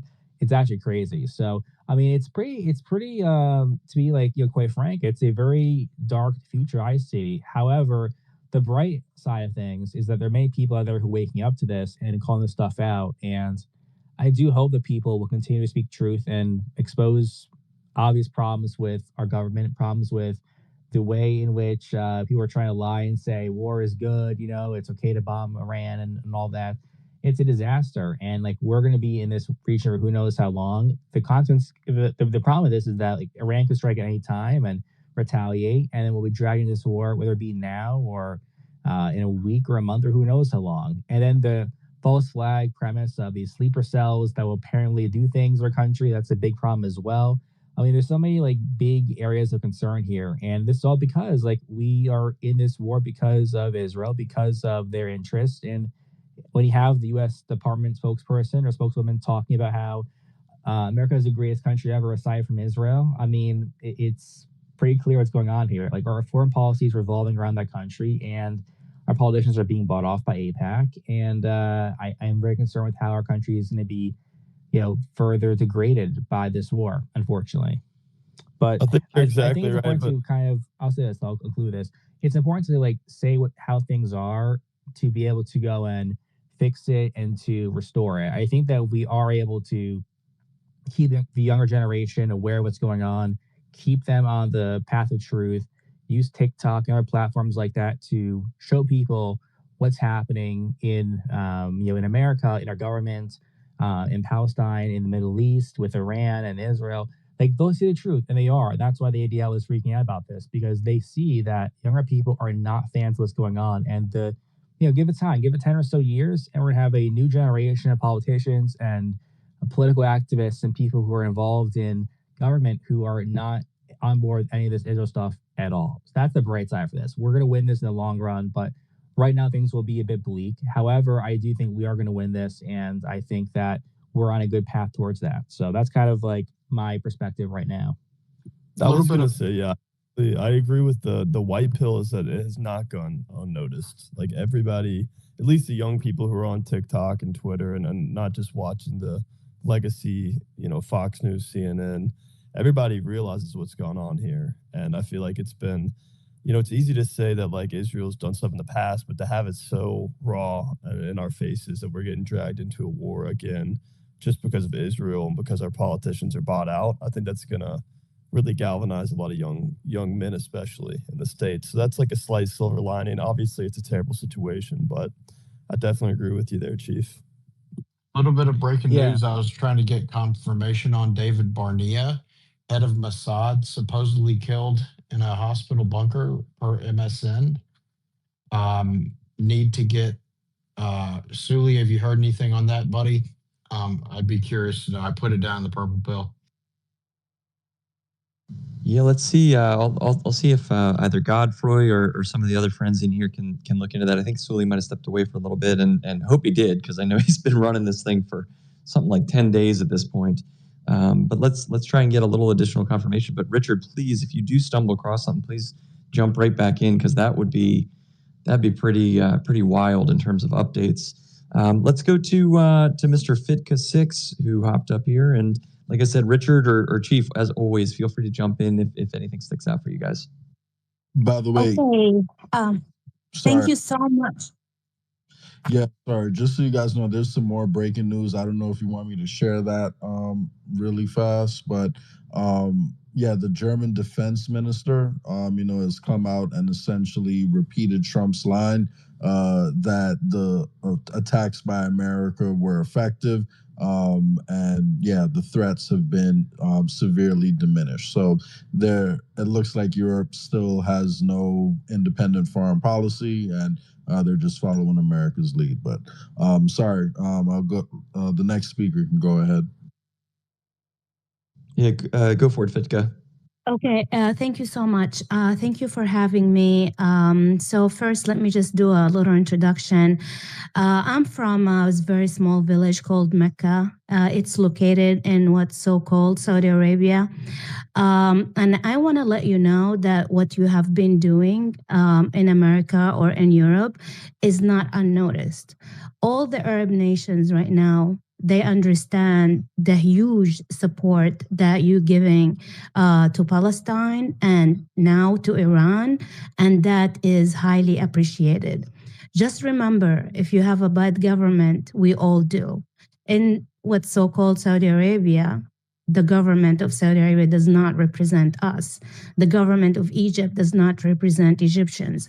The government of Jordan does not represent Jordanians. So we're all in this together. We're all in this together. And we will seek liberty. And as a dual citizen, I live here in the United States, and I feel for you guys, and I feel for me, even though I have another country that I cannot go to right now because pretty much I'm wanted by the government of Saudi Arabia. But I want to let you know that Trump, what he's doing right now with the technology group that he has and the brand new phone that he wants to release, Trump, that you must watch out for. Because we all know what happened with the pager operation in Lebanon, in South Lebanon. God knows what's going to be in this phone. God knows how many surveillance or how much surveillance will be on that phone and how much control you will be that. But that made me think, what about why Trump hurt iPhone through the tariffs, the Chinese tariff? Why did he do that? Is that because of the Trump phone? Is Trump trying to create or build an empire for himself? Is Trump trying to promote his Trump coin over the US dollar? All these questions we all must think about and see how we can navigate through and not to be a victim of that. Because we definitely don't want Trump to be more powerful. He's already powerful. And what he's doing to the Middle East is really bad. So basically what Arabs want, or the Arab nations want, is just wants to be left alone. That's basically what it is. They don't want Trump to come there and say, hey, we want to change the Iranian regimes. Why you want to change why? Why? We're happy with that regime. We're happy with whatever regime people choose.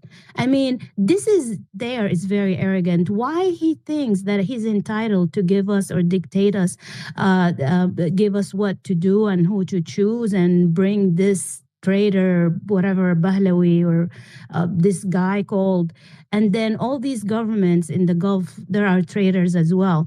And who give them the right to take $5 trillion from that area's money and resources and to fund the war against Palestine, or I mean against Iran? Who give them that right? Who? I mean, this is what really bothers. We're not, I don't know, sometimes I think what that Smutrez or whatever guy said, we're not human enough. I feel sometimes that's true. They don't look at Arabs as we are human enough, or we're not entitled to make our own decision.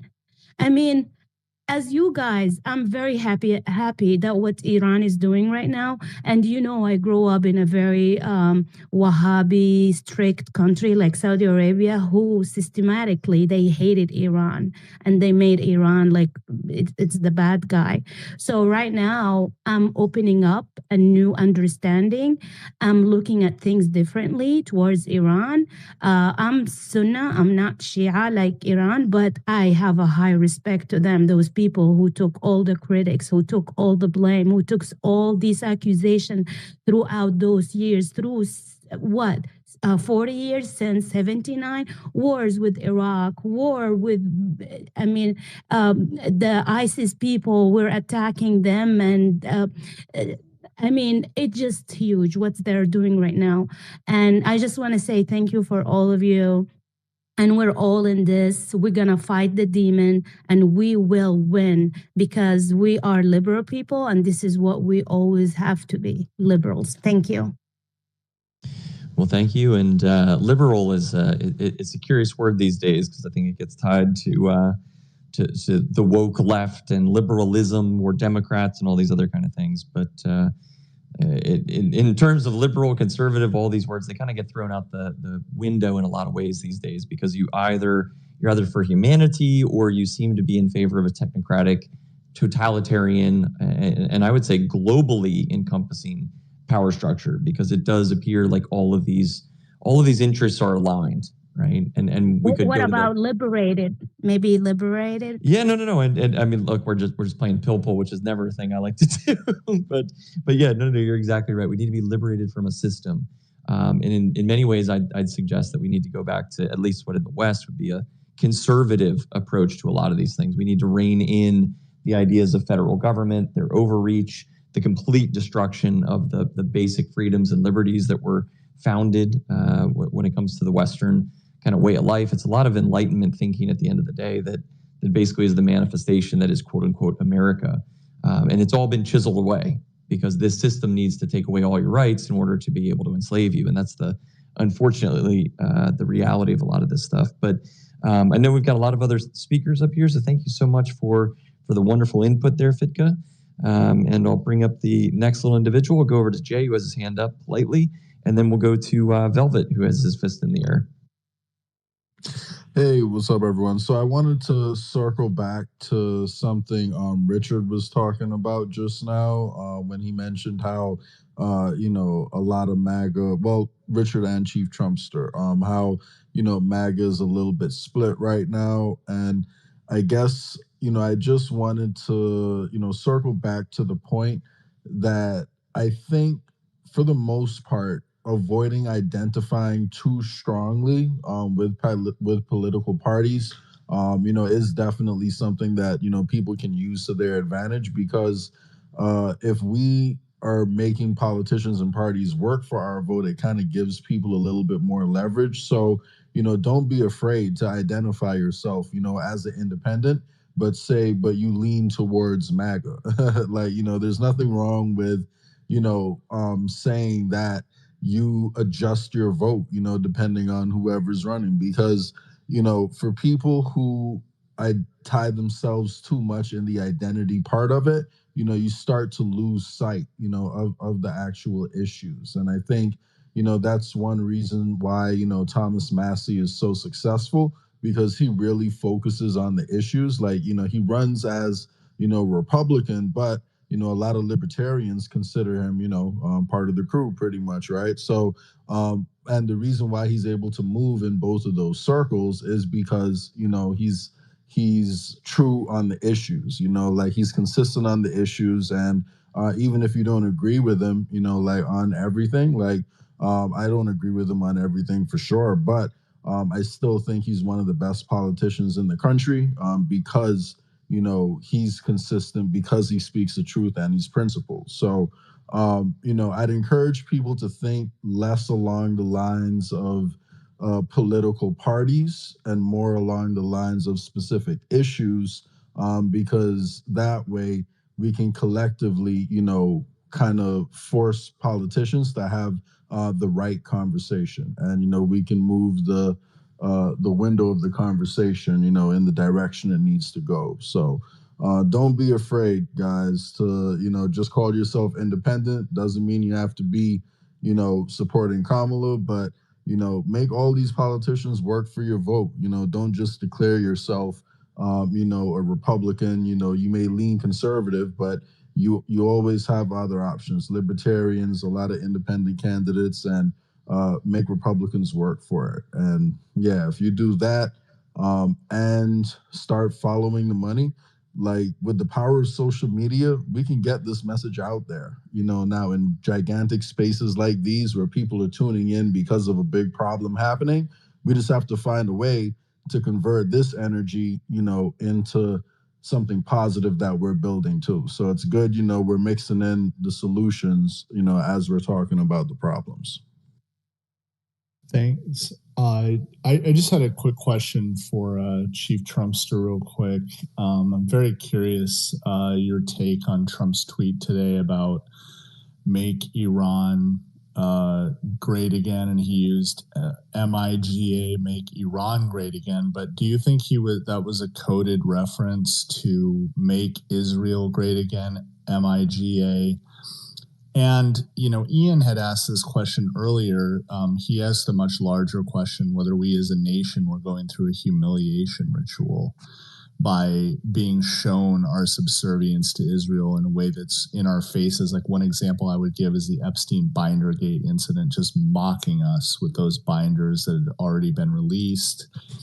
There's several other examples, but my question to you, sir, is: do you think that was him trolling, saying that it was MIGA all along, or that it is now MIGA?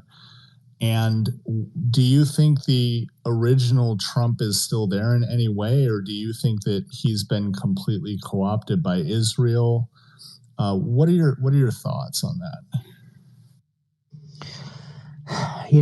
I saw the post on at first I thought that it was like a fake post, or like one of those like photoshopped ones, or completely incorrect. But no, it was actually a real post of him saying, make Iran great again, talking about talking about how it's actually, it's a regime change is a great thing. We need to have regime change. We need to go and have that, because why not? I think unfortunately what's happening is you have people who like the CIA head person there, who apparently, according to like Gray's reporting, was like a Mossad like teleprompter essentially, or like pretty much reporting all of the perspectives or all the information from a Mossad perspective to Trump. And so the Grayson was talking about, I think that he has some bad people around him, and they are really just pushing an agenda. I think that with Trump himself, like he ran in 2016 under opposing foreign wars, opposing the WMDs, the Bush dynasties, and all these people are now in support of him. John Bolton was in support of him now. You have Mike Pence in support of him. You have Chris Christie, talking about how he's very proud of Trump and happy for him and all of that. I mean, like, all the worst people are all out in support of what's going on right now. Everybody is. And that is just a clear sign. We have Lindsey Graham cheerleading for you, and Warmonger is just really happy. That's a clear issue. I think right now it's just the Trump idea from 2015. It's not there anymore. I just don't think that we, in terms of foreign policy, we're not close to where we were back then. Like, the whole idea back in 2015 was no forever wars, no Middle East interventionism, and here we are. We're bombing nuclear sites. I think there is an obvious disconnect there when Trump was talking in the past about how bombing Iran was or I guess like Middle East wars were a mistake, and attacking Bush, rightly so, for what he did to this. Again, I think it's possible maybe he gets back to his roots, but I just don't think that's likely. I think that we're seeing this Zionist wing just really controlling what Trump is doing at this time. I'm concerned because right now we're having this posture where we're really just getting involved in this conflict. We're getting involved. We're bombing sites. We're intervening really in this Middle East conflict, and we have no idea how that's going to spiral out of control. It's been less than a week, a couple of days really, since that happened, and Iran is going to respond, whether it be now or in a little bit. They're going to figure out what they're going to do to retaliate. They're going to do it, and we're going to be doing this tit for tat nonsense with them for a very long time. When they said that they couldn't find the uranium that they were hiding, I guess the 60% enriched uranium they're talking about. I mean, what's that? Are they leave it and that's it? No, they're trying to find that. They're find the uranium, try to figure out where it is, and try to bomb it, right? And that means we'll go back in there again. We have to go and fly over there and do reconnaissance. We have to go and have fighter jets in that area looking around and put our own people at risk. So, I mean, to answer your question, I guess convoluted, but to answer your question, I think that the Trump in 2015 is not at home right now. It's a different Trump. I think it's someone that is pretty much engaging in interventionism, which is something that's totally opposite of what the 2015 Trump would ever want to do. He really tried his best to trash the Bushes and attack them for all that they did. And what he's doing right now is getting us involved, and it's something that I think a lot of people are not supportive of, and at least in the right-wing MAGA side of things. And that's why I could see a clear split. And you have people who are trying to go and do damage control and sweep and say, oh, it's not that bad, it's just a couple bombs. No, it's like the start of the war, really. Like, we're getting involved. It's almost equivalent like a Pearl Harbor type of thing, where they bombed a naval base and killed lots of people. We bombed a nuclear facility, 3 of them actually. I mean, there's going to be a response. Like, it was obviously a provocation, and they're trying to, I guess, Israel is trying really hard to get us involved, and this bombing just did the trick. We're involved now officially, and I don't see an end to this, unfortunately. So that's kind of my perspective. That answers the question. Yeah, no, it does. I mean, for me, as a Trump voter and someone who used to consider themselves MAGA, I just feel completely betrayed. I mean, the COVID, the one of the biggest tells to me was the COVID bioweapon or the COVID vaccine not being taken off the shelves on day one with an executive order. That's when I was like, what's going on here? And then you have this Epstein Bindergate incident, which still flips me out to this day, where instead of delivering actual information on Epstein or any kind of semblance of Epstein justice, you have a series of clown car influencers re-release the work of journalist Nick Bryant that he already released in 2019 through a series of binders, and they have the audacity to redact it. You have zero movement on the vaccine. You have zero movement. Bro, you on Canadian. You didn't vote for Trump, bro. I'm sorry to interrupt. Yeah, shut this guy up. You're Canadian. Get this guy. No, I'm not a Q. Hey, Sully. You are a Q bagger, dude. You believe in Q quatrains. No. I'm having a serious conversation. No, bro, relax. Keep your Q I called you out. You didn't vote for Trump. Ian, will you shut that guy How is up? that guy still speaking? He's a Yeah, big he's a big Q believer. He believes in like Q drops and Q clock this and like Q drop 3, 4, 5, 6 type of shit. But the point I was trying to make is so we have no deportation. Hey, Godfrey, once upon a time, there was a tweet that was put out by Q that included the letters 4, 7, and 9, which are in fact numbers, but nonetheless, those letters are of great significance and define the eternity, and we all just need to be as smart as that individual, and then we'll figure it out. So yeah, just on pretty much every issue, I feel like it's been a major betrayal. You have teams walking back his stance on deportations, like no vaccine being removed off the shelves, no Epstein justice, no semblance of COVID justice, not even barely a hint of election fraud. And it looks like they're going to try and pin election fraud in the CCP so they don't have to prosecute anybody in America. I mean, it's just a wholesale betrayal, honestly. That's how I feel like I got punked and I got played, and I'm pretty livid about it, honestly.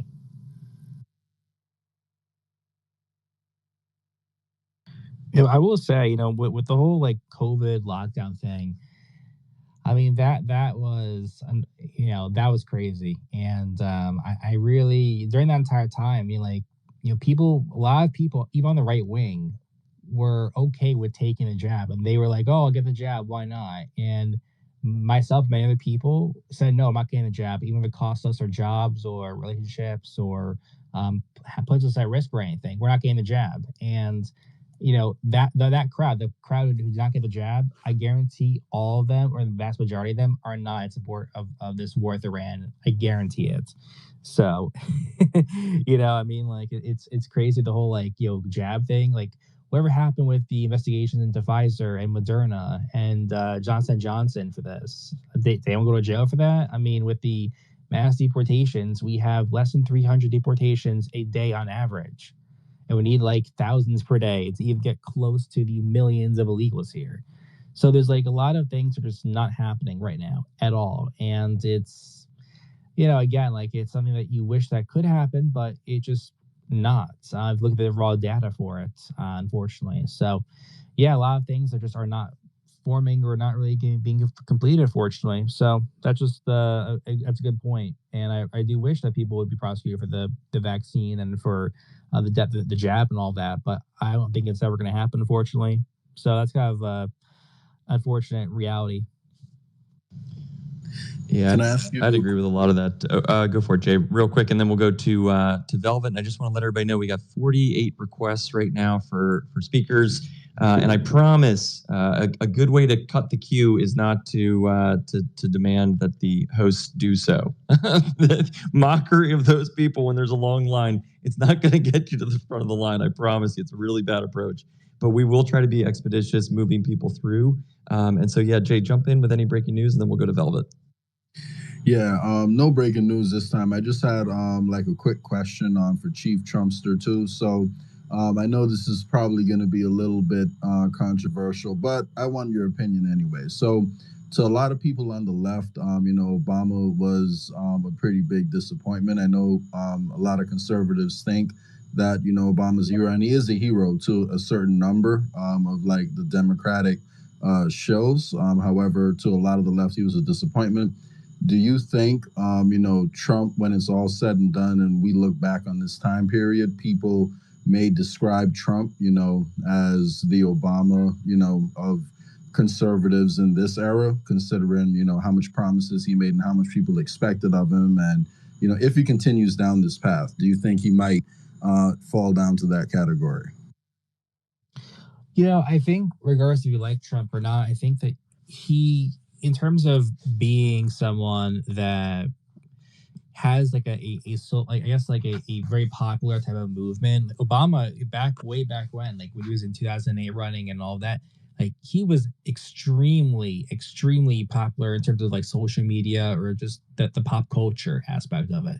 I think Trump is as well. I think that, despite his again, what he's done and what he believes and says, I think that with him, it's, he has a backing from the whole entire Apprentice type of show.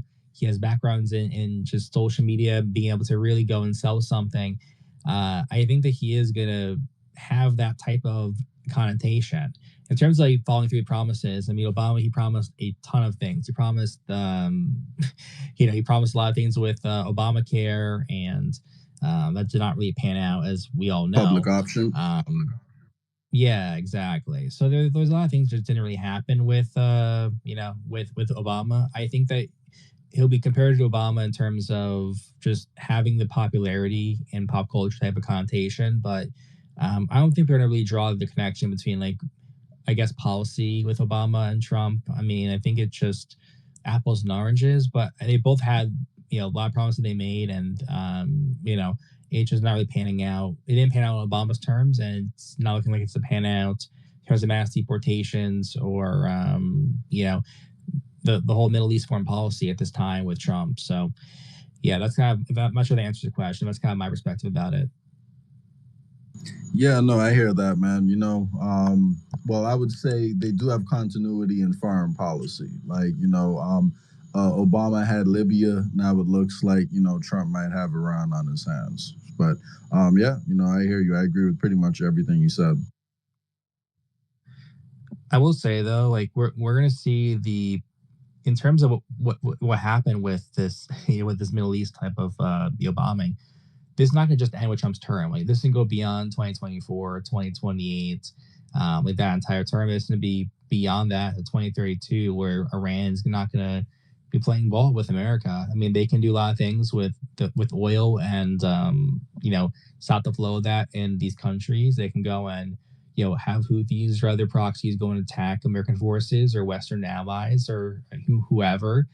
So, like, we're not going to really understand or I guess see the full extent of what this action did until a very long line down the road, if that makes sense. I think that we're going to see just a forever war, which could be going on for 10 or so years, maybe more, and I don't think it'll ever truly be settled, because there always will be some resentment with people who were negatively impacted by the bombings, by our foreign policy, and they're not going to want to support America, or they might have the inclination to do bad things to Americans or America or institutions we have, or bomb something or kill people. I mean, that will always be there for people in the Middle East. So it's a problem that's not going to ever be resolved, and it's another cycle we're going to be involved with, which should never have happened. So that's my biggest concern at the moment.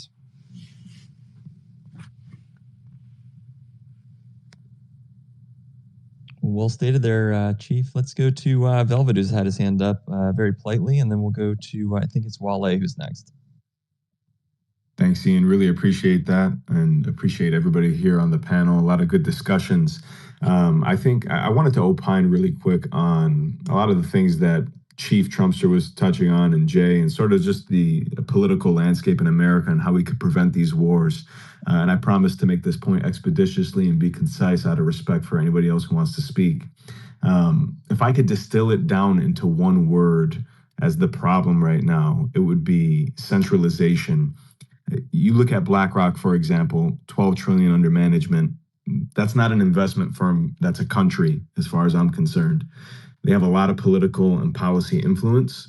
And I heard mentions of the founding fathers. I'd actually like to touch on that really quickly. Thomas Jefferson would puke if he saw the debt. He's rolling in his grave, seeing the centralization and political and policy influence with firms like BlackRock. James Madison, also something that's very relevant, I'll quote, said this: "No nation could preserve its freedom in the midst of continual warfare. The means of defense against foreign danger have always been the instruments of tyranny at home." Palantir. That's what I think of when I read that. Now, there's probably somebody in here or some internet scraping technology that just categorized me as dangerous for citing our founding fathers. Think about that. That's crazy. We live in a vastly different world, but as a nation, I think it's important that we adapt to the new world while keeping our core principles threaded through a new system that's made for this new world. So the point I'm trying to make is that I know that it's tough. A lot of Americans are disillusioned. They probably feel really nihilistic because there's so much centralization and it seems like there's nothing that we could do.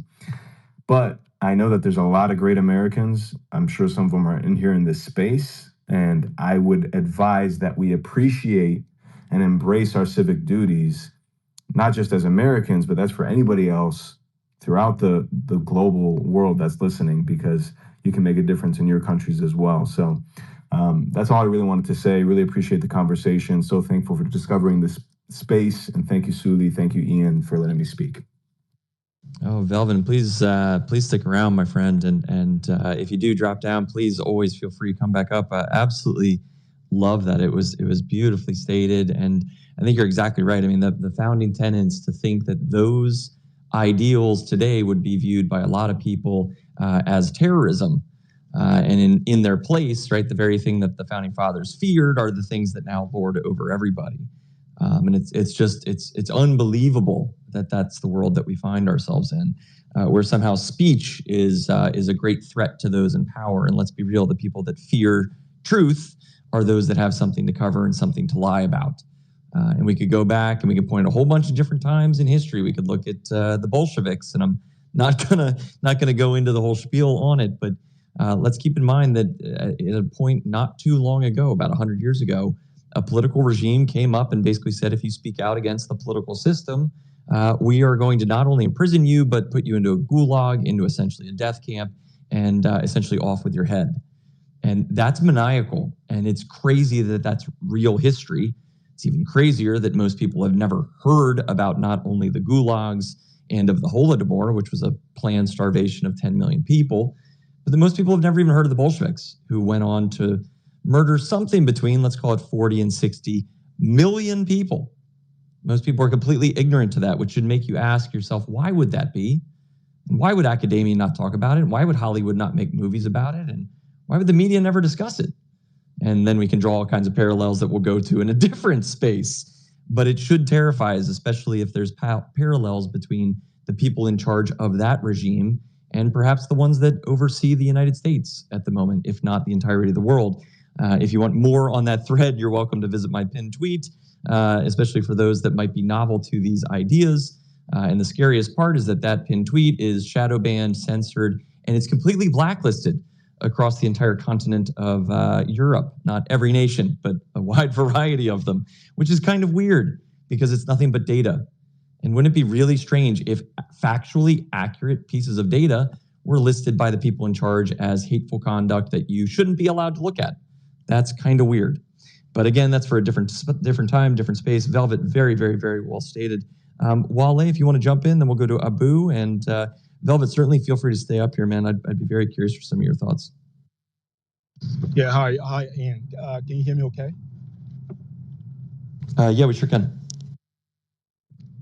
You can hear me, right? Because I'm at work and sometimes it's ignored. No, you're coming in loud and clear. Okay, great. Yeah, so I wanted to highlight, I mean, a few days ago, Suleiman put up a poll. He was asking, I think the poll was about what was going to happen if Trump was going to make a deal. And I said in the poll that he was going to make a deal with Iran, excluding Israel. And that was before the bombing. And a few days before that, that was the first time I actually ever spoke on the space. I said I think this is an opportunity for the United States to win itself off of the liability that Israel has been for the past 100 years. Because if we go back in history, we will see that every war the United States has fought was on behalf of Israel. Aside from this buying the JFK, the USS Liberty, and recently, Iran recently hacked Israel's database, and they found that I believe that they found out about the Samsung option, and I think what is going on is that the United States is actually using this opportunity to win itself off of the liability that Israel has been for the past 100 years, as I thought. I mean, this is my opinion, and at the same time profiting from the war. But I mean, would they come out if someone is if Trump is going to get red pilled? I don't think he's going to come out and denounce Israel. And I believe what the sanctions option is it has not been publicly or officially declared, but I think that right now it's looking like it's looking through to most people, and I believe that Tulsi Gabbard, who is the director of intelligence, must have got a win of it. I mean, she was anti-war, and suddenly she flipped. That's weird for her to suddenly flip. I believe that the establishment or the government or Trump or whoever has, hey, this is the game we're going to play. This is what's going to happen. And if we're going to get rid of all this liability that this country has cost us for the past 100 years, I mean, we had to play along. I also think that the only reason why the United States have all its military assets along in the Mediterranean Sea along the shores of Israel is only to protect the oil. I think that is what is more important to this government, especially to Trump, to protect the oil field. Because in the next, I don't think Israel may not exist before the end of the year at this rate. So the United States is willing to continue to give Israel all the weapons, profit from the war until it disintegrates beyond and become a failed state, and everything else is just gonna. I mean, where to go from there? I think that the negotiation between Iran and America will take place aside from excluding Israel. I think that's what's going to happen.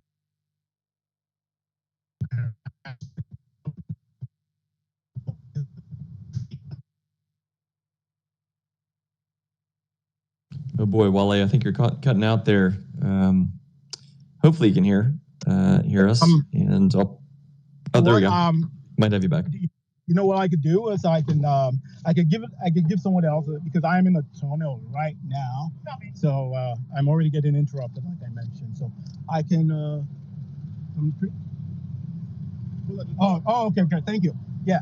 So I was getting interrupted at work right there. I can allow someone else to talk. When I'm a little free, I'll come back online. That sounds great, Wale, and we'll drop you down. Feel free to request a mic, and we'll bring you right back up in the queue. And just really quickly, somebody need to jump in? All right. The thing I was going to quickly add on that is this idea of the Greater Israel Project. It sounds a little out there and wonky, and then you go and you actually see that the Ukrainian quote-unquote freedom fighters had the exact same patch as some of the Israeli soldiers with a similar insignia that Netanyahu has also held up, which is kind of curious. And you start to look at, well, what is that Greater Israel? Well, it's a lot of the land around what we currently think of as the Israeli borders. And if we go back to the Clean Break Memo, which was put together in 96, if I'm not mistaken, by primarily, if not entirely actually, Jewish American politicians, who basically said that the only way to make a safer America was to make a safer Middle East, which ironically included going to war with just about everybody with the exception of Israel, which is kind of weird. We could then look at everything from 9/11 and we could go down those rabbit holes, but I won't do that to kind of respect the timeline and the lots of speakers that we have. But I just say that to round out this whole concept, which is that the conflict that we've seen between Ukraine, Russia, Israel, the United States, and essentially all of those Middle Eastern territories, it all does curiously align towards that idea of the Greater Israel Project. Now, in my kind of conspiratorial head, I believe there's something more to this, and it's not just the building of that future state for, let's say, the Greater Israel, but that in the process, what they're doing is they're also simultaneously destroying the prosperity, the homogenous nature, let's say, the health of the Western worlds. And you look around and we know that this is the case. Everybody's basically, the waistlines are all going up, the bank accounts are going down, the prices of everything goes up. And you can go across essentially all metrics, whether it's the use of SSRIs, hard drugs, things like suicide, reported depression, the number of families that are staying together. We could go across all kinds of social indicators. And I believe these things are all by orchestration. And it's because if you were going to basically let's say, parasite the last of the prosperity, the wealth, and the capabilities of a group of people before walking out the door to go build your new homeland that, oh, by the way, you were going to build with their credit cards after their children went and destroyed the area that you're now going to call your homeland. Well, you probably would want to make sure that that group you were leaving behind was essentially, let's say, hamstrung to the point that they wouldn't be able to put up a fight and maybe be really pissed off about what they have now learned that you have been doing. And I know that that's a little bit outside of the realm of this conversation, so I'll kind of leave it there, again, out of respect for Suleiman, all the speakers that want to come up.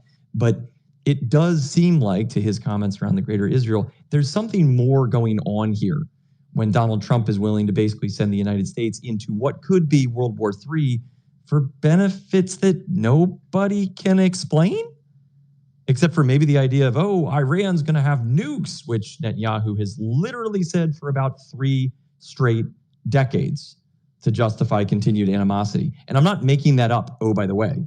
Go look up Netanyahu, and you'll find videos going all the way back into the 90s of him discussing the prospect of Iran getting nuclear weapons. Every single time, it's like they're 3 days away, which is curious because if they were 3 days away 3 years ago or 30 years ago, you think they would have gotten there by now.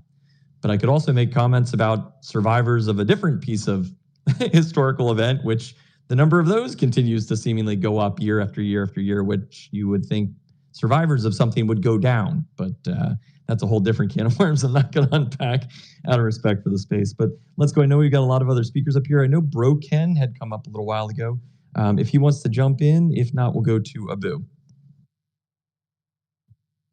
Yeah, if you guys saw, Max Blumenthal wrote an article literally the day that Trump bombed the nuclear facilities, and he talked about how, you know, the dynamic in the White House, how the flow of information from the CIA to the president is that he lays this out in the article. They surround him with war hawks in the meetings, and they keep out voices that call for containment, and he's kind of like a trapped president, right? So they, this like ownership of the United States is at such a deep level that they're able to manipulate the president. That's what I think. And it's Max Blumenthal also talked about how Ratcliffe, the CIA director, is completely compromised. And by the way, it's not just the United States, so don't feel bad. I'm up here in Canada, and our country's owned by, half of it's owned by the Indian government, and the other half's owned by the CCP. And that's why our country's in a shitstorm right now. So it's not just the United States. It's all our countries are somehow manipulated at the top through these lobbyists and special interest groups. And some more than others, and some more consequential than others. It's way more consequential for the United States to be completely compromised by AIPAC and Israel and have it fight its wars for them, as opposed to Canada, where they may manipulate our trade agreements or something a little bit has less implications for the survival of the world, to say the least. Thank you. Well, very well stated there, Abu. And look, the video of Justin Trudeau comes to mind saying that he's a Zionist and nobody in Canada should fear being a Zionist. They should be proud of it. And it's like, wait a second, whose country do you represent again? Because I think Zionism is essentially the foreign land that is Israel, and not only protecting that, but if you go back to the origin of Zionism and the text of Rome and Jerusalem, for example, Zionism is not just a plot of land living peacefully amidst itself. It is that plot of land then essentially enslaving everybody. And so it doesn't matter if you're Trudeau or if you're Trump or if you're any other political leader of any other country in the world except Israel. If you stand up and say, I am a Zionist and that is my biggest priority, well, then you are a traitor. You are guilty of treason. And there's no other word that would be fitting for that conduct. And it's wild that we have American politicians now suggesting that to be anti-Zionist is to be an anti-Semite. Oh, God. Oh, no, there's nothing worse. Right? Think about that. So the thing that you could be, which in the eyes of the politicians and the media, the anti-Semite, the way that you get there now is to be opposed to all nations being slaves to Israel. And that's kind of weird. That's in fact insane. And we can go back in history and find that lots of leaders actually looked and thought that was insane. And lots of people looked at a maybe collective ideology of things like Zionism and the people that pushed it and said, we don't like that idea. We don't like the people that push it. And then we can go down the list of expulsions and all these other things, but not going to do that's for another time. But it is worth noting that when Trudeau gets up there and says that, and then does things that we see other world leaders that also say they support Zionism. We can look at Keir Starmer over in the UK. Obviously, he's married to a Jew. We can play the same game with all kinds of other world leaders that just say, yep, we support Zionism, and we also support the endless flooding of our border with people from the third world. And that's not me saying anything negative about third world people, but if you import endless Africans into the United States or endless Indians into Canada, well, eventually Canada becomes not Canada anymore. And it's wild that in modernity, that's somehow offensive. It's lunacy, in fact. It would be like suggesting, hey, we are a fancy restaurant, but we just serve McDonald's cheeseburgers. It's like, no, you have become McDonald's at that point. And it's really laughable that that's somehow a contrarian position or in any way, shape, or form is controversial in modernity, but that's the world that we live in. I want to go to Jay, who has his hand up, and then what we are going to do is go to whom it may concern, who I believe has some feuds here with Godfrey. But what I will do is I will not tolerate any bickering or insane arguments back and forth out of respect for Suleiman. We're going to try and keep this civil. So let's go to Jay, and then we'll go to whom it may concern and see what kind of fireworks we kick off. Hey, what's up, everyone? This will be quick. So, I'm about to go to sleep now. It's been a great space, as usual. So, I wanted to thank, Suli for keeping the space going all this time. I know he's probably resting right now, but, I hope everyone in here is, retweeting the space, sharing it because it's really good information. And, just remember, the people who are most informed right now are people who are getting their news on Twitter, and the folks you see on stage have been, putting in work for a real long time. With that being said, everyone have a good night and make sure, you're getting involved, making your voice heard, and call out your senators. Like my senator is Ted Cruz. So he is one of, he is the poster boy, for someone who has, come out and said Israel is his priority. In fact, he said when he ran for Senate, it was well known that one of his priorities was standing up for Israel. So, the fact that people are so openly pledging allegiance to a foreign country, like they're placing Israeli flags like inside their congressional offices. Like this isn't normal. This is something we have to call attention to.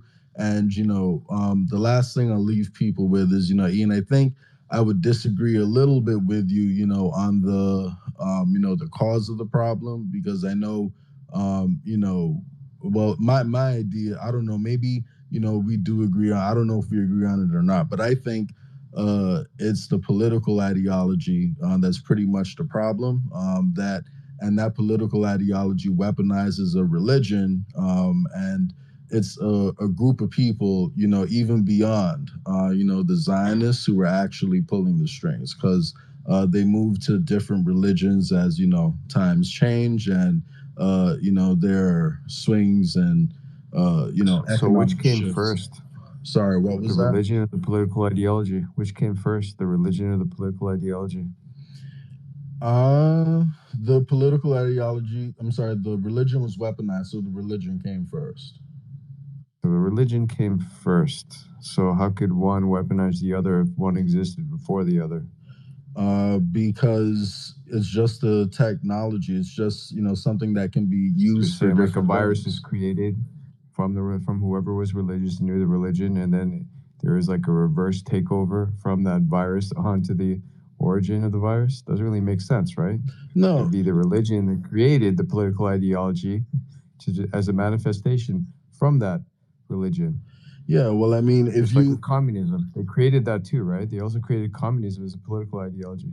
Yeah, I haven't studied the roots of communism, so I can't, debate you on that. But what I Wait, can say, hang on, Jay. It might be worth unpacking that just a little bit, and I'll do this in 15, 20 seconds or so. But the curious piece about that is we had talked about that book Rome and Jerusalem just moments ago. Now that book actually was written by an individual who was collaborating with an individual who wrote a book called The Communist Manifesto that you might be familiar with. And so it's kind of weird that Moses Hess, the founder of what is essentially loosely referred to as Zionism, if not its codification in writing, was a correspondent with and a collaborator to the other two individuals who put together that Communist Manifesto, including Karl Marx, who we of course know was Moses Mordecai Levy, right? So it's kind of curious that a Jewish individual, Marx, wrote this political doctrine while having a collaboration with and some kind of intellectual, let's say, alignment with an individual that was also putting together the ideas behind a religious doctrine that could be used to enslave the world. So you've got one guy who's like, hey, I think Jews could push for Zionism and take over everything. And then the guy that writes writes to this other guy and is like, here's a really good idea for a political framework that you could use to ... enslave all of your people. And so it does look a little familiar. And I figured I'd throw that in if you're not familiar with the origins of communism.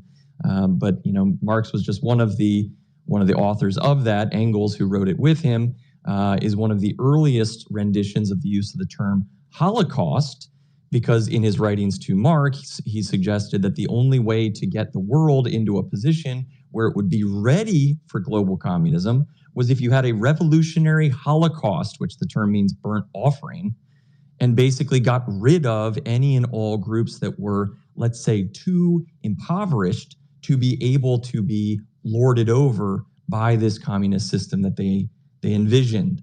And so if you look at the modern world, what are we seeing? We're seeing the destruction of the first world. We're seeing the lifting up of the third world by basically sending it to the first world, which is the creation of a global second world, which kind of rings with some of these other ideas about bringing things up or down in order to set up the what would you call it, the environment that you need for them all to be then lorded over by something which we could loosely refer to as Palantir, or this idea of Zionism, or the greater Israel, whatever you want to call it. But I figured I would add that really quickly. I know it took more than 30 seconds, so I apologize. But Jay, back to you.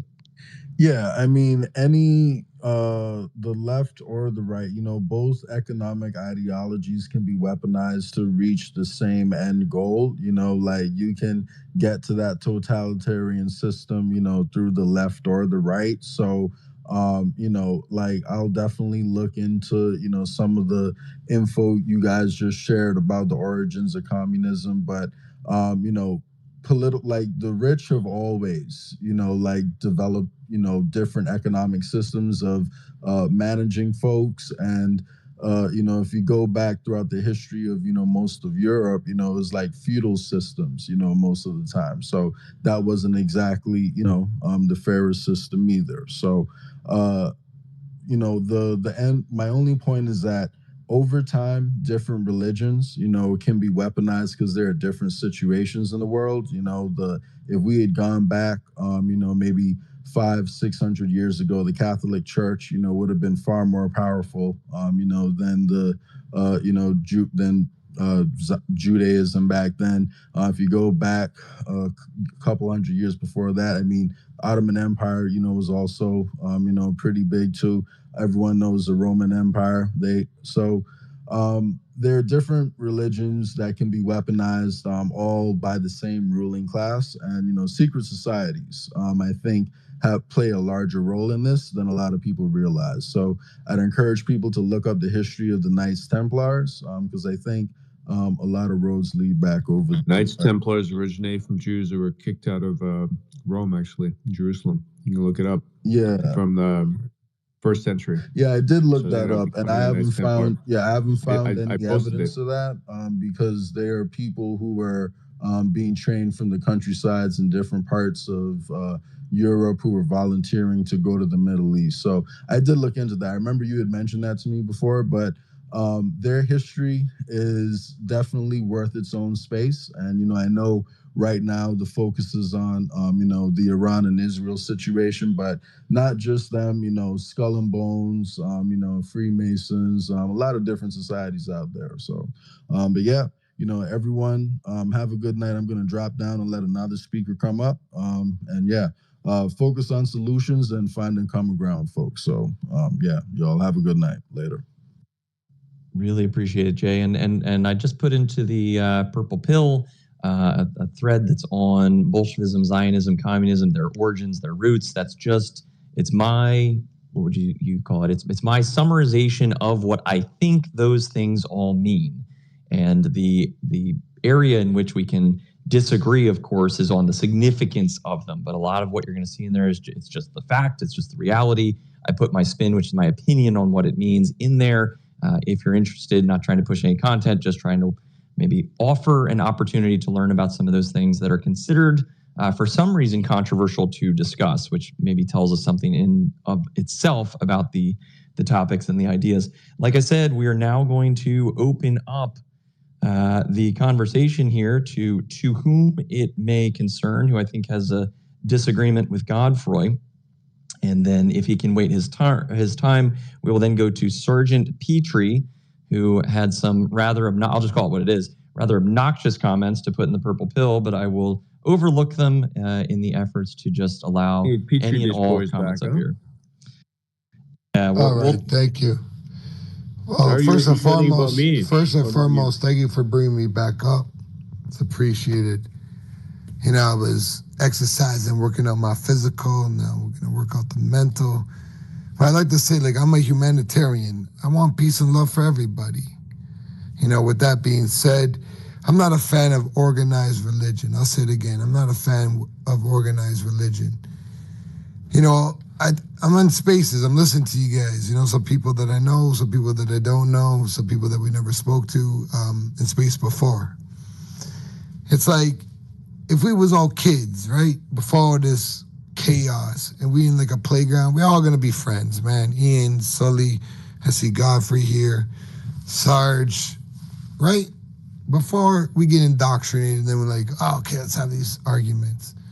Anyways, with that being said, I just wanted to drop my 2 cryptos with some data, with some stats. In regards to the Middle East, most people don't know this. Maybe they do, maybe they don't. I'm going with most people don't know this. About 30%, 30 to 35% are inbreds. And I'm not trying to say this in a facetious manner. I'm just going to go with the data. Okay. If you look at Yemen, for example, the amount of women that are married under 18, and you guys could look at this up. You can look this up. The amount of women that are married under 18 is crazy, man. It's about 20, 25%. And there's forced marriages. Okay? That's 1 in 3. 1 in 3. 1 in 3, truth. Let me finish. Let me just finish, man. I'm chilling. 1 in 3 are inbreds. And maybe that's a wrong term. I'm just going by what I know. But you guys do your own research. The amount of women that are forced into marriages under 18 is astronomical. Do your own due diligence. I don't like that, man. From all my friends in the USA that are from the Middle East, that live in the United States, the word that I hear echo is liberation. There's a lot of weird stuff, man. Sorry, that may come across impolite, the word weird. All I'm saying is I don't like that, Ian. I'm not trying to be rude, bro. I'm being straight up. I'm not trying to be rude. I just don't like that stuff. I don't like it. I think that it's not right to force little girls under the age of 18 into marriages to their cousins. And then if you go deeper down a rabbit hole, and that's another phrase or connotation, do your own research. It's like they're marrying their cousin that's 40 years old. Do your own research. Go look at the Yemen Houthis. Go really do your research. I'm not going to use the word normal, because nowadays, what's normal? What's not normal? All I'm going to say is to whom doesn't like that. I got no problem right now with Godfrey. I just came in a little hot off the mic, Ian, so I apologize. But that's what I wanted to share, man. I'm not here to start no problems. I'm just giving some data points. You know what I mean? Why don't you talk about Left to Horror as well? And Chabad Lubavitch does forced marriages and forced pregnancies for 12 or 13-year-old Jewish girls. Does that equally offend you and bother you as well? I said Middle East. Hold on. Why are you assuming? Left to Horror is not in the Middle East, is it? They're in Guatemala. They've been convicted in places like the U.S. by the What's the percentage? of New York. Did you know that? Yeah. I'm against that too, bro. Yeah, but you didn't bring it up, did you? No, bro. No, listen, no. I'm Now you're all like, I'm not a man that knows everything. I'm gonna tell you first. Mutt that you are. Chill. Why are you calling me a mutt? What's with the ad hominems? You're too chicken shit Chill, to call out dog. the Jews because that's just who you are. You're a little fucking asswipe with your eye patch on. Okay, pirate, right? Well, why are you so aggressive, Too man? scared to That's why call we out can't the have Jew. civil You're conversation. chicken shit, too scared to call out the Jew. No, tell me. I'll call it out right now. I'll tell you right now. I'll do it right now. You're coping right now. Go I'm ahead, not call coping it out. nothing, So you dude. condemn Left the Whore and the Jews What's for their what's forced the marriages and percentage? pregnancies. Go ahead. What's the Come on, percentage? you chicken shit. I'm waiting. What's the Say Left the Whore. percentage? I'll call it out. What's the percentage? I just told their whole fucking sect does it. It's 100%. No, what's the percentage? I All of gave them you are data. into it. I gave you All data Jews are of into that percentage. shit. Go ahead. Oh, you need to now. You need hard. I just told you there are numerous convictions in the U.S. They've been kicked out of Canada. They've been kicked out of Mexico. They've been kicked out of What's the Guatemala. They've been kicked out of Israel. They get kicked out everywhere they go. What's the percentage of Americans that are inbred? I'm With your sorry. forced pregnancies in the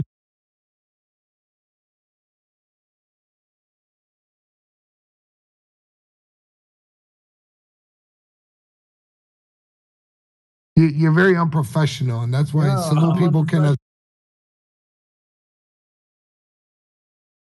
civil conversations with you. Anything else? Hey, Hillbilly, go fuck yourself now. How about that? How am I a hillbilly, bro?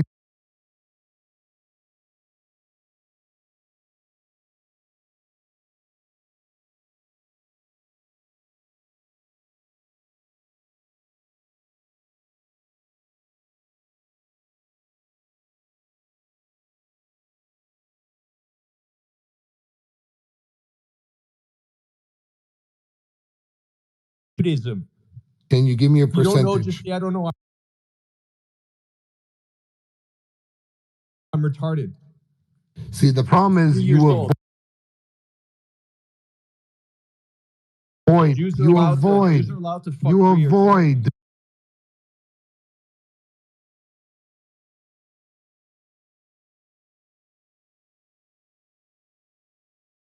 Simple question. Why are you answering a question with a question? I asked you can't many answer, just say, simple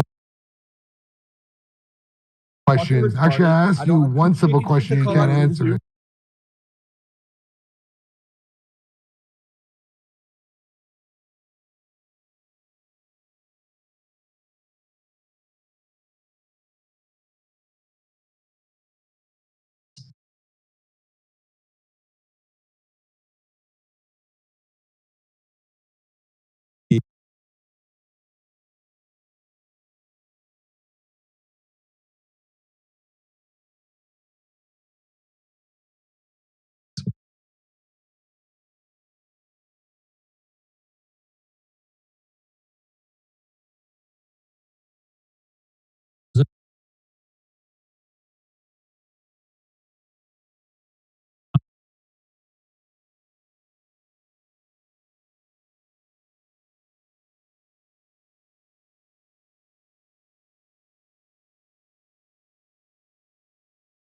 of society, right? And the Middle East is chaotic. Islam is going through what for Christians we call the medieval era. They're doing a lot of the same things that we did in that time. They're picking over minutiae. They are, in some cases,